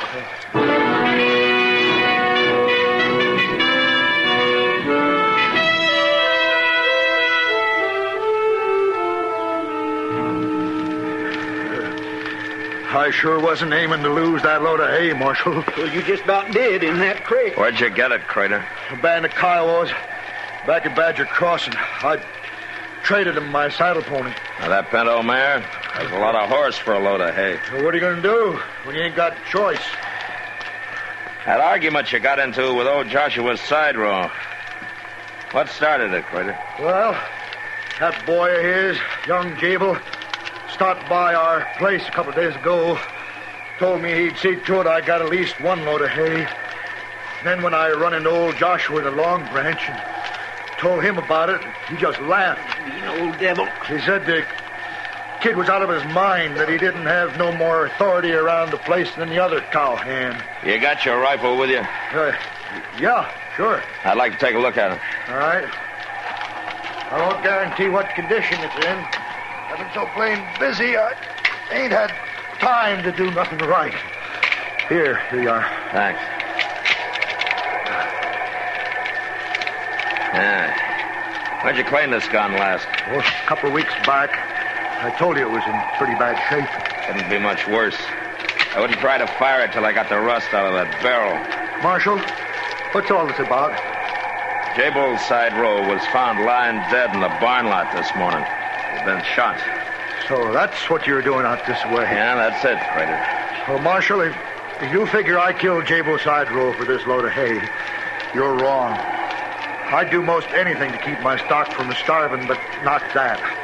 Not killing. I know. Then you're not arresting me? No. Well, I figured you thought that I did it first, Crater. That's why we rode out to find you. But I guess you couldn't have shot him. Not with your rifle in that condition. You mean I can go home? Yeah. And Chester and I'll give you a hand with the wagon.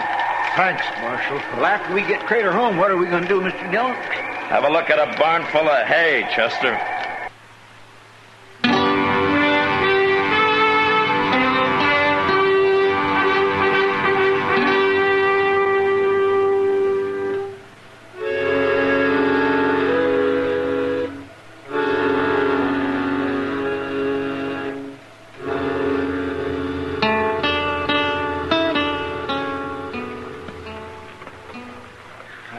Think of a lot of things I'd rather do than go prowling around old Joshua's barnyard in the middle of the night. This won't take long, Chester. No, and it won't take long for a man to freeze out here. Man did freeze out here.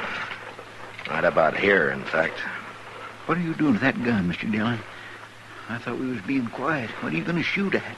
Well, the moon makes as good a target as anything. So... That made enough racket to raise it dead. I hope you're right. Hold it right where you are. I got a rifle on you. All right, calm down, Joshua. It's Matt Dillon. Marshal, what's the meaning of this? What's happened to that clear conscience of yours, Joshua? You're not sleeping as sound as you claim you were night before last. I thought somebody was after my hay. Who'd you have in mind? I don't know. That's what I come out to see. Shot woke me up. It didn't night before last. The shot or the dogs. None of it woke you up. Well, what happens once don't have to happen the same way again. No. In fact, some things can't happen the same way again. What do you mean, Marshal? When you only got one son, you can only kill him once. Now, what was it, Joshua? An argument? Did he finally stand up on his feet and defy you? No, you're wrong, Marshal. You know, you're the only man in Dodge with a lock on his barn. You told me something. Did Jabel have a key to it? No, he didn't. And what made you think he was out there at his chores yesterday morning when he didn't even have a key to get into the barn? All right. I shot him. He was a thief. He was your own son. I caught him in the middle of the night breaking into the barn. He was going to take a load of hay to the craters. Give it to him, mind you. He ignored my orders, cursed me, and I shot him. He's the same as any other common thief.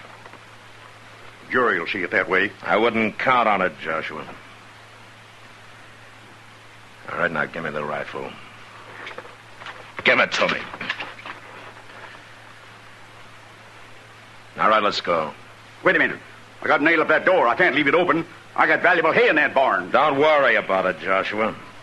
The neighbors will take care of it for you. Now, come on.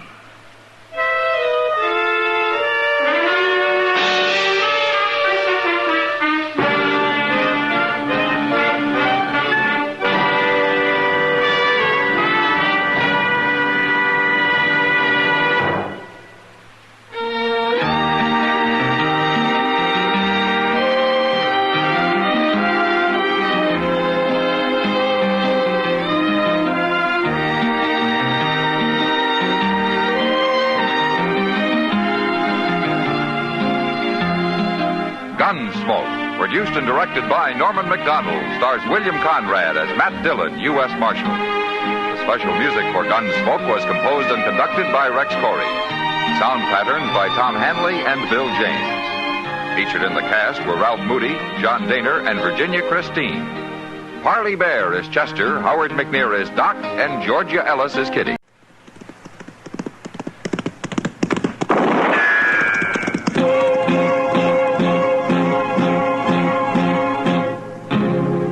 Around Dodge City and in the territory on West, there's just one way to handle the killers and the spoilers, and that's with a U.S. Marshal and the smell of gun smoke.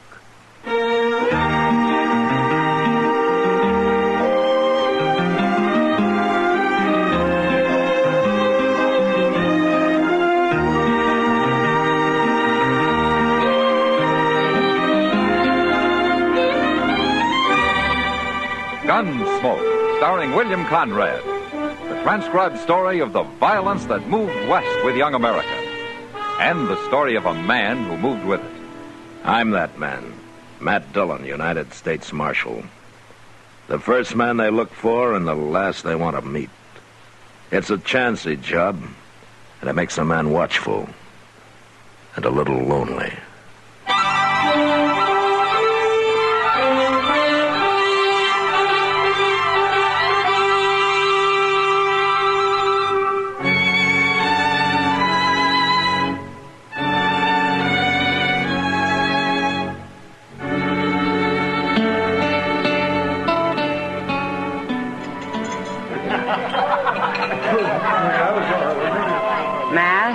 Yeah, what, Kitty?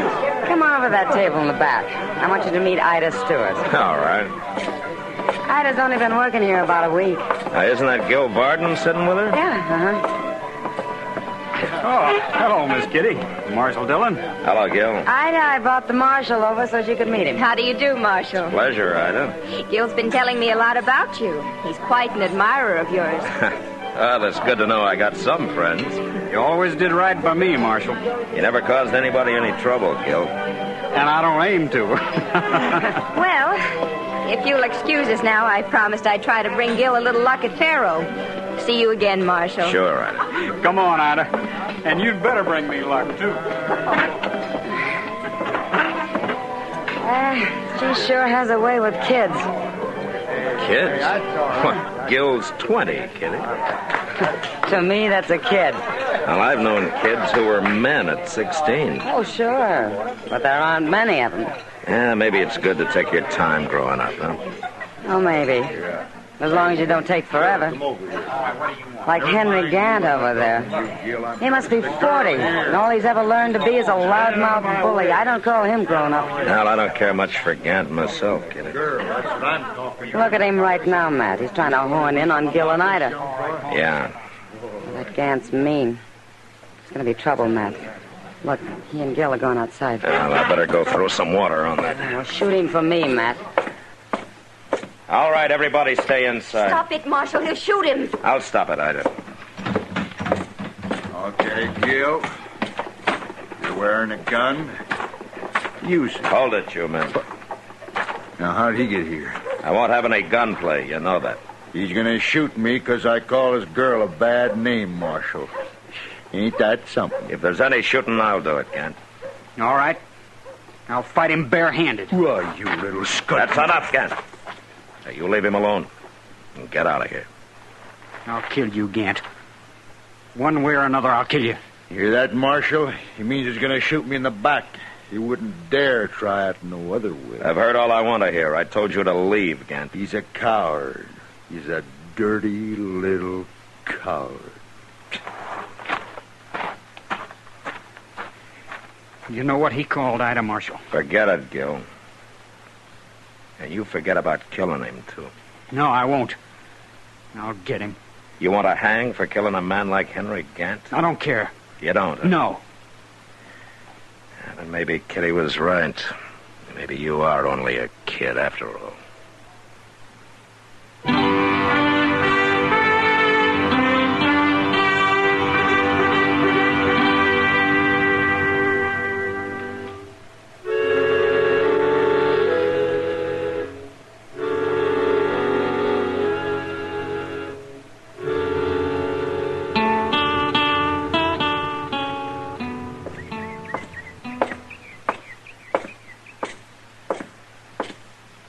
Morning, Doc. Eh? Well, good morning, Matt. Good morning. You've been sleeping in that chair all night? Oh, I wasn't asleep. Oh?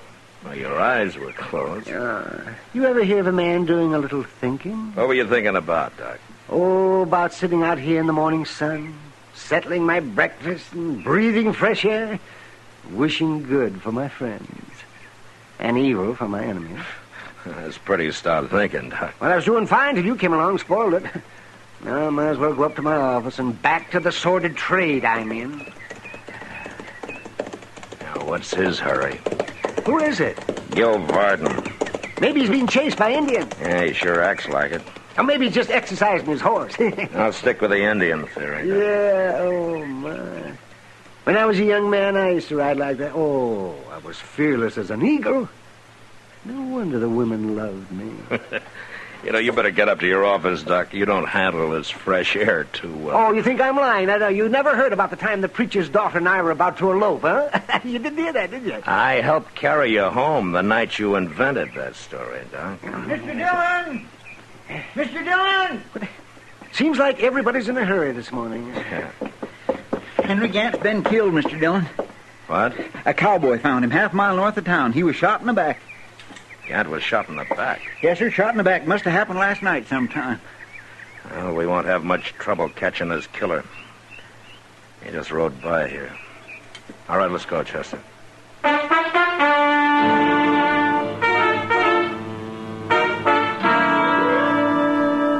the time Chester and I picked up a couple of rifles at the office and got saddled, Gil Varden had a good start on us. So to make sure of catching him, we each took an extra horse along. We tracked him south and rode hard till noon without even seeing him. But then we found his horse. It had sold on him and was standing head down and feet apart near a wagon. And the wagon, it was sitting there with no team to pull it, but harness strewed all over the ground. And on the seat, stony-faced and unmoving, was a gray-haired country woman. Howdy, ma'am. I'm Marshal Dillon. I'm looking for the man who was riding that horse out there. He's gone.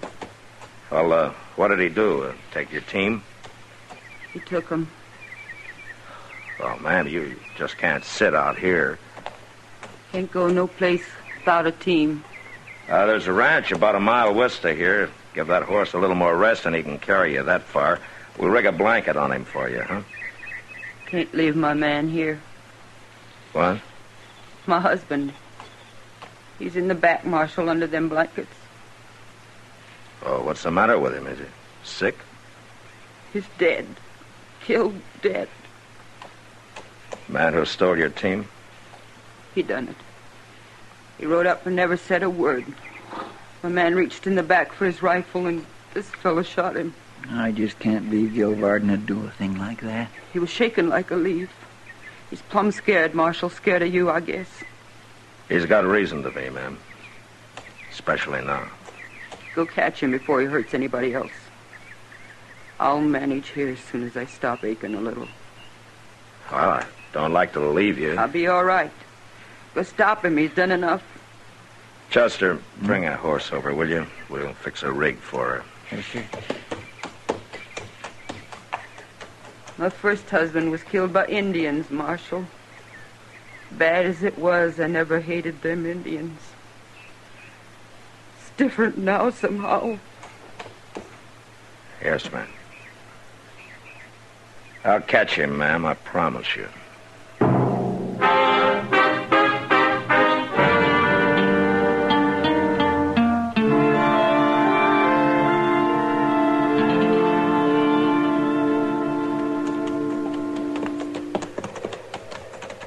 I sure do feel sorry for that poor lady, Mr. Dillon. Well, I guess Gil figures he can't hang but once, Chester. What got into him? He's the last man in the world I'd expect to run wild killing people. Like she said, he's scared. Blind, crazy scared. No telling what he'll do next. My. Hey, look. There's a couple of buffalo out there. Yeah, I've been watching them, but they aren't buffalo. No? They're horses. Yeah, you're right. One of them just put his head up. Say, it must be that team. They're big enough. Yeah. I don't see Gil. No. Say, maybe he's laying out in the grass there waiting for us. Yeah, maybe. There's something on the ground there. Looks like a man. It is a man, and he's lying face up. He must have got throwed and knocked out, huh? I've won that team. Gil's a better rider than that. Well, something's happened to him. It isn't Gil, Chester.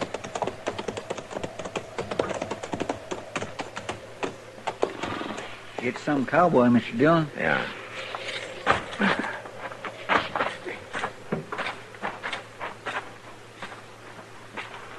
He's been shot. Well, it looks like Gil did a little horse trading, Chester. The rough way.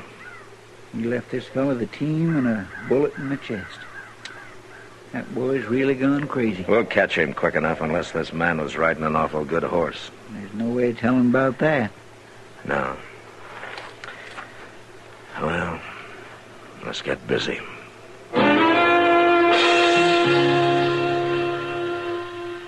We buried the stranger as best we could, and then took up Gil Varden's trail again.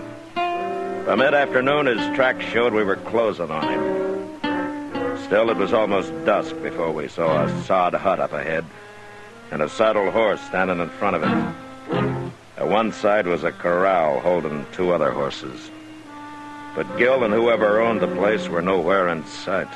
We made a circle, rode up behind the hut, and dismounted. He ain't been here very long, Mr. Dillon. That horse of his is still winded. Well, I don't know whether to wait for him to come out or go in after him. It'd be a lot safer to wait, if you ask me. There might be somebody in there with him. Either way, we've got him now. Look, Chester, you wait at the edge of the cabin there. If he runs out alone, take him, huh? All right, sir. We're too late.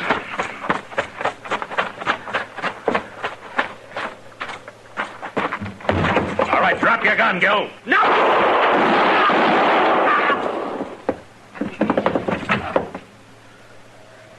You all right, Mr. Dillon? Yeah, come on in, Chester. Did he kill that fella? I'll take a look. You get Gil's gun. He's still conscious. Yes, sir.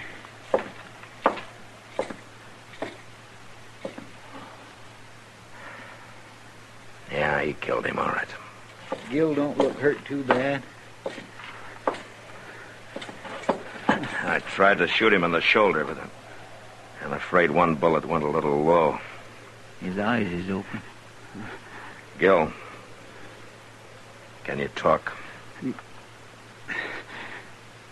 You busted my chest. Here, let me open your shirt for you.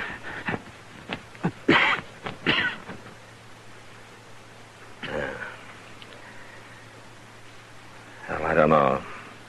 You might live at that. Not with 2 bullets in me. You want to try it, Gil? Try what? There's a wagon outside. It'll be a rough trip, but we might get you into docks.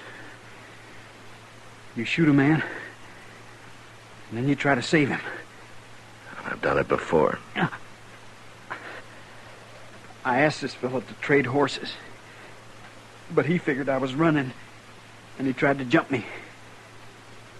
I shot him. You shot a lot of people today, Gil. I didn't want to. I didn't know what I was doing, except running. I heard about Gant.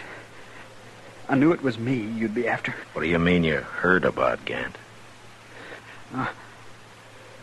I'm getting dizzy. I'm gonna fall.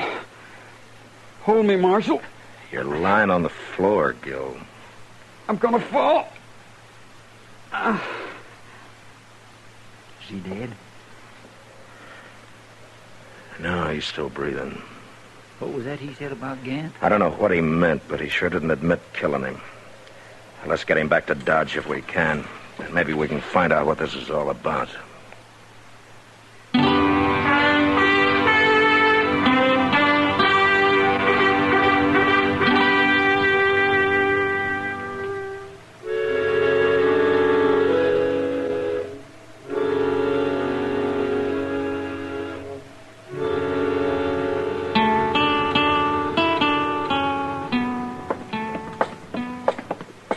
You go back up to Doc's, Chester. I'll wait in the office. When Gil comes to, you let me know. All right, Mr. Dillon. He's an awful tough boy, ain't he? Yeah, you had to be to survive that trip. It wore me out, and I wasn't even shot. Oh, say, if you leave the office, you'd better let me know where else you'll be. Yeah, I will, Chester.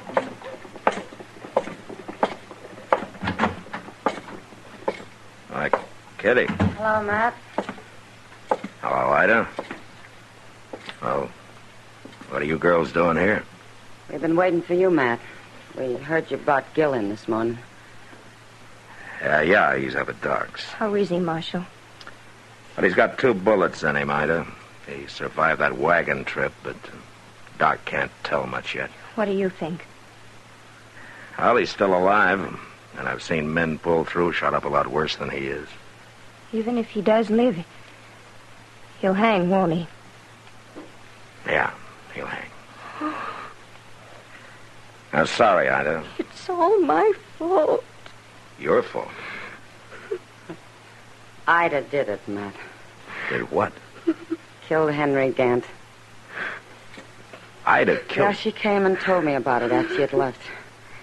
Gant tried to run off with her, but she got his gun away from him and she killed him with it. Is this true, Ida? Or are you trying to cover for Gil? Gil's gonna hang anyway. It's true. Then it was self-defense. Why didn't you come tell me about it? I was scared to. I didn't think about it being self-defense. I was too scared to think. Yeah, she was, Matt. I had a terrible time calming her down. She's telling the truth, all right. Yeah, I believe her. If Gil hadn't run everything, it'd be fine. He got scared, too, Ida. Real scared. But why? He didn't do anything. Well, he'd threatened to shoot Gant. And when he heard about it, well, I guess he was like you. He just stopped thinking. Oh, Miss Kitty. Miss Ida. Hello, Chester. I didn't expect to find you here. Is Gil conscious, Chester? No, sir, he ain't. How is he? He's dead. He died just a couple minutes ago. Doc done all he could for him. That poor scared kid. You killed him, Marshal. Why? Why'd you have to kill him? He was only a boy. Ida, that isn't fair. What chance did he have against you? You shot him down easy. Why'd you have to do it? I don't like it any better than you do, Ida. But Gil just killed 3 men. And I don't think they wanted to die any more than he did.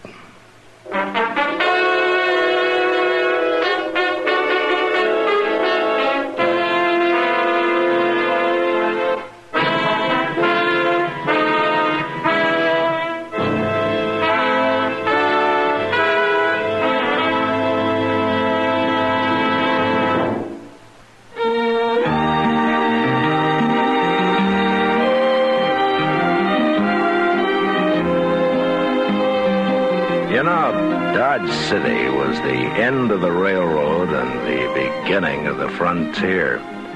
And it was filled to overflowing with people from all walks of life.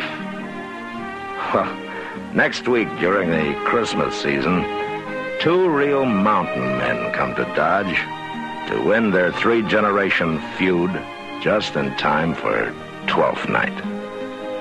And that was the West. Good night. Gunsmoke, produced and directed by Norman Macdonald, stars William Conrad as Matt Dillon, U.S. Marshal. Our story was specially written for Gunsmoke by John Meston, with music composed and conducted by Rex Corey.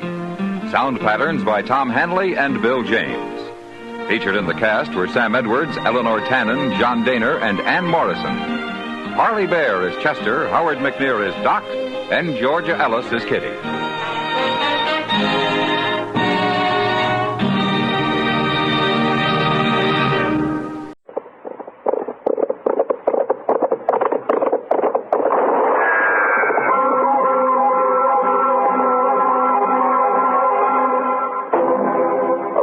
City and in the territory on West, there's just one way to handle the killers and the spoilers, and that's with a U.S. Marshal and the smell of Gunsmoke.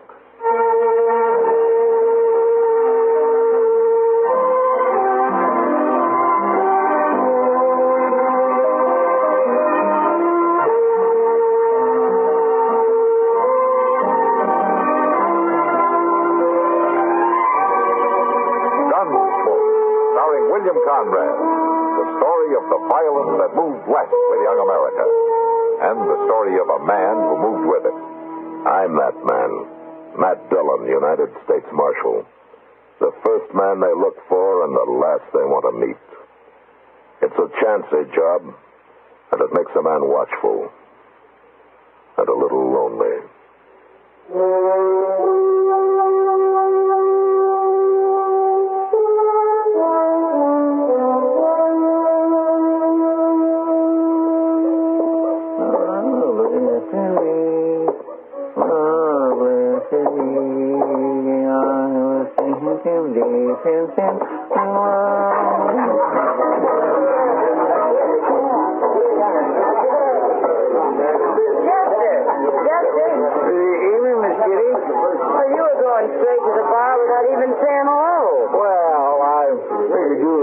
I'm busy telling Andy here about Dodge. Andy, this is Chester Proudfoot. He's one of the people you ought to know. This is Andy Hill, Chester. Nice to meet you. Sit down, Chester. Thank you. Chester works for Marshal Dillon, Andy. That ought to be a good job. Well, it's a fine job if you like long hours and poor pay.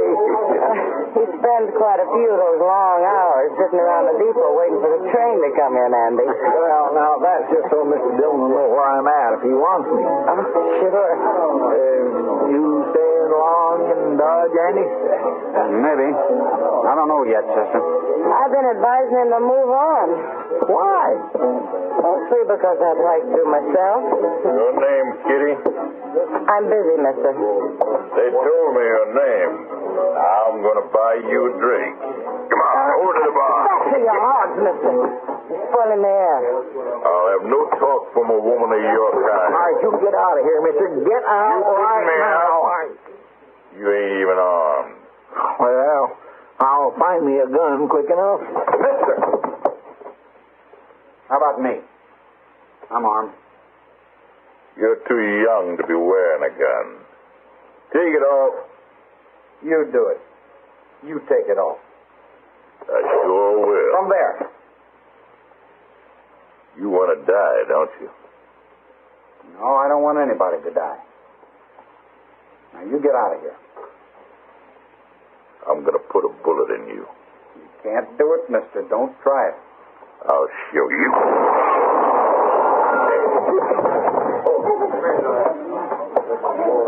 I told him he couldn't do it. Well, you killed him, Andy. He was looking for a fight. How do you know who he is? I never saw him before. Well, there's Matt. Who? Marshal Dillon, Andy. Oh. Did you kill this man? No, I did it. It was self-defense, Matt. He started it and he drew first, and he had to shoot him. That's the truth, Mr. Dillon. He was treating Miss Kitty bad, and I didn't have no gun, and Andy stood right up to him. Get some help and carry him out of here, Chester. That's right, I will. Alvin, you and Pony, give me a hand here. Kitty, step over here. You and Andy, is it? Andy Hill, Marshal. You should have seen it, Matt. That man had his gun almost out before Andy even started to draw. Well, you're pretty fast, huh, Andy? Well, I'm alive. Where are you from? I told you my name. It don't matter where I'm from. What are you doing in Dodge? I come here looking for a job. An honest job. He told me the same thing, Matt. I believe him. Why would I be lying? Well, the way Kitty described it, you're mighty handy with a gun for a man who's looking for an honest job. All right, I'll move on. I wouldn't have a chance here with you against me. Matt. Don't worry about it, Miss Kitty. I'll make out someplace else. Wait a minute, Andy. Yeah? Why don't you go over to the stage office? Ask for Jim Buck. What for? He's a driver. He's looking for a man to ride shotgun. You tell him I sent you, huh? All right, Marshal. I'll go. Go on. You see, Matt, he did mean it. Yeah, he wants a job, Kitty. But he's hiding something. And when a man hides something, it's usually bad. But I've got a feeling about him, Matt. I think he's all right. Well, I hope so, Kitty. Won't be so good if I've recommended an outlaw to protect the stage.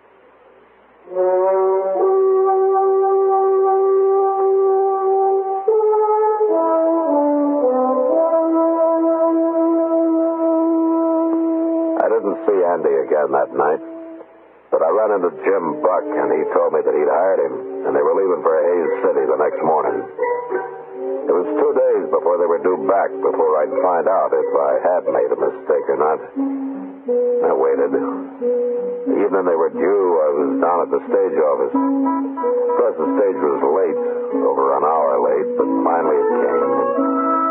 There was Andy, up on the box next to Jim. They pulled up, and Jim jumped down and came over to me.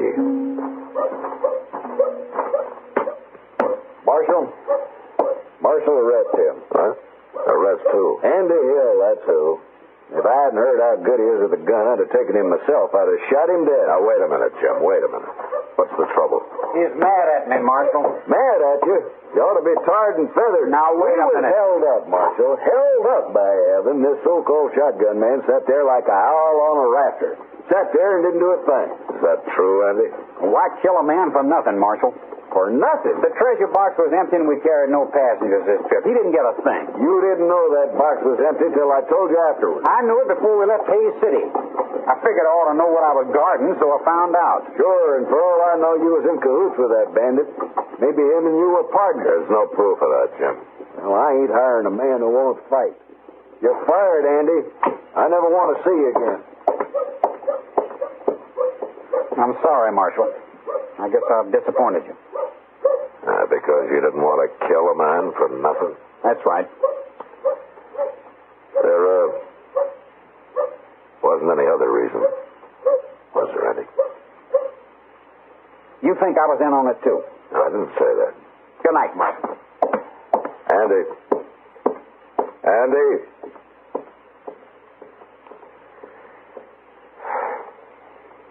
Maybe I did make a mistake.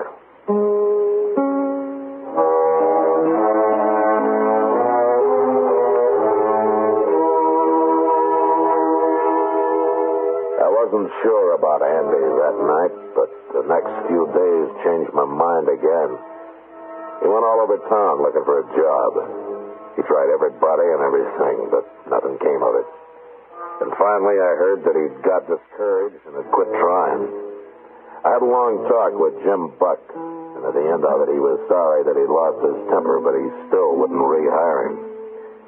And that was that. Until one night about a week later, Doc and I were having a beer at the Texas Trail. Well, now, what I've seen of him, Andy's got a lot of pride, man. Maybe too much pride, Doc. Oh, well, he's young. He's feeling his blood. We were all like that once. Yeah, there's more to it than that, Doc. What? I don't know. Andy doesn't talk much, especially to me. Well, maybe he doesn't trust the law. Well, most people around here don't. Oh, now what? It's Andy. He's drunk. Well, who's that following him? Give us a drink, boys. Who is that, man? I'm trying to think, Doc. I've seen his face, or maybe it was his picture. Drink with it. You'll drink. There's going to be a fight, man. Stick around, Doc. We may need you. Hey, leave me alone there. I take it bad when a man won't drink with me. You take it anywhere you like. I could kill you, Andy. You're drunk. That's right. Hold it, Andy. You stay out of this, Marshal. He's right, Andy. You're too drunk to fight. Am I? You watch me.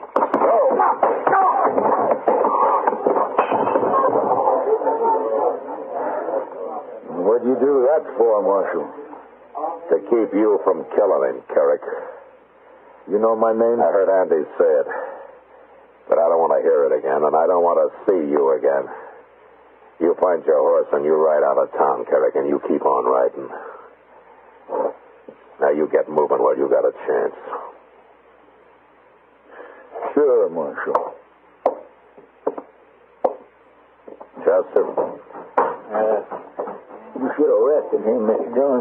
He started the whole trouble. Maybe. But right now, get Andy's gun and take him to jail. He can sleep it off there. Yes, sir, I will.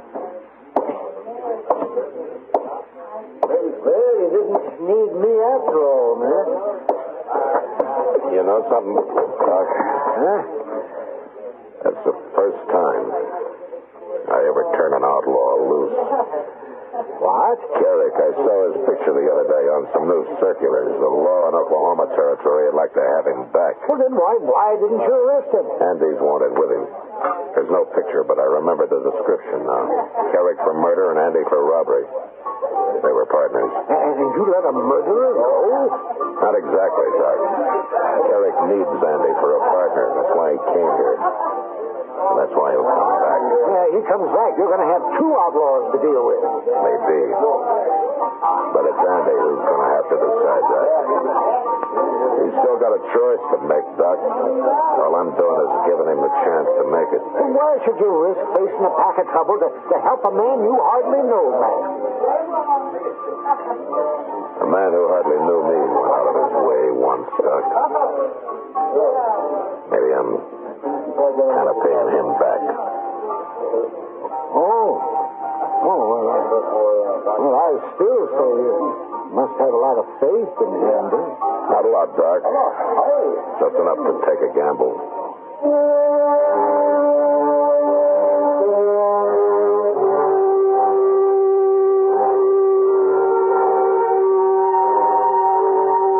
The next morning, it looked like a bad gamble. Andy came out of his cell sullen and angry, and when I gave him his gun back, he took it and left without a word. Later, Chester reported that he'd ridden out of town, and it was several days before I heard of him again.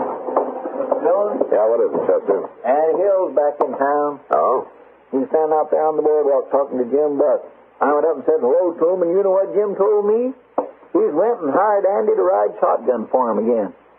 He has? Yes, sir. He was kind of laughing about it. He said Andy spent most of the morning arguing him into it. Said anybody who could talk that good and that long deserved a job, so I guess he ain't mad at Andy no more. Yeah.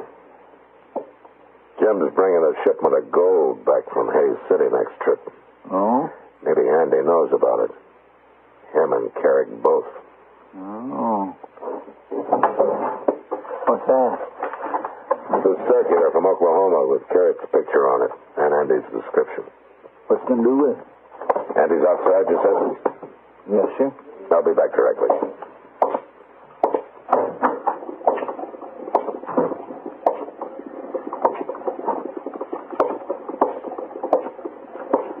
Hello, Andy.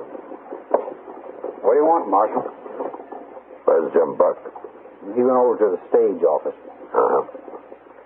I hear you're riding shotgun for him again. Any objections, Marshal? Andy, if I had everything on my mind you have, I don't think I'd want to be friendly with the law either. Now, what do you mean by that? Here. Take a look at this.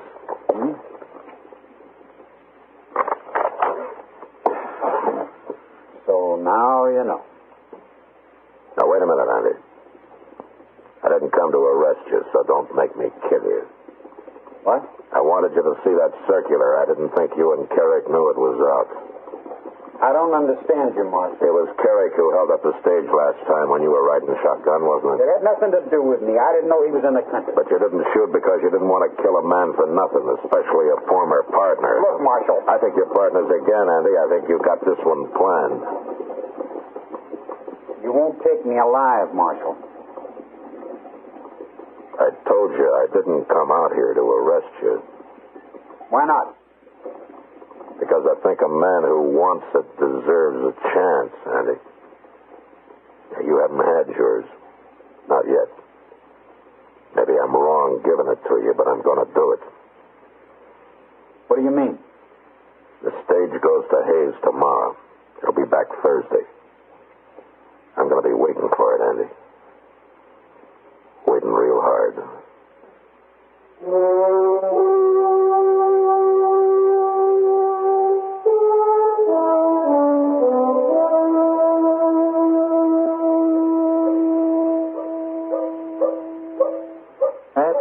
Should have been here an hour ago, Mr. Dillon. It's already dark. That's usually late, Chester. Yeah, but why did it have to be late this time? Are you worried? Yes, sir. And so are you. Yeah. And like putting your whole stake on the turn of one card, I guess. Sure is. Mr. Dillon? Yeah. Look, it made it. The stage made it. Yeah, the stage did, Chester. But there's no shotgun messenger. Oh, I got you right. Well, where is Andy?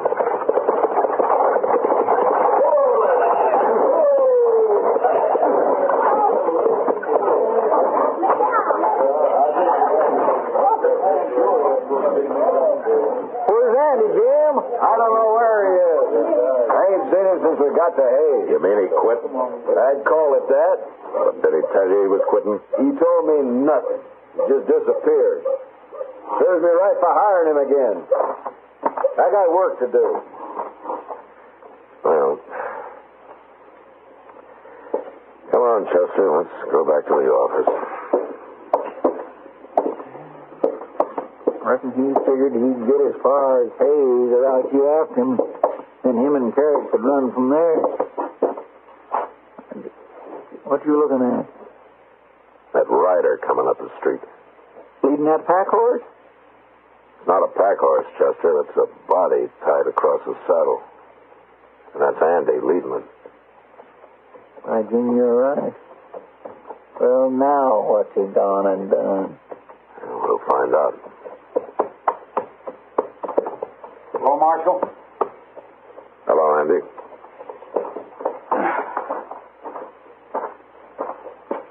That's Carrick. I got there, Marshal. You killed him? I killed him. No witnesses. No way to prove who drew first. Jim Buck told me you ran off up in Hayes City. Jim might have got shot if I hadn't. Oh? Yeah, Carrick was going to hold up the stage again, Marshal, and I decided not to let him do it. But I figured if I tried to fight him while I was sitting up there next to Jim, it'd go bad. So you rode back to meet Carrick alone, huh? I left the night we got to Hayes. I found him and told him I was through for good. Well, he got scared and went for his gun. But like I say, I can't prove it was self-defense. Maybe I shouldn't have come back.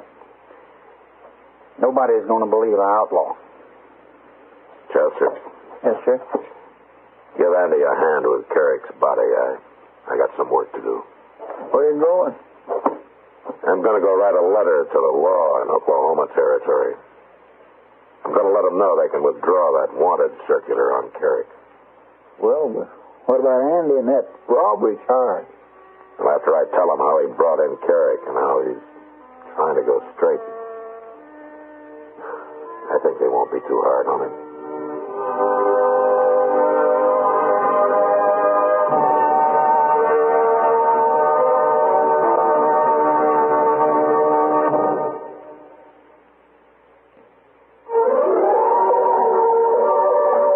Gunsmoke. Produced and directed by Norman McDonald, stars William Conrad as Matt Dillon, U.S. Marshal. The story was specially written for Gunsmoke by John Meston. Featured in the cast were Sam Edwards, Harry Bartell, and Barney Phillips. Harley Bear is Chester, Howard McNear is Doc, and Georgia Ellis.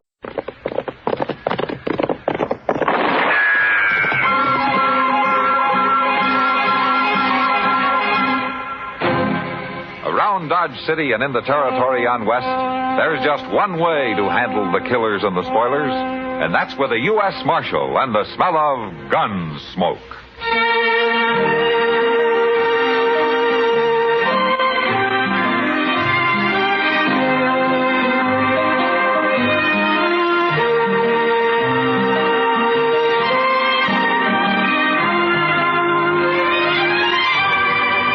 Gunsmoke, starring William Conrad, the story of the violence that moved west with young America, and the story of a man who moved with it. I'm that man, Matt Dillon, United States Marshal.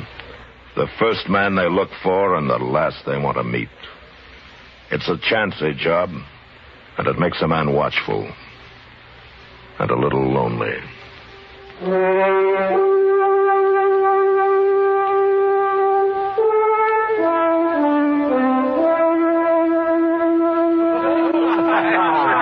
That's all right.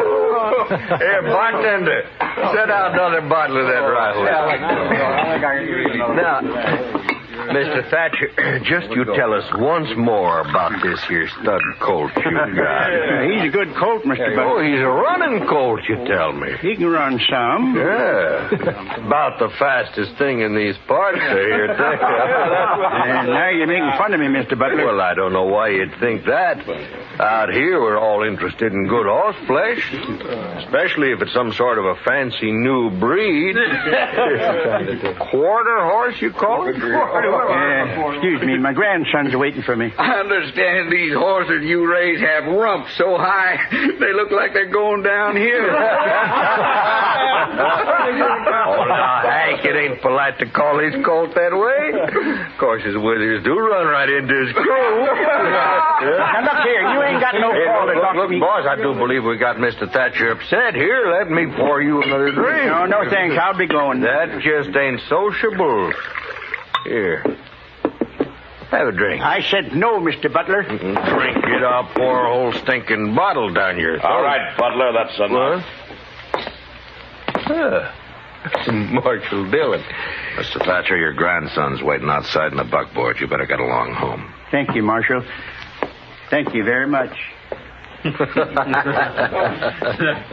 Oh, you missed the fun, Marshal. We're just having old Thatcher on about his stock. You know, Butler, when you torment an old man, it makes you cheap. Real cheap. From now on, you leave him alone.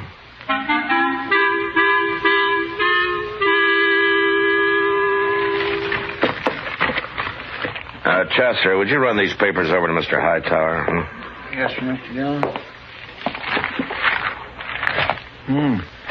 Another wanted sector on Johnny Ringo. Mr. Hightower's waiting for him, Chester. Yeah, but Johnny Ringo's way out in Arizona. He don't never come back this way. Chester. Yes, sir. Oh, yes, Mr. Dillon. I'll take him right over. Oh, excuse me, Mr. Thatcher. That's all right, Chester. Marshal Dillon. Morning, Mr. Thatcher. Marshal, I want to ask a favor of you. Well, sure. Come on in. Mr. Hightower's waiting, Chester. Oh, yes, sir. Sit down, Mr. Thatcher.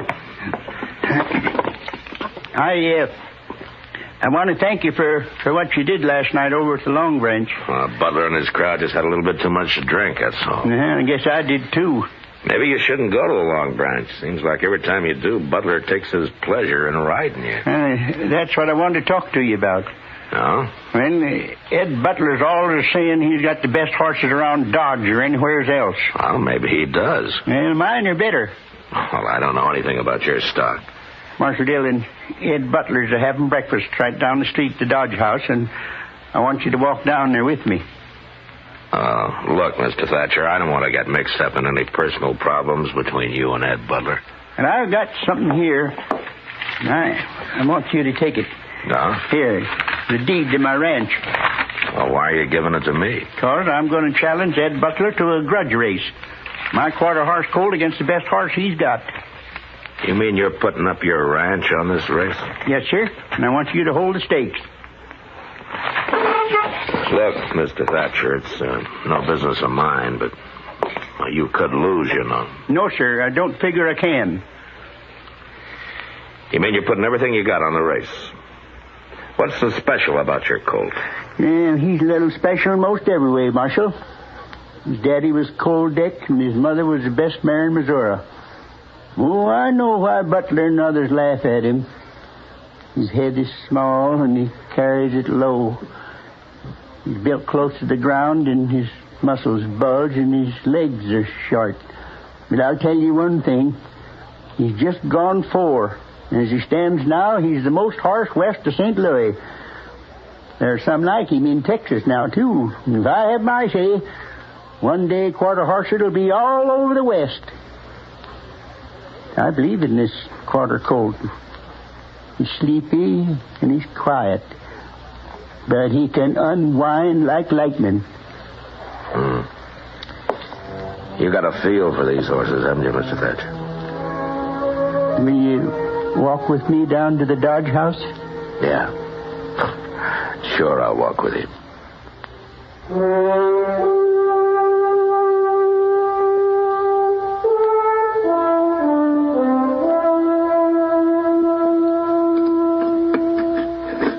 Well, Butler, that's it.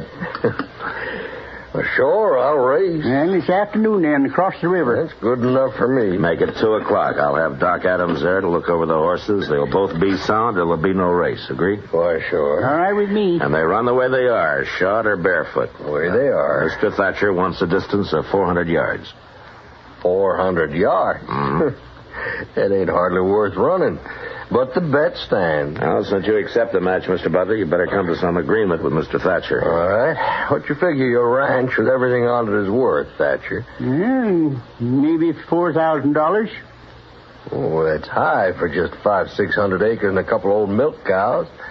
But I'll put 4,000 against your deed. Thank you. I'll bring it over to your office, Marshal. Good. Have it there by noon.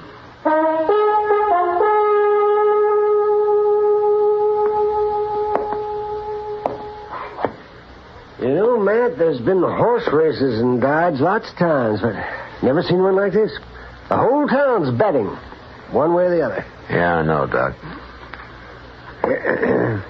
You're worried about Thatcher putting his ranch up on the race, aren't you? He could lose it, Doc. Mr. Dillon. Oh, hold up. Yeah, Chester. Say, I was down at the bridge a few minutes back watching for Butler to take his horse across so I'd know which one he was running. Well? Ed Butler ain't putting in no cow pony, Mr. Dillon. He's running a thoroughbred. Oh. So Thatcher's betting everything he has on this quarter horse of his to beat a cow pony, and now Butler is running a pure racing horse, a thoroughbred. Well, it's past 1. Let's get on over to the other side of the river.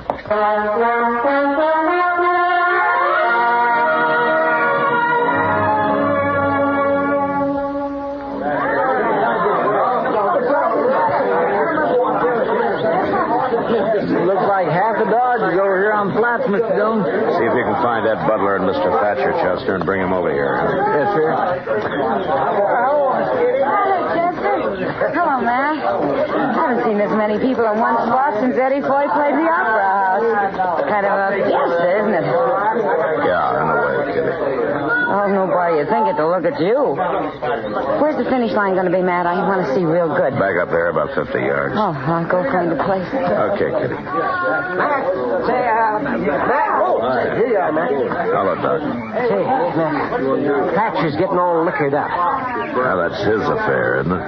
But he's got a skinful. And you know how edgy he gets when he's that way. Hey, Mr. Dillon, I found Mr. Butler. Afternoon, Marshal.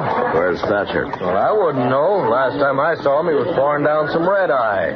So his losing won't hurt so bad, I guess. Butler, Mr. Hightower, and Doc here are going to act as judges.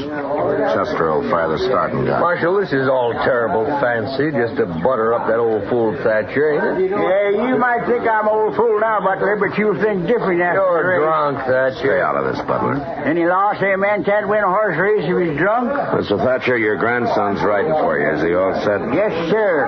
All right, how about you, Butler? We're ready. And get your horses down there to where those 2 buckboards are. That'll be the starting line. You thought you fooled me, didn't you, Butler, bringing out that thoroughbred to run? Well, I can still beat you. You're talking awful lot for a man who ain't worried. Don't ride me, Butler. I've had enough. Oh, listen to me, Thatcher. All right, that's Nobody... enough out of both of you. You just see to it you do win, Thatcher. Or I'll have your ranch and that colt you think so much of. What did you say? You heard me. What did you say about my colt? What do you mean? Just what I said. If my bay mare wins, I get your ranch and everything on it. And that includes your colt. No, that ain't right. Well, what about it, Marshal? You were there when we made the bet. Butler's right, Mr. Thatcher. That's the way you made it. You're no good, Butler. You're no good at all. All right, both of you move your horses down to the starting line. Hank? Yes, sir, Mr. Butler. Hank, move that bay down those markers. Okay. Go on down, Mr. Thatcher. Yes, sir. Ain't gonna fool me. Chester, you walk with him, huh? Give him 5 minutes, and then you can start him off. 5 minutes. All right, sir. Yeah, you see? I was right, wasn't I, Matt? Thatcher's been drinking some. Yeah. Come on, Doc. We don't have much time. We'll look up Mr. Hightower. Yeah. You know, Matt, this is like a holiday. It's like a fiesta. Yeah, that's what Kitty said. Oh, she's out there, too, huh? Yeah. Well, I guess maybe outside of Mr. Thatcher, the only person not enjoying himself is you. Do I have to enjoy it, Doc? Hey, come on, Doc, run.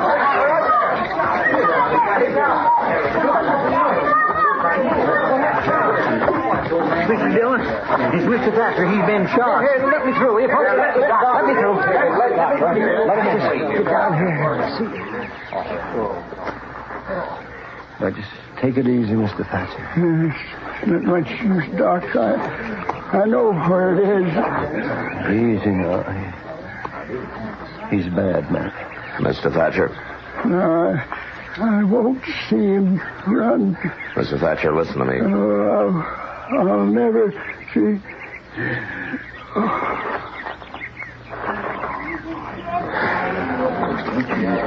Chester? Yes, sir? What happened? You were with him. Well, I don't know. I was walking along, and Thatcher and Butler was up ahead arguing, and then suddenly Thatcher drawed on Butler. He tried to kill him. I shot him, Marshal. It was self-defense. He was drunk. He tried to kill me. That's right, Marshal. What Ed says is right. That's true. That's the way it happened, Mr. Dillon. Doc, will you take care of things? Get him into a wagon and back into town. I'll see you back there. Yeah, sure, that's it. Here, a couple of you men, give me a hand here. That's it. Let him through here, will you? Marshal, what about the race? It's forfeit, huh? The race ain't forfeit. I'll still run it. It's the Thatcher boy, Mr. Dillon. Yeah. Come here, son.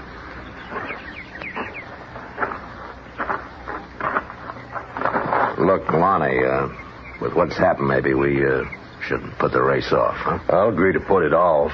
We'll race now. All right, if that's what you want. It's what I want. All right, then get on down to the starting line, both of you.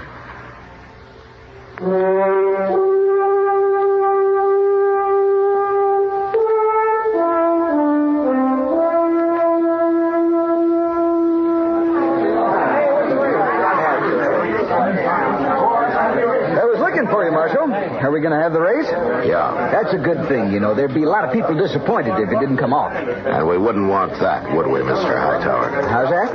Well, the killing's hardly enough to make the day complete, is it? Well, now, Marshal, I didn't mean anything wrong. It's just... Yeah, sure, forget it. You move on up the finish line, and I'll get a couple of these riders to clear the lane, huh? All right. Hey, you there. Yeah. Will you ride down toward the start and move everybody back to clear the lane? Yeah, sure thing. All right.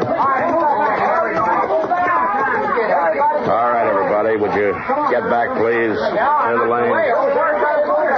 Move back, will you?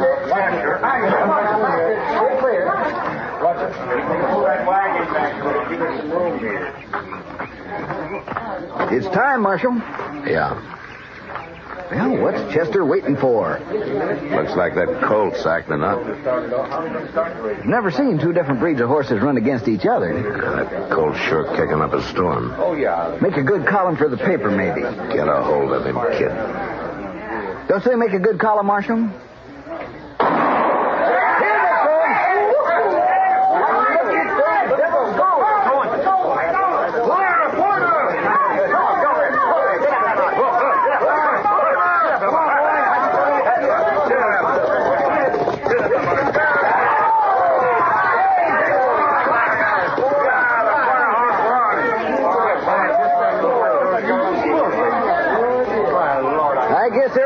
About it, Matt. I was the colt by half a length. A quarter horse beat a thoroughbred. Now that's something to see.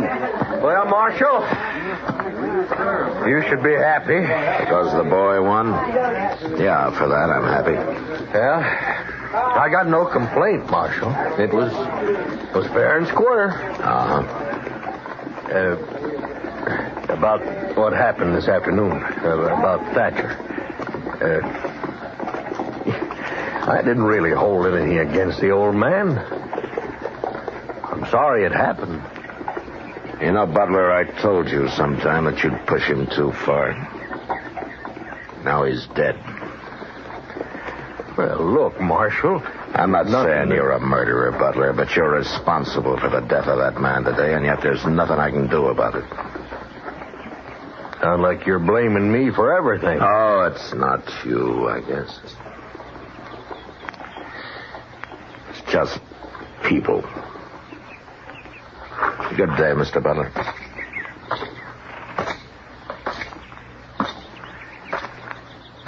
Hey, boy, you better get to walking that horse.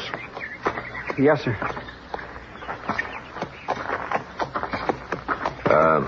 Lonnie, I $4,000 for you here. You want to take it, or shall I give it to Mr. Bodkin at the bank? I'll take it. Might be better to leave it in the bank. I said I'll take it. All right, son. Here you are. Thank you. You, got any plans? Yes, sir. What? I'm going to do what my granddaddy always wanted to do. I'm going to raise horses like this stud colt. I'm going to breed them. At your granddaddy's place? Yes, sir. It's a kind of a big spread for a boy to handle alone, isn't it? I'll manage. I got $4,000 to help me. Yeah.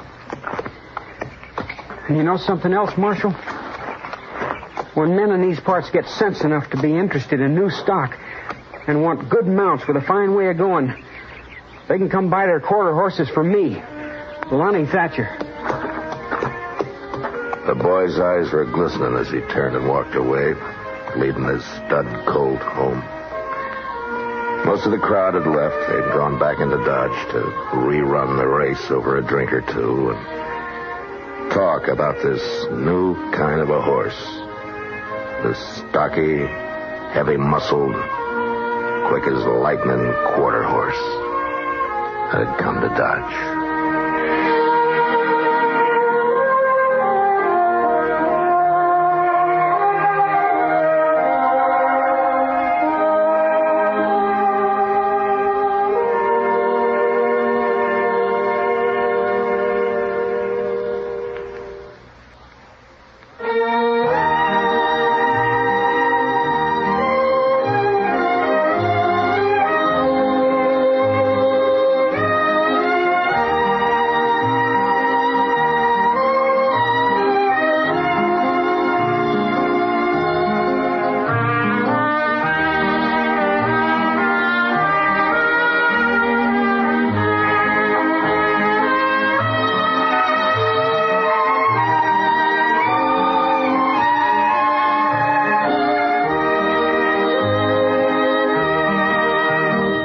Gunsmoke. Produced and directed by Norman Macdonald, stars William Conrad as Matt Dillon, U.S. Marshal. The music was composed and conducted by Rex Corey.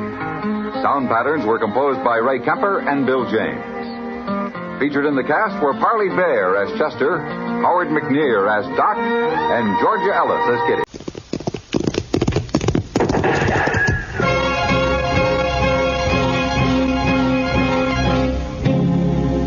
Around Dodge City and in the territory on West, there's just one way to handle the killers and the spoilers. And that's with a U.S. Marshal and the smell of Gunsmoke.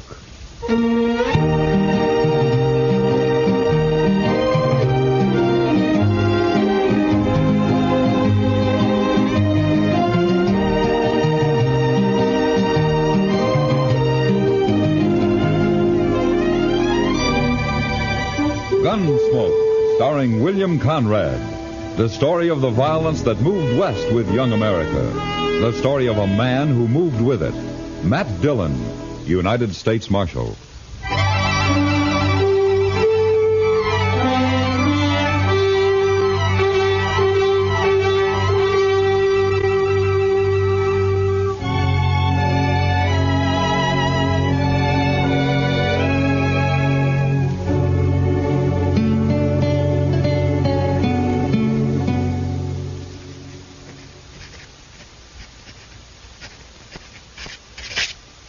There. Report's finished, Mr. Dillon. Good. You better go on home now, Chester. It's getting late. Yes, sir. Oh, what about these new Dodgers? Oh, just leave them there. I'll look them over. What's the matter, Mr. Dillon? We got company at the back door.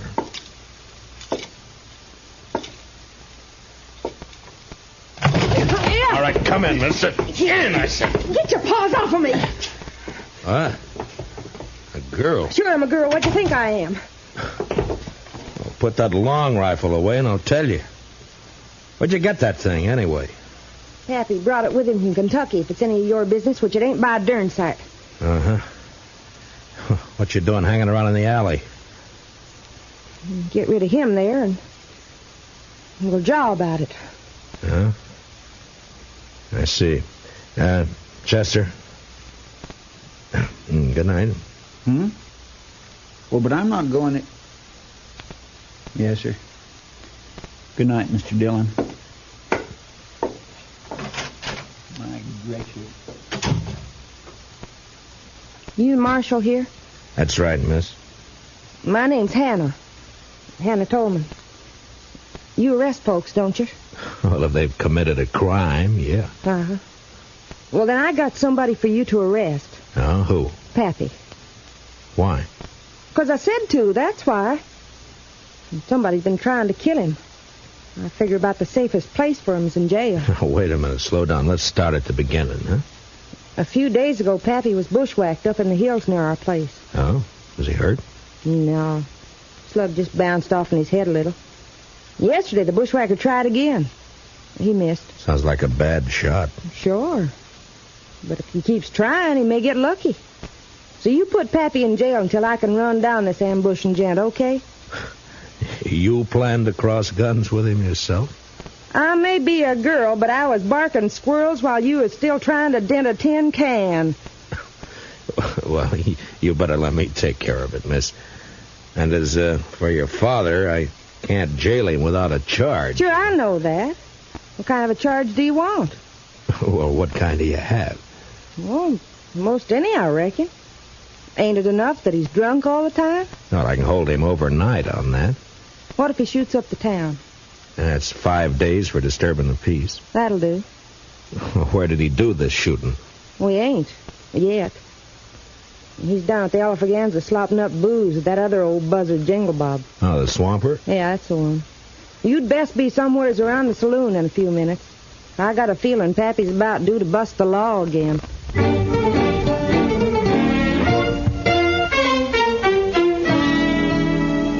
Her story didn't make much sense, but there was something about the mountain girl's gleaming black eyes and the set of her pretty but stubborn face that made me go to the Alafraganza.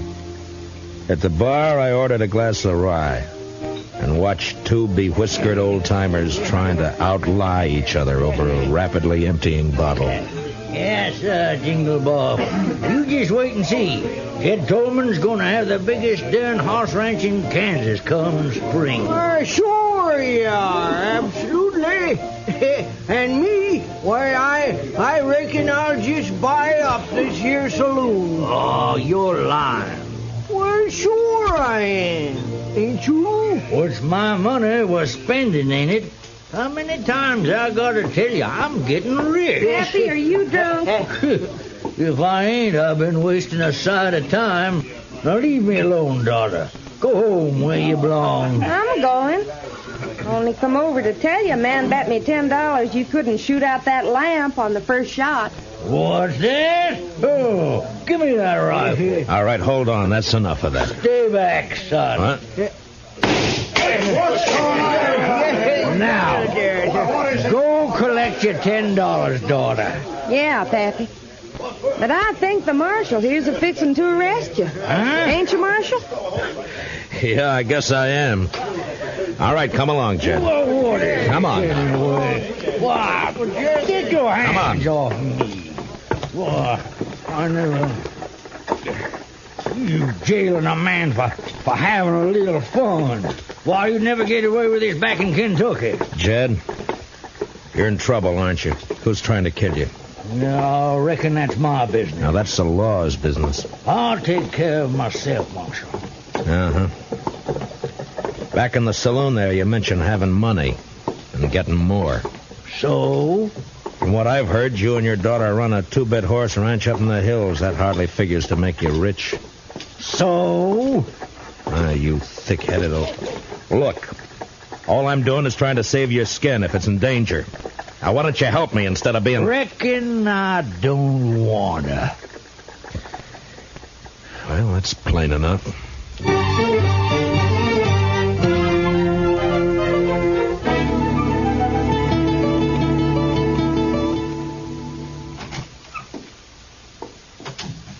Morning, Chester. Morning, Mr. Dillon. You better take a look at this new Dodger. Huh? Wanted for robbery and murder, Vic Tolman. So that murderous gun hawk is loose again, huh? Broke out of prison last week. Yeah. If he's kin to Jed Tolman, he'll likely be heading this way. Yeah, likely. I'll give you a hunch, Chester. I think he's here already. You do? You know where he is? No, not exactly. But I expect Hannah Tolman may have an idea. And that's where I'm heading.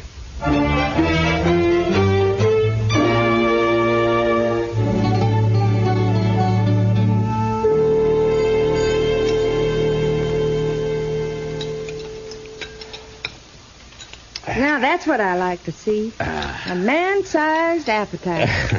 This wonderful corn pone. Now, I'm a good cook. I've been cooking for Pappy ever since Ma died 10 years ago. Huh? You take pretty good care of him. Somebody has to. Pappy's kind of shiftless. I reckon he'd starve if I didn't feed him. Only things he cares about are wild horses and booze. In a pinch, he'd give up horses. You know, you're quite a woman, Hannah. You're pretty, brave, and with more courage than most men I know. Too quick, Marshal. What? You're sweetening me up for some reason. Not that I mind, you understand. I'm partial to a strapping fella like you. And Pappy's always after me to get hitched up. Says it ain't fitting for me to be 22 without a man. Oh, you're still young. Not the mountain folk. I'm an old maid. And I'm agreeable for some sweet talk. Only I don't trust yours. What are you after, Marshal? All right, Hannah. I only want the truth. About what? Where's your father getting this money he's spending? I wish I knew. Who shot at him? I don't know, but I'm aiming to find out. Where's Vic? Where's he hiding, Hannah? Who? Vic Tolman, your brother. Or maybe he's your cousin. Brother. Where? I don't know. Hannah, be sensible. Vic's a murderer. Vic's my kin. We Tolmans don't turn on each other. If you shelter him, you're guilty of... Marshal, I reckon you just wore out your welcome.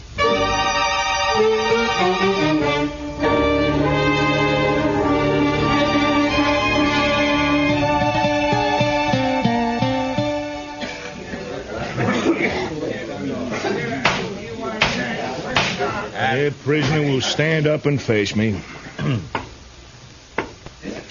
Jed Tolman, you've been found guilty of disturbing the peace. Sentence of this court is 5 days in jail or $100. 100? Well, Judge, ain't that a mite steep just for... $100 or 5 days. I ain't got that much on me. But I can get it if you let me go. Just a minute. Order in the court. Now, what's the meaning of this interruption? I want to pay this man's fine, Your Honor. That's your privilege, sir. $100. Pay the clerk. Yes, sir. Dick Curry. Somebody's been turning over rocks. Well, I don't know him, but he's sure a friend. Looks like I ain't going with you, Marshal. Yeah, looks like. But in your boots, I wouldn't be happy. Curry's one of the worst killers yet unhung. Oh, Matt, is that a way to talk about me? I'm clear with the law. Come on, Mr. Tolman. Go ahead, Jed. And say hello to Vic for me. Vic? Oh, no. Mr. Curry. Is that true? What's the difference who put up the 100? Come on. No, not if it's Vic. No, you can't make me. I said come on. Marshal, don't let him take me. Oh, shut up and come on before Curry. Stay out of this, Marshal. I don't think so. You paid his fine. You didn't buy him. He's going with me, Matt. Don't try to stop me. I can't imagine anything that'd give me more pleasure.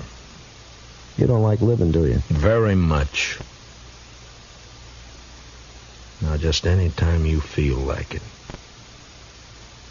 No, not here, Matt. I'll pick my spot. Yeah. I'll try not to turn my back on any dark alleys. Do that. And Tolman, I'll be seeing you again.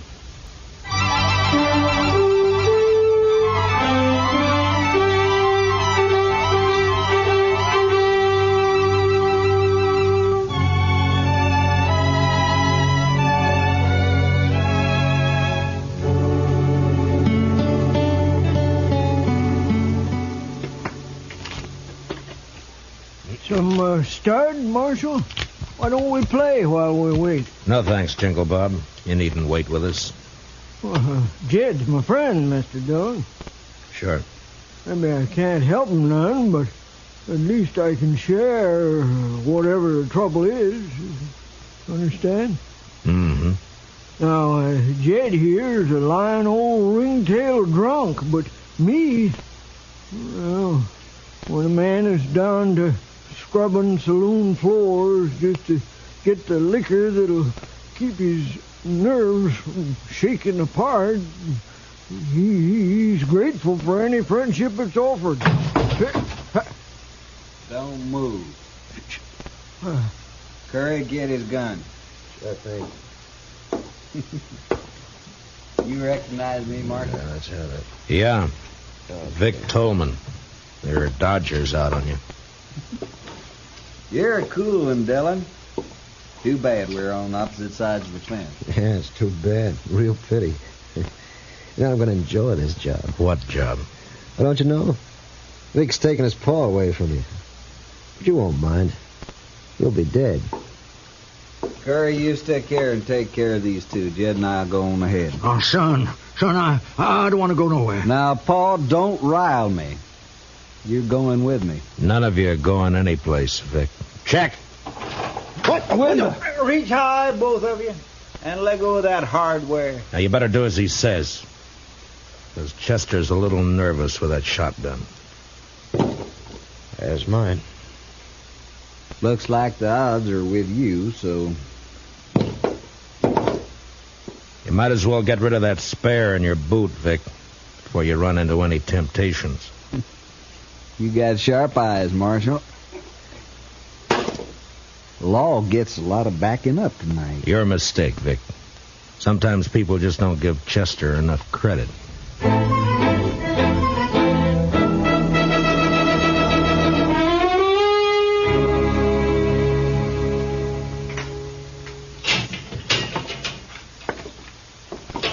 Chow time. Beefsteak, fried potatoes, stewed corn. Marshal, I must say you run a nice jail, don't he, Curry? Don't mind Curry. He's a little depressed about last night. You still run a nice jail. Something on your mind, Marshal? Mm-hmm. Yeah, a couple of things. Such as? Oh, such as your father spending money he hasn't earned, claiming to know where he can get more. Paul's sure a terrible liar. Mm-hmm. Such as him getting shot at twice and refusing to talk about it. Or help me investigate. Paul's a little bashful, too. Yeah. Such as his being afraid of you. I guess Paul's getting old, little dottery. Yeah. Then, of course, there's you. Well, now you're on my favorite subject. Go on. Well, you're a killer and a thief. But you're cool and smart. Smart enough to educate yourself. Had lots of time to read in the pen. Lots of time. You're going to have more. But not much more. Because you're going to hang for those guards that you killed. Maybe. Curry, ain't you going to eat that? Mm-mm. Now, go on about me being smart.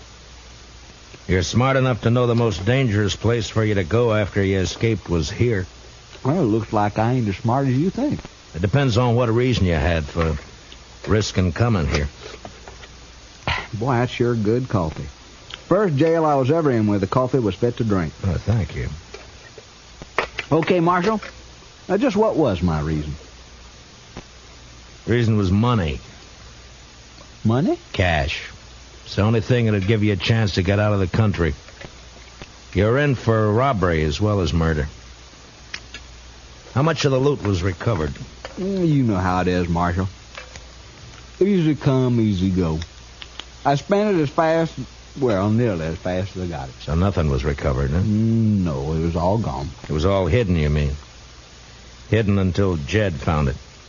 Paul? Sure. That's his source of money. It's also why he was afraid to go with you. Like I said, Too bad we're on opposite sides.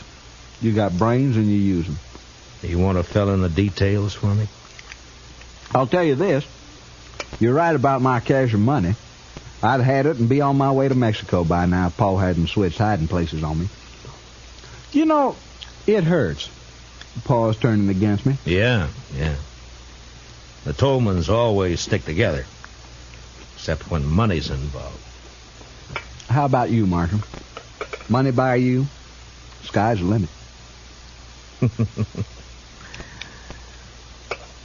I'm sorry. Mm-hmm. Well, I figure not. Well, been a nice chat. Want to take you straight? Sorry, give me a hand. Now, look. All right, back up, Curry. That's it. And tell Vic when he wakes up to take it easy. Or he won't live to be hung.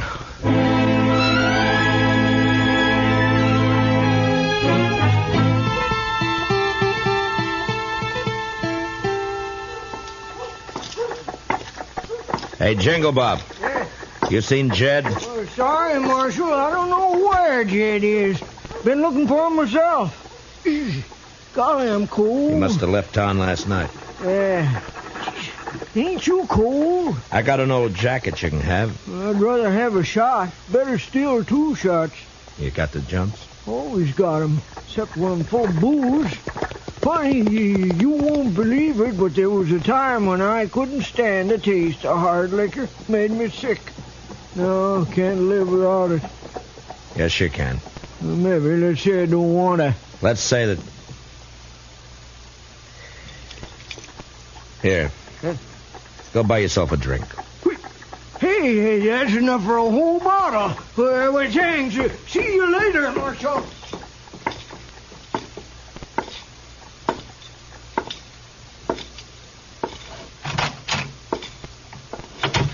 Supper time, Chester. Chester, you all right? The prisoners? Gone. Hannah Tolman slipped them a gun. They made me open up the cell. Then Vic slugged me. Well, I know where they'll go. Please, Mr. Dillon, take me along. It was my fault they escaped. All right, Chester. Ask Doc to put a quick patch on that head, and we'll go after him together.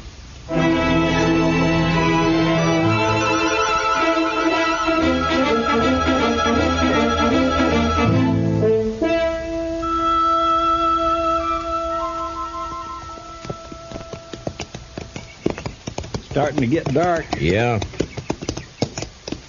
Why'd we leave the road back there? I wanted to reach that rise, Chester. But we circled around to come up the backside. Does that have something to do with you bringing binoculars? Yeah, it does. Vic Tolman will know he'll be followed. I want to see what kind of a surprise he has for us. All right, pull up. You wait here.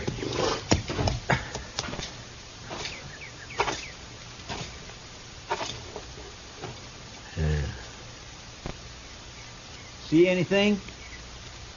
No. Not yet. Now, wait. I know now. Yeah, it's Curry, all right. He's holed up in some brush just beyond the turn in the road down there. Well, what do we do, Mr. Dillon? Take the horses and circle back the way we came. Start up the road, but don't make the turn. I understand. Now be sure. As long as you don't make the turn, you'll be safe. But, I do want you to make some noise. Noise? Yeah, I want you to sing, whistle, throw rocks, anything. Just so long as it holds Curry's attention. It was slow work, crawling down through the brush, but finally I was only 10 feet behind Curry's position. The gunman was holding a rifle trained on the turn. And out of sight, coming up the road, I could hear Chester. Well, he wasn't good, but he was loud.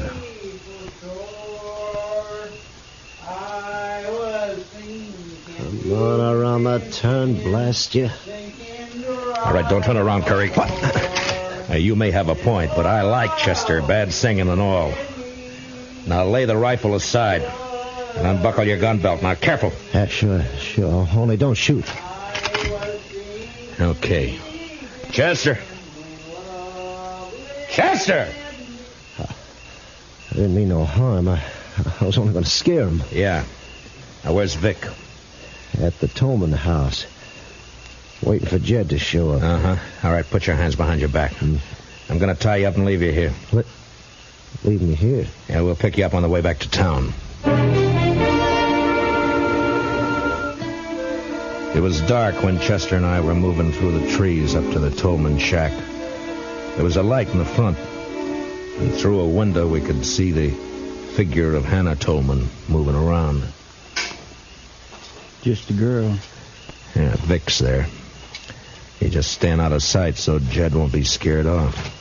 Uh-oh. She's coming out. Heading this way. Yeah, there must be a well out here. She's carrying a bucket. And behind that tree quick, and I'll take this one.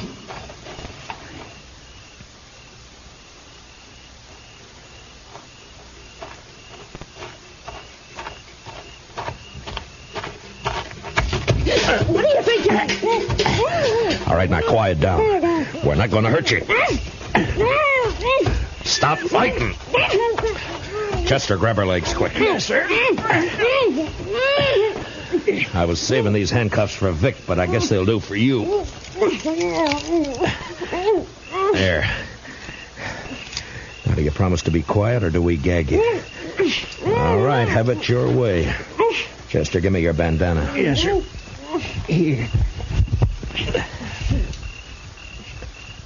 There, that should do it. All right, stay with her, Chester. I'm going for Vic.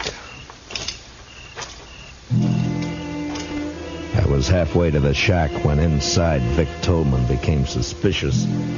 Suddenly the lights went out, and the door opened, and a shadowy figure slipped out to stand, listening. Hannah?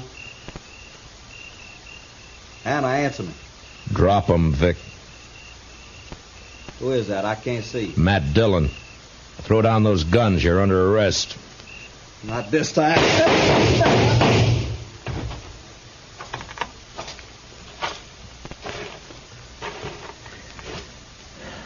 Vic? You were right, Marshal.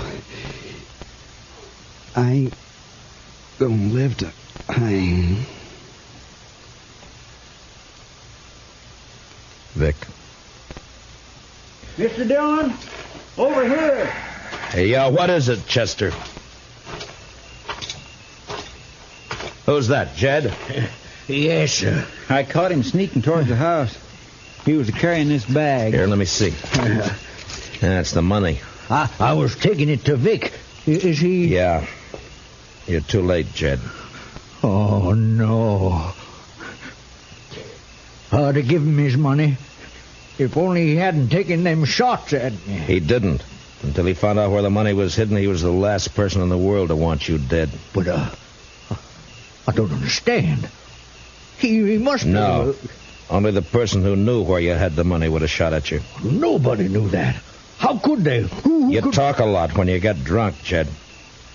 And you only get drunk with one person. Huh? You mean Jingle Bob? Yeah. Yeah. I remember. I was bragging. Told him all about finding it and switching hiding places. Why, that low-down snake. And him pretending to be my friend. Come on, Jed. I'll help you bury Vic. Then we'll get back to Dodge. We Tolmans sure have had a bad week.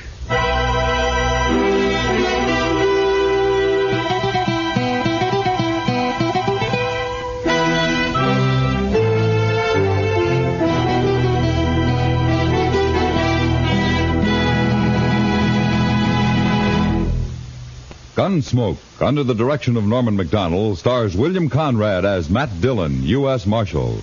Tonight's story was specially written for Gunsmoke by Herb Purdom, with music composed and conducted by Rex Corey.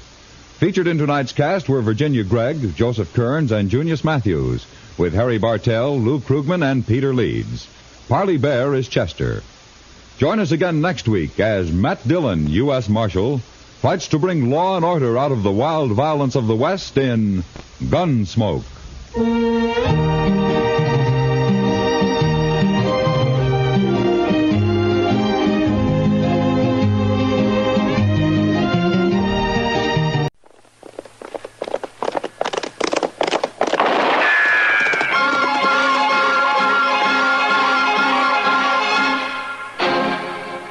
Dodge City and in the territory on West, there's just one way to handle the killers and the spoilers, and that's with a U.S. Marshal and the smell of Gunsmoke.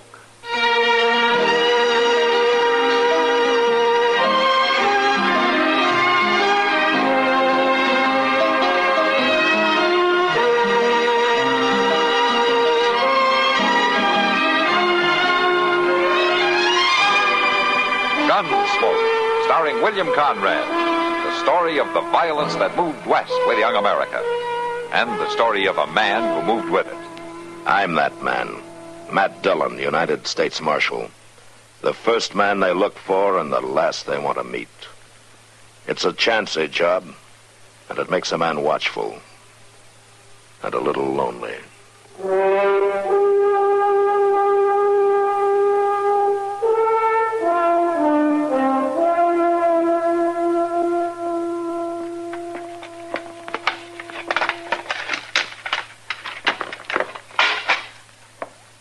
The last stick of wood.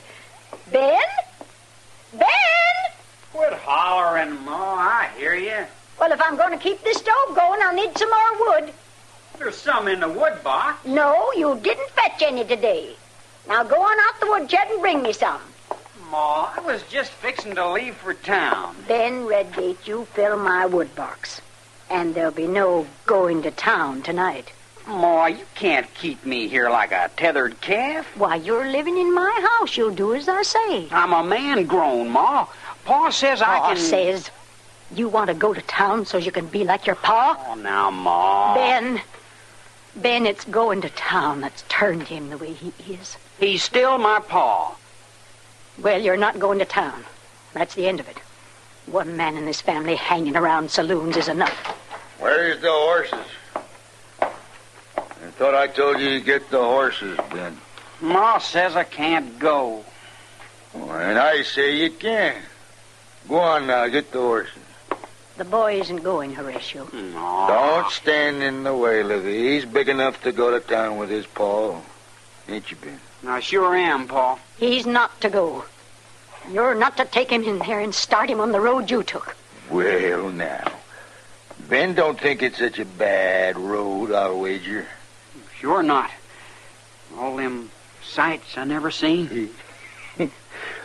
Time you saw him, boy. I mean what I say, Horatio. Ben is not to go. I can't stop you from going. It's too late for you anyhow.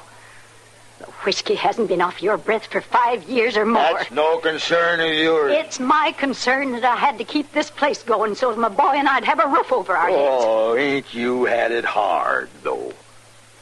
I've done what had to be done.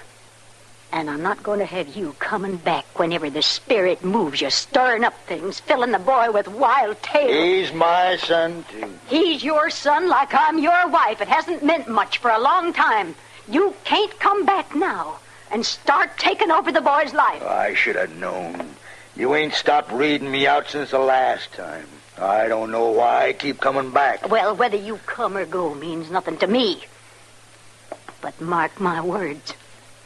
You leave that boy alone. You mind you said that, Livy. You'll have cause to rue this day. Pa, where you going? Any son of mine can find me in Dodge. I won't be hiding.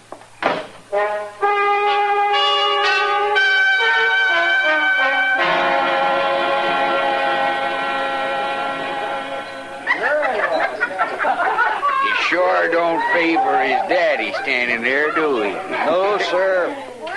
A Horatio Redgate never spills a drop. Why, he'd lick it right up off in the bar if he had to. Why don't you leave me be? Why, Sonny, we figure you need somebody to look after you, that's all. Ain't that right? That's right. Way I get it. His ma don't like him out of her sight. Somebody's got to watch over him. Go on now, leave me be or I'll just... Or you'll do what, Sonny? All right, boys. All right. You've had your fun. You the Redgate boy? My name's Ben Redgate, and I'm man grown. Sure you are. Is that your pa lying across the table back there? Sure, that's him. Look, Ben, why don't you call it quits for now and go on home, huh? You sound like my ma. She don't think I can get along out of her sight. I don't think you're out of her sight right now. What do you mean? Isn't that your ma standing there at the door looking in? She's got no call to follow me. Maybe not, but she's sure doing it. Well, I guess I had to see it to believe it. Come on home now, Ben. I ain't gonna go. I ain't gonna listen to no more of your lectures. This is no way for you, Ben. Come home now and we'll say no more about it. We'll say no more about it because I ain't coming. And I ain't gonna listen no more. Mind your tongue, Ben. It wasn't easy for me to come into a place like this. Don't you cause me trouble now. Then don't follow me. And if I want to take a drink out of this bottle, I'm gonna do it. Not while I'm here to stop you.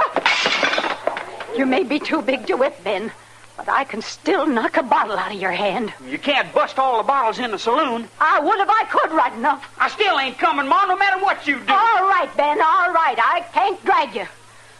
But I tell you this. If it'd do any good, if it'd keep you from turning out like your pa, I'd as soon see every saloon in Kansas burn to the ground. I'd even help strike the matches.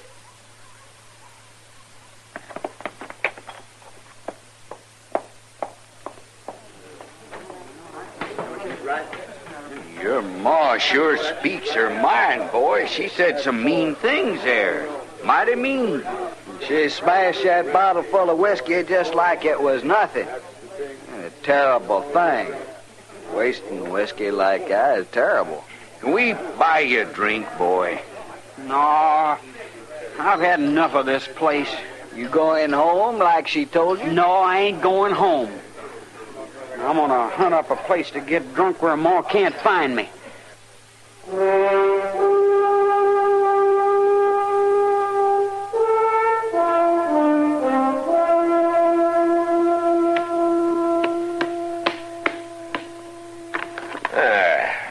Now, what's your excuse this time, Chester?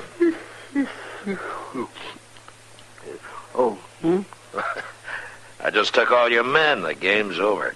Oh, well, now, Mr. Dillon, I don't think checkers is a very good game to play so late at night. What's the matter? Can't you keep your eyes open? Oh, no, sir, it ain't that. Some colors, they get kind of blurry, kind of hard to tell the red from the black. Did you ever notice that? Yeah, that doesn't make much difference to me. How's that? I wind up with all the checkers anyway, whatever color they are. Oh, now, Mr. Dillon, what in the world's going on? I don't know. Come on.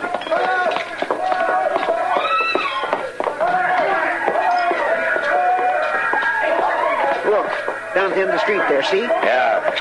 I don't think they're going to put that one out either. Oh, them flames sure got a hold, all right. That's the new saloon, the Prairie Wagon. Now there's no hope for that place. It'll be enough of a job to keep the fire from spreading. I'll go help with the buckets, Mr. Dillon. I'll go around back, see which way it is spreading. Yes, sir. Marshal! Yeah, what? We got him, Marshal.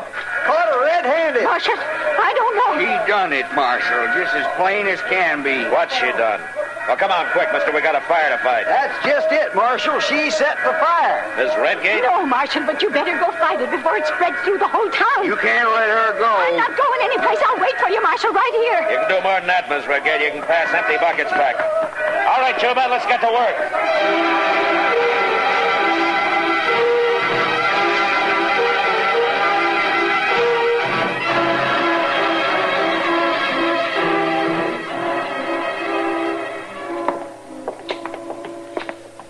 We was sure lucky there wasn't no wind. Yeah.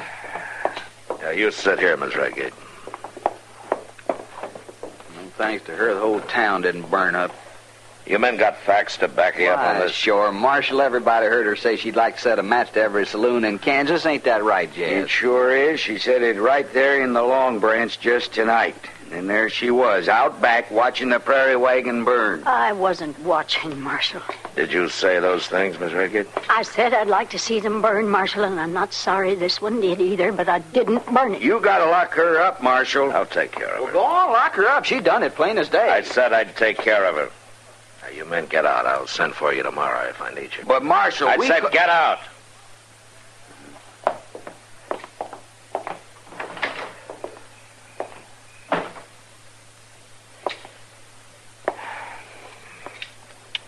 Miss Redgate, I think maybe you better tell me what you were doing out in the alley. I didn't set that fire. You were heard talking about burning saloons. And the saloon burns. You were found right out back. Now, does that sound very good to you? No, Marshal, it don't. And I'm going to have to hold you till this thing gets straightened out. Mr. Dillon? Excuse me. That's all right, Chester. Well, Mr. Dillon, there's a fellow out here says he's got to see you right now. I'll bring him in. Well, yes, sir, but I just thought maybe it might be better for you to come out and see him for just a minute, if it's all seems to you. All right, Chester. You stay here with us, Redgate. Yes, sir.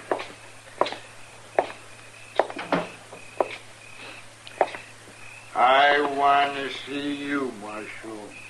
Oh, it's you, Redgate. What do you want? I come to do my duty. Is that so? That fire, that terrible fire, Marshal. What about the fire? I know. You know what? I know who done it. I know who burned down that new saloon. That terrible thing. All right, tell me. Who did it? You won't believe. Well, you tell me anyway, huh? You ever hear of a woman too good for her own good? Oh, come on, Redgate. Tell me your story. Too good for her own good? Redgate. Well, that's her name, Marshal. Lavinia Redgate. Are you saying that she set that fire? I seen her, Marshal. I seen her just as You nice telling me that you saw your wife start that fire? Sure he's shooting. Then why didn't you stop her? Huh? I said, why didn't you stop her? Why, Marshal, I couldn't. I couldn't get there in time. I was still across the street when I seen her. Across the street? That's it, yeah. I was across there when I seen her standing in front of the saloon with a big torch. Great big torch. Did you say in front of the saloon? That's right, Marshal. And she throws the torch. Then what did she do? Well, she just stood there watching, right there. And I want you to go get her, Marshal. Arrest her. She's too good for her own good. I don't have to arrest her, Redgate. You don't? Why not? Just tell me why not. She's already in my office. Livy? In the jailhouse? Oh, that's good, Marshal. That's good. I want to see that, Marshal. I want to go inside. Yeah, I think maybe you better. Come on.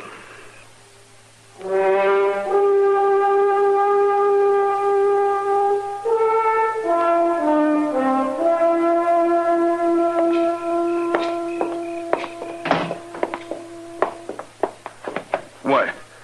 She ain't locked up at all, Marshal. She's just sitting there. Horatio, where's Ben? Go on now, Marshal. Lock her up. Lock her up, Marshal. Sit down, Redgate. Sit down. I just wanted to see her locked up. I don't think that's going to be necessary. Why not, Marshal? She done it. She said she was going to. I seen her. I'm not so sure about that. Anybody'll tell you she said that she'd as soon see all the saloons burn. She'll tell you herself, won't you, Livy? What have you done with Ben? You're in a fix for sure, ain't you, Livy? Your boy's run off, ain't he?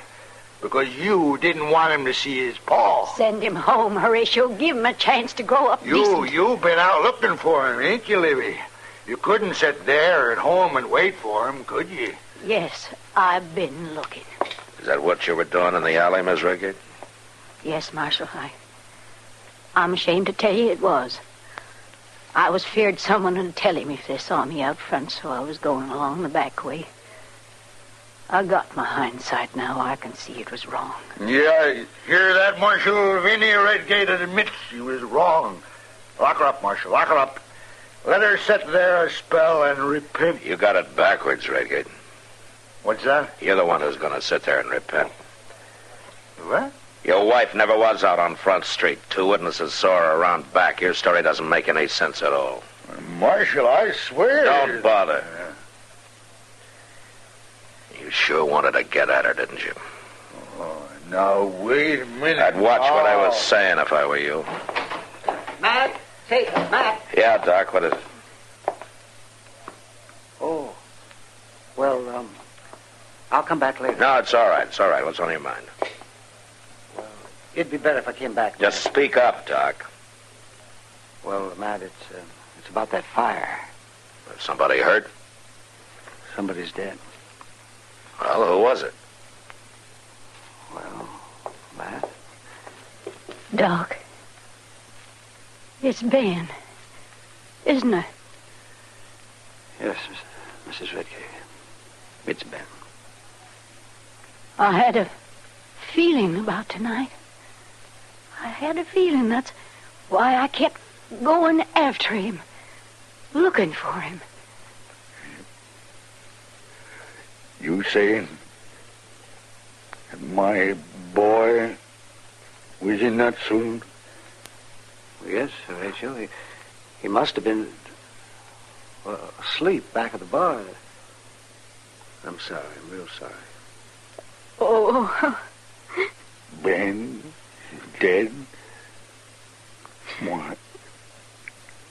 I didn't mean nothing like this. I didn't mean to hurt nobody. Just to get Livy in a fix for a day or two. You set the fire, didn't you? Yes, Marshal. I said it. But I didn't mean to burn my boy. Chester, take him back and lock him up. Yes, sir.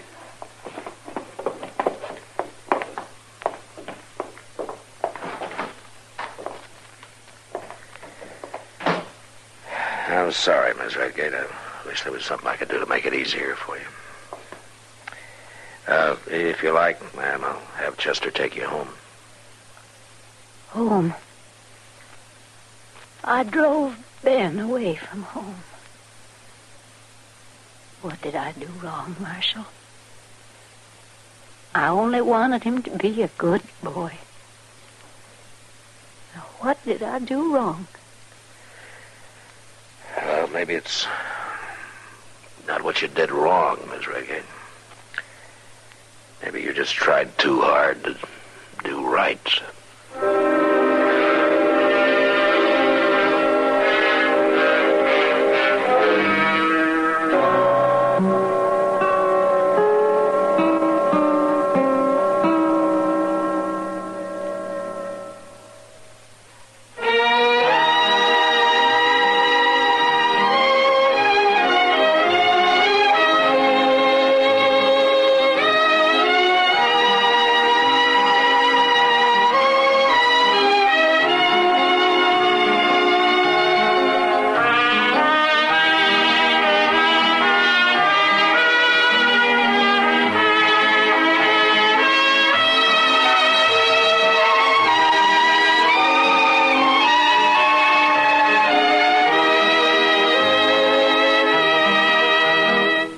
Gunsmoke. Produced and directed by Norman McDonald. Stars William Conrad as Matt Dillon, U.S. Marshal. Featured in the cast were Parley Bear as Chester, Howard McNear as Doc, and Georgia Ellis as Kitty.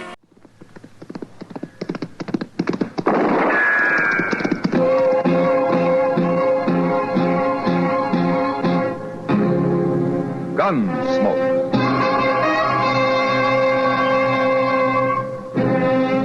Around Dodge City and in the territory on West, there's just one way to handle the killers and the spoilers, and that's with a U.S. Marshal and the smell of Gunsmoke.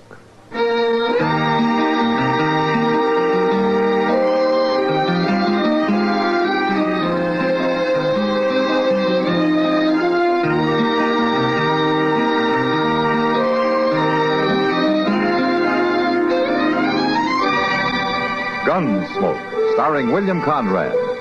The story of the violence that moved west with young America. And the story of a man who moved with it. I'm that man. Matt Dillon, United States Marshal. The first man they look for and the last they want to meet. It's a chancy job, and it makes a man watchful. And a little lonely.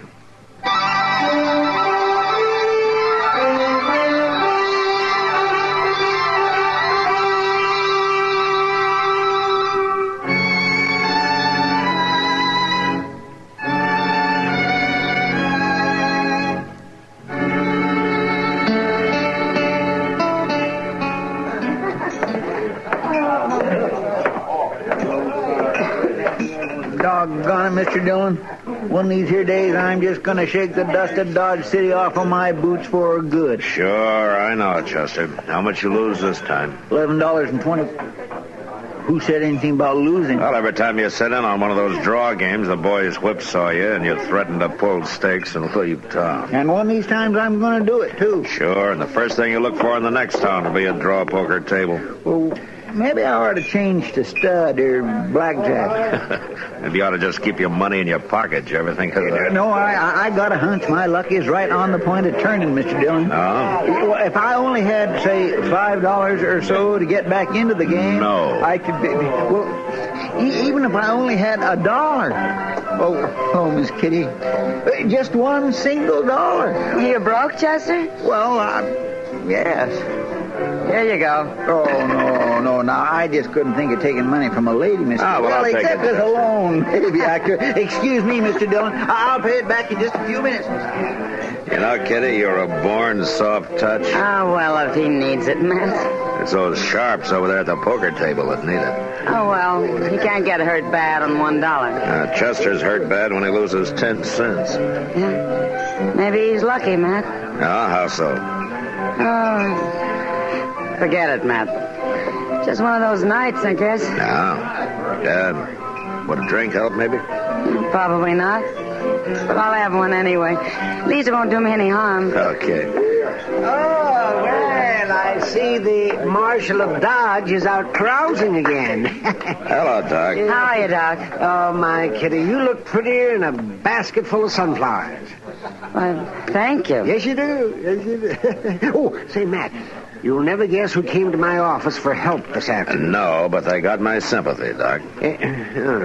It was old Carpus Degg. Carpus? Who's Carpus Degg? Well, he lives in a shack on the river bottom, Kitty. He hunts a little, traps some, keeps pretty much to himself. What's wrong with him, Doc? Nothing. He brought me a patient. Too late to do any good, of course. He died right on my operating table. Oh. Died of what? A bullet wound. You mean somebody was shot this afternoon and you didn't tell me about it? I didn't figure it was important. Was to Carpus, though. Yes. He looked mighty broken up when he left. Doc, will you please... I reckon a man living alone that way, without any human friends, can get pretty fond of an old hound dog. A dog? Yeah, I guess I did forget to mention, it was that old spotted hound dog of his that was shot. How are you, Doc? Miss Kitty? Yeah, Chester. Do you think maybe you can get by till payday for that $1? Forget it, Chester. Yes, forget it, Chester. No use looking at me, Chester. Well, I was just thinking... Doc, did Carpus have any idea who shot his dog? If he did, he wasn't saying. But from the look on his face when he walked out, I'm glad it wasn't me. Well, now, why would anybody do a thing like that? Well, I don't know. It's too bad, but there's nothing much to be done about it. I think maybe I better ride out there in the morning and have a talk with Carpus. What for? This wouldn't be the first time that a dog getting killed would finally lead to a man getting killed.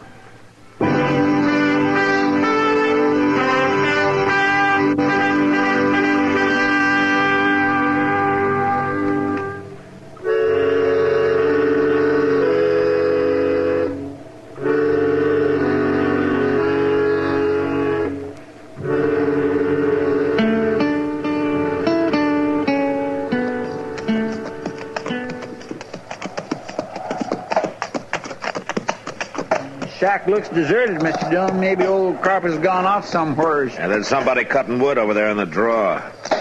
Let's leave our horses here in the lean-to, Chester. All right, sir.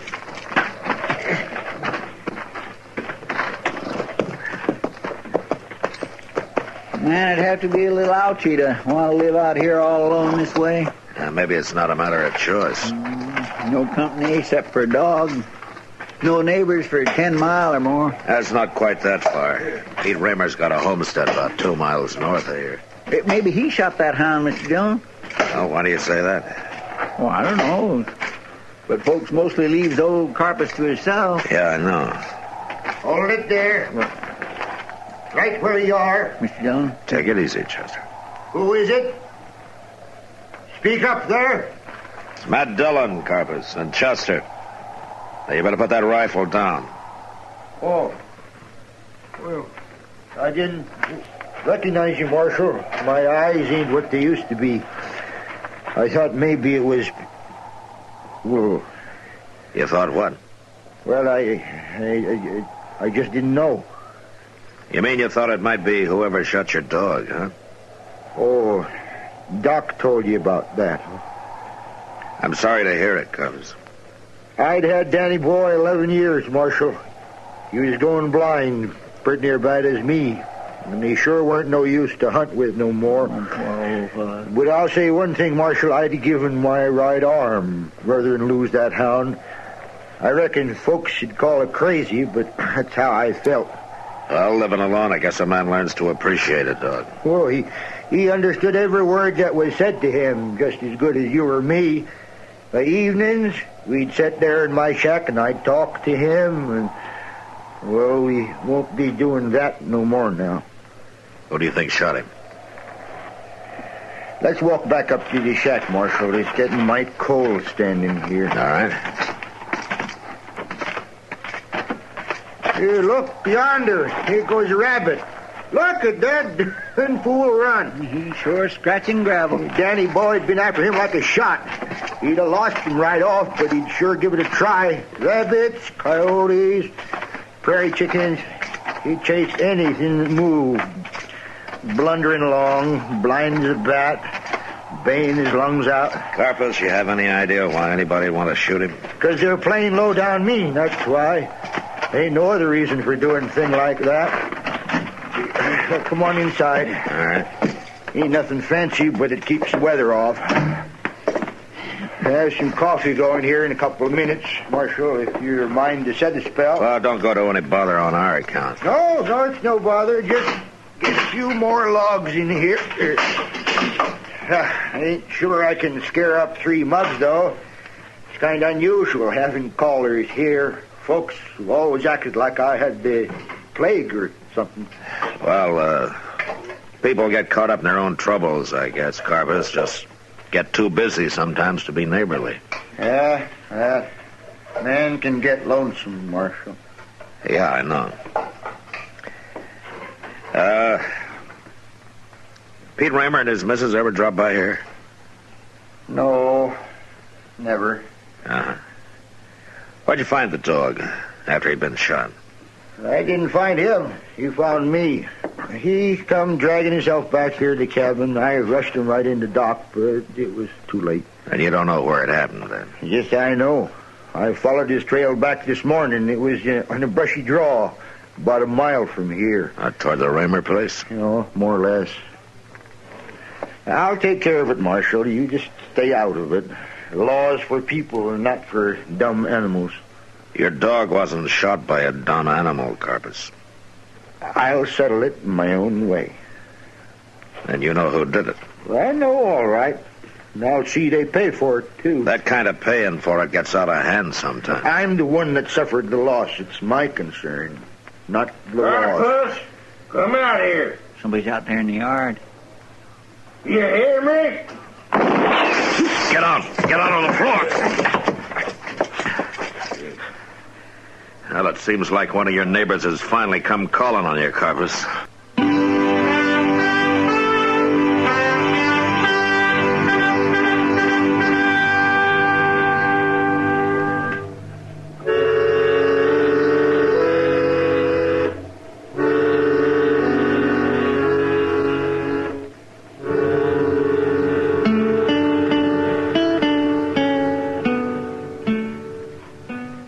That's Pete Raymer out there, Marshal.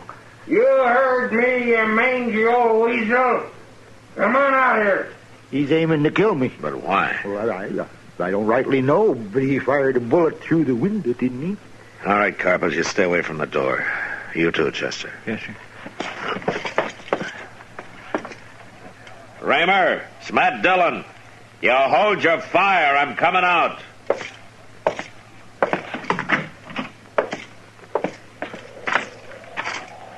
I didn't know you was in there, Marshal. No, I guess you didn't. You understand, I wasn't aiming to shoot nobody. Is that so? No. Just trying to throw a scare into him. Into old Carpus, I mean. Bring him to his senses, maybe. Has he been out of his senses? Well, he sure act like it. Marshal, you know what he done this morning? He tried to shoot my kid's dog. Yeah. Snuck up through the brush, took a shot at her. Sonny seen him do it. Any idea what had caused him to do a thing like that? Oh, dang if I know. He's just crazy, I reckon. He always been to my touch. You know that. That's why folks around here just stay shy of him. Well, that might work both ways, Raymer. How's that? Being lonesome, acting strange. They kind of go together sometimes. Yeah, maybe. Are you the one who shot his dog? What? If he says that, he's a liar. I ain't even seen that old hound for a week. Didn't know he was shot till you told me. Anybody says I done that is a liar. Well, I say you done it, Raymer. You calling me a liar? I'm calling you anything you are. Wait a minute, stand there and both of listen you. to.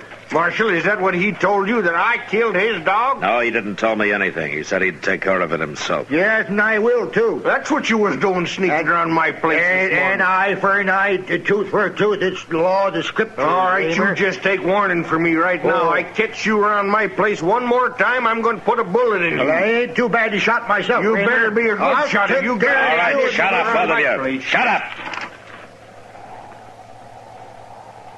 It's like I told you, Carpus, this way of paying for things comes high sometimes. Danny boy was the only thing I had in the world, Marshal. Well, then you ought to find out who killed him instead of coming around and scaring my kid half to death. I know who killed him. Sonny come running home like old Scratch yourself was after him, yelling. It's Mr. Degg he's yelling. He just took a shot at my dog. Oh, Carpus, if I could have got my hands on you. Wait a minute, right Raymer. then. Wait a minute. Is that really what he said? I ain't known to be a liar, Marshal. The exact words, I mean. Well, that's the gospel, so hell, if lightning was to strike me dead right, right now where I stand. I suppose we all ride over to your place, Raymer. My place? Yeah. I want to talk to Sonny. What for? It might help to prevent a murder.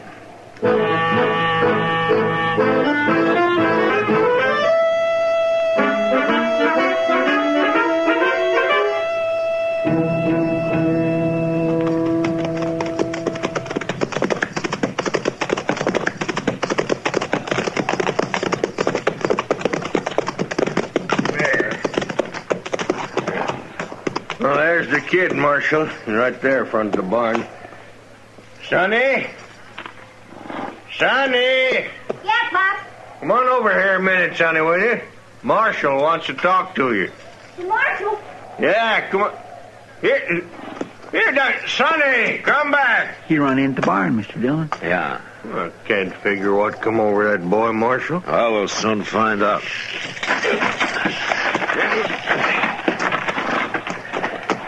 Maybe it'd be better if you and Carpus stayed here with the horses, Raymer.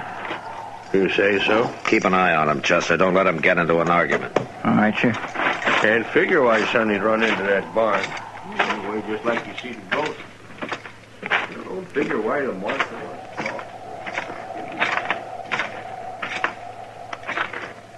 Sonny, What do you want? I want to talk to you. I want you to open the door. Go away. You can't get away from a thing by hiding from it, Sonny. You go on away, Marshal.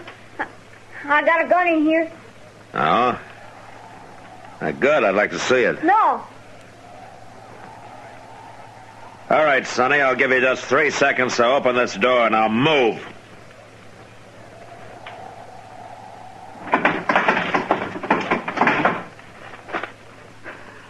All right, Marshal. Go ahead and arrest me if you want to, but please don't let Mr. Diggs shoot Nellie. He won't. He tried to this morning. That's why I got her tied up here in the barn. Now, why do you suppose he did it, Sonny? Why, to get even, because Well, I guess you know about it, don't you? Know about what? It was an accident, Marshal. Cross my heart it was. I was after an old coyote, and he run into that brush patch. And I went in after him and seen something moving. I thought it was him, so I fired. Only it wasn't. It was that old hound dog of Mr. Diggs. Oh. A man should never pull a trigger unless he's sure what he's got in his sights, Sonny. Yes, sir, I know. Pop always told me that, but I just forgot. Now I have to go to jail and... Now, you stop that kind of talk. You're not going to jail. Hey, Carpus, come over here, will you? You too, Raymer. I was scared to tell what happened because I knew Pop would be mad, and I didn't think anyone would believe me. What is it, Marshal? Carpus, it was the boy here who shot your dog. It was? I didn't mean to do it, Mr. Digg. I thought it was a coyote, but it was old Danny Boy. Oh, I know how you like that old hound. I sure feel awful about it. Are you sure it was an accident? Yes, sir, it was. Honest, it was. Well... Nellie's going to have pups in a couple of weeks, Mr. Digg. And I'll let you have your choice of the litter. Any one of them you want. Well, no. That hound of mine was a trained hunter, Sonny. Takes a lot of work to train a young pup. I'll help you. I'll come over every day as soon as my chores is done and help you train him. Yeah, it sounds like a pretty fair offer. This Nellie's a good dog, is she? She's the best dog in the world. You just take a look at her. Come on, I'll show you. Oh, I'm mighty sorry about this, Carpus. Yeah, that's all right. It couldn't be helped. Come on, Mr. Diggs. Yeah, all right, Sonny. All right, I'm coming. Oh, looks like old Carpus has finally got himself a friend, Mr. Dillon. Yeah. Looks like 2, though, Chester. Counting the pup.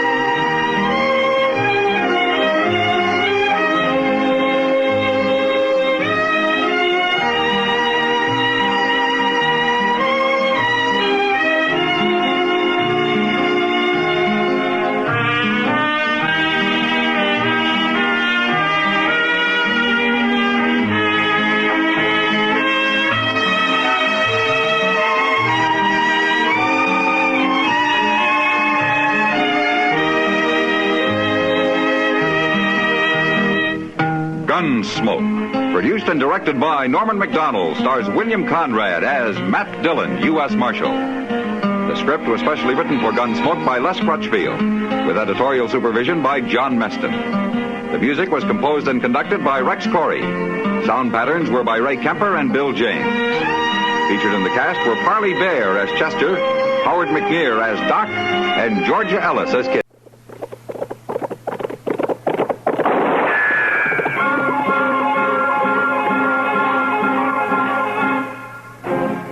Around Dodge City and in the territory on West, there's just one way to handle the killers and the spoilers, and that's with a U.S. Marshal and the smell of Gunsmoke.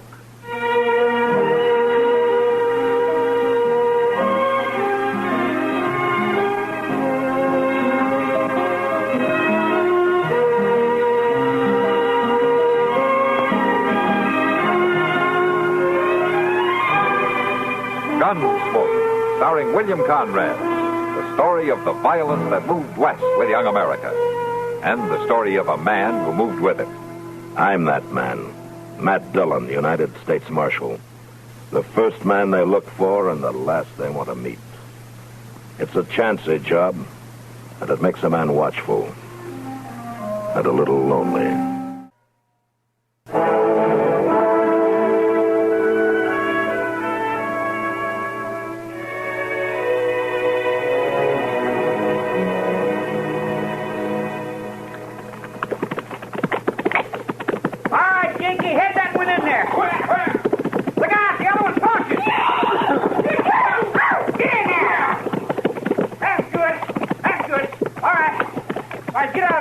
I'll get the gate.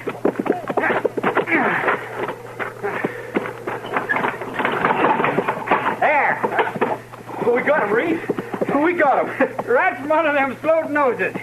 Leave your horse here, Jiggy. We'll tell them off. Yeah. We just rode them wild horses right away from them. Didn't we, Reed? They're probably still looking for them. Well, we got two, Ma. Two wild horses in the corral. I seen you drive them in. Yeah, they'll bring good money. That's right, Ma. They're sound. Any trouble? No, we just rode away from them. Rode away from who? Old man Sloat and his second boy, that Jas. You take them away from the float? No, we just outrode them. Now, Reed, you tell me straight. That's right, Ma. They was out on open range. We got them rounded up first. Yeah, and we got away first, too. I don't want no trouble. Oh, we can handle it, Ma. We can always handle them Sloats. I don't want nothing to handle. Now, Ma, there ain't no cause to worry. That's what your pa said, and he lays dead. Pa was alone that day, Ma. Hey, somebody's coming. It's them. Yep. Jas and his old man. Well, leave them come. They'll take the colts we brought in. Come on, Jakey. Reed. Jakey! In the corral, Jas. Get them. Sure, Pa. Set your horses. We're taking the colts. Go on, Jas. You better hold on. We roped them. They're our coats. Ain't they, Reed? They're ours right enough. There ain't never no call for you Sloats riding onto our place.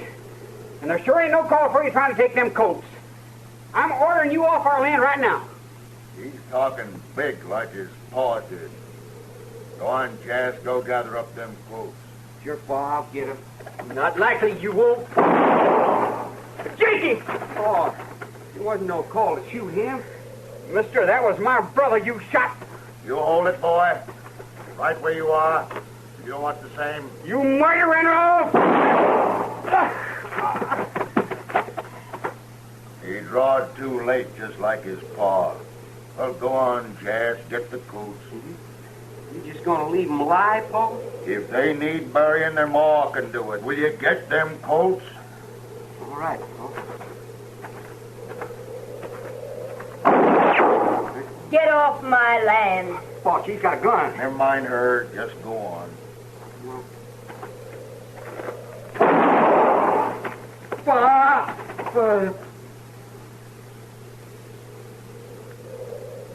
You kill him.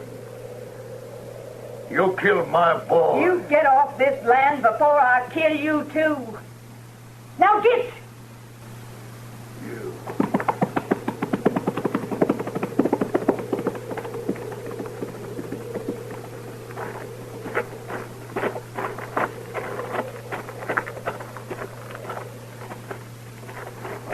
Jakey? Ma.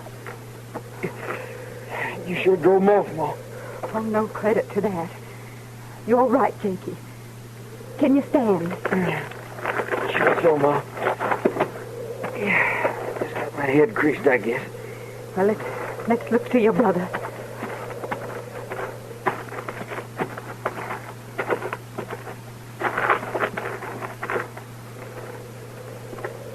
No.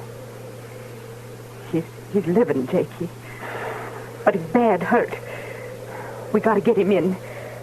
You fit to carry? Sure, Ma. I'll take his head. No, I can lift it. I'll take his head. All right.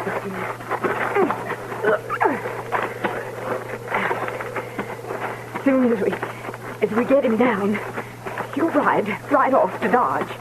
Sure, Ma. Yeah, I'll bring the doc right back. The doc and the marshal. The marshal?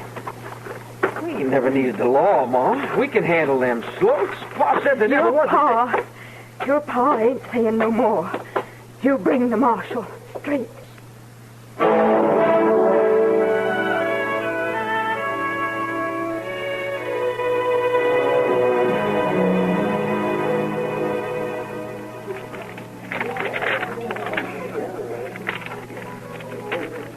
can see for yourself, Miss Kitty. We got rid of 3 cases last week. Well, all right, Sam. I'll order it the next time the drummer comes through.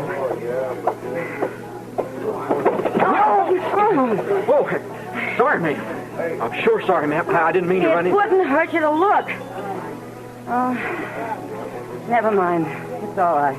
Yeah, well, I didn't see you, ma'am. Well, I hope you didn't. I'd hate to think you nearly knocked me down on purpose. Oh, no. No, ma'am. It's just that I was looking for somebody. Who are you looking for? Well, the lady that runs this place, ma'am. You found her. What? You mean it's you? Something the matter with that? Well, no. No, ma'am. I just figured she'd be bigger and older, like anybody that runs a saloon. Well, yes, ma'am. I'll take that as a compliment. What can I do for you? They told me up the street you always know where the marshal is. I'll take that as a compliment, too. You look in his office? Yes, ma'am. Yes, he ain't there. You know where I can find him or the doctor? You sound like you're in real trouble. My brother's shot bad. Ma said to come to Dodge and fetch him, but I ain't found neither one of them. Well, sometimes they come in here about this time, and sometimes they don't.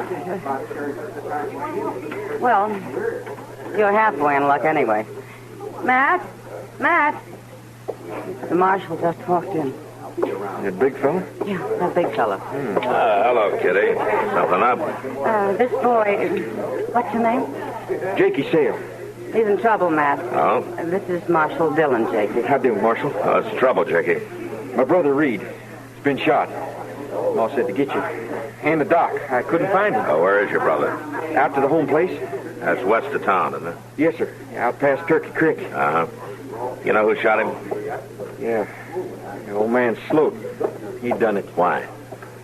Well, they come after our horses, and we tried to stop them. They shot your brother. Did they get the horses? No, sir. No, after Ma shot Jas, old man Sloat, he rode right off. Your mother shot Jas Sloat? Yeah, Marshal, she did. Never seen her use a rifle before, neither. All right, I'll get right out there. Well, the Sloats won't let her go at that, will they, Matt? No, Kitty, they won't. Do what you can to help the boy find Doc, will you? Yeah, sure. Chester and I will strut on out. The boy can show Doc the way. He never called in the law before. Yeah, sounds like it. So long, Kitty. I'll see you later.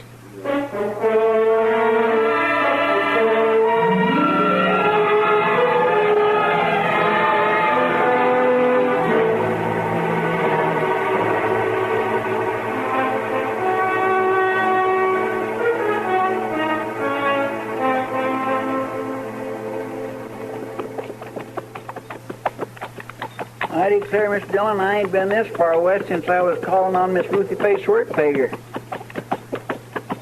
Whatever happened to that romance, Chester? Well, I wouldn't exactly call it no romance, Mr. Dillon. Though she did let me kiss her one time when we was both out to the barn. Oh, well, I'm glad you were both there.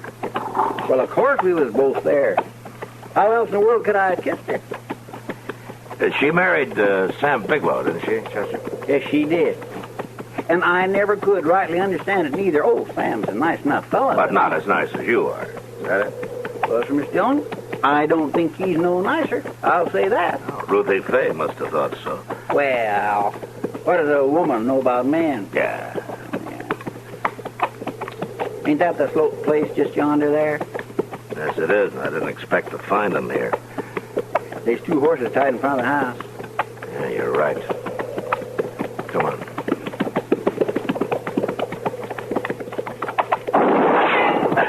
Get over behind those trees.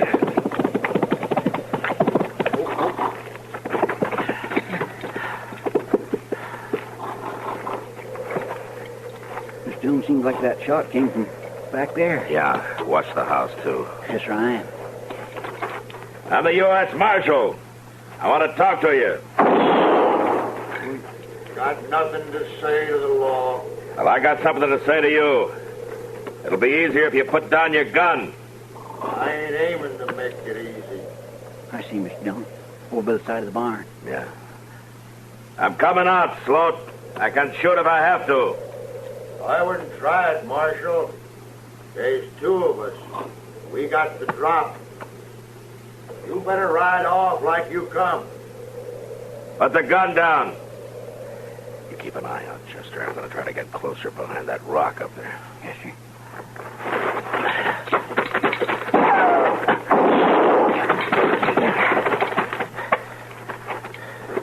You get him, Milt. You got a good shot from up there. Up there, the barn roof, Mr. Dillon.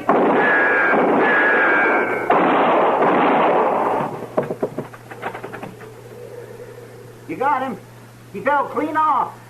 All right, Sloat. You lost your rod. You better come out. I ain't coming out. Okay. Chester, work around to the other side, and then you'll have a clean shot at him. All right, sir. No, wait. Wait, I give up. Don't kill me. And throw your gun down. Yeah. You all right? Come on, Chester.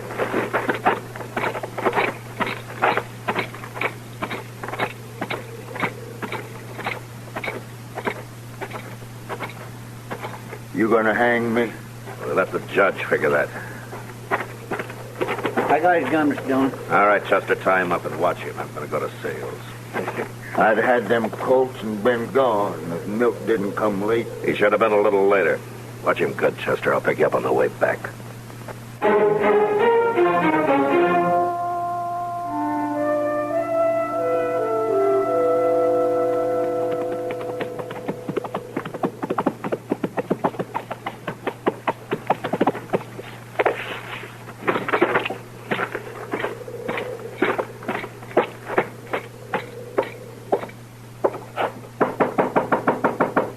Come in. You the marshal? Yes, ma'am. Matt Dillon. Where's Jakey? Well, he's waiting to bring the doctor out. They should be here before long. I need more firewood. Round the side there. My boy Reed's shivering cold. Sure, ma'am. I'll get it for you.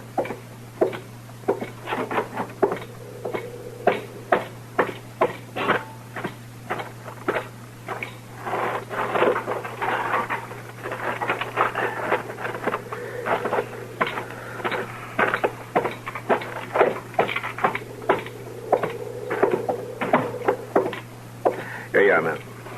Thanks. The stove could use a stick or two. Yes, ma'am.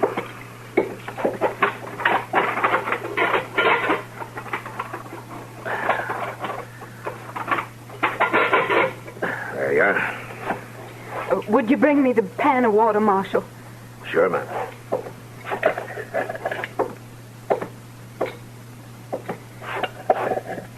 He's bad took, Marshal. Yeah, I see he is. I don't know what to do but keep him warm and keep his head cool. I've been at it all day. Doc Adams will fix him up. We got to keep him going till he gets here. We'll sure try, ma'am. We'll sure try.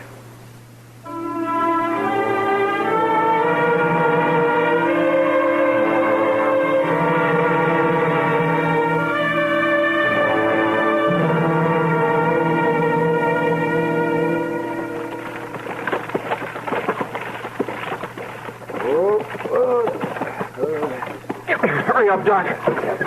I'm coming.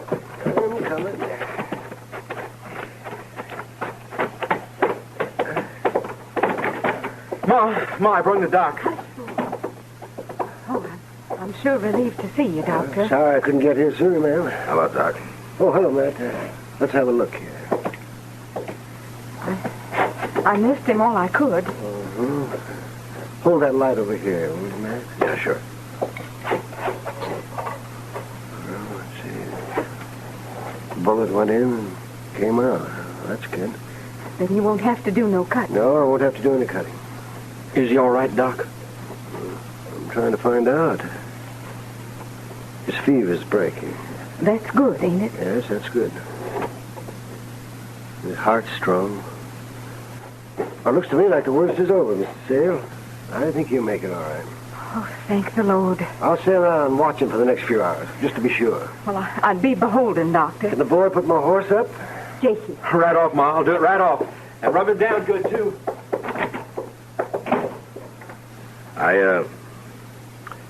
I'm glad for the good news, Miss Sale. Guess I can be getting on back now. I called you here because of the shooting, Marshal. Oh, yeah, but that's all over, Miss Sale. I told you the Sloats won't be bothering you anymore. Milt and Jas are dead, and I'm picking up old man Sloat on the way back to Dodge. I didn't call you here because of the Sloat. No? Well, why did you?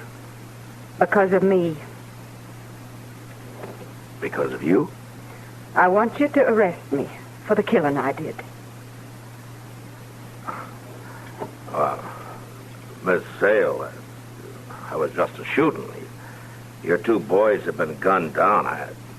I'm not going to hold you for that. I want the judge to say Well, that. there's no need for the judge. There is for me, Marshal. I killed a man. I killed Jas Sloat, and I want to answer for it. Miss Sale. We've been living without the law for a long time, Marshal. We've been doing our own fighting and saying what was right. My husband didn't see no need for the law.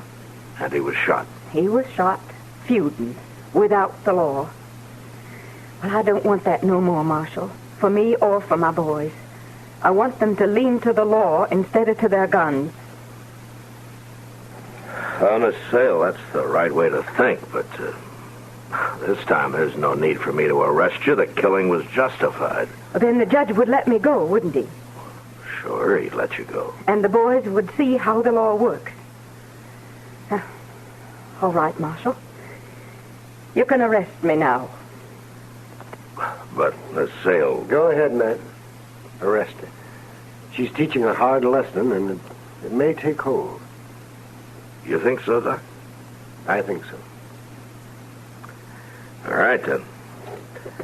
Miss Sale, you're going to have to come with me. I'm arresting you. Thank you, Marshal. No, ma'am. I think maybe I should thank you.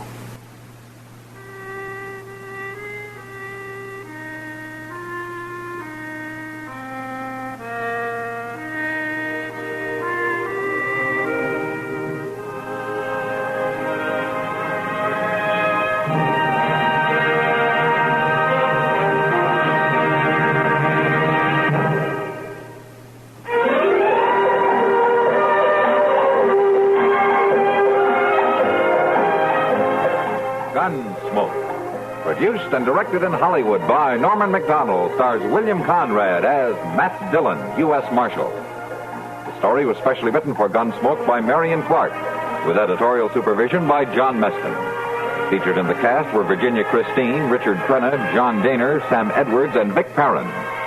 Harley Bear is Chester, Howard McNear is Doc, and Georgia Ellis is Kitty.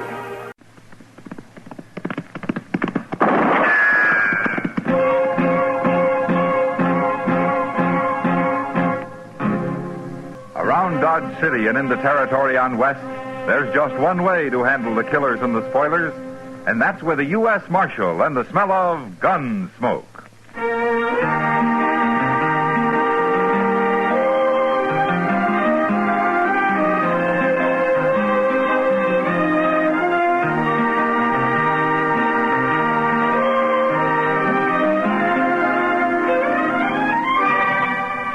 Gunsmoke, starring William Conrad, a transcribed story of the violence that moved west with young America, and the story of a man who moved with it.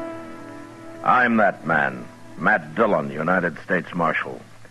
The first man they look for and the last they want to meet.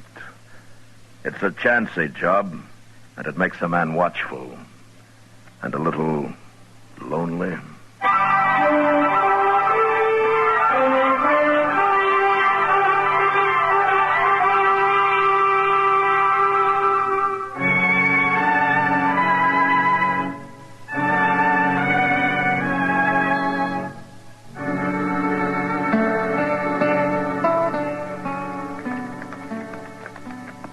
Nice little house he's got here, Quade. Fellow with all his money can afford a nice house, Mitch.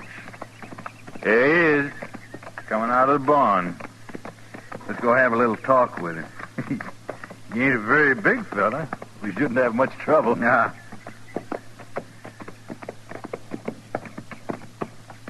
Oh, hello there.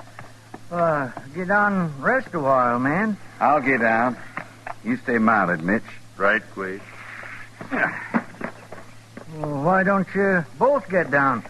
I got a pot of coffee on the stove in there, and I might scare up a little bacon if you're real empty. We've ate. We camped in them cottonwoods out there last night. Oh, you did? Well, why didn't you ride in? I could have slept you in the barn. I don't get much company out here. I know. We've been watching the place. You're all alone here, ain't you?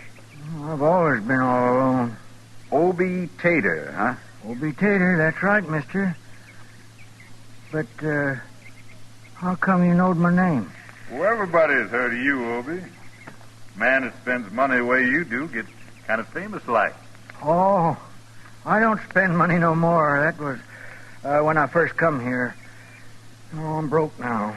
Well, that ain't the way we heard it, Obie. We heard you drove a mule back from Sacramento plumb loaded with gold double eagles. Oh, that ain't so. $1,000 is all the gold I scratched out of California. And I spent it building this ranch. Sure don't know why people keep talking about how rich I am. They'll quit talking soon enough, Obie. Huh? You ain't gonna be rich no more. No, you sure ain't. What are you talking about? I'm gonna ask you real nice, Obie. Where you got that gold hid? No, wait a minute. What are you fellas up to? You gonna tell us? You come here to rob me, didn't you? Well, it ain't no use. There's nothing to rob. I told you wouldn't talk, Quade. We'll have to bounce it out of him. Go ahead, Mitch. Take down your rope. No, I ain't even armed. You can't hang me. We ain't gonna hang you, Obie. We're just gonna give you a little ride, feet first. Go on, Mitch, rope him. No, don't put that rope away. You ain't gonna drag me. Yes, we are, Obie. That's just what we're gonna do.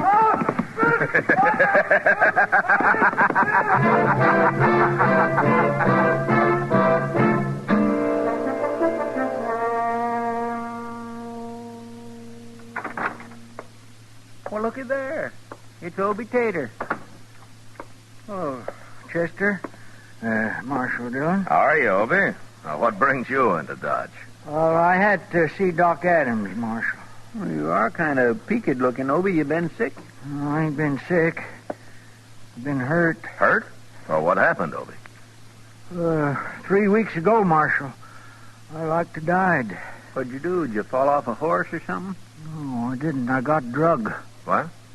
Well, two fellas. They come by my place and they throwed a rope on me and they drugged me across the prairie. Well, who did? What for?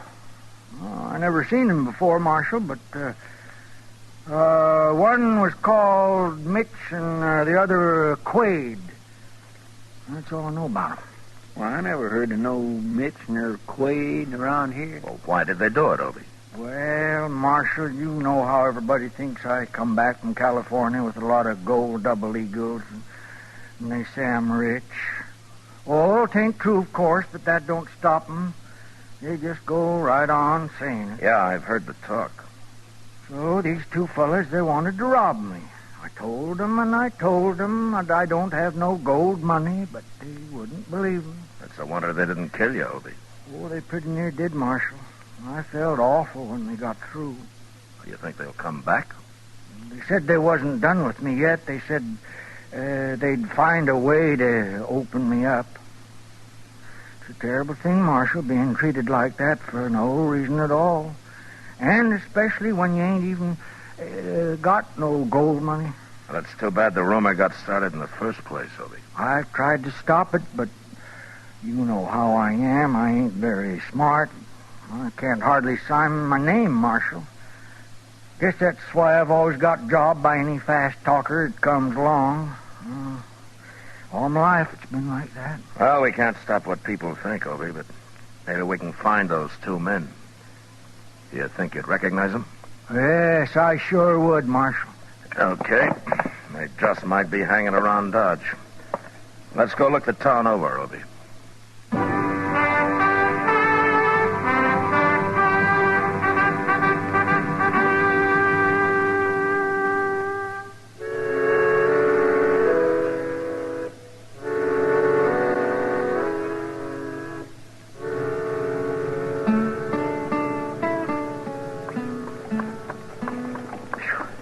Marshal Dillon, we must have been in every saloon and gambling house in Dodge. I'm getting footsore. Well, there are only a couple more, Obie. We'll try the Texas Trail here next. Well, what are you going to do if we find him, Marshal? Put him in jail? Well, if there's enough left of them when I get through. Now, here we are.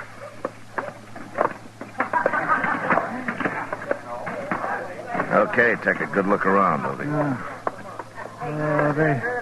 They ain't at the bar. And they ain't at the tables back there. Couldn't we sit down a minute, Marshal? I'm awful tired. I guess I ain't got my full strength back yet. Sure, Obie, we can sit down. Oh, let's go over there with Kitty and whoever that other girl is. Huh? Oh, I'd like that, Marshal. I ain't heard a woman's voice in over half a year. Hello, Matt. Hello, Kitty. Oh, Kitty, this is Obie Tater. Glad to know you, Obie. Ma'am? It's Miss Obie. And the same with Ella Mellish here. And this is Marshal Dillon. How do you do, man? How do you do? I'm glad to know you. Oh, sit down. Sit down. Thank you.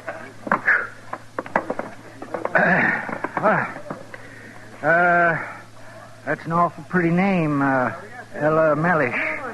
Thank you, Obie. Ella's new here. She's only been in Dodge about a week. I like it, though. I might even stay a while. Oh, that'd be nice.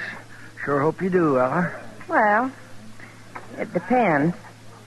Depends on what? Oh, people, I suppose. If I meet somebody I like, I'll stay. You will? Sure. Why not? Well, you meet somebody. Pretty girl like you. You're nice, Obie. By the way, how you feeling now? Oh, I'm fine. Doc Adams couldn't find nothing real wrong. He just said to take it easy for a while. What's the trouble, Obie? You been sick? No, it's not that. Couple of fellas come by my place and treat me kind of rough. I'm okay now. You look fine, Obie. You can't hurt a young man like you anyway. Oh, I ain't very young no more. Not pushing 60. 60? Oh, I don't believe it. Well, you look more like 35 to me. I do? Well, of course you do. Ella. Yeah? I'd be proud to take you over to the bar and buy you a drink. Any kind of a drink you want. Wait a minute now, Obie. We got a couple of more places to look No, into. that can wait, Marshal. It ain't important. We'll do that tomorrow sometime. Will you, Ella? Come on, will you come? Oh, I'd love to, Obie. And maybe you'll tell me about yourself. Out in California and all. Oh, that ain't nothing. I'd rather hear about you and how you come to Dodge. Well, that sure didn't take long. Ella Mellish, huh? What do you know about her, Kitty? I don't know anything, Matt. Not really. I was a good talker, but she doesn't say much about herself. Did she come here alone? As far as I know, she did. Yeah. She have any friends here? I mean, have you seen her with anyone in particular? No. I don't pay much attention to her. Why, Matt? Something wrong? No, not yet, Kitty. But, there's sure gonna be.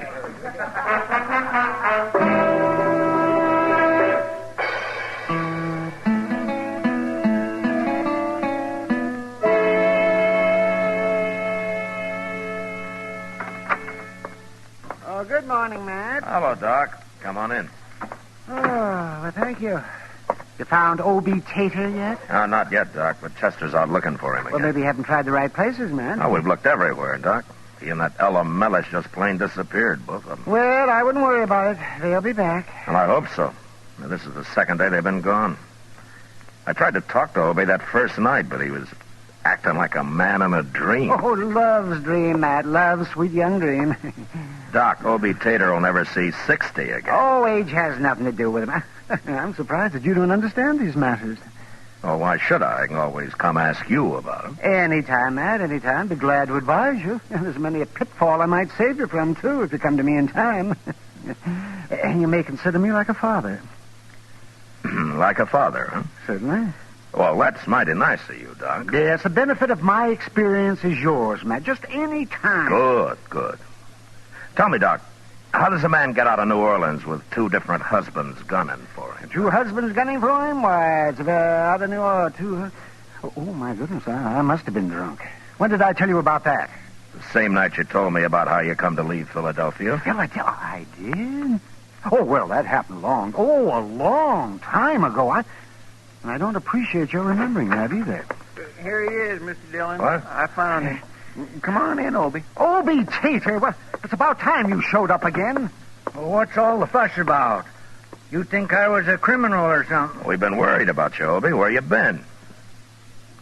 Honeymooning? What? Honeymooning at the Dodge House. I paid the clerk $10 not to tell nobody we was there. I put up all the... You mean you married Ella Mellish? It was love at first sight, Marshal. I proposed to make her my wife, and I am proud to say she accepted me right off. I never thought you'd go that far. She's a fine girl, Marshal, a fine girl. Is she, Obie? Well, I hate to say anything against your wife, but there's something I gotta tell you. You're jealous, Marshal. That's what you are. Yeah, shame on you. Obie, if I'd known you were going to do this, I'd have made you listen to me the other night. Well, say it out, Marshal. I got to get back to my bride. We're leaving for the ranch today. And I'm half tempted to let you find out for yourself. Well, find out what? What are you talking about? Don't you remember the other night when you first met Ella Mellish, how she asked you if you were feeling okay again? Now, ain't that just like Ella? Always considering other people, me in particular, I'm happy to say. Well, while you're feeling so happy, tell me something. How come she knew you'd been hurt? Huh? You came here straight from Doc's that day, and nobody knew anything about what had happened to you except Doc and Chester and me. Now, who told Ella Mellish? Well, I don't know. What difference does it make? Oh, Obie, listen to me. There's something wrong with Ella. I don't know for sure she's in with those fellas, Mitch and Quaid, but if she isn't, she's got explaining to do. Marshal Dillon, Ella Mellish is now Mrs. Obie Tater. She don't have to explain nothing to nobody. Oh, I give up. She's a fine woman, Marshal, and I won't stand for no talk again her. Love's sweet young dream, huh, Doc? It's like being loco, Matt. He can't hear you or anybody else, except that girl. Now, that's no way to talk about me. I thought you were my friend. We are your friends. Not anymore, you're not. You or Doc or Chester or nobody. Well, I got me a wife now, and I don't need you. You'll see. Yeah, we'll see. But I hope it isn't too late when we do, Obie. And I hope you're still alive to see, too.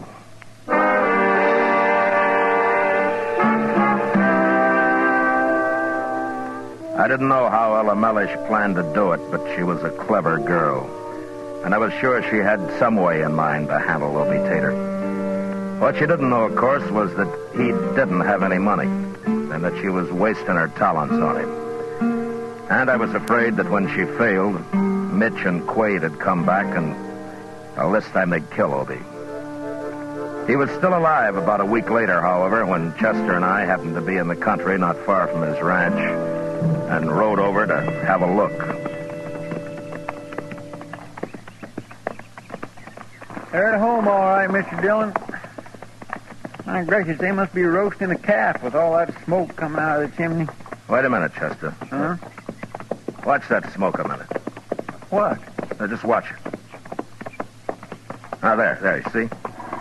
Why, it's puffing. It's starting and stopping every now and again. Yeah. Maybe his chimney's got something stuffed up in it. Maybe. You know, if you couldn't see the house, you'd think it was Indian signaling. It's stopped now. Let's leave our horses here, huh, Chester? Yes, sir.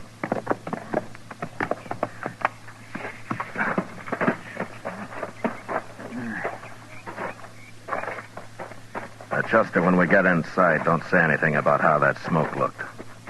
You mean you think it was a signal, Mr. Dillon? Well, we'll see.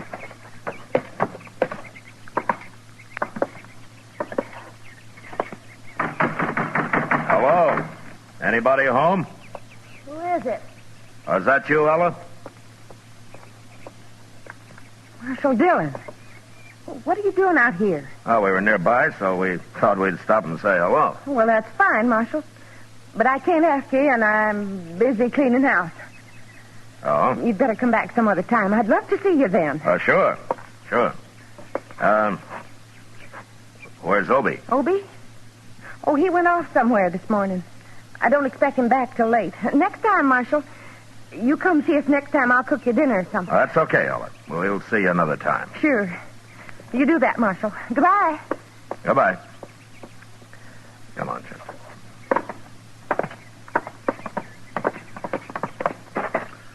Well, I declare, Mr. Dillon, I never got treated like that in my whole life. Not by nobody.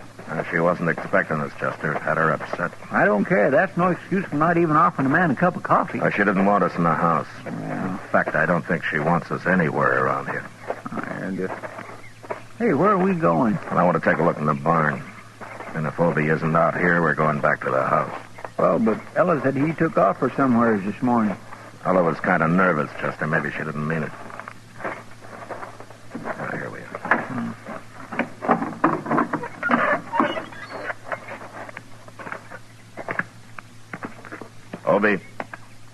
Obie Tater. Stand right where you are. Don't move, either of you. Hey, he's got a shotgun. It's Marshal Dillon, Obie, and Chester. Oh. Sorry, Marshal. I couldn't see it first. I was in the back there, and I heard the door open, and I seen two men stand here. Can't blame me for being jumpy. That's all right, Obie. But what are you doing in here? Ella told us you weren't around. Ella told her. Well, Ella does a lot of talking these days. Well, what is it, Obie? Something wrong between you two? Something wrong. Marshal Dillon, I owe you an apology. What for? For not listening to you back in Dodge. You was right about the whole thing. All that woman married me for was my gold money. And I've told her I ain't got none, but she won't listen. All her talk won't hurt you, Obie. But there's something else that might. Well, she does more than talk, Marshal. The woman's a devil, that's what she is. Well, what do you mean? What's she been doing? Well, she won't feed me for one thing. She won't even boil my coffee. It started the first night we got here, Marshal. As soon as I show her my gold money, she says she'll be a good wife. I tried to tell her the place is hers, what she need money for, even if I had it. Well, for land's sake, I never heard of a wife that wouldn't cook for a man. Oh, that ain't all, Chester. Where do you think I've been sleeping? Out here in the barn, that's where. Can't even sleep in my own house. She says she'll run off into the prairie if I come anywheres near. Well, of all the... Obie, if a woman done that in Texas, you'd have a right to give her back. I don't want to give her back.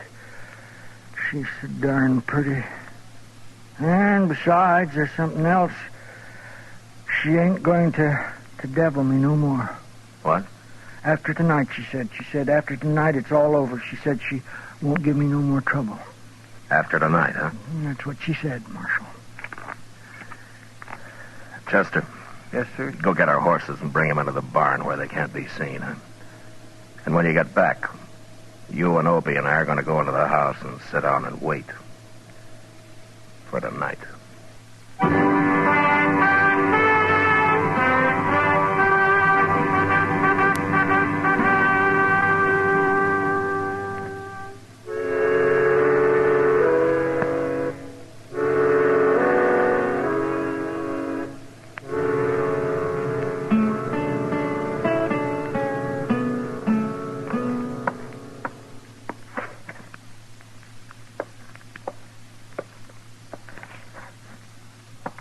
You might as well sit down, Ella. You just wear yourself out walking around that way. I got nothing to do with this, I tell you. I never heard of Mitch McQuaid. And you shouldn't worry about it, Ella. We'll find out if you know him when they get here. You're awful smart, aren't you, Marshal? I wasn't signaling to nobody, neither. I was just trying to put the fire out. Sure. There's some horses coming up outside, Mr. Dillon. Huh? It's too dark to tell, but I think there's two of them. All right, Chester. Come on. You and I'll wait in the kitchen. I sure wish I had my gun, Marshal. No, Obie. Ella would have seen to it you weren't armed. And we'll have them covered, so don't worry. You're making a big mistake, Marshal. Never mind that, Ella. You just remember what I told you. Give us away and your friends will die. They're not my friends. Come on, Chester. They're going to be some surprised, ain't they, Mr. Dillon? Well, I hope so, Chester. Here, we better get back out of the light.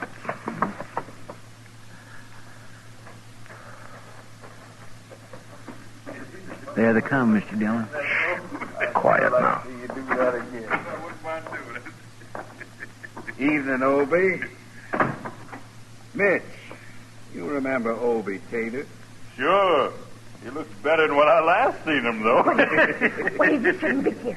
You're making a mistake. What? Shut up, Ella. It's true. He's going to give us away, Mr. Dillon. Yeah, all right, heads up, Chester. All right, don't move, either one of you. What is this? Who are you? Get your hand away from that gun, Quaid. You're caught now, Quaid. You and Mitch both. He'll fix you. That's Marshal Dillon from Dodge. Marshal? Ella's double-crossed us, Quaid. No, I didn't. I tried to tell you. You signaled we was to come in. You know nobody double-crosses me, Ella.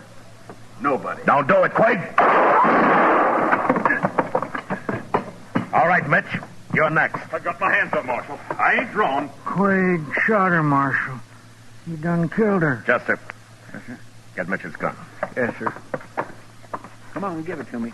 Get your hand away.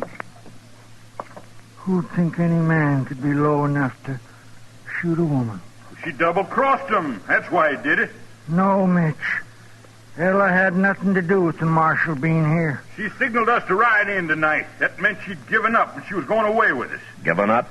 If Ella couldn't find his money, nobody could. You're nothing but an old liar, Obie Tater. You ain't got no money at all. A liar. I told everybody 1,000 times I ain't got no money. It doesn't matter now, Obie. Chester, take Mitch outside and tie him up. Yes, sir. Come on, Mitch, outside. Get moving. All right. I'm going to use your old rope to tie you up with. All right. She's dead, Marshal. I'm sorry, Obie. I just wasn't fast enough. It wasn't your fault, Marshal. You know something? What, Obie? I was awful fond of her. Ruinous as she treated me. She was so doggone pretty. And I'd have told her she just acted like a wife should. That's all she had to do. Them other fellas could have killed me before I'd have told them. But I'd have told Ella. So what are you talking about, Obie? You'd have told Ella what? About my gold money. Your money? It's in the rain barrel outside, Marshal. A whole big sack full of gold double eagles. What? You mean you had that money all the time? Sure, it's true. But, you won't tell nobody, will you, Marshal? No, Obie, I won't tell anybody.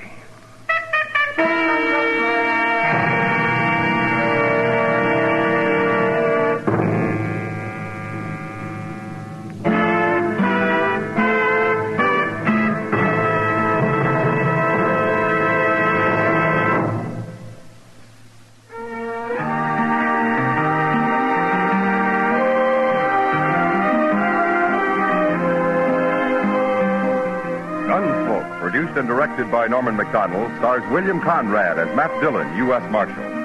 Tonight's story was specially written for Gunsmoke by John Meston, with music composed and conducted by Rex Corey. Featured in the cast were Joseph Kearns, Virginia Gregg, Vic Perrin, and Barney Phillips. Harley Bear is Chester, Howard McNear is Doc, and Georgia Ellis is Kitty. Join us again next week as Matt Dillon, U.S. Marshal, fights to bring law and order out of the wild violence of the West in Gunsmoke.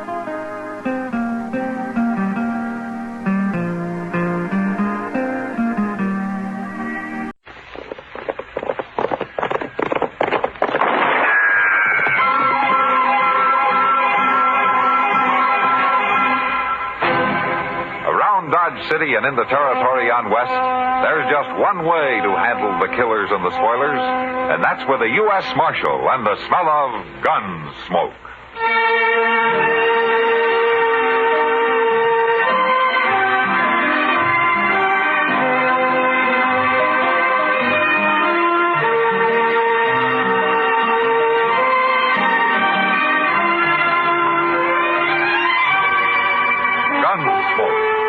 William Conrad, the story of the violence that moved west with young America, and the story of a man who moved with it.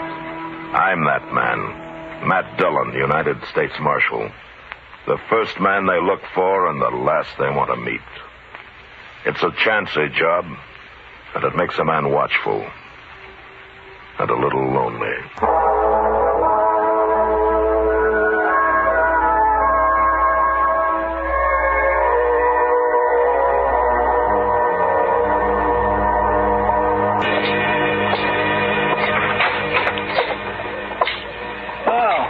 Mr. Dillon, turned them all loose early this morning, just like you said. Good, Chester. They was the one sorriest-looking bunch of cowboys I ever did see. No? Well, I guess I didn't really hurt any of them, Chester. Well, being banged on the head with a 6-gun ain't the gentlest way to end evening pleasure. But they'll live. Trouble is, they've been taking their pleasure too seriously. Yes, sir, but things quieted down a little last night after you locked up them 5. They might have been real trouble otherwise. Declare, I don't know what's got into everybody lately, Mr. Dillon. Well, it goes like that, Chester. Things will be peaceful enough for a while till some wild outfit like this drag our herd his town. And you got to come down on them hard and fast before they really get the bit in their teeth. Well, you sure did last night. Yeah, it isn't over yet. You Marshal Dillon? Yeah, that's right. My name's Rance. I'm glad to know you, Rance. I bossed the drag our herd up here from down around Monte Carlo. That's in Texas, Marshal. Yeah, I've been there. Yeah, well, you better not go back. Oh? We might give you the kind of welcome you're giving us. What's your complaint, Rance? Buffalo and my men. 5 of them come into camp this morning with blood in their hair. They said you done it. That's right, I did. And if I hadn't, they might have been shot. Or shot somebody else. Good thing for you, you took them one at a time. I'd have taken them anyway. Look, Rance, this town was on the edge of a riot last night, and I stopped it. I stopped it without any killing. It's a man's own business. He wants to pull out his gun. Not around here, it isn't. Marshal, I can't ask men to come up the trail the way they do and take to drinking soda water and talking in whispers. What kind of a town is this, anyway? It's a good town.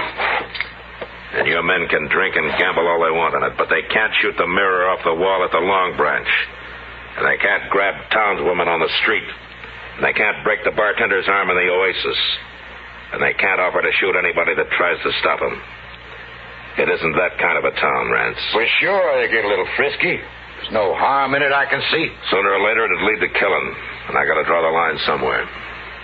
So do I, Marshal. Now, what does that mean? I mean, I won't drive cattle to Dodge no more. I'll spread the word it's a no good town. And you people can live off sodbusters and buffalo hunters. This place will starve to death. I'm hired to keep the peace, Rance, any way I can. Keep it then. We won't bother Dodge no more. Goodbye, Mark.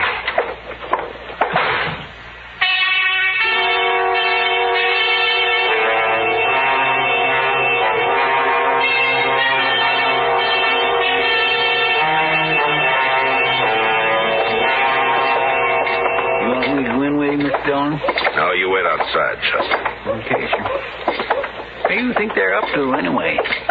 Mr. Green told you it was a businessmen's meeting, didn't he? Yes, sir. And I expect they're worried about business. All right, Chester, I'll be out shortly. Yes, sir.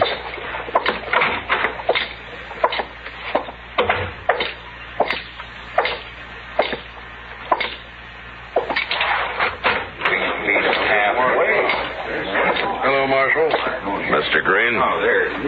Gentlemen. Mr. Green, you asked me to come here. We all did, Marshal. Mr. Pepper, Mr. Howe, and, well, all of us.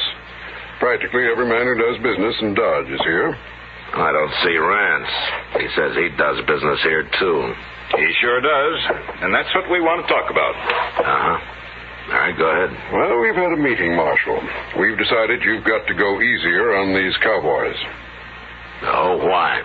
Well, we can't afford to lose all that business. That's why. There's always been some trouble the first day or so after a herd reaches Dodge. All I do is buffalo a few of the wildest, and gradually the rest of the cowboys calm down a little. Well, they won't stand for you slugging men and throwing them in jail. Huh? Nobody got killed last night, did they? Well, that isn't the point. According to the law, that's a pretty good point, Mr. Green. Well, now, the law's a fine thing, Marshal, but, well, we're also interested in business. Are you scared because one hard-headed trail boss has threatened you, Hal? You know, they're not all like Rance. Well, there's no use to argue, Marshal. We've got our minds made up.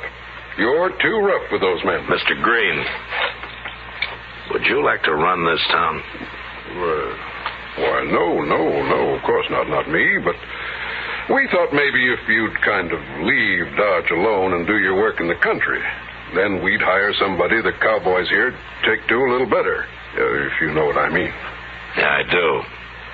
It's a good thing for me I'm employed by the government, isn't it? Well, now, Marshal, we're just making a suggestion, sort of. Sure. And you know what, Mr. Green? You men are acting like fools. Well, now, just It's true. There's only one way you'll learn. Gentlemen, I won't make any more arrests in Dodge until you come and ask me to. It's your town, and you can blow it right off the map if you want. Good day.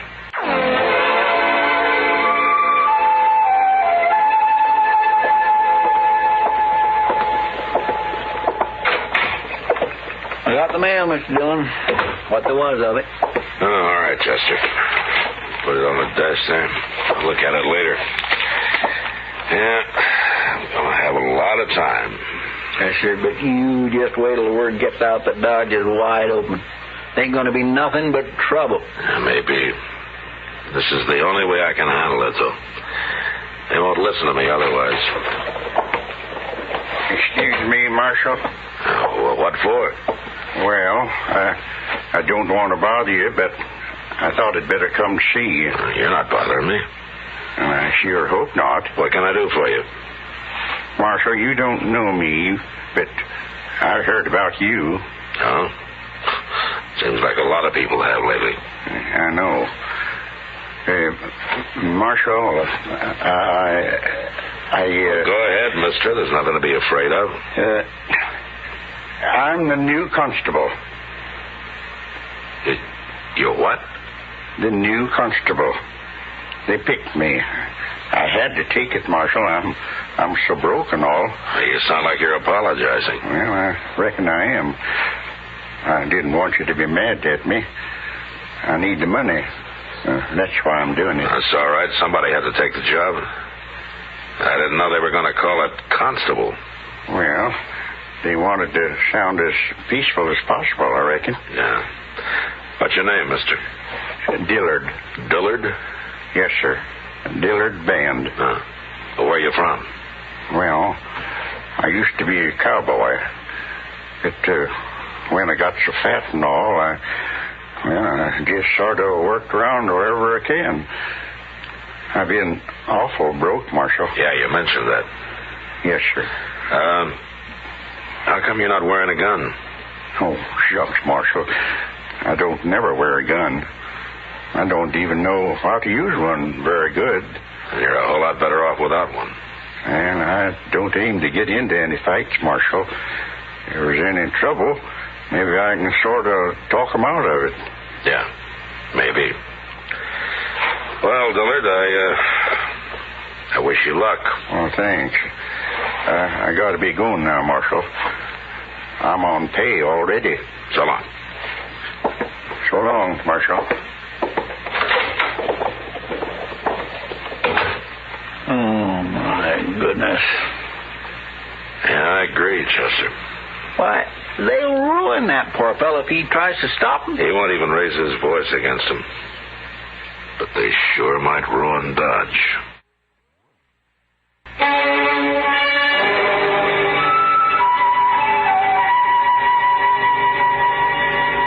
The government paid for my office and the jail behind it, so I stayed there.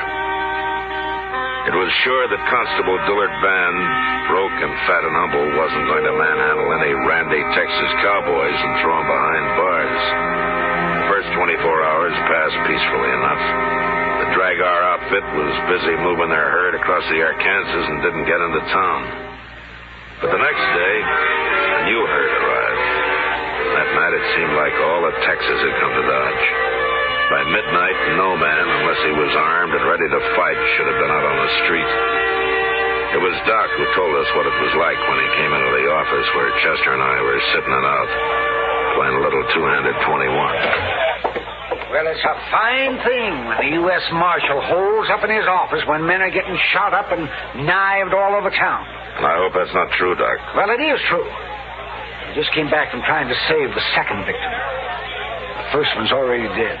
Cowboys or citizens? Cowboys. Citizens, I suppose those dunderheads would have been in here on their knees begging you for help. I don't want them on their knees, Doc. I know, Matt, but it's getting worse. Why, that last fella, they wouldn't even let me bring him back to my office. They said he might as well die right there on the floor of the Texas Tree. They did? They sure did. And they ran me right out of there. They what? They took me by the arms and they half carried me as far as the door. I called them everything I could think of while they were doing it to him. Doctor, you think that man's dead yet? He will be soon. If I don't get him to where I can work on him. All right, we're going over there and get him. Come on, Chester. Yes, sir. I told him I wouldn't make any arrests, and I won't. But nobody's going to push Doc around and stand between him and a wounded man.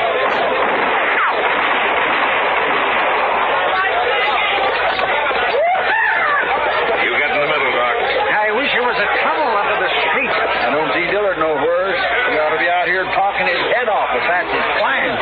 Well, he's lucky if he doesn't get hung tonight. Watch your gun, Chester. Don't let anybody grab it. I'm carrying my hand on it.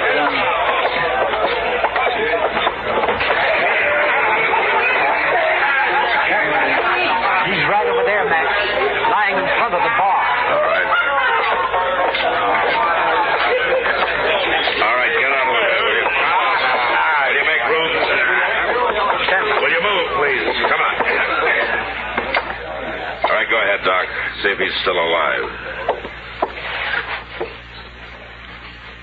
Well, he doesn't look very good. I thought you'd quit, Marshal. No, I haven't quit, Rance. What are you doing there, then? A man's dying. With a fair fight, we believe in dying where we fall, Marshal. You don't need no help. I won't even argue with you, Rance. But the first man that interferes with Doc will die on his feet. And if you can't understand it any other way, just put it that Doc's a friend of mine. Is that clear enough? Now, man. Now, let's not have any trouble here. Now, let's talk it over and settle this peacefully. Could I... Oh, it's you, Marshal. Hello, Dillard. I'm having a terrible time, Marshal. Yeah, I can see that. Matt? Yeah. How is he, Doc? Bad. But I might save him. Okay. Dillard? Yes, sir? Help Chester carry that man over to Doc's office. Huh? Sure, Marshal, sure. Leave him be, Constable. That's enough, Rance. Let him die in peace, I say. You know, Rance, I'd throw you in jail, but I said I wouldn't make any arrests. And why don't you get out of here while you still can? I'll get out.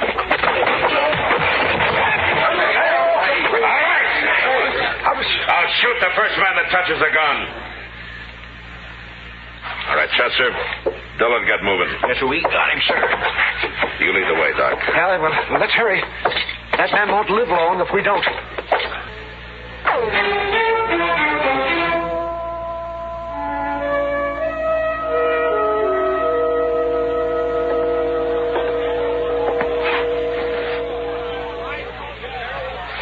O'clock in the morning and the crowd's thicker than ever, Mr. Dillon. Just come here and take a look.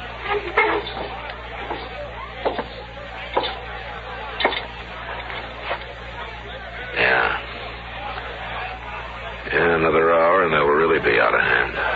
Look yonder. There's Miss Kitty coming across the street. What? You wait here, Chester.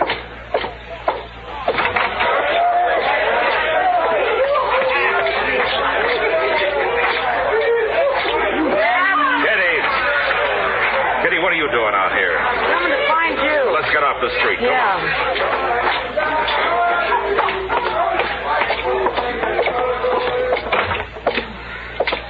Phew, it's getting worse. Hello, Chester. Miss Kitty? You shouldn't have gone out in the street, Kitty. Well, it's no worse than a Long Branch. Then you ought to go home. I'm going. I'm all through till somebody puts a lid on this town. That Brance is over there right now, Matt, getting drunk and calling for blood. There's been enough blood around here already. How's that cowboy, the one you got out of there? Well, Doc was down a while ago. Said he took a bullet out. He thinks he has a chance now. Oh, good. You say Rance is working up trouble, huh? Yeah, he's trying. I guess he didn't take to your bashing him on the head. They've Quieted things down for a little while, anyway.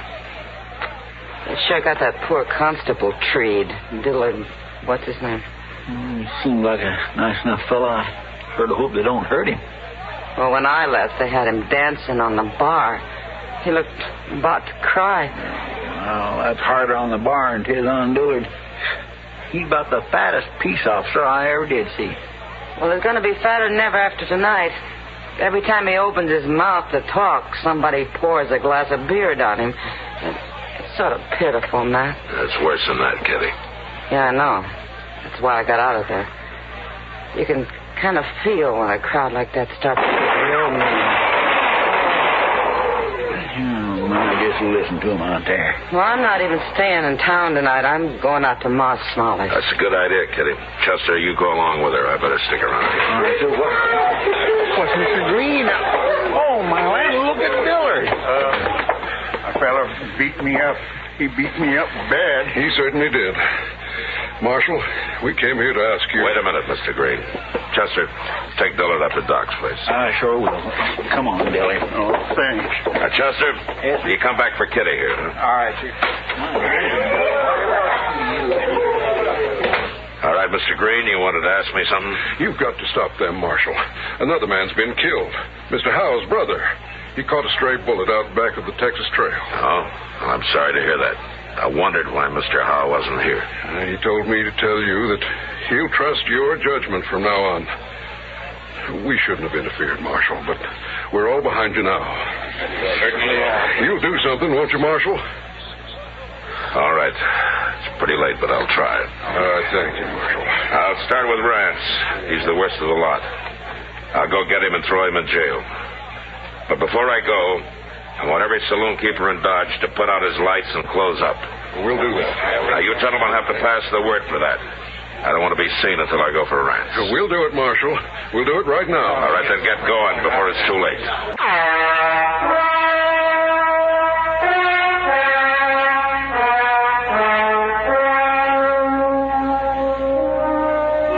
I waited for a half an hour while Green and the others spread the word to close up the saloons. The lights gradually went out up and down the street. And I left the office alone. I found Rance in front of the Long Branch. I was able to reach him before I was recognized. He was stupid drunk, but he was being held up by a man who was fairly sober. Well, the marshal's back. Let's shoot him, men. You better get out of here, Marshal. We ain't in no mood to fool. Neither am I. All right, the street's closed, gentlemen. You go on back to your camp. It'll be open again tomorrow night. You're welcome to come back then. There won't be no town by tomorrow. Let's set it afire, men. Shut up, Rance. I won't shut up. All right, you're going to jail. What? You leave him be, Marshal. You want to fight, mister? Rance here's too drunk. He wouldn't have a chance. But you might. He's right, Pete. I'll never make it. You draw on him. Go on, shoot him. Well, I'm waiting, cowboy. I ain't no gunfighter. Go on, you coward. No. Why should I die? This ain't my business anyway. Well, somebody do it then. I'll fight any man here. And I'll fight him fair. And I'll have to try it myself. Well, now, don't be a fool, Rance. He'll kill you. Get out of my way. No, you don't. Give me that gun, Pete. I'll keep your gun. Look out now, or I'll slug you. That was smart of you, mister. But he's still going to jail. Sure got a lot of nerve, Marshal, bucking a crowd like this. I'm one man against any other one man here. I'm not bucking a crowd. You cowboys aren't built that way. I've been in Texas, too, mister. Guess you win, Marshal. Well, it looks that way. Now, you want to take Rance to jail, or do you want me to do it? His head might be less lumpy tomorrow if I do it, Marshal. Start walking, Rance.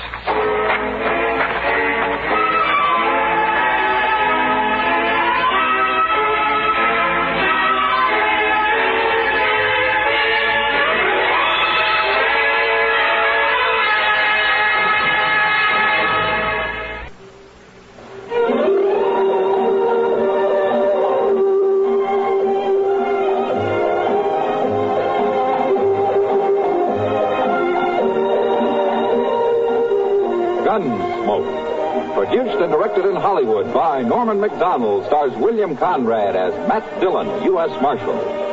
The story was specially written for Gunsmoke by John Meston. Featured in the cast were Ralph Moody, Ken Lynch, Bartlett Robinson, Vic Perrin, and Howard Culver. Ari Bear is Chester, Howard McNear is Doc, and Georgia Ellis is Kitty.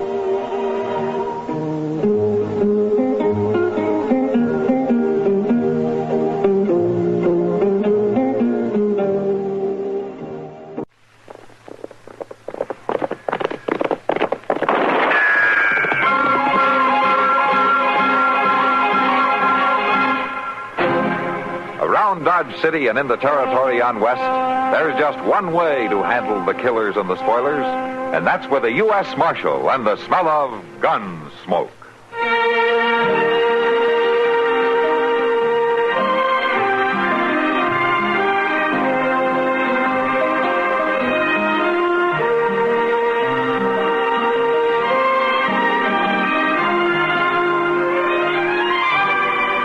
Gunsmoke. Starring William Conrad, the story of the violence that moved west with young America, and the story of a man who moved with it. I'm that man, Matt Dillon, United States Marshal. The first man they look for and the last they want to meet. It's a chancy job, and it makes a man watchful and a little lonely.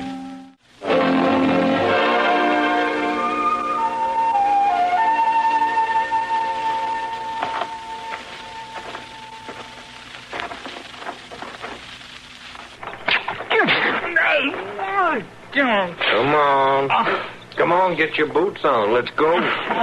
Listen here. Come on, get up, Har. We're riding. Ain't no call to throw no water on me, Ollie. Well, you sleep. You just luck I didn't use coffee. Come on now, get up. All right, Ollie, all right.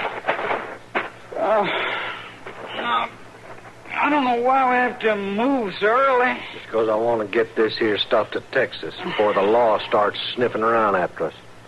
Will you get that saddle on your horse? Well, all right. But Molly won't even be up. We ain't gonna wake her neither. What do you mean we ain't? I mean, we're heading straight for the border, and we ain't making no stops. Well, listen here, Ollie. You told me if I come into this with you, I could take Molly along. Well, I decided different. You just hold us up. It wouldn't do no such thing. Molly can ride even with you any time. A woman gets in the way. Now, that's all there is to it. I ain't going without her. Oh, you young pup. I ain't, Ollie. And you need my horse, too, to help carry that gold, but you can't have it without we stop for Molly. You ain't even got a horse to ride. We took 'em both. All right, then. Let's get her a horse. You're good enough at stealing. Oh, I should have never took you on this job. Well, you couldn't have pulled it without me, Ollie. And I ain't going all the way to Texas without... All right. All right. But just get a move on. And if we don't find a horse by noon, the deal is off. That's fair enough. But I'll find one. Don't you worry none about that.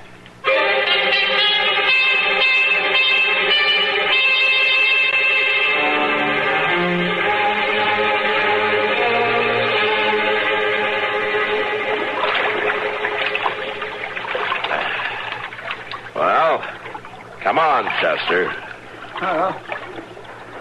1, 2, 3. It's kind of a shock, isn't it? Oh, my. I gotta hand it to you, though, Chester. How's that, Mr. Dillon? You hung on to that bar of soap. How come you brought it along in the first place? Well, I tell you, a man don't never know when he's going to need a bath. Well, you'll get a chance to take one. That's right, Mr. Dillon.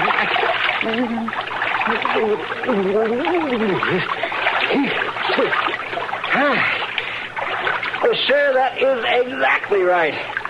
And by jing, I believe in being prepared. Well, that's fine, Chester, but how about letting me use it for a while? You're pretty well lathered up. Well, sure thing, Mr. Dillon. I didn't mean to make a pig of myself.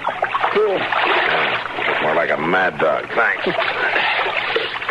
It's a nice little pool, ain't it? Yeah. Pity water would look good after that 3-day ride. Sure, I guess you're right. Can you swim good, Mr. Jones? Well, I can keep afloat. That's real nice. I can swim real strong myself. Well, let's see you do it. Well, there's just one thing wrong. I swim so strong I keep going under the water. You better stick to the land. Oh, yes, sir, I mostly do. Hey, somebody's coming, Mr. Dillon. Yeah. Maybe somebody else wants a bat. I reckon they do. They're coming towards us right now.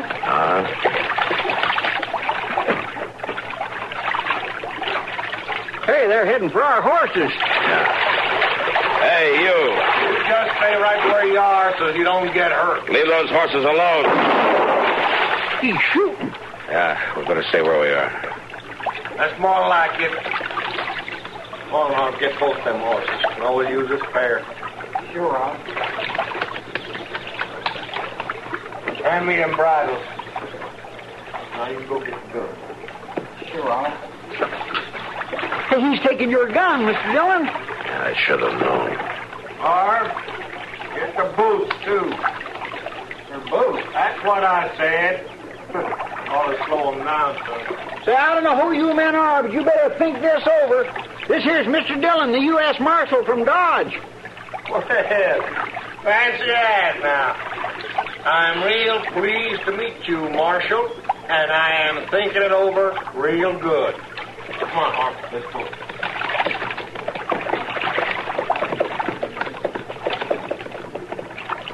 They're getting away, Mr. Dillon. Yeah, I know it, Chester.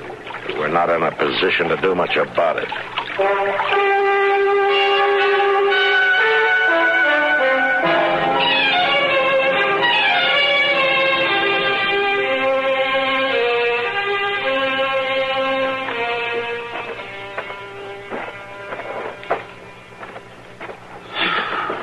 Cranes, corners. I declare I'm telling you the truth, Mr. Dillon. I didn't never think we'd make it this far. I've saw folks who was mean in my time, but I ain't never saw nothing beat this. Yeah. Taking a man's boot, leaving him stranded way out on the prairie, why, that ain't hardly human. All right, Chester. What do you mean by all right? All right, that's what I mean. Well, there ain't nothing all right about it. Having your stuff Will stored you like just that. quit talking about it, Chester? Well, Mr. Dillon, all I'm A whole trying to... day and a night of bellyaching ought to be enough for you. Well, all right, sir, Mr. Dillon, if you feel that way about it. That's exactly the way I feel about it, Chester. That's right. Very well, sir. Then I just won't talk none at all. Good. Never. I won't even mention how terrible bad cut up my feet are and swell up and... Yes, sir.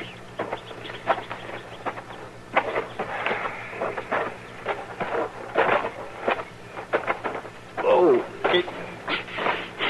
Mr. Dillon, couldn't we please sit and rest for a spell? Yeah, I guess we could. All right.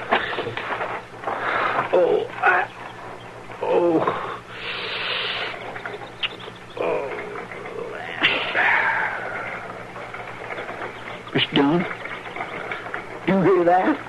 Yeah, I hear it. You don't suppose it could... Yes, sir. Yes, sir, it is. It is, Doc! Doc!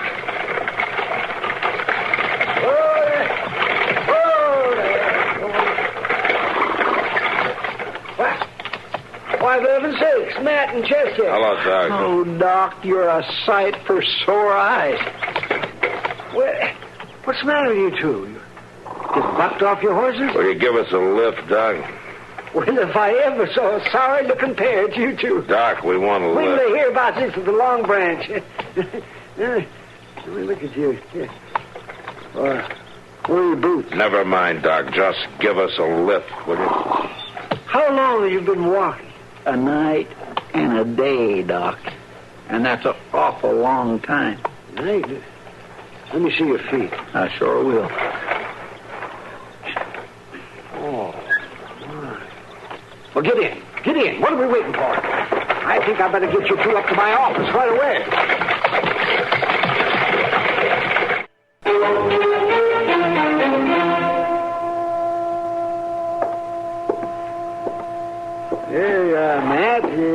some more hot water, pal. Ah, thanks, Doc. It feels good. Now, here's some for you, Chester. Thanks. That's hot, Doc. Well, it's meant to be. Hot. I tell you, I've never seen a pair of feet to beat these. I suppose you quit talking about it and write it up in a medical paper instead. Yeah, oh, well, I'm sorry, man. Yeah, I guess you'd just as soon not hear any more about it. Yeah. But you've no idea who did it. I never saw him before. Would you recognize him? I'm not sure. The light wasn't very good. We weren't exactly close. Well, I ain't never going to forget him, I can tell you that. Chester, when you spot him, you just let me know. That's all I ask. Yes, sir, Mr. Dillon, I sure will do that. Well, you both better hope you don't spot him. For a few days, at least. Oh, how's that? You're not going to be able to do much walking. Well, I can walk, Doc. Not very much, you can't. Those feet of yours are in bad shape. And I'll just tell you something else. Now what? You're not going to be able to get your boots on for about a week. Oh, what kind of a doctor are you? I don't know what kind of a doctor I am, but I know one thing for sure. Yeah? What's that? I never had to walk home from any place without my boots. Now listen, Doc. That's just easy about... over, Matt. No, say, you spill that water.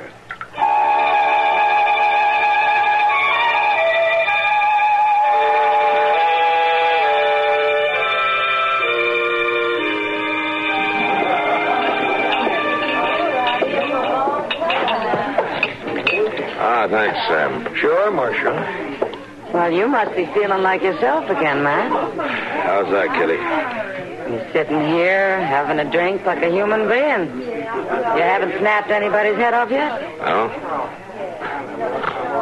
Guess I haven't been too easy to have around.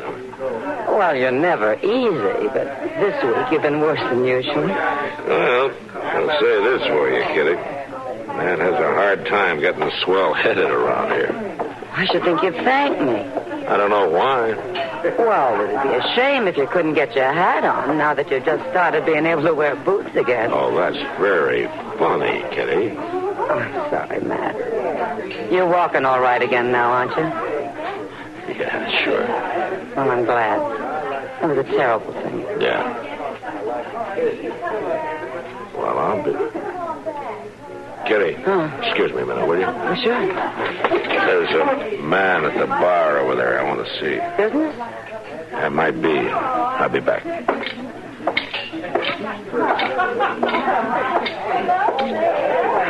Want another drink, Marshal? No, thanks, Sam. Not right now. Well, anytime. You, young fella. Me? Mm-hmm. You're new in town, aren't you? Just riding through. No? Where you headed? Well, I ain't decided. It's a nice pair of boots you got there. Yeah. Well, you see... A little big for you, aren't they? Well, no, they ain't. Why don't you walk over to the table and back, huh? I ain't gonna... I said walk. Well, sure, Marshal. Sure.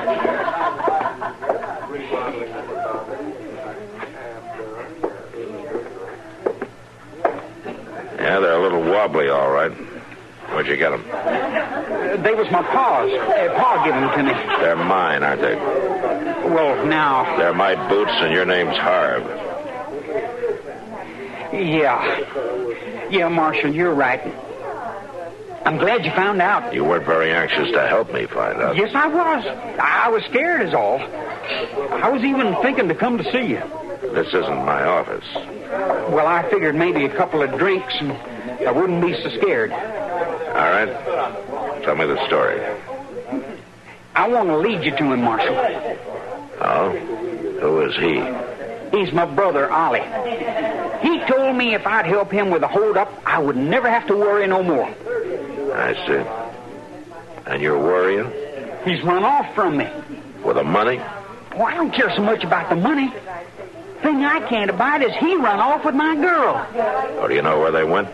Sure I do. There's an old spread my pa used to work in Texas. That's where he's heading. And you want me to go get him, huh? Now, I sure do, Marshal. He ain't got no right to my girl. How about the money? Well, like I say, I don't care too much about the money, Marshal. Uh-huh. Can we start today? They got an awful good start on us. I'll let you know. You stay around till you hear from me, huh? Sure, but... Ain't we wasting time? You just do what I say. Don't leave town. All right, Marshal, if you say so. I say so.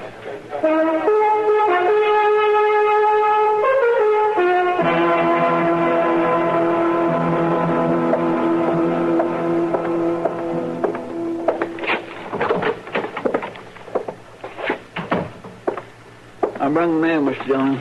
No. Thanks, Chester. Didn't look like there's anything worth nothing in it. Uh-huh. Circulars and all. Mr. Dillon?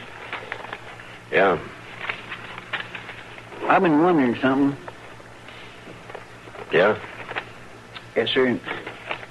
Well, I figure when I get to pondering like this, I might just well come right on out with it. All right, Chester. Come right on out with it. What is it? What do you want? What is it? Well, sir, I've been wondering why we were just sitting here in Dodge instead of heading to Texas after that Ollie Bean like his brother wants. Well, it's a long way to Texas, Chester. Well, sure it is, but my gracious, Mr. Dillon, he's a hold-up man, ain't he? Well, we're not sure of that. Not sure of that. He stole our horses and our guns and our boots, didn't he? Yeah, he did that all right, but I'm not sure the government would think I ought to ride all the way to Texas after your boots. Well, but what about the hold-up? Well, that's just it. What about it? What do you mean by that? I mean, we don't even know if there was a hold-up. Or maybe just trying to get us to go after Ollie with him. Well, but why would he make up a story like that? Well, he could have done it to get even with Ollie for running off with his girl, couldn't he? Well, yes, sir, you could be right about that, but... Well, hello, Miss Kitty. Hello, Chester. Matt. Hello, Kitty. Is it time for me to take you to lunch already? Oh, you don't sound very eager. I just had breakfast. Well, as a matter of fact, I came about something else. Oh, how's that? I was passing the telegraph office, and Mr. Hightower asked if I'd bring this to you. Oh. There you are. Oh, thank you.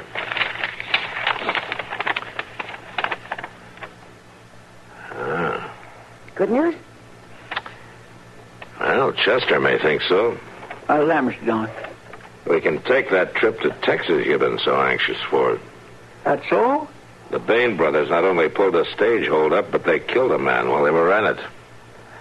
All right, come on.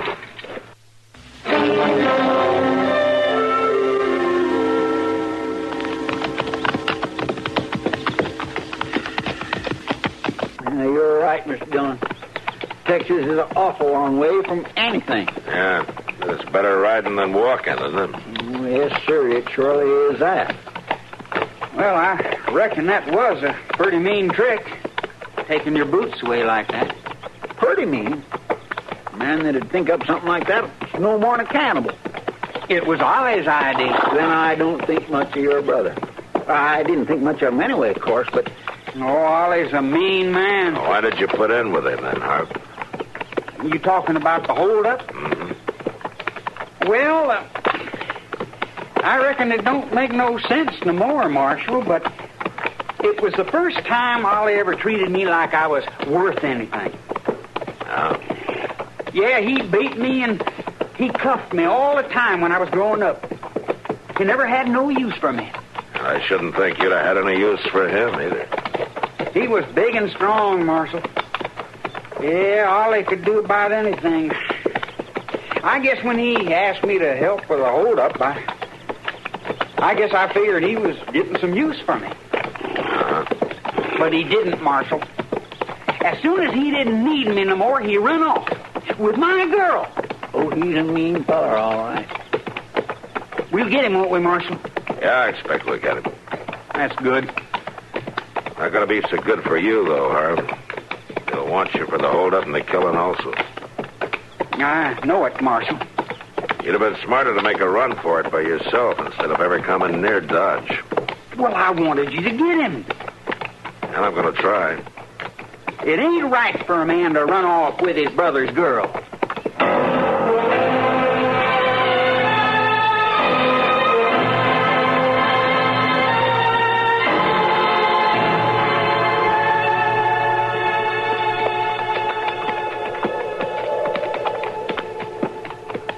From what you said, we must be getting pretty close. That's right, Marshal. See them trees over there? Yeah. And the place is just behind them. All right, we'll ride up to them and look it over from there. Yes, sir.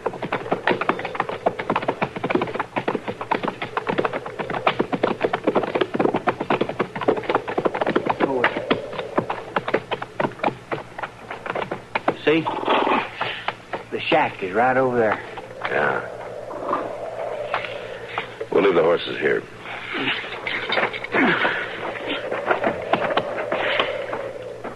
Take care of them, will you, Chester? Yes, I will.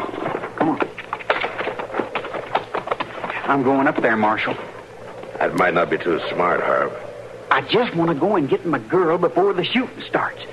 Man has a right to do that. Yeah, I guess he has at that. All right, go ahead. Thanks, Marshal. Wait a minute. What's the matter? I want you to remember something. If you don't come right out, I'll have to come in after you. Sure, I know that. I'll come right back. I can see you, Harv. I come for Molly. Well, go on back. She's mine. Not no more, she ain't. Go on, Harv. Go on, you better beat it while you still got a horse. I'm coming to get her. I warn you, Harv, go on back. I'm coming on. Mr. Dillon? Oh, he shot that boy. Cover me, I'm going up there. He'll shoot you, too. I'll stick close to the trees and I'll cover me. Yes, sir.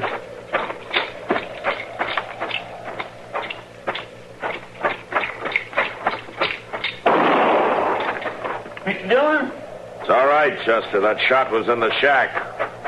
Mr. Dillon, look. That woman coming out. Yeah, I see her. Come on.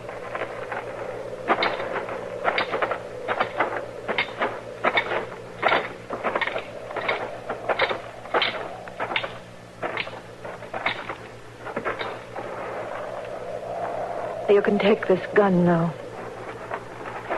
You fired that shot? I killed Ollie. I never shot a gun before, but I killed Ollie. Take a look, Chester. Yes, sir.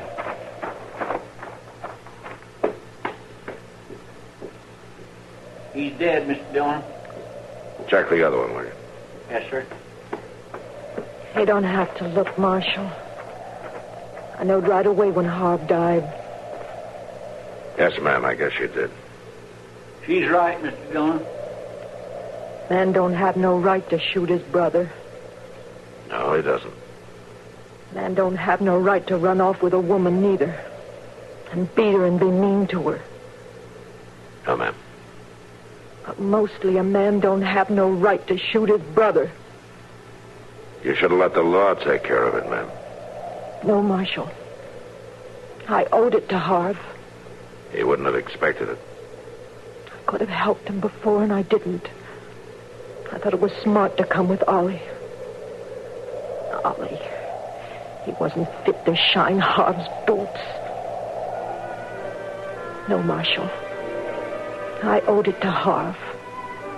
Whatever it cost. Well, ma'am, I just hope it doesn't cost too much.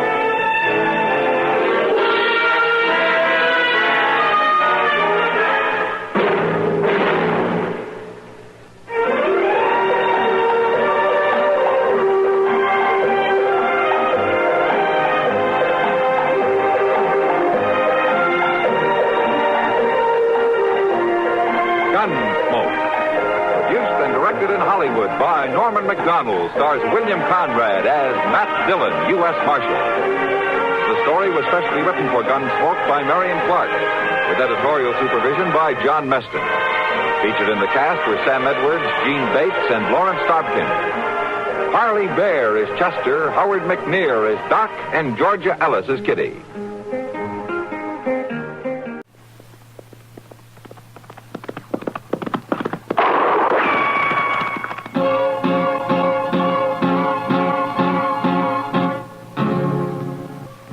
Dodge City and in the territory on west, there's just one way to handle the killers and the spoilers, and that's with a U.S. Marshal and the smell of Gunsmoke.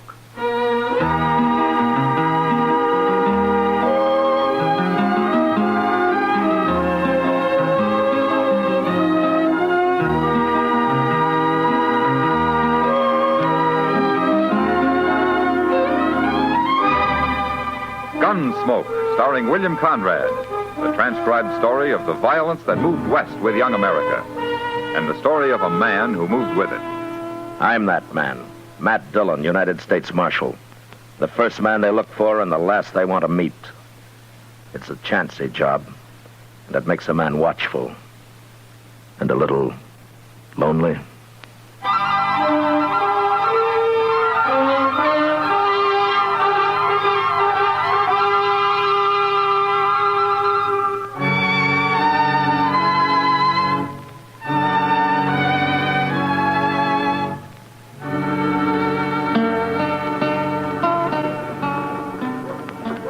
Mr. Dillon, I wonder what Dodge would be like if there wasn't always a crowd moving up and down Front Street. Just look at them. Everybody going somewhere. Well, there are a lot of them that aren't going anywhere at all, Chester. Just drifting. Yes, sir, I guess you're right at that, Mr. Dillon. I know when I first come to Dodge, I sure didn't have nothing in mind. Leastwise, working for a U.S. Marshal like you. Oh, you must have had some reason to come here, Chester. Well, backwards-like reason, maybe. Huh? What do you mean? Well, it's like it wasn't to come here as much as it was to leave there. What? I say it's like it wasn't to come here as much as it was to leave there. Oh, you mean Texas? Yes, sir. Oh. Why? Mr. Dillon, Texas is mostly populated by my family. I got relatives, thick and thin relatives, all over Texas. Oh, what's wrong with that? Why, it's like having somebody looking over your shoulder all the while. It makes man spooky. Well, sir, I choose to do my sinning where nobody don't know me. Hello, Matt and Chester. How are you, Doc? Where you headed for, Doc? No place, Matt. I'm just walking around. Now, you see, Chester? See what I mean? Yes, sir. Well, now, what's the matter with just walking around? Does a man have to be going someplace every minute? Anyway, you're a fine pair to be criticizing people. Sitting here like a couple of fat, horny toads in the sun. Now, slow down, Doc. Slow down. You're burning up all your fuel. Well, who's this fella? Which one of you men's Doc Adams? I am? Come on, I got a job for you. Oh, is that so? Well, you don't look very sick, mister. It ain't me, it's a man in camp. Camp? A couple of miles up the Arkansas. We're holding a trail herd there. What part of Texas you from, mister? We got 3,000 head of San Saba longhorns. And it's been a plumb miserable drive all the way, and I ain't no temper to answer any more fool questions. All right, then, don't answer. Doc. Now, hold up a minute there, young fella. What's the matter with this man of yours? You'll see when you get there. Well, tell me now, else how will I know what to take? Look, Doc, it wasn't my idea to come get you. Ken Tally made me come. And who's Ken Tally? The trail boss. Now, you ready to go? Well, you tell me what's wrong with the man, and I'll go. Doc. What? I think I'll ride out with you. Who are you? My name's Dillon. Well, you're the marshal here, ain't you? That's right. Well, we don't need no marshal out there. Chester, go get our horses, huh? We'll ride out with Doc. Yes, sir.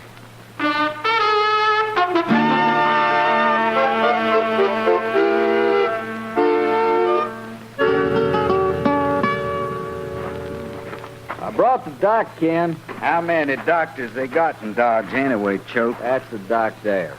Well, who these other two? My name's Matt Dillon, Tally. This is Chester Proudfoot. How do you do, Mr. Tally? Dillon, huh? Well, I didn't send for you, Marshal. Yeah, I know you didn't. Then what are you doing here? That's a sick man lying in the blanket over there by the fire? You can get mounted and ride right back to Dodge, all three of you. We don't need Doc no more. Oh, no, you don't, mister. If that man's sick, I'm going to take a look at him. He's all right, Doc. Forget him. Come on, Doc.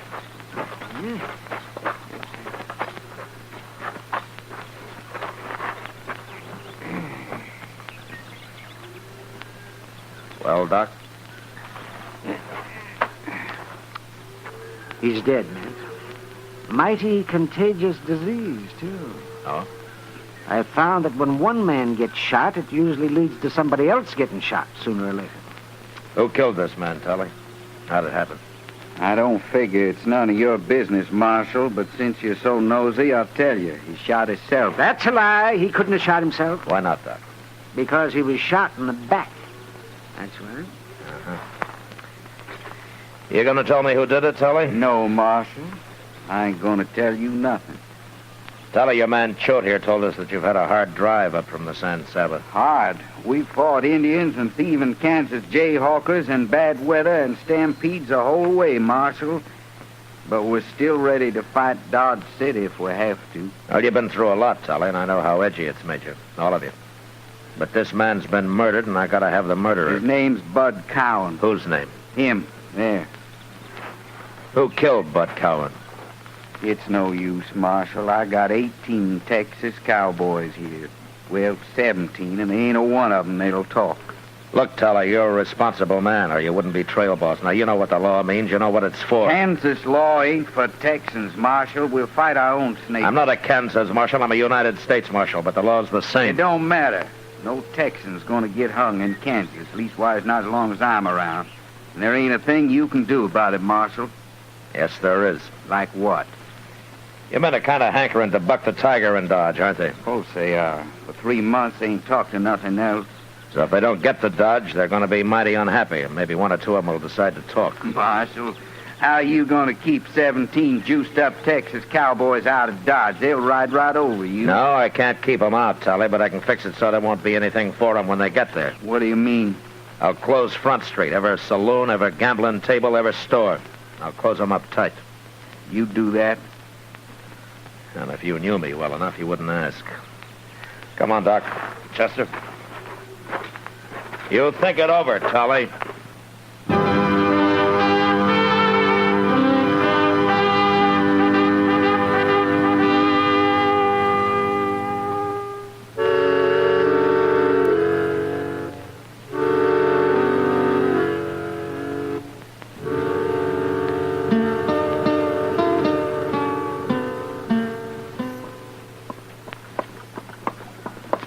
It sure didn't take long for the word to get around, did it, Mr. Dillon? Ken Tully followed us to town yesterday, Chester. He's smart enough to know how the businessmen would react. You mean he come in here and told them all about it? Yeah, of course he did. Oh, hello, Marshal. Hello, John. Well, here's the Dodge house, Chester. You better wait out here. Okay, sir. Mr. Green said they'd be waiting for you right in the lobby. Yeah.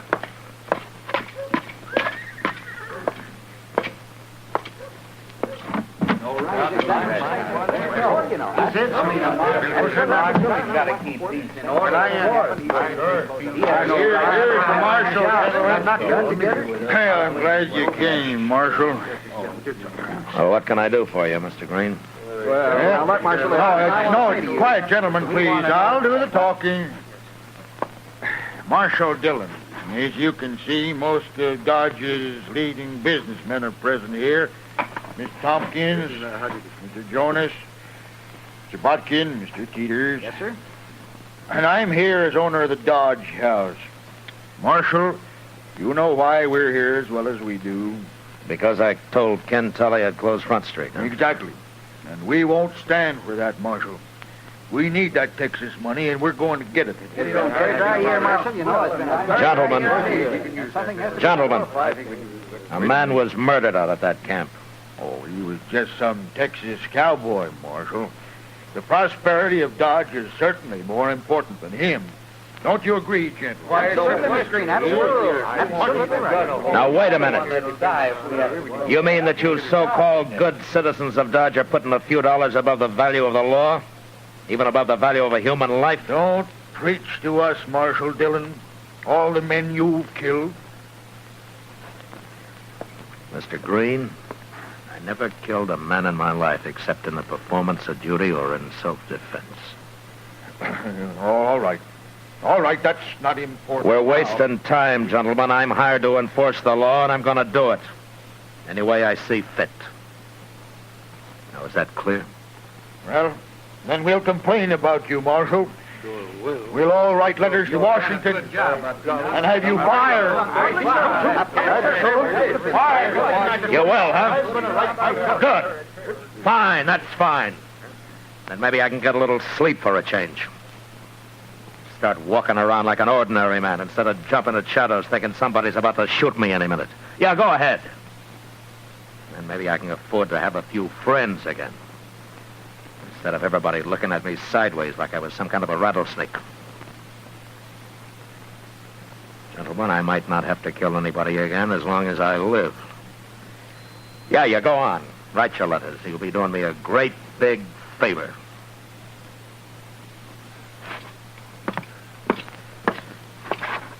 Oh. And just one more thing. There's just about enough money in this job of mine to pay for my ammunition. But I'm still going to close up Front Street.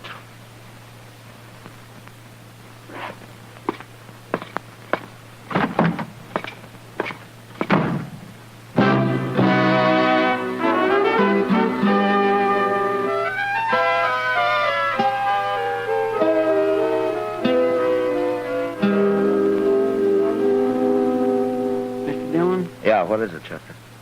What'd you say to Mr. Green and them other men yesterday? Huh? Why? Oh, I don't know. I'm just curious. Well, I said the same thing that you'd say, Chester. At least I hope you would. Oh, yes, of course I would. And I sure do thank you, Mr. Dillon. I'm mighty proud to have you say that. But you don't know what I told them, Chester. Oh, it don't matter. I trust you. You know what you're doing. Well, thank you, Chester. I'm glad somebody thinks so. Well, of course, I've seen you make mistakes sometimes. Well, I mean, nobody ain't perfect much. It's a simple thing for anybody. Why don't you go on to the depot and pick up the mail, Chester? Huh? Yes, sir, by only that's right. Santa Fe just come in over an hour ago. Good morning, Marshal. Well, Ken Tully. Marshal, this here Sam Peoples I brought with me. Huh? Hello, Peoples. Hello? Marshal, I done a lot of thinking the last day or so. No? Yes, sir. I've decided you're right about the law and all. So I went and brought Sam Peoples in. You mean he killed that man, Bud Cowan? He sure did. There's 5 cowboys that witnessed it, Marshal, including myself. All be glad to testify at the trials any time you say. Is that right, Peoples? Did you kill Bud Cowan? Yes, sir. Okay. Now, what happened to your face? Fall off a horse or something? Yes, sir. I come loose off in the bronc yesterday. Uh-huh.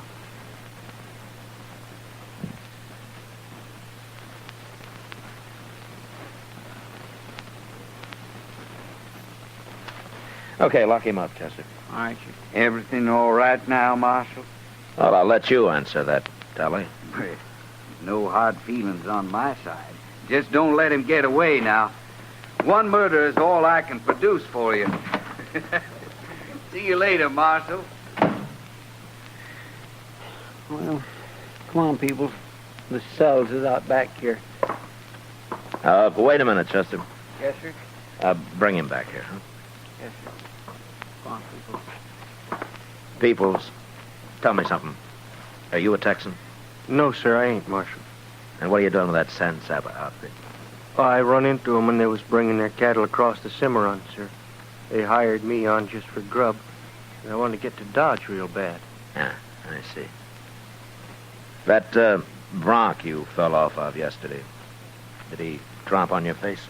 Yes, sir. Well, sort of. Mm-hmm. I'd sure like to see that horse.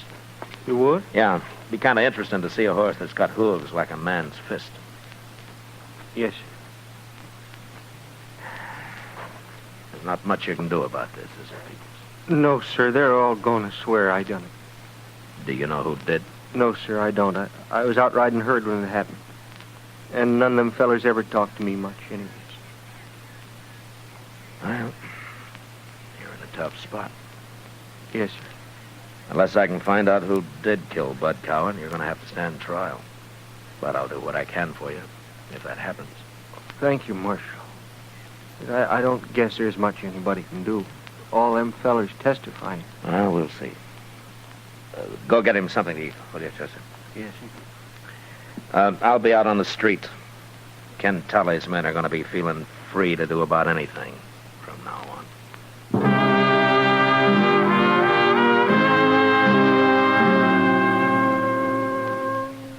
I could picture Tully and his men when he got back to camp, laughing at how they'd put it over on me and the rest of Dodge. I figured Mr. Green and his businessmen had talked to Tally, but I was sure they didn't know Sam Peoples was an innocent man. And neither did they understand the kind of trouble that tampering with the law could lead to. For the Texans, the lid was off. They felt that they were running the town, that nothing could touch them. And all I could do was wait.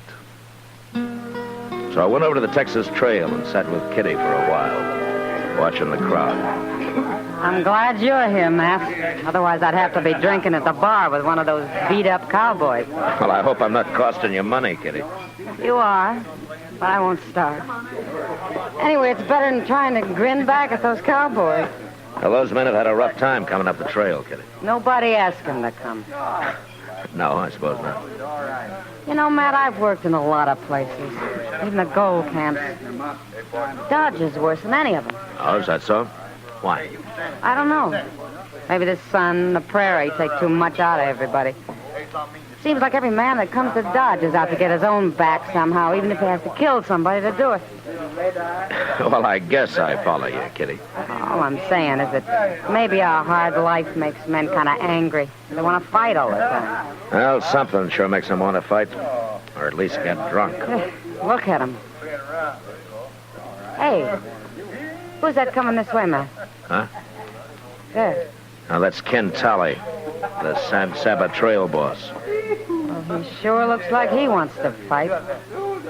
Yeah, maybe he does, Kitty. I will soon see.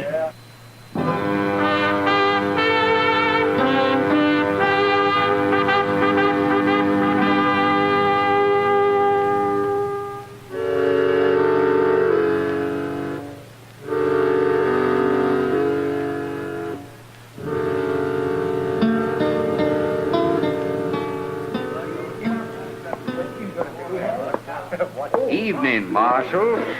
Hello, Tally. You gonna introduce me to the lady?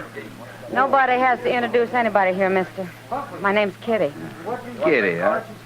Well, my name's Ken Tally. How about having a drink with me, Kitty? Sorry, I'm busy. Oh, come on. You ain't busy. You heard her, Tally. Go on back to the bar, huh? You're sure something, ain't you, Marshal?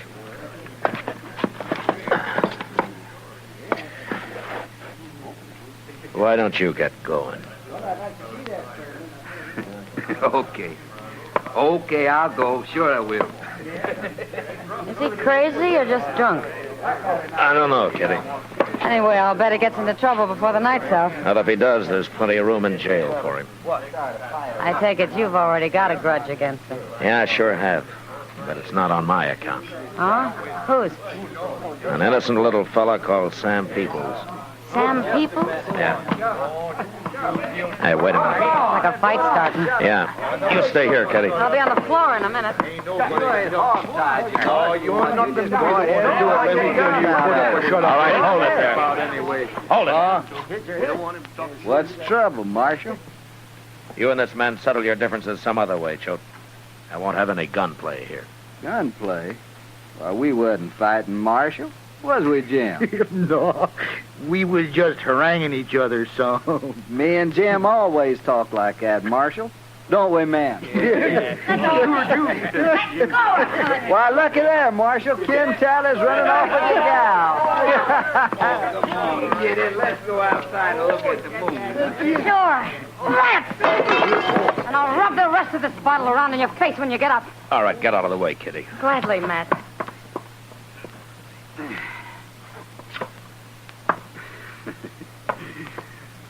I fooled you, didn't I, Marshal? Yeah. You sort of fooled me. Tally. Now, look here, Marshal. That ain't no way to act. What's the matter with you, anyhow? All right, shut up. Marshal, there's 8 of us here. You think you can whip all of us? No, I don't, Choate. Not 8 of you. Well, then you're gonna get whipped. Come on, man. Just stay where you are, all of you. I'd be a fool to mix in a brawl with all of you men. I don't aim to try it. Looks like you ain't got much choice, Marshal. And we're gonna beat you about half to death. No, you're not. No? What's to stop us? Don't look like nobody in here's gonna help you out. I'm carrying a gun, Choate. Oh, that. That don't bother us none, Marshal. Does it, man? Yeah, of course. See, Marshal? We don't care about your gun. There's too many of us. Aren't you forgetting something, Choate? What? I don't wear this gun to kill snakes with the way you men do.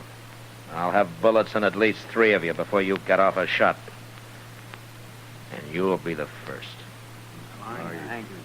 What's the matter with you men? He's just bluffing. He's scared half to death right now. Joe. Forget about it, Joe. Don't be egging him on now. Then I'll fight it. I ain't so bad with a gun. Don't try it, Choate. You shoot me, the boys will take care of you. Don't do it, Choate. I'm telling you. What's a Kansas Marshal? No.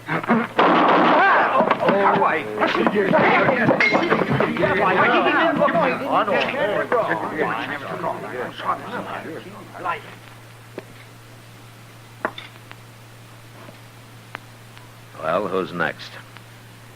Any more of you men want to die in this place? All right, then get out of here and get on back to camp. Move.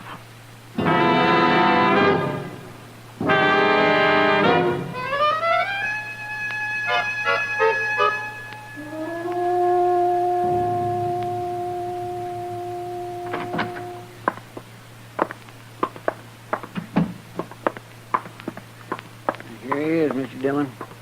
But he ain't singing very loud this morning. How's your jaw, Telly? Busted? Doc said you busted it on this side right here. I'm sorry. I guess I must have lost my temper. You sure did, Marshal.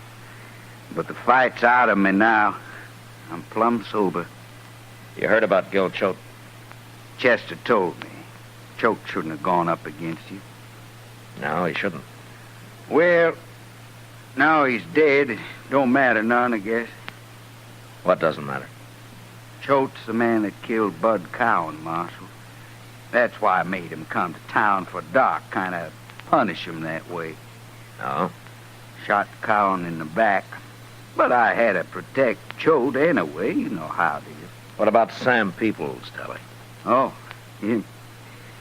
Well, I'd have wrote you a letter from Texas, Marshal, saying it was a lie. Anyway, I'm selling them cattle. I aim to be out of here in 2 days, Marshal. Uh-huh. Okay, Telly. Get going. We can be friends now, can't we, Marshal?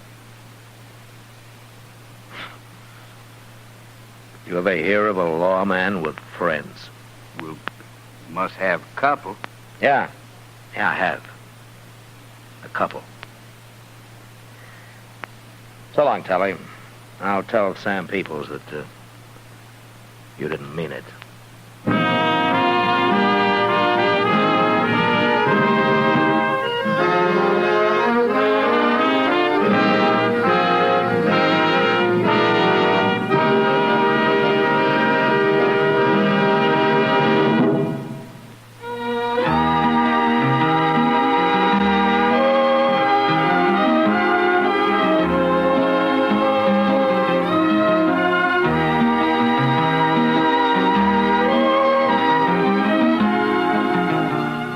Gunsmoke, transcribed under the direction of Norman Macdonald, stars William Conrad as Matt Dillon, U.S. Marshal. Tonight's story was specially written for Gunsmoke by John Meston, with music composed and conducted by Rex Corey. Featured in the cast were Harry Bartell, Vic Perrin, John Daner, and Lawrence Dobkin. Wiley Bear is Chester, Howard McNear is Doc, and Georgia Ellis is Kitty. Join us again next week as Matt Dillon, U.S. Marshal, fights to bring law and order out of the wild violence of the West in Gunsmoke.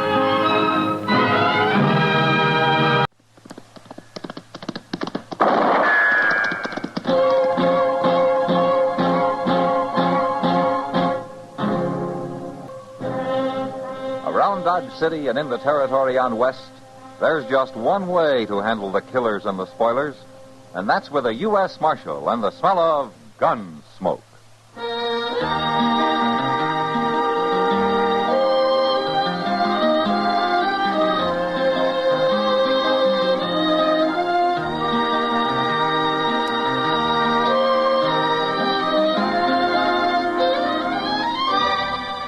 Gunsmoke, starring William Conrad. The story of the violence that moved west with young America. And the story of a man who moved with it. I'm that man, Matt Dillon, United States Marshal. The first man they look for and the last they want to meet. It's a chancy job, and it makes a man watchful and a little lonely.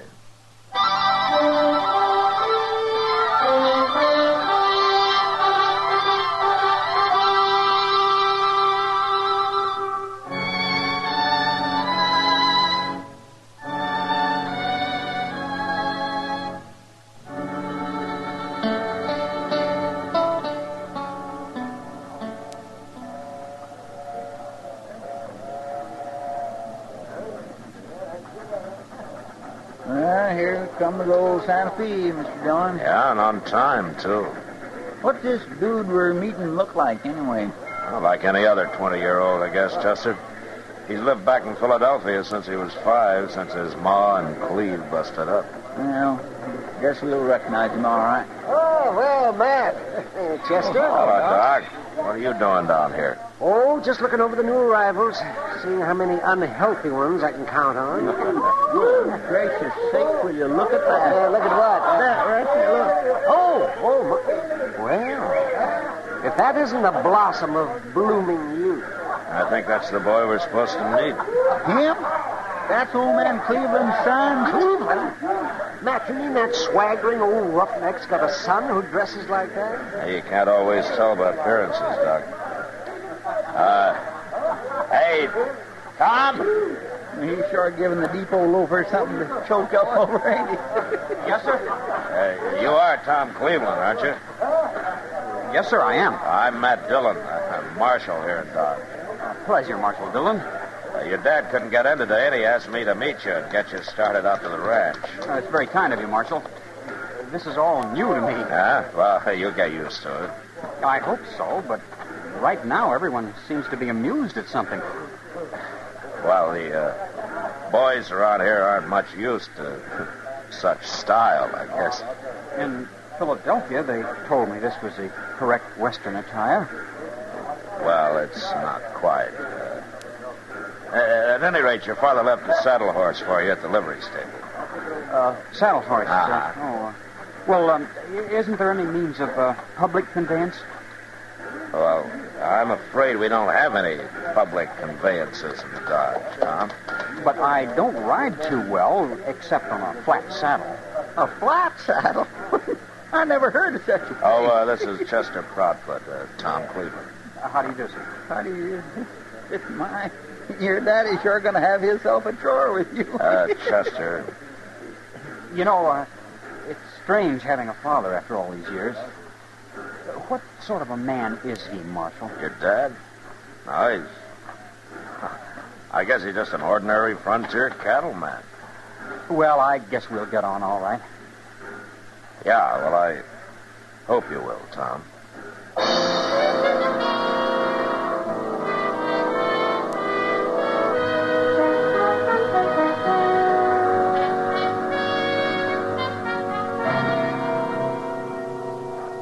Now, watch this, Matt. You ready, Tom? Anytime, Dad. He's fast, Matt. He's a lot faster than I was at his age. That's so? Gun in your holster, son, and eyes shut till the bottle's in there.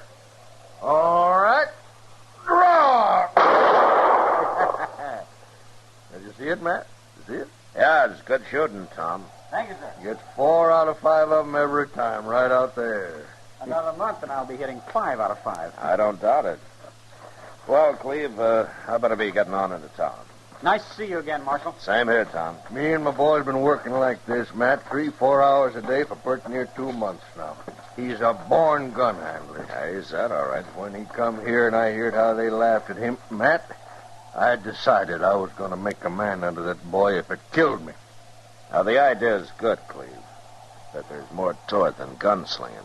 You can make a good shot in 2 months, but it takes longer to turn a boy into a man. Well, maybe. But he'll be treated like one, same as I always been treated. I've stood up to the best of them, Matt. You know that. Uh-huh. Like that time in Tascosa when I outdrawed the Waco kid. Yeah, He I was know, at the Cleve, hitcher. but times are changing. The law's here now, and the law asks questions. So, just don't push him too fast, huh? Give him a chance to find something. Find what? I'm not real sure, Cleve, but I know one thing. He's not going to find it in a pistol holster.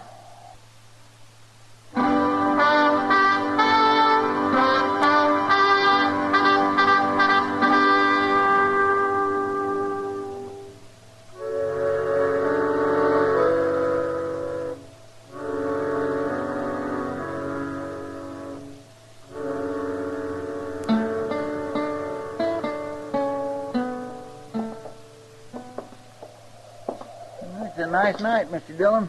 Cold and clear as a cake of ice. Yeah, it's going to be a little frosty before morning. I can remember nights like this back in Texas. With the air so gall darn sharp you could hear a church bell 10 miles away. Uh-huh. A lot of time you ever spent listening to church bells, Chester. Well, I could have heard him if I'd have been a mind to. Uh-huh. Well, sakes, there's Miss Kitty across the street. What? If she don't put a wrap on, she's going to catch her death. Come on, Chester.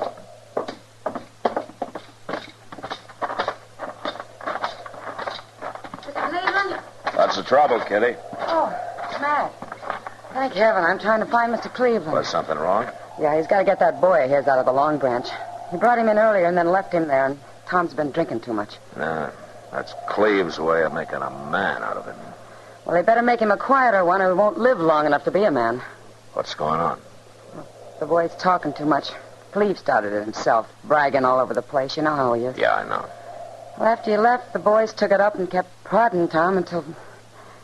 Well, he's just asking for trouble, Matt. Somebody's got to get him out of there. Well, they're just having a little fun, Kitty. It won't come to anything. Matt, you don't know who the kid's up against. Brawley Star's in there. Brawley Star? Tom's already got him pretty riled, and Brawley's not one to take it long. Matt? Stay here, Kitty.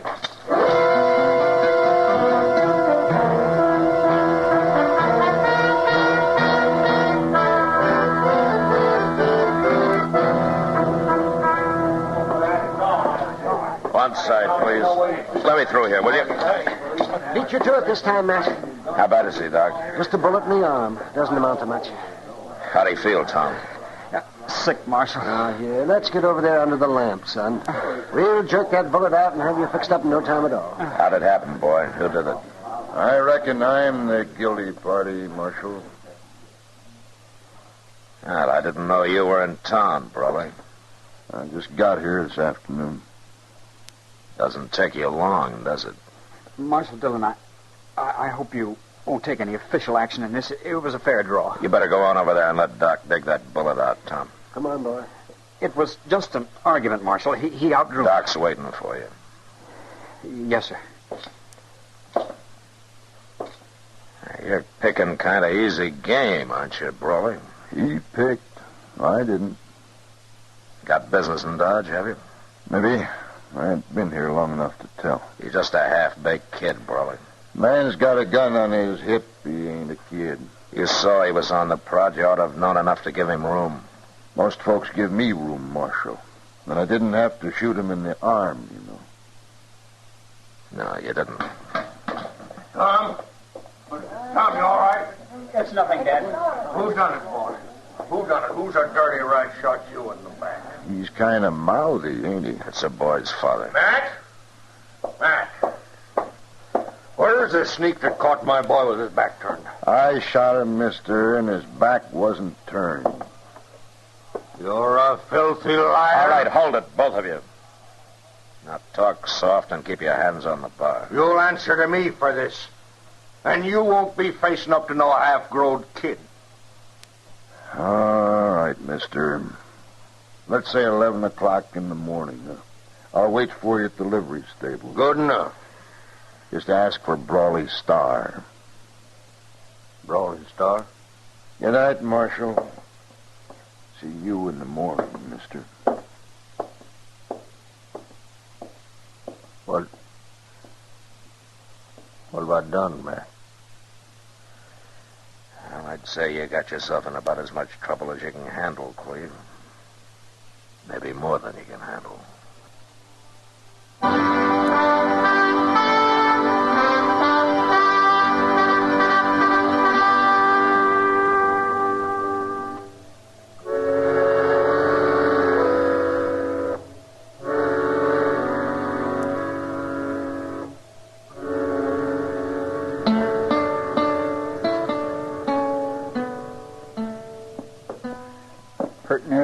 o'clock, Mr. Dillon. Yeah, I know, Chester.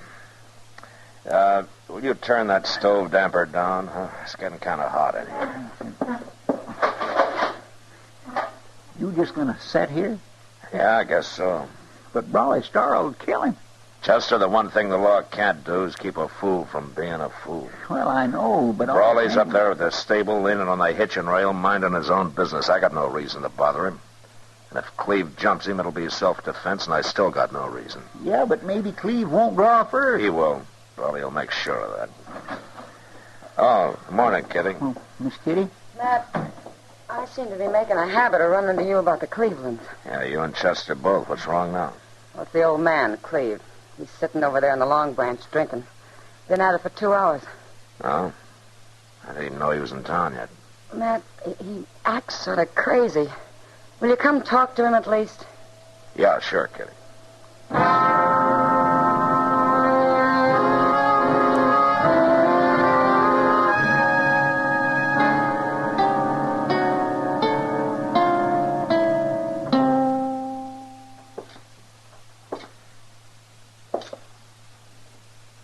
Morning, Cleve. What are you doing here? Mind if I sit down? All right, if you wanna. Thanks. Well, looks like you've taken on a fair-sized load there. What's the difference? It's a bad state to be in for a man about to walk into a gun. I'm all right. Don't worry none about me. Brawley's fast, Cleve, as fast as they come. You got a lot of nerve to give him even better odds by getting yourself drunk. It's my business, ain't it? Of course, the man that faced down the Waco kid doesn't have much to worry about, I guess, huh? No, wait. Except that Brawley's the man who killed the kid a few years later in El Paso. You know, you're a fool, Cleve. Why didn't you stay home this morning? I had to come. They laughed at me. Cleve, you've never even seen the Waco kid or any of the others you brag about. No. You've never been in a gunfight in your life. It ain't true. It is true, and you know it. As long as it stayed just harmless talk, it didn't matter much, but you started filling your boy full of it, trying to make him into something you never were. And last night you nearly got him killed by it. Oh, boy's got to know how to take care of himself. Taking care of himself's one thing. Mouthing off till he gets a bullet through his arm's another. It could just as well have been his heart. Brawley let him off easy. And now you're going up there and get yourself killed. No, I ain't. I can't do it. I'm trying to drink myself up to it. And I can't. Matt, I'm a coward. Forget it, Cleve. Every man runs into somebody who can put the Indian sign on him. What's the boy going to do?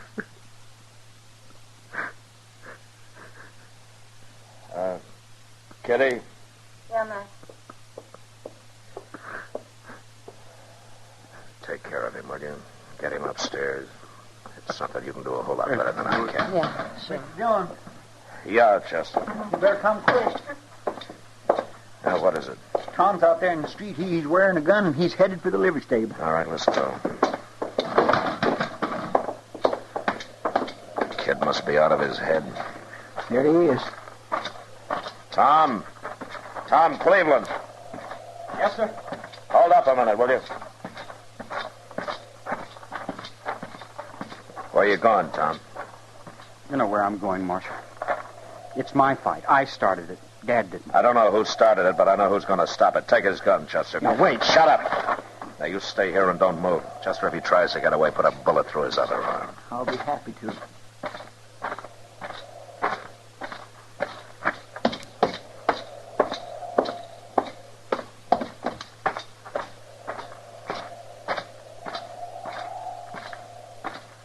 Well, now, I wasn't exactly looking to see you this morning, Marshal. But you ain't here to stand up for somebody else, are you? Just standing up for the law, Brawley.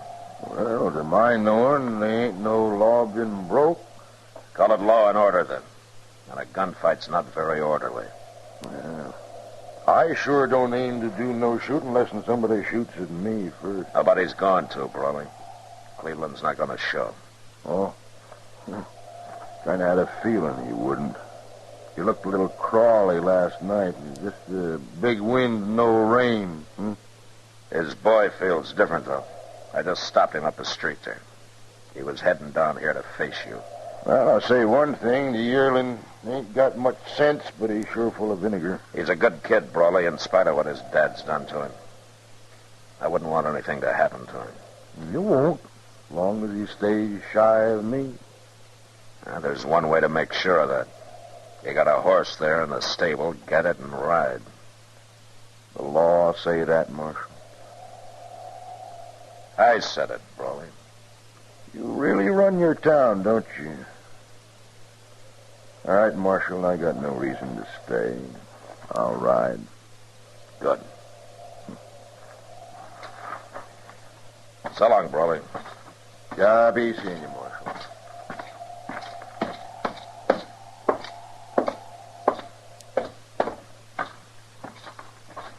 You had me worried stiff, Mr. Dillon. What happened anyhow? Nothing much. Tom, Brawley's riding out of town.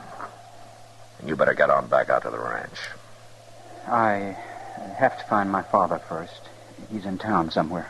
He'll be out later, Tom. He's drunk, isn't he? Well, It's all right, Marshal. I understand him rather well, I think. He's something of a braggart and a liar. And most likely a coward. Now, wait a minute, Oh, don't Tom. worry. I'll never let him find out I know. After all, he's my father. Well, then maybe you can help him grow up, huh? Maybe you can make a man out of him. I hope so, sir. You know something, Tom? I think you will.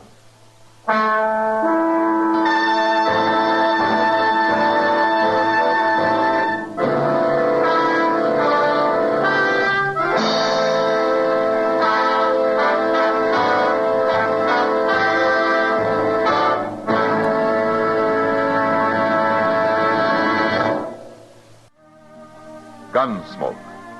Produced and directed by Norman MacDonald, stars William Conrad as Matt Dillon, U.S. Marshal. The story was specially written for Gunsmoke by Les Crutchfield, with editorial supervision by John Meston. The music was composed and conducted by Rex Corey. Sound patterns by Tom Hanley and Bill James. Featured in the cast were Lawrence Dobkin, Sam Edwards, and John Daner. Harley Bear is Chester, Howard McNear is Doc, and Georgia Ellis is Kitty.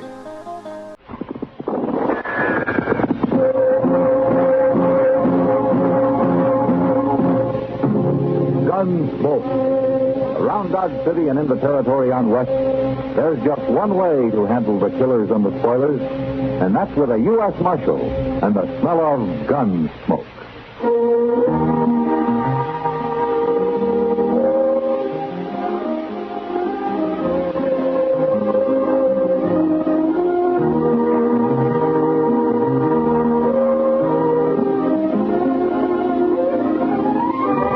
Gunsmoke, starring William Conrad. The story of the violence that moved west with young America.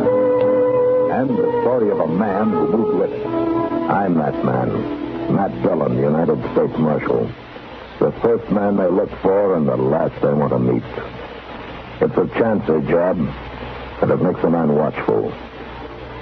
And a little lonely.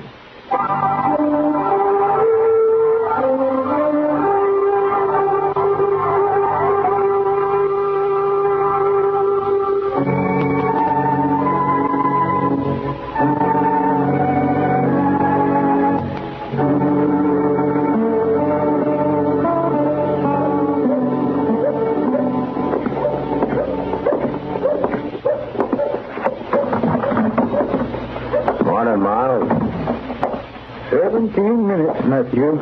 17 minutes exactly since I sent that boy to find you. How's that so? A crime has occurred, Matthew. And dawdling over your breakfast coffee is not likely to bring the culprit to justice. The boy said somebody broke into your store last night, Miles. Aye. How'd they get in? Well, by breaking the glass in the back window.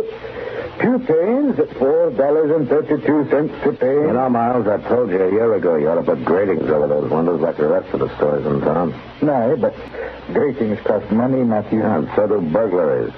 Oh, what did they take? Well, I've been compiling a list. Now, here's exactly what's missing. 1 blue blanket, retail price $6.40. 1 blue denim jacket, size 36, retail price $3. Prices aren't important, Miles. Oh, to me they are. I have a certain respect for money. Yeah, so I've heard. What else is missing? Well, now, let me see. 1 hat, gray. Stetson, of course, finest quality. Yeah, I know. I got one, Miles. Go on with the rest of your list. 1 pair of boots, size 6, hand-tooled, inlaid with kid, retail price. Here, let me take a look at it, will you? Oh. Thanks. 2 flannel shirts, 5 pounds slab of bacon, 3 pounds of dried beans, pound of salt, box of matches, a skillet. Looks like you've just grub-staked somebody, Miles. I expect you to recover each and every one of those items. I'll try to. 1 canteen, 1 hand axe, 2 pounds of cheese, and 1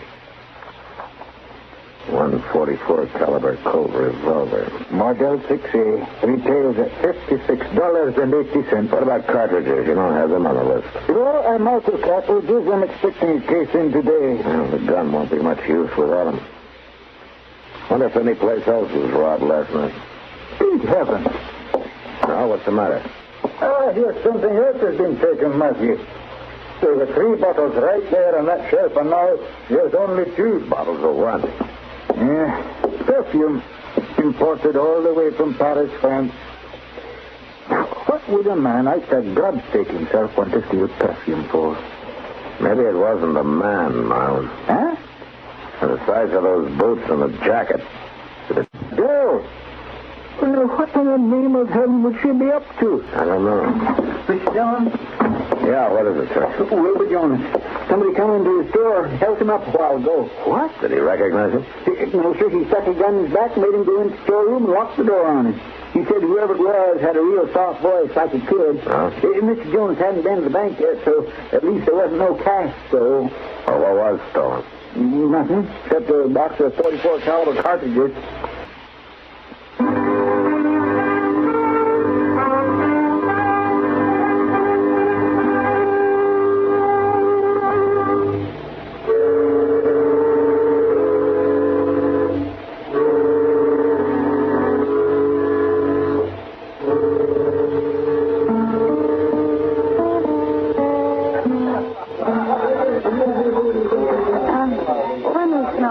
Again, will you, Matt? Yeah, sure, Kitty, sure. Not any kind I know. But I'd sure like to. You say Miles has got 2 more bottles of it? I got this sample from one of them. Shouldn't be too hard to track down. Yeah, provided the person who stole it opens the bottle. Well, I'll keep sniffing the breeze, Matt. You've been doing it all day, Kitty. Sniffing and smelling around all over town. It's like a couple of hound dogs. But we ain't caught a whiff of this stuff. Well, you wouldn't be likely to, Chester. Maybe this girl, if it is a girl, has already left town. Oh, in a way, I kind of hope so.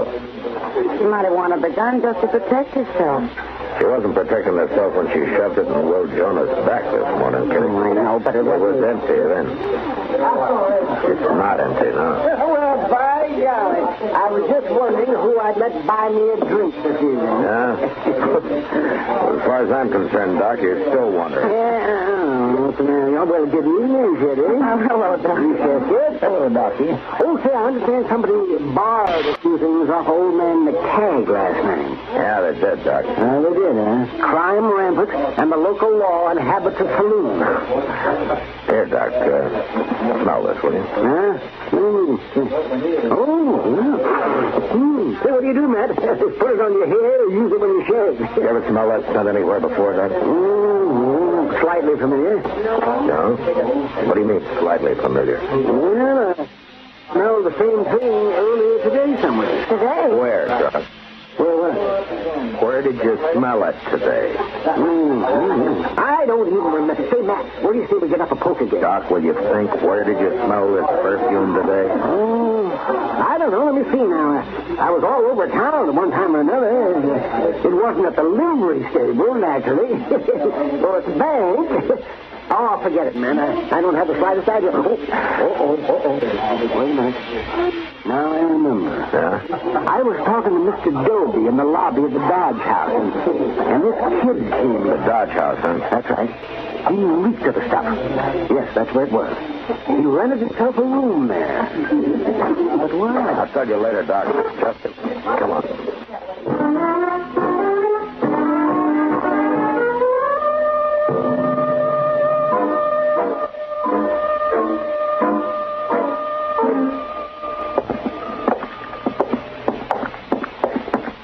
Next door on the left there, Mr. Dillon. According to what Mr. Dobie said. Yeah. Just be careful of that water pitcher. You reckon he'll put up a fight? Or she will, or whichever? I don't know, Chester. All right, go ahead and knock. Just get clear before the door opens, though. Yes, sir. Who's there? I fetched you some drinking water. Leave it out here in the hall. Okay, but you better get it before the ice melts. All right, walk off a ways, Chester.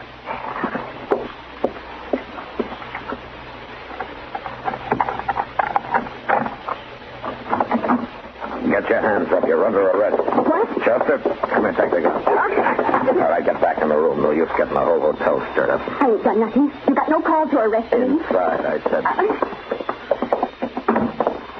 Golly, if you wasn't right, Mr. Dillon, it is a girl. You mind your own business. Who are you anyway? Why, he's a U.S. Marshal. That's who he is. A marshal? Where did you get that shirt you're wearing, miss? And the boots. And what about this gun? Where do you think I got him? I don't think I know. Now, what's your name? My name's Willie Beaver, and I'm from down around Osage Junction. Willie? What kind of a name's that for a female? Why, you shut your tater. Willie, now. How old are you? 16. It's any of your business. 16, huh? Why did you break into that store last night? Who says I did? The clothes you're wearing, that Stetson on the bed over there, the stuff all over this room, every bit of it was stolen. How'd you figure it was me, Marshal? That perfume you took. Doc Adams was down in the lobby when you rented your room here. He smelled it on you. Oh, I guess I know that perfume was going to bring bad luck. Them other things I needed. But that there perfume I just wanted. Never had none before. Never even smelt none. Just heard about it. What are you doing running away from home? I ain't running. I already run. You was to drag me with wild horses. I wouldn't go back there. Why not? You knowed my stepfather. You wouldn't ask why not. Work a body to their death. That's all he knows. He's got a dry farm down here. Ain't never going to be worth nothing no matter what. He'll work day and night just like a man. I never even owned a dress. I don't believe in going in for frills. Yeah, I see. He beats me, too. Last time he done it 2 days ago, I just lit out. Look, mister. You see that bruise on the side of my head? You see what? Oh, for land's sake, mister, that's just... I get your hands on me. Just you make a move, Marshal, and I'll blow this feller's backbone clean through his belly. I'm not moving. Just take it easy, Chester. I back up now, mister. Away from the door. Well, I didn't run away from home just to end up in no jail. Where are you going to end up, Willie? And never you mind about me, Marshal. Now you two just stay put. Oh, I'm awful sorry, Mr. Dillon. I didn't have no idea what she was up to. She doesn't either, Chester. That's her trouble. Darn fool kid. Yeah. Darn fool kid. With a loaded gun.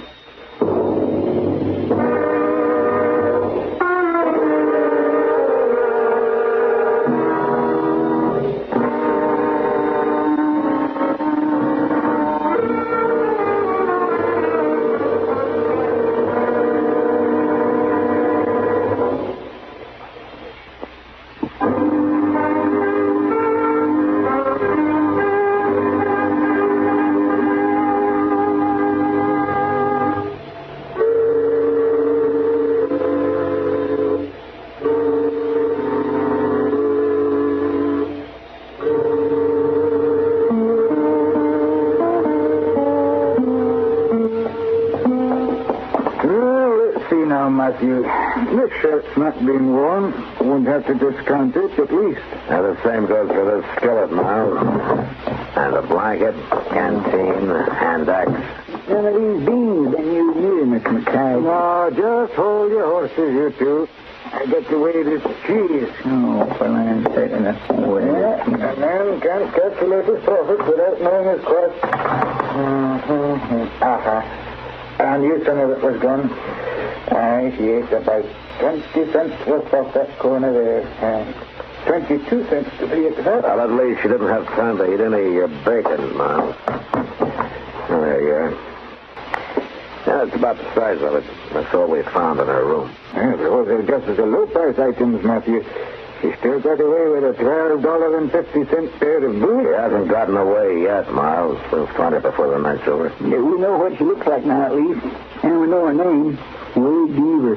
Hey, Homestead is child, you say? Yeah. Dry farm down toward Osage. Case of too much work, I guess.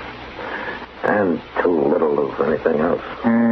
Mighty hard living, dry farming. Doesn't pay much of anything to speak of. No, not much. Matthew, look, if you catch her and you get back those boots and that gun and the other items, well, what I mean is she can keep that perfume if she wants it. Well, forevermore. I couldn't sell it anyway. She's used some of it. Yeah, sure, Miles. I understand. Poor child. A girl wandering around alone.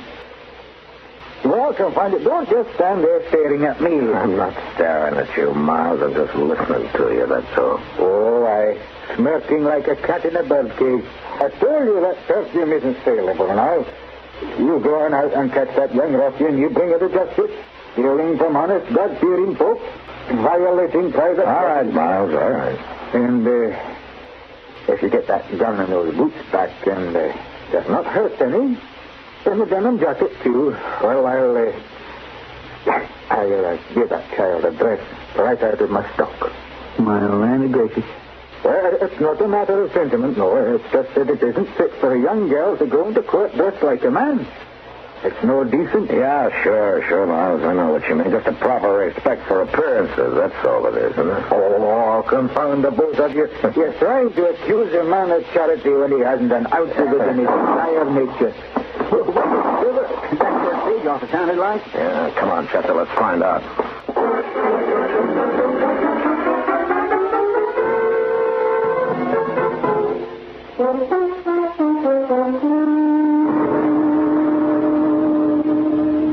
So help me, Marshal, I didn't know. I didn't have the least idea. Well, it wasn't your fault, Jason. Chester, did you send somebody to find Doc? Yes, we did. The Bryson boy went to Texas, Mr. Dillon. That load was a girl. I just opened the safe and then let her have the money. I wouldn't have shot no girl. Not if I'd known. He couldn't have been expected to know, Jason. Oh. That bandana over her face, dressed like she was. Pointing that gun just as rock steady as any man I ever seen. Yeah. And you know, I always keep my gun stuck right between the safe and the desk, just in case of something like this. So I made like I was going to open the safe, and Are you sure, Marshal? Are you sure she's dead? Yeah, I'm afraid she is, Jason. Killing a girl. I never done nothing so bad in my whole life. So help me, Marshal. I didn't know. Look, anybody else would have done the same thing. Now, it couldn't be helped. It's done, and blaming yourself won't undo it. Now, look, why don't you go outside a while and get some fresh air, huh? I reckon maybe I better. I reckon I just better get outside a while. Old Jason's broke up pretty bad over there. Yeah, I guess most anybody would be. Dang, poor young'un. Well, she paid for it, Chester. Oh, there's no point leaving her there on a dirty floor. Let's lift her up on the counter. Let me get her shoulders. Hey, you know, she wasn't fine. She has got a bruise on her head. I guess her paw did beat her, all right. Poor little thing. All right. Let's lift her.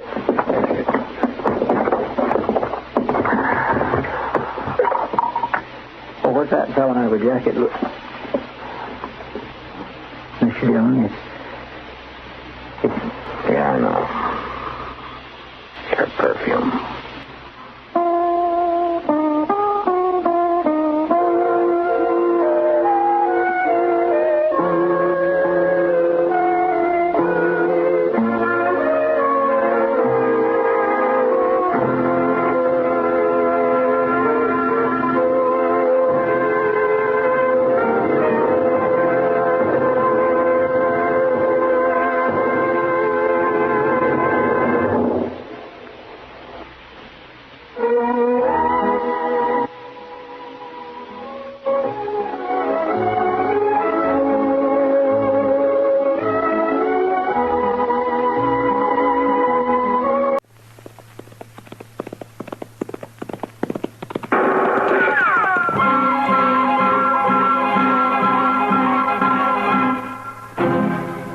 Dodge City and in the territory on west, there's just one way to handle the killers and the spoilers, and that's with a U.S. Marshal and the smell of gun smoke.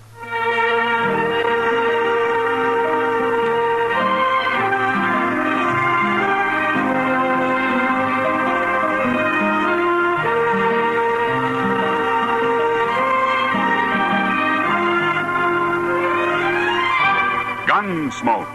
The story of the violence that moved west with young America. The story of a man who moved with it. Matt Dillon, United States Marshal. Gunsmoke. Starring William Conrad.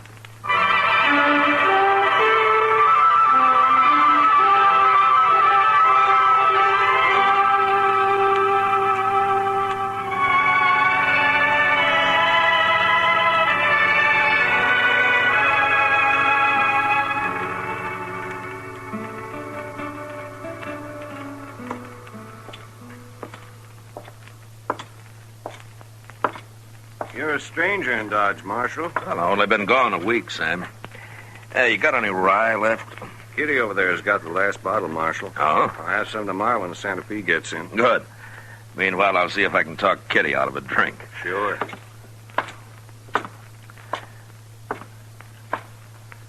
I heard you were back, Matt. How are you? You've been saving that bottle for me, Kitty? You know, I never drink rye. Thanks.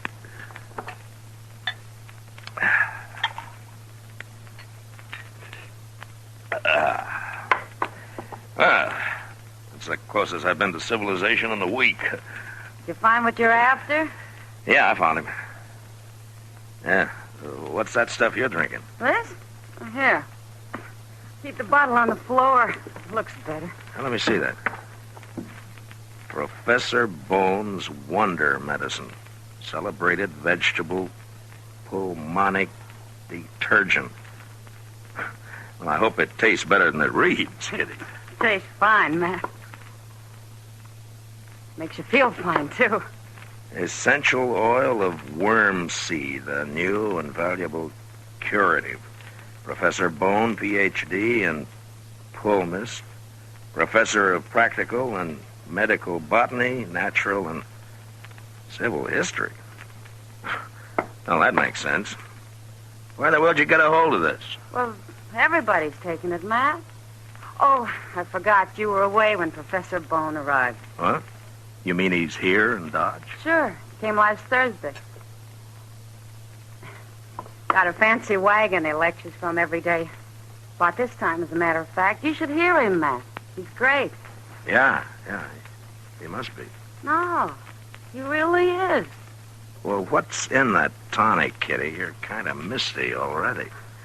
Makes you feel great, Matt. Try some. Here. No, thanks. I don't need any worm seed oil. Liquor does me all the harm I need. You'll buy some once you've heard him talk. He's awful smart, Matt. Yeah, he must be. He's a professor. It says so on the bottle there. I don't care if he's a professor or not. He makes wonderful tonic. Yeah, I can see that. Matt? Oh, I'm glad you're back. Yes, you come with me. Hello, Doc. Sit down, won't you? No, you come with me, outside. I want you to see this spectacle. What? Oh, well, what are you talking about, By Doc? this red-nosed old scarecrow, Lute Bone. He ought to be tarred and feathered, that's what. Oh, look right there. There's a bottle of Kitty. That's yours. It's good, Doc. Real good. I'm going to smash this bottle in the street. No. And if I find you drinking any more of it, I'll paddle you. That's what I'll do. Really, Doc? Oh, you see what it does to people? Come on, Matt. Okay, Doc. I might as well find out what this is all about. You'll excuse us, Kitty? You, not Doc. I mean what I said, Kitty. Boy. Yeah, let's go, Doc.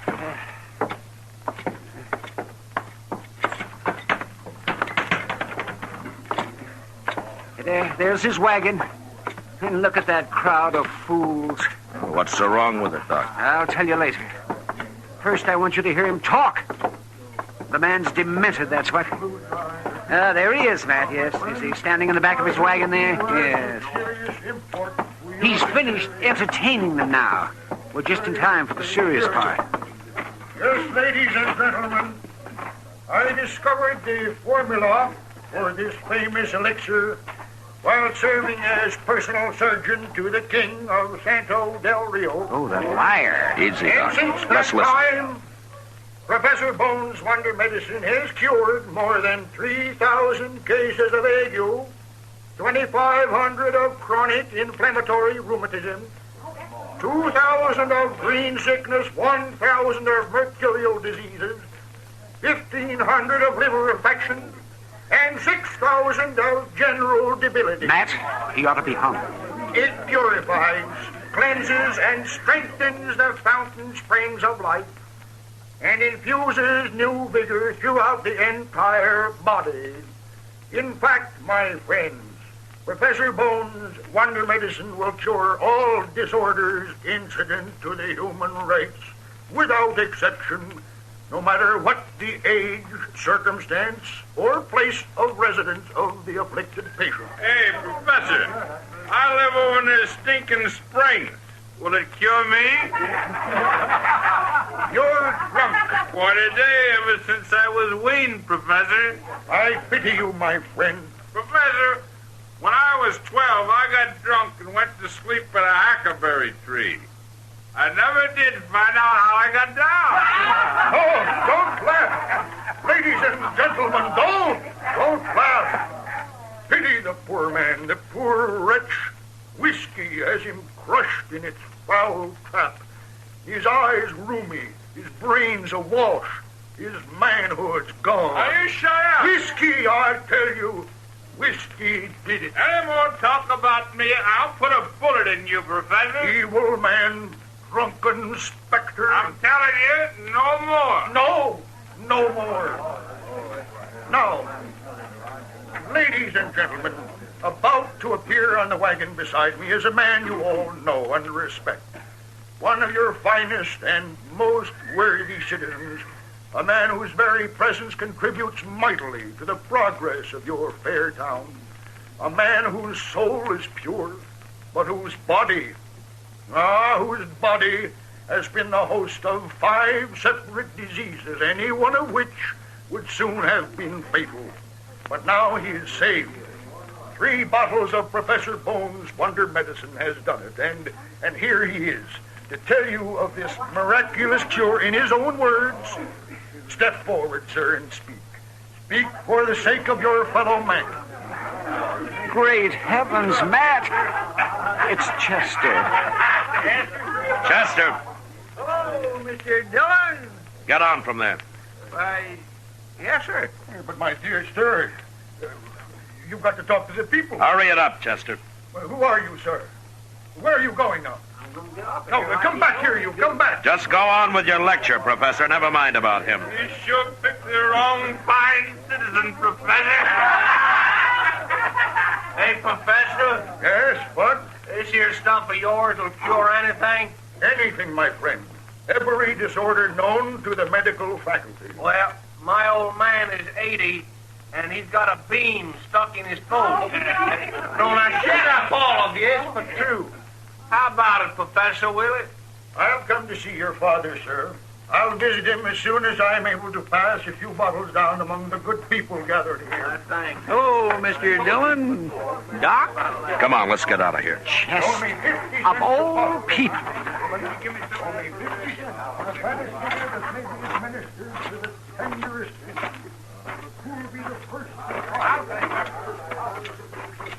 I suppose he's got you all doped up with that stuff too, Chester? Oh, it makes you feel great, Doc. Is that why you were up there? No, sir. I got a deal with the professor. He pays me $2.50 a day and gives me all the medicine I can drink. Free. It's idiots like you that made it possible, such quackery, Chester. Now, here, Doc, I'm not an idiot. You've been acting like one, but that's not what's important. Matt, I've analyzed some of Bone's so-called medicine. It's got opium in it, for one thing. Well, do you think it's dangerous? Of course it is. People can get in the habit, and what's worth is something is wrong with them, and they're taking the stuff. They wouldn't find out until it's too late. You've got to stop this business, Matt.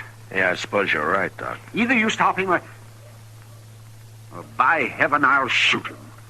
Now, I'm serious, Matt. All right, Doc, all right. I'll talk to him a little later. And meantime, you stay away from him, Chester. Yes, sir. I'm sorry, Mr. Dillon. I didn't know.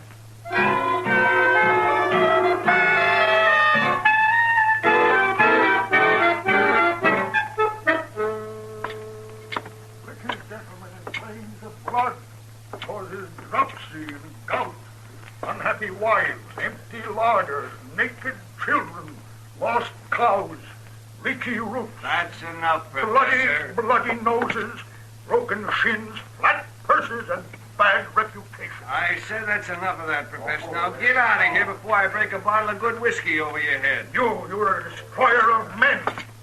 Agent of the devil. Oh, shut up. Nobody's going to preach against liquor in my place. I'll fix you. All right, boys. hold it, Sam. Hold it. Professor Bone, I'd like to have a word with you. And who are you, sir? I'm a U.S. Marshal. Now, let's sit at a table over there, huh? Come on.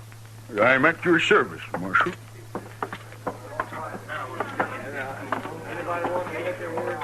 Why don't you sit down?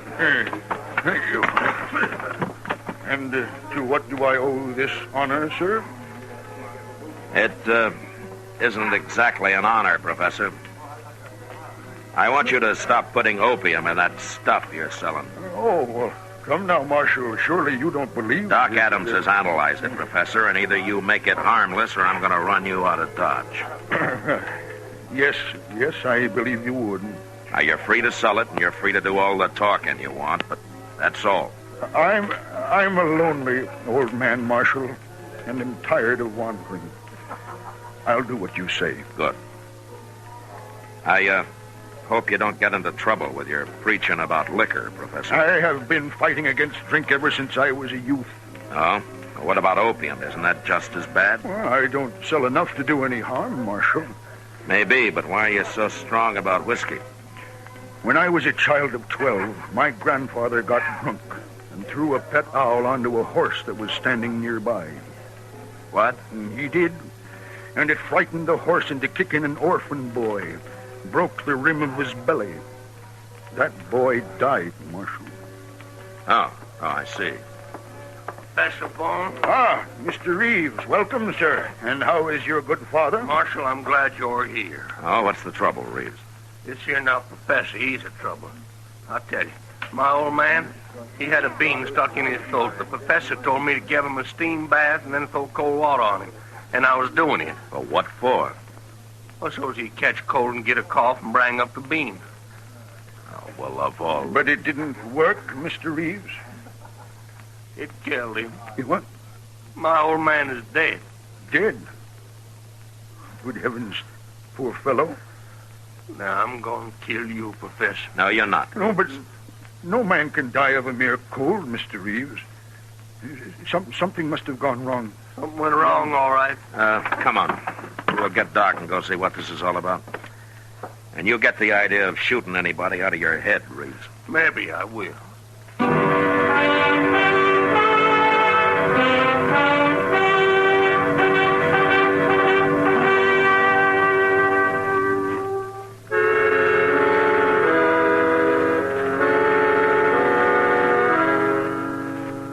Professor Bone wasn't a normal, everyday type citizen, but he wasn't a murderer either. And whatever had gone wrong and killed Reeves' father couldn't be blamed entirely on him. Reeves had been a fool to follow his advice in the first place. Doc told him so, too, in as many ways as he could think of. We found the old man still lying in the steam bath Reeves had made. All he'd done was to dig a big hole in the ground with a fire pit in the middle and then stretch some canvas across the top for a roof. Doc climbed down into it, and after a few minutes, he came back out again. Well, Reeves, all I can figure is your father died of a heart attack. I don't believe it, Doc.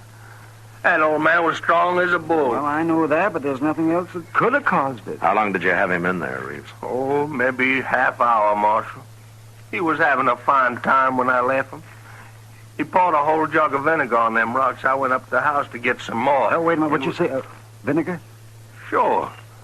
Professor here said it'd help him to sweat. Wait a minute here.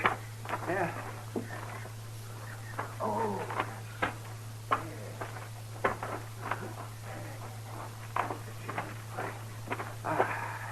Yes, I thought so. What? It's the vinegar that killed him, Reeves. What do you mean? That's limestone you used in there, isn't it? Well, limestone is... All right. You put vinegar on hot limestone, and it'll make acid gas. Well, and that's what suffocated your pa. I'll be... I didn't tell you to use limestone, Mr. Reeves. No, you can't blame me for that. No, but the vinegar was your idea, Professor, and I still say you murdered him. Now, wait a minute, Reeves. You're not being sensible. This thing was an accident, that's all. Huh? I'm not a murderer. I never hurt anybody in my life. You don't even know what you do, you old fake. Selling that slop of yours, loaded with narcotics. Did you tell him to stop that, Matt? Yeah, Doc. He said he would. My medicine is as pure as the dew, gentlemen. A newborn babe could drink Don't it. let me catch you giving handy newborn babes. I'm going to analyze it every day you're here. And I hope that won't be much longer. Oh, I'm a lonely old man, sir. The only home I have is in my wagon. Well, then go live in it somewhere else. Huh? You've caused enough trouble around here. Doc, take it easy on him. Am I to be banished from the face of the earth? Am I not a man like any other man? Do you think I have no heart, no feelings, no soul? Well, why don't you just shut up and get out of here? I want to bury my old man. I would gladly help you in that task, Mr. No, sir. No, sir, not you. Not by a long shot. You are unkind, sir. Gentlemen, I take my leave of you. Good day.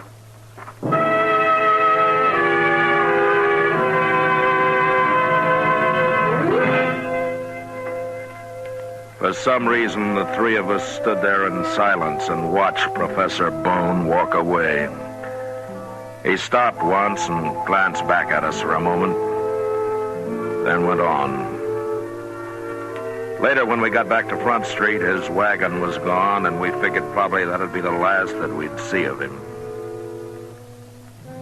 Dodge was fairly quiet that night, and when somebody reported seeing a fire of some kind out on the prairie, I decided I might as well ride out and have a look. There's no flames left, Mr. Dillon. I guess it must be all burned out. I don't remember a house of any kind around here. I wonder what it was.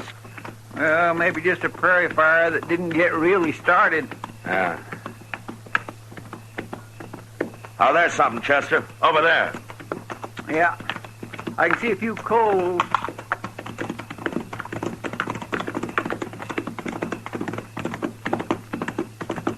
Holla. Why, it's a wagon, Mr. Dillon. It's all burned up. That's Professor Bone's wagon, Chester. I golly, sir, you're right. That's his horse, too. Professor! Professor Bone? Now, let's take a look here.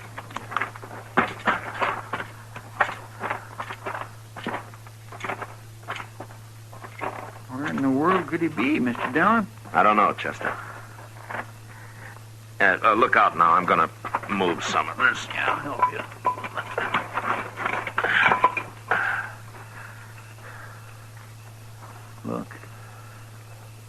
Look right there.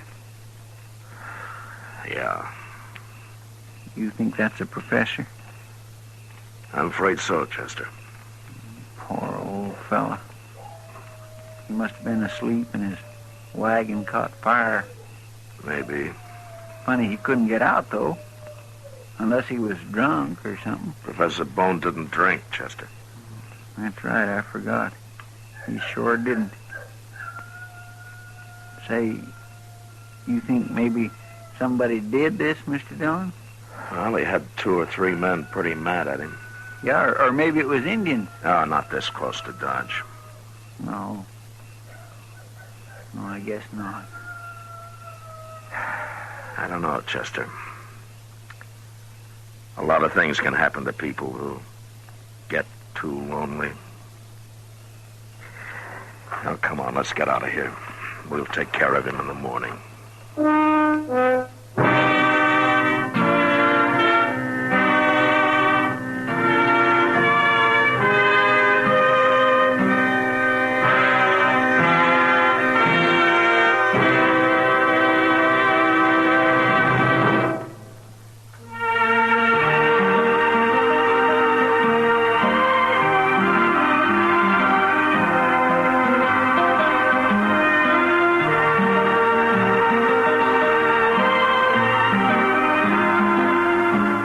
Gunsmoke, under the direction of Norman MacDonald, stars William Conrad as Matt Dillon, U.S. Marshal.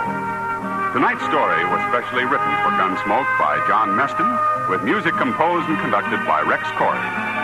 Featured in the cast were John Daner, Barney Phillips, Paul Dubob, and Lawrence Dobkin.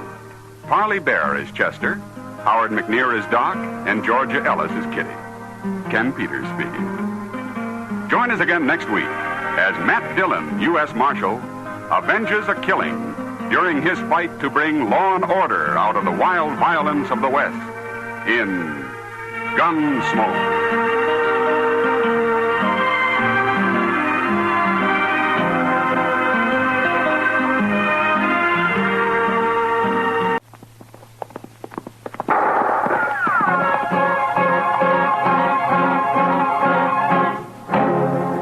Dodge City and in the territory on west, there's just one way to handle the killers and the spoilers, and that's with a U.S. Marshal and the smell of Gunsmoke.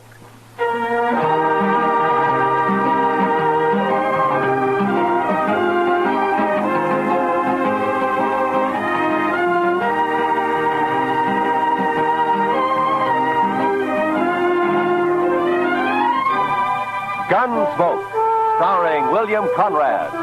The story of the violence that moved west with young America. The story of a man who moved with it. Matt Dillon, United States Marshal.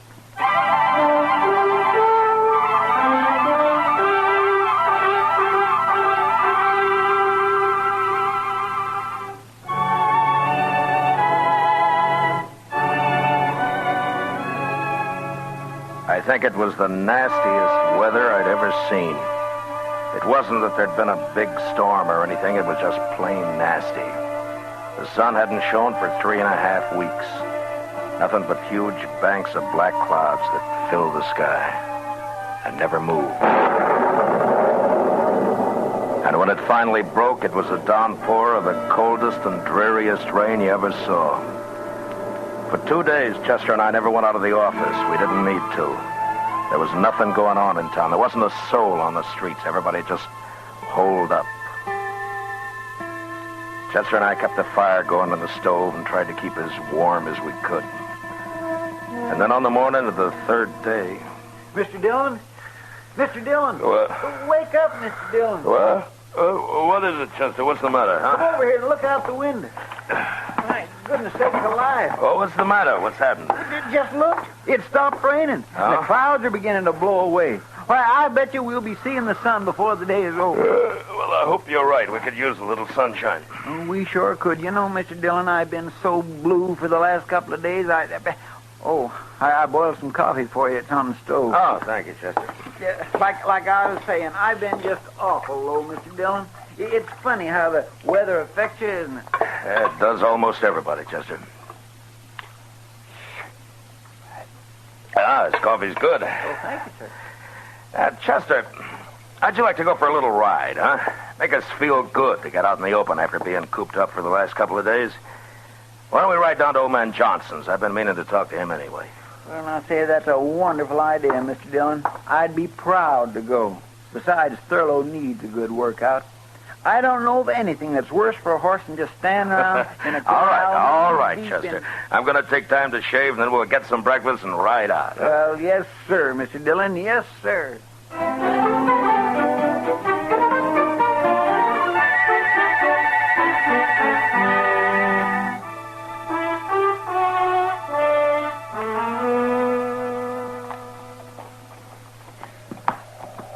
You were right, Mr. Dillon. Nothing like a ride in real brisk weather to make you feel fitter than a fiddle. I'd say it's a little more than brisk, Chester. It's downright cold. This wind doesn't help much. Well, we haven't got much farther to go. How far would you say we've come? Oh, about 15 miles. Well, then we should be there pretty soon. There, look at there, Mr. Dillon. What did I tell you? What? There's a patch of sunlight just come through. Over there to the right, see? My, isn't that pretty? Chester. There by that hackberry tree there in the sunlight. You see? What is that? Can you make it out? Where?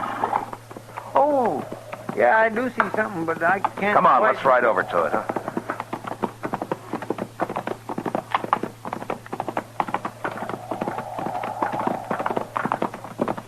Well, Mr. Dillon, it looks like somebody all huddled up leaning against the tree. Why, it's an Indian. Yeah, a woman. Hey, pull up here. Oh. I don't think she's heard us. Hello there. Well, she didn't even look up, Mr. Dillon. Hello. Is something wrong? Well, there sure must be. Let's walk up, Chester.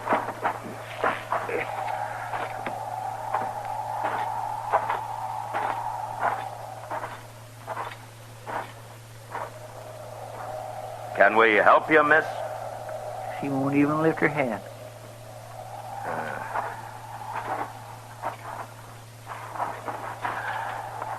Miss, what's wrong? She looks sort of befogged, don't she? Yeah. Miss, here, look at me. No, I'm not going to hurt you. Chester, she's burning up with fever. Well, what in the world is she doing way out here in the middle of nowhere anyway? Being out here in all this weather, she's probably caught her death in the morning. Yeah, you may be right, Chester. We're going to have to get her back to Dodge fast. She needs the doc real bad. Get the horses. We're going to have to hurry.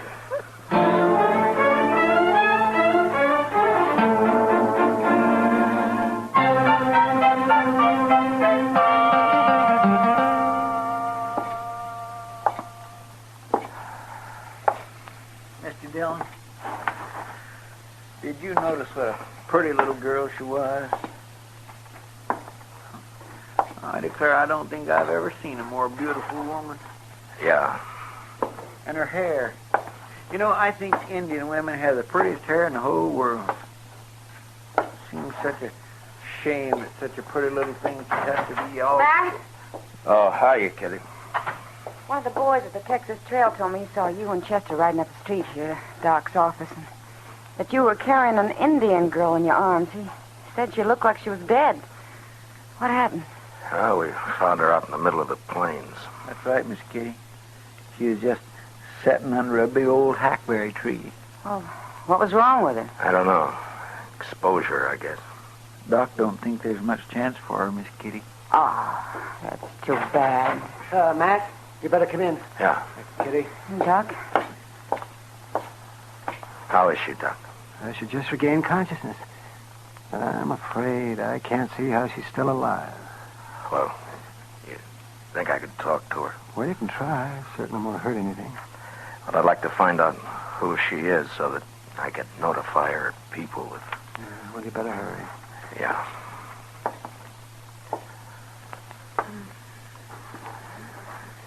Miss? Miss, can you hear me? Miss, listen to me. Go away. Please. Tell me who you are. Leave me alone. Won't you talk to me?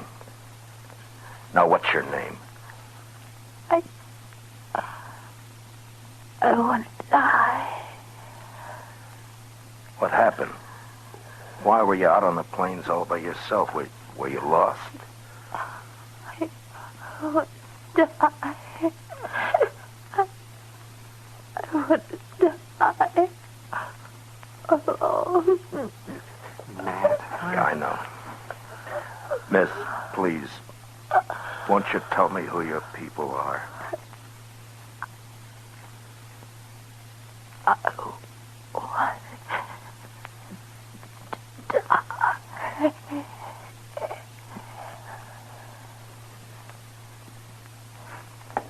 Well? Doc, I'll be outside with Chester and Kitty. All right. When you come out, would you bring me her ring and that necklace she's wearing? All right, Matt, if you want. But what... Just bring them to me, will you?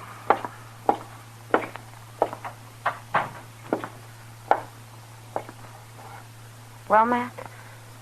Yeah. Chester, we got a job on our hands. Yes, sir, Mr. Dillon? There's something wrong about this, and I'm going to find out what. What do you mean? She was wearing a gold wedding ring. Yes, but Mr. Dillon, Indians don't use wedding rings. I know. Then you mean you think she was married to a white man, Matt? Yeah. Here's a necklace, Matt. Thanks, Doc. Have any of you heard of anybody around town marrying an Indian girl in the last year or so? No, Matt. No? Well, there ain't but one squaw man in the whole town that I know of, Jack Benson. And he married his squaw some 8 or 10 years ago. Well, then we're going to have to start from the other end. We've got to identify her. We'll have to find out what tribe she's from. Well, she looks like an Arapaho, Matt, from her clothing. Well, I thought that too, Doc, but which camp? There are 3 Arapaho camps within 40 miles of here. Say, Mr. Dillon, maybe Great Eagle could help you. Yeah. He's camped down by Sandy Fork now, isn't he? He knows you. He's about the friendliest Indian around here these days. Say, Matt, don't you think this might cause trouble if you let them know that a white man is mixed up in this? What? Wouldn't it be better to just bury her?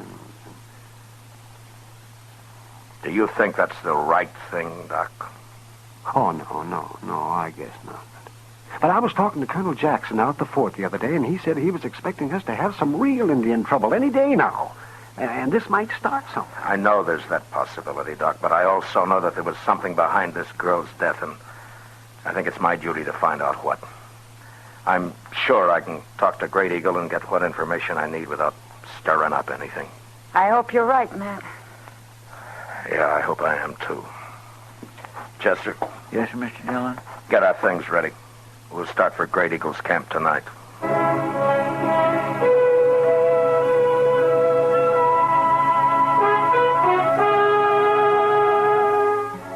I figured it'd take us about 5 hours, and I was pretty close to right.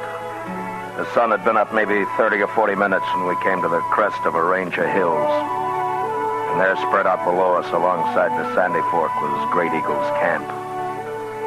We were spotted a good while before we got there, and when we pulled up, all the squaws had disappeared, and we were greeted by what looked like the entire male population. They just stood and watched us sullenly as we dismounted.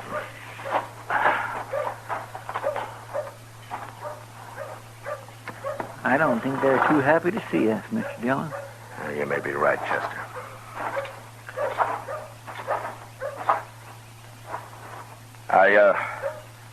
I've come to see your leader, Great Eagle.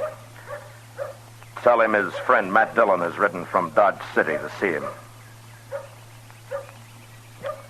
Maybe they don't understand. No, they understand, all right. Please tell Great Eagle it's of importance that I see him. You are not wanted here.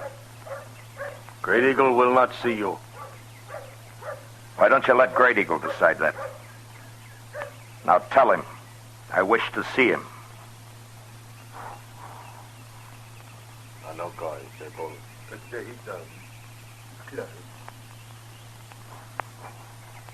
Great Eagle is ill, but I will tell him you are here.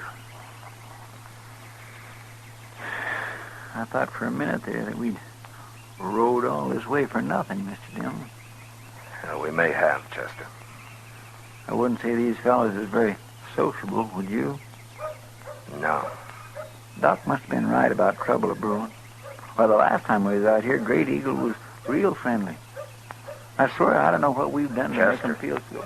You're talking too much. Yes, sir. Come.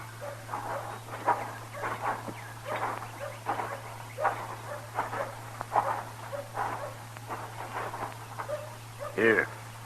Inside.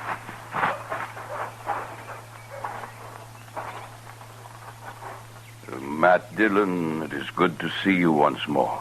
And you, Great Eagle. You wish to talk with me? Yes, I do. I'm in need of your help. To be able to return your many kindnesses pleases me. I would first like to explain to you that I am aware of the unrest between your people and mine. And it's my desire that what I tell you be as a confidence between friends. If it were known, it might cause further trouble. It will be as a confidence. Thank you. Well, yesterday we found a young girl on the plains. She suffered from exposure. So we took her back to Dodge City for medical attention as fast as we could, but we were too late. She was of your people. Her clothing told me that, so I came to you to help me identify her. I can't tell you why, but I feel that there was evil behind the death of this girl, and I must find out about it. You see, she was wearing a gold wedding ring, the ring of a white man. Can you describe the girl? Well, I can only tell you that she was of great beauty, and, well, here, she wore this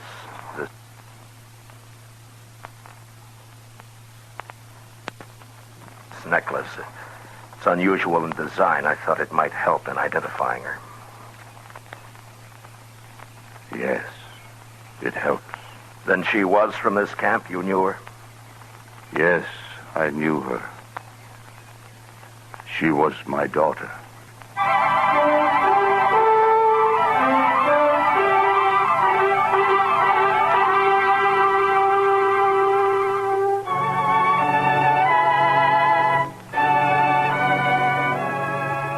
I looked at Great Eagle's face, and all of a sudden, Doc's warning came back to me. I saw Chester out of the corner of my eye.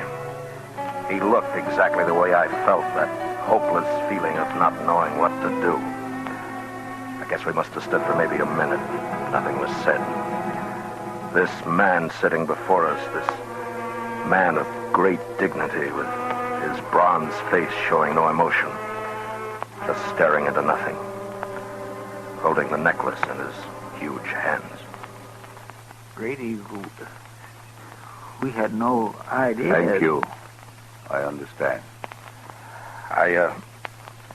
I'm sorry to have to ask this now, Great Eagle, but do you know what might have happened?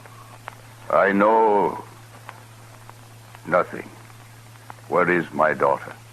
She is at Dr. Adams' office in Dodge City. She will be buried here. I will come for her. You mean come into Dodge? I will be there before sundown of this day. Well, Great Eagle, with this unrest between our peoples, I don't think it would be but wise to come right into town. There are people there that might cause trouble. Before sundown, I will come for her. But isn't it running a chance unnecessarily? We could arrange to meet you on the other side of the river, or maybe... Before sundown of this day, with my braves, I will come into Dodge City for my daughter. But you can't bring your braves right into... All right, Great Eagle, I'll do what I can to see that there's no trouble. Before sundown, then.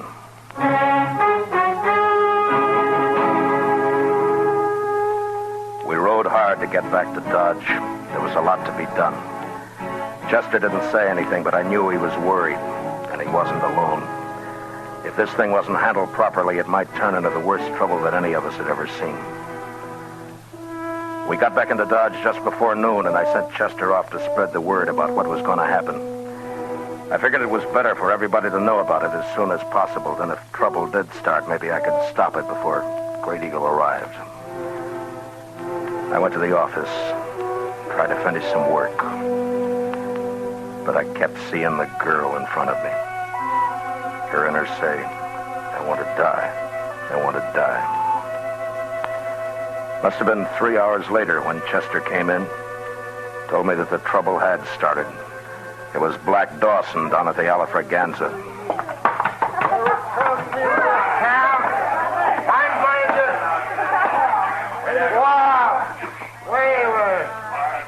If it isn't the big, brave U.S. Marshal himself. Look at him, boys. The man who's supposed to protect Dodge City. All right, Black.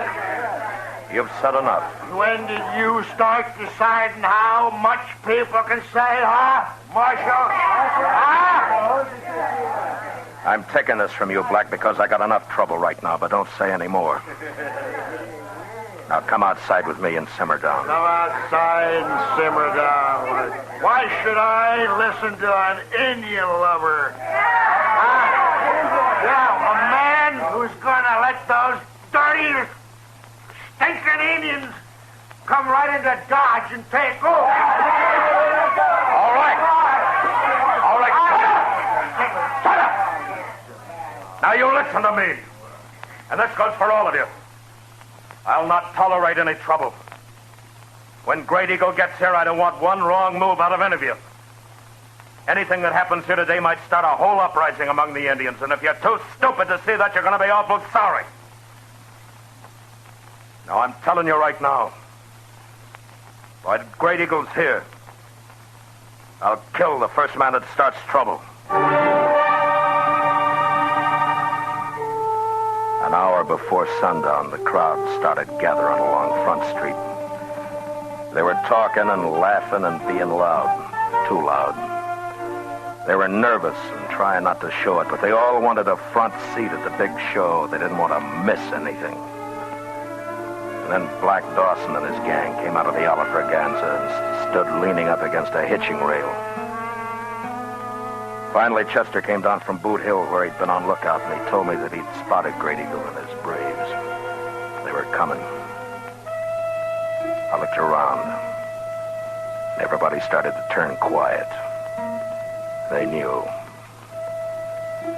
I told Chester to keep an eye on Dawson, and I started down the street. I crossed the plaza and walked to the river.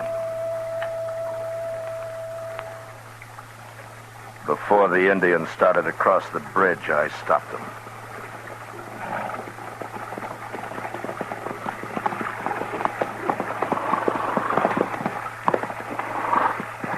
Great Eagle, I can't let you bring all your braves in. You may bring 2, and that's all. You see all those people over there? They're just itching for trouble, and I can't chance it. I'm sorry, but that's the way it is. I would bring all my braves.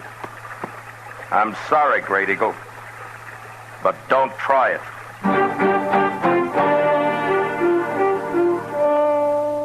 I turned and walked back into the plaza and stopped in front of Doc's office and stood, waiting. Great Eagle and his band didn't move. They just sat there on their horses, looking into the plaza. The crowd had stretched all along Front Street now, and they'd turned very quiet. Even Dawson and his gang were just standing glowering across at the bridge. I wasn't sure what was going to happen. And I waited. Must have been 5 minutes before Great Eagle turned and said something to his men and started out, with 2 of his braves following. Nobody in the crowd along Front Street moved or said a word.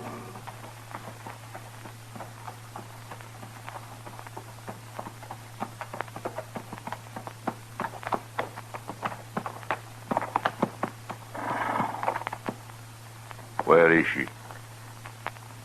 In here.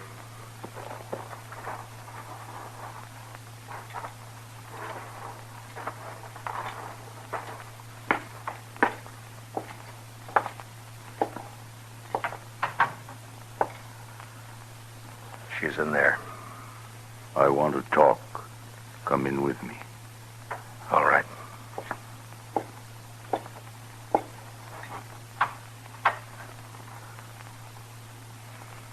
Anoli. Her name means beautiful child. Is she not beautiful? Yes. She is, Great Eagle. Matt Dillon, I have done something today I have never before done. I have always thought myself a man of honor. But today I spoke a lie. To you. To me? Yes. I know of what happened to my daughter. I must tell you to regain at least part of my self-respect. All of it I can never regain. Many moons ago, my daughter disappeared. We searched for a long time, not knowing what had happened to her. 4 days ago, she came back. She told me of her marriage to a white man and how she was with child. Of how she had met this man on the prairie and had fallen in love with him. Of how they had gone to Hayes City. Of the great love they had for each other. And she told me of the slow change that came over him. When his fellow men began to laugh at him and with derision call him Squaw Man. And how the white man is ashamed of the Indian. The white man has great pride. She told me how he turned her away, told her to go back to her own people where she belonged. Great Eagle, I'm very sorry. At that moment, I was with great anger and pride. And for this, I will never again be a man of honor. I told her to go back and live with the white people in shame. That she was no longer an Indian. That the Indian, too, is a proud people. I am responsible for her death. I turned away from her. You may do what punishment you like with me. I killed my daughter.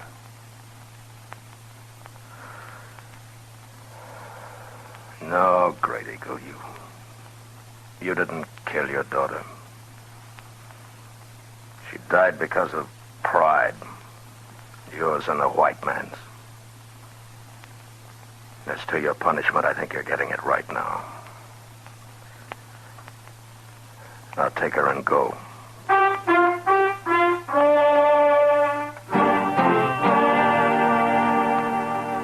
As Great Eagle reached the bridge, the rest of his braves turned and joined him and rode slowly off across the prairie, out of sight. And along Front Street, the crowd started to break up and head for the bars to get drunk and laugh and brag about how brave they'd have been if anything had happened. Chester and I stood for a long time, and the streets were almost empty. It was sundown. Mr. Dillon, I'd be right proud to buy a drink. Chester, don't ever use the word proud in front of me again. Yes, sir. I'm sorry, Mr. Dillon.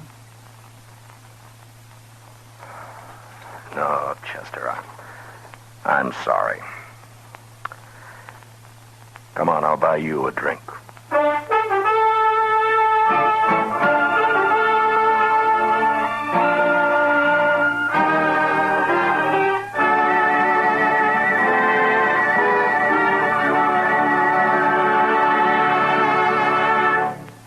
Gunsmoke, under the direction of Norman Macdonald, stars William Conrad as Matt Dillon, U.S. Marshal. Tonight's story was written for Gunsmoke by William Conrad, with music composed and conducted by Rex Corey.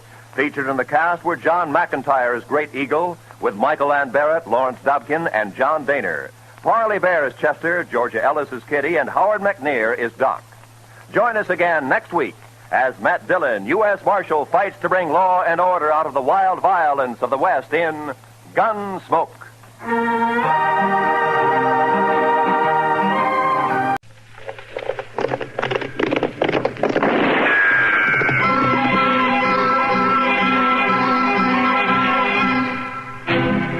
Around Dodge City and in the territory on West, there's just one way to handle the killers and the spoilers, and that's with a U.S. Marshal and the smell of Gunsmoke.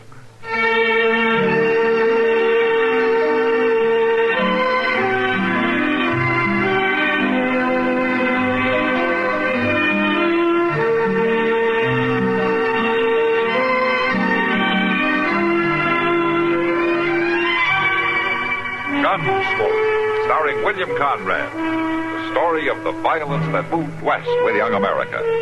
And the story of a man who moved with it. I'm that man, Matt Dillon, United States Marshal. The first man they look for and the last they want to meet. It's a chancy job, and it makes a man watchful. And a little lonely.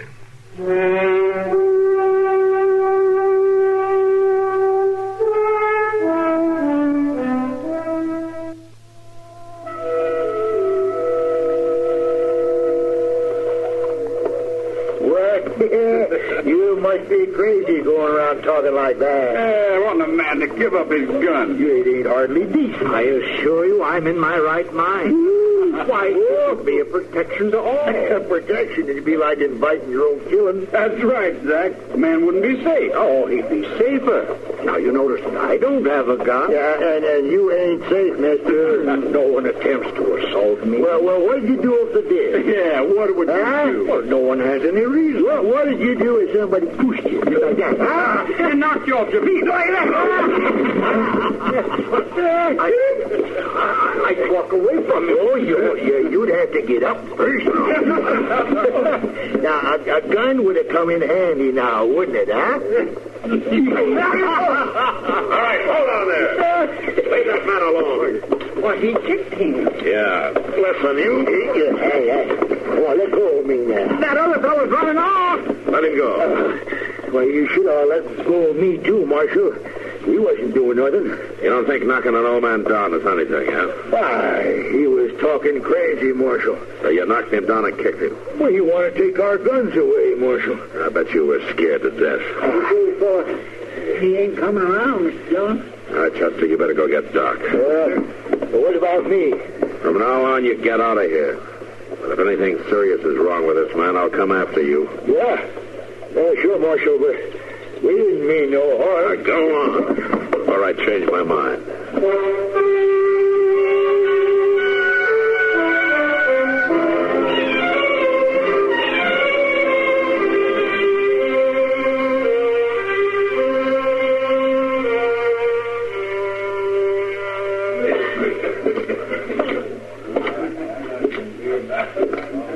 You better put your foot up on the rail, Kitty. Having a drink at the bar is illegal without doing that. Oh, is it legal to stand here without drinking at all? Hey, you'd know more about that than I would, since you own the place. Maybe it wouldn't be a bad idea to charge everybody for just standing around with that. I don't think you have to worry. Your customers don't waste much time without glasses in their hands. Sometimes I wish they would. It'd save wear and tear. Hello, Kitty. Oh, hello, Doc. Hello, Doc. You gonna give me one of your old jokes about how you knew you'd find me wasting time in here? No, not today. No. It's so hot outside that this is the only sensible place to be. Even for you. Hey, better remember he said that, Matt. It may never happen again. Yeah, you're so right, Kitty. I'll see you two later. I want to check some things with Sam. Yeah, sure, Kitty. Now, Doc, how's the old man? Oh, Homer lately? Yeah, I think he's going to be all right. twisted his leg when he went down, and he hit his head an awful crack. Yeah. I'm keeping him with me for a couple of days just to keep an eye on him. Oh, that's good. Wish you'd come up and talk to him, Matt. Oh? Any special reason?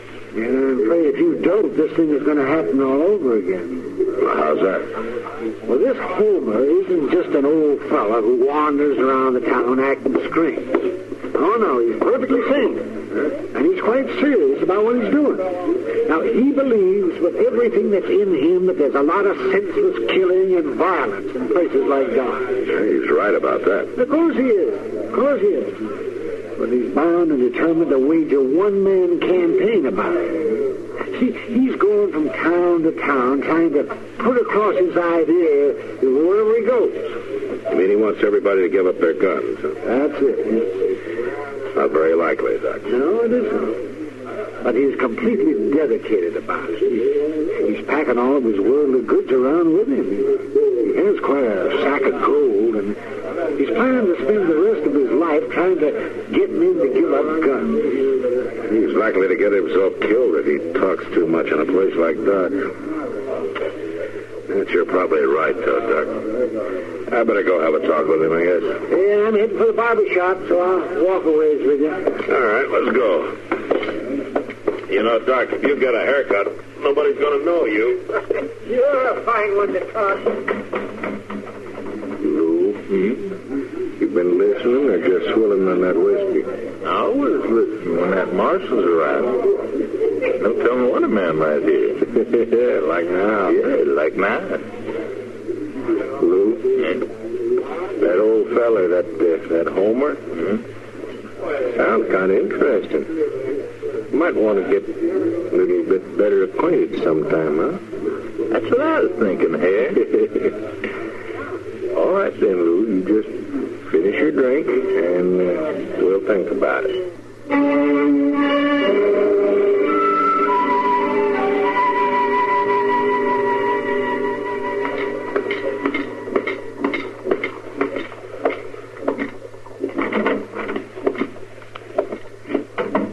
Mr. Lately.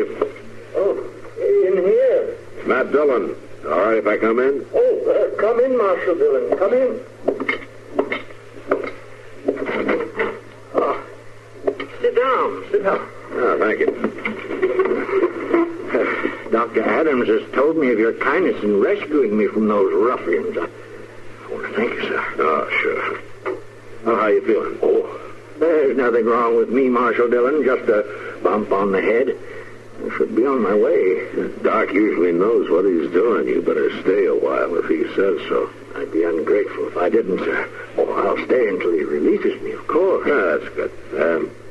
You know a place around here? Temporarily, Marshal, temporarily. You know the old Miller place? Oh, yeah, up north. It's been deserted. That's right, sir.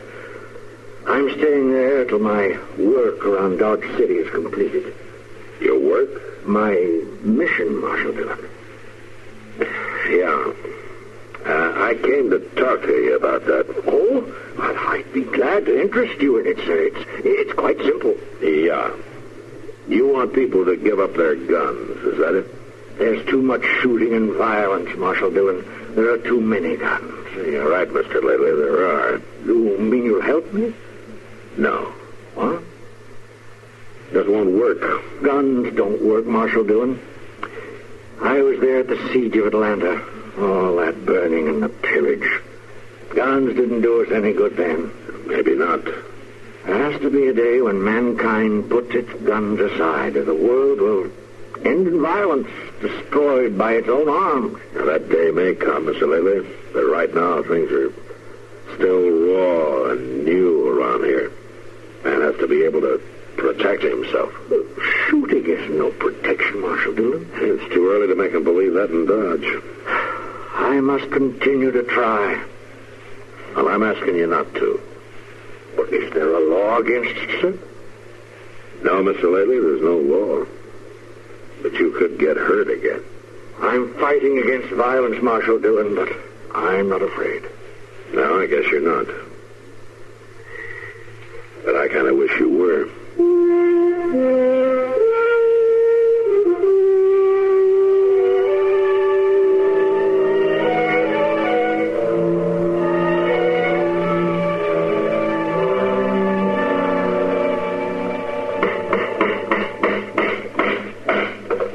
man even closes his eyes when he's asleep down here. More old time like this anyway. Oh, look up there. There's a man who really knows how to... How's that? Oh, I was just telling my partner here, you sure do know how to handle that hammer. Well, now, I don't know if there's so much to it. For sure there is. I seen fellas never get the knack. Ain't you? Yeah, sure, huh? Well, it ain't that he gets too much practice. Folks don't steal the marshal's sign very regular. Let him try and tear that down. That looked like a good job. Right, nice job. Well, I thank you kindly. Here, I'll help you down. Well, thank you, sir. I declare it's nice to meet up with somebody who appreciates a man's work. Well, I bet the marshal appreciates your work. Well, now, sometimes I ain't so sure of that at all. Oh, you got to know what's going on and all? Oh, well, sure, I know what's going on. That's why we come to you. We thought maybe you could help us. Well, I'd be proud to help. Oh, that's mighty friendly of you. Well, now, if a man can't take time to be friendly, he ain't worth much. That's true. And that's what we come to see you about, is a friend of ours. And we'd like to know where we could find him. Well, I know most everybody in Dodge. What's his name? Homer. Yes. Well, there's Homer Park. But he's been dead for 2 years. Then there's Homer Lately. Yeah, that's the one. Well, now, I'm afraid I got some bad news for you there, too. Homer ain't dead, is he? No, he ain't dead. He's up at Doc's, though, for a couple days. He was beat an awful bad hurt. Oh, well, ain't that a shame? No. Who'd want to do a thing like that, hurting poor old Homer? Oh, yeah. No, it was a terrible thing, all right. You want to go on up to Doc's and pay him a visit? Well, now, I tell you, I always figured a man ought to have some time to himself when he's bad hurt. Yeah, to get strong with. Yes, well, he'll be going home in a couple days. That'd probably be better. You know, for us to wait and see him out there when he feels better. What do you think? Well, that's what I think. Sure it is. Yeah. Only thing is, with us new here in Dodge, I don't know where Homer's place is. Well, my goodness me, I can tell you that. You can? Yeah, he's out at the little bar place just out of town a piece. Oh? You know how to get there? Why, sure I do. You head north about a mile to the first crossroads. Then you head east down the creek. You can't miss it. Well, that's fine. We sure do thank you. There wasn't nothing to all. Oh, say, we'd like to ask you just one more thing. What's that? If you should run into our friend Homer, don't tell him we're going to look him up. We sort of want to surprise him. Now, that's kindly nice. Of course, I won't tell him. Okay, then. Thank you. Yeah, thank you. That's all right. And I won't say a thing. I couldn't really tell him nothing anyhow. I don't know what your names are.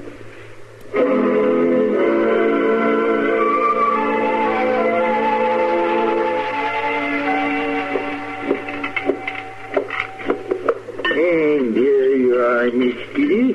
Marshal. Thank you, John. You're welcome. I wish I could buy you a better dinner for your birthday, Kitty, but that's about all Dodge has to offer. That's all right, Matt. I don't want my birthday remembered too well anyway. Now, come on, Kitty. It's not that bad. It's that bad for a woman as soon as she gets out of her teens. That's good. I'm not a woman. Sure is. How's the old fellow at the docks, Matt? He got home yet? Yeah, he went home yesterday. I just hope he stays there. Poor old man. He'll be all right. He just keeps from arguing with people. Well, I guess if you believe in something like he does, you can't keep quiet. Yeah, maybe not. He's right, you know. Oh, now, Kitty. I know. You can't take off your gun right now, but he's got the right idea. It makes me sick, men and their senseless gunfights. Well, old man lately has at least one follower. Yeah, he certainly does. It's awful lonely when the world won't listen to you. Yeah, I guess so. Good, he has friends. Friends? Mm-hmm. I didn't think he knew anybody in Dodge. Well, according to Chester, he does. Oh? Yeah. Chester said 2 men stopped and asked him all about Homer and how he was getting along and where he was, where he lived. did? And Chester told him. Well, sure.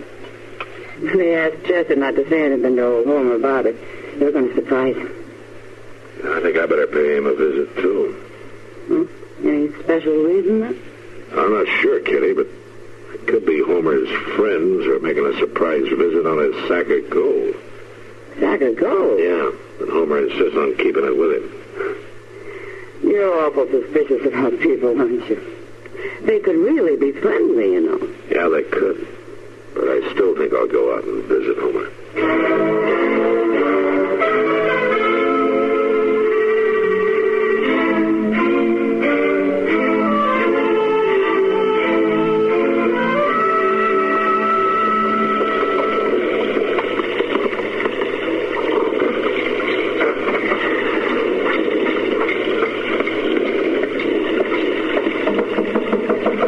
Mr. Lately, you home? Who's there?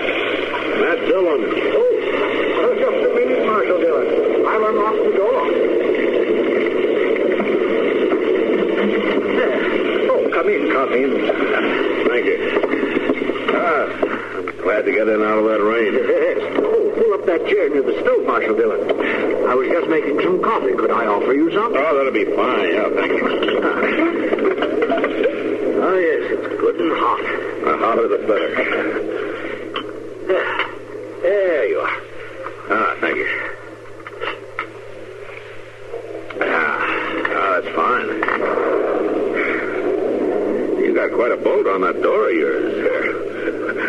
Just because a man doesn't wear a gun, Marshal Dillon, doesn't mean that he's foolhardy. I'm glad to hear that. That's one thing I came to see you about. The bolt on my door? No, Mr. Lately, the gold you have with you. You know about the gold? Well, news like that gets around fast. Marshal Dillon, are you suspicious of my gold? I assure you it's mine. No, I'm just wondering if it's safe. I've always been able to take care of it. And you're getting farther west all the time, Mr. Lately. Things are sometimes harder to control, especially if it's known that you don't carry a gun. Have you ever thought about putting your gold in the vault at the bank? No, it won't be necessary. I'd be glad to ride in with you when you do take it in. No, thank you, Marshal Dillon, but no. A man has a right to keep his things with him. I just want to be sure you keep it. I know you mean well, Marshal Dillon. You have storms like this often in this part of the country? It gets this bad and worse. Why don't you stay here the night? Why, you can't go out in that. Just look there. Why, you can't see 10 feet in front of you. Yeah, maybe you're right. Can I put up my horse in the barn? Certainly, and welcome. There are oats and sacking to rub him down, and then come back here. You can bed down here for the night. Well, thanks, Mr. Lately. I'll be back as soon as I take care of my horse.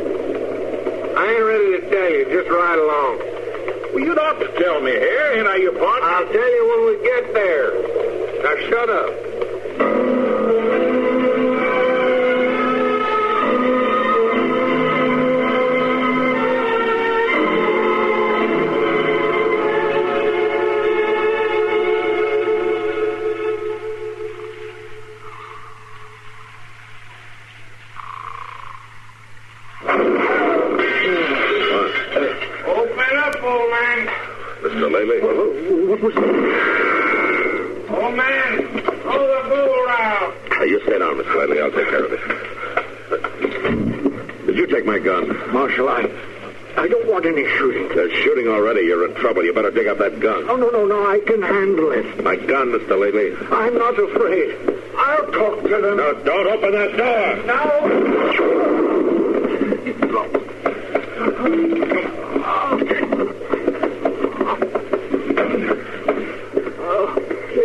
They wouldn't even talk to me, Marshal. They didn't come to talk. But I wouldn't have harmed them. Just take it easy, Mr. Lately. They'll shoot you, too. They're sure going to try. I can't have that. I can't be the cause of another man's death. Mr. Lately, where's my gun? Your gun? Where is it? Just tell me where. Was in there. Come on, quick. Back room. Over 10 buckets. Okay.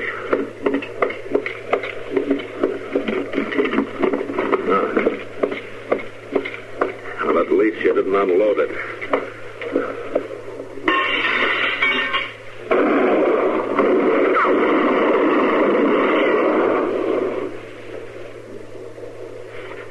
Marshal, are you all right? Yeah, I'm all right. One of them rode off. I think I got the other one. You just lie easy while I check.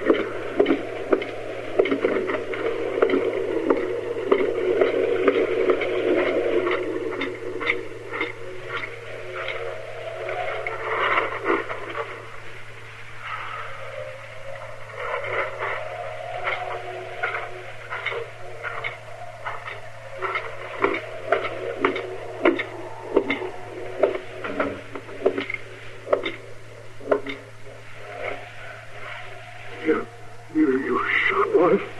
Yeah, Mr. Lately, I shot one. He's dead.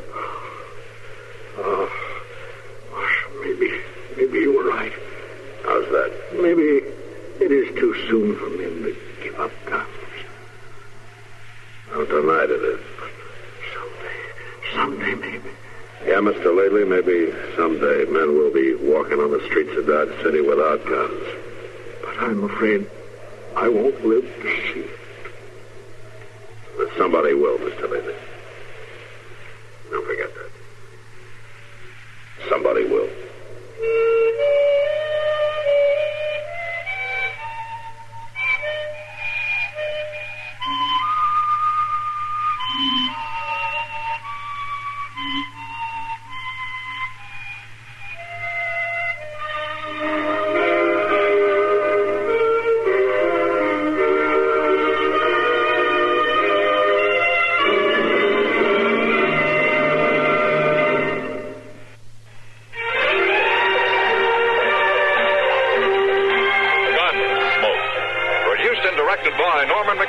Stars William Conrad as Matt Dillon, U.S. Marshal. The story was specially written for Gunsmoke by Marion Clark, with editorial supervision by John Meston. Harley Bear is Chester, Howard McNear is Doc, and Georgia Ellen.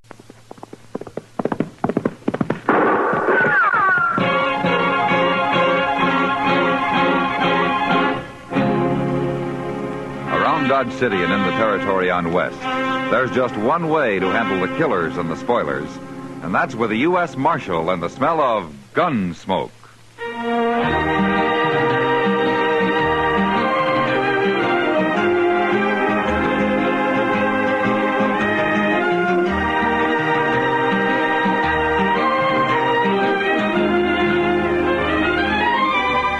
Gunsmoke, starring William Conrad.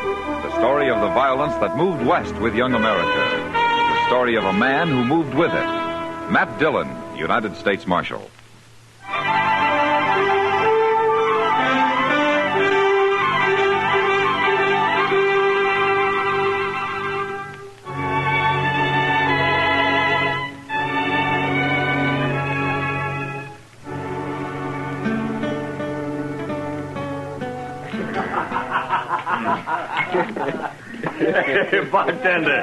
Bartender, set out another bottle of that rye whiskey.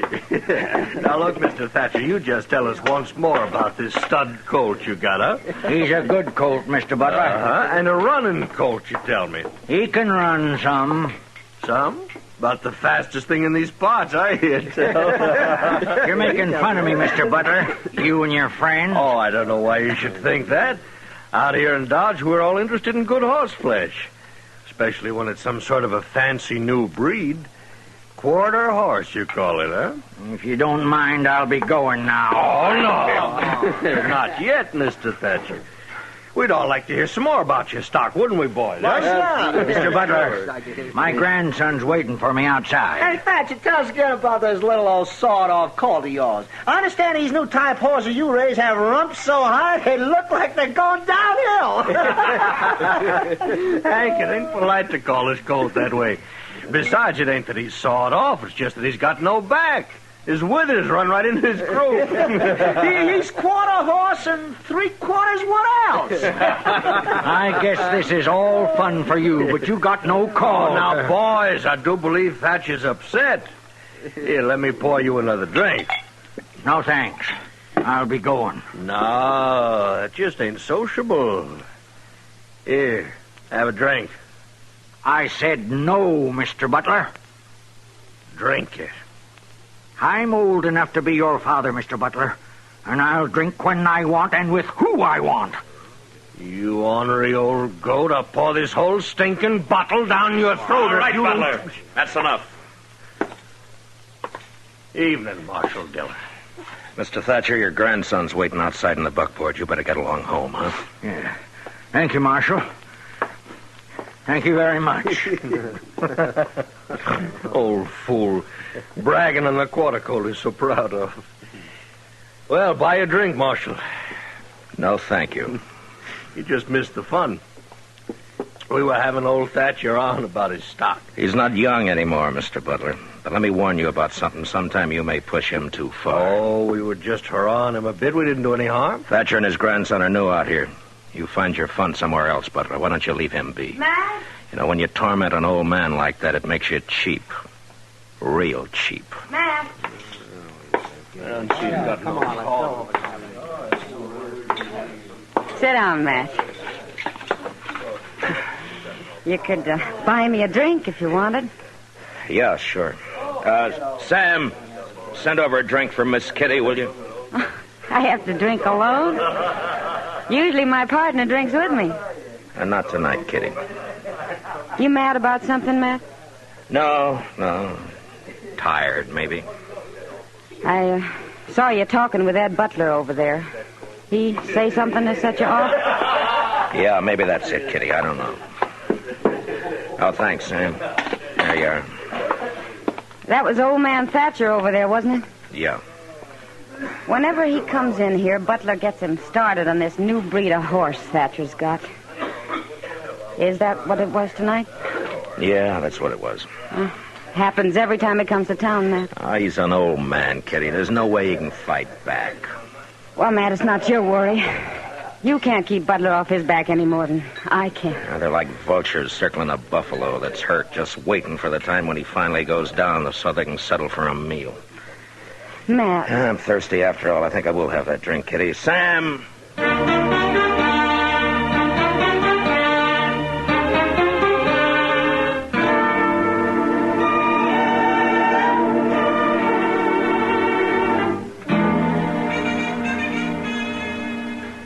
Chester, if you'd run these papers over to Mr. Hightower. Yes, sir, Mr. Dillon.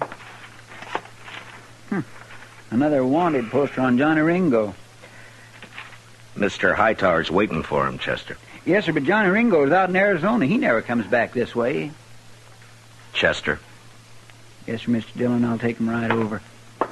Oh, is there anything for me to do while I'm down at the other end of the plaza? No, nothing I know of. Well, then I'll just wait around down at the depot then, Mr. Dillon, if it's all right. The morning train's due in from St. Louis in half hour. All right, Chester. Marshal Dillon? Oh, good morning, Mr. Thatcher. Got a minute to spare? I have a favor to ask. Yeah, certainly. Come on in. Mr. Hightower's waiting, Chester. Yes, sir. Well, sit down, Mr. Thatcher. First of all, Marshal, I want to thank you for what you did last night over at the Texas Trail. Oh, Butler and his crowd just had too much to drink, that's all. Well, maybe I did, too. Once I start, it's hard to stop. Then I get to arguing. I'm too old to argue that way. Well, maybe you shouldn't go to the Texas Trail. Seems every time you do, Butler takes his pleasure riding you. Well, it's that I wanted to talk to you about. No? Well, go on. Well, Ed Butler's always said he's got the best horses around Dodge or anywhere else. Well, maybe he does, Mr. Thatcher. Mine are better. Well, I don't know anything about your stock. Marshal Dillon, Ed Butler's having breakfast right down the street at the Dodge House. I want you to walk down there with me. Now, look, Mr. Thatcher, I don't want to mix up in any personal problems between you and Ed. Well, this ain't completely personal, Marshal. Oh, save maybe in a way. I come to you because I figure you're the one man in Dodge with nothing to gain. And you'll be honest. I got something here. I want you to take it. No? It's the deed to my ranch. Why are you giving it to me? I want you to hold that deed and come with me to meet Ed Butler. I'm going to challenge him to a grudge race. My quarter colt against the best horse he's got. You mean you're putting up your ranch on this race? Yes, sir. And I want you to hold the stakes. Look, it's no business of mine, but you could lose, you know. No, sir. I don't figure I can. Mr. Thatcher, you and your grandson have been over here from Missouri better than a year now. Now, you know how these people are, men such as Butler and the rest. There's nothing more fun than ragging somebody. Somebody who fights back but isn't too strong. You're trying to lecture me, Marshal. Well, it's because you're new here that they're making it rough for you. You just don't know the ways yet. No, it's no good, Marshal. Look, Mr. Thatcher, you're putting up everything you got on this race. Now, what makes you so sure you can win? What's so special about this stud colt that you've raised? He's a little special in most every way, Marshal. His daddy was cold deck, and his mother was the best mare in Missouri. Oh, I know why Butler and the others laugh at him. Compared to some horses, he looks like a bulldog beside a greyhound. His head's short, and he carries it too low. He's built too close to the ground.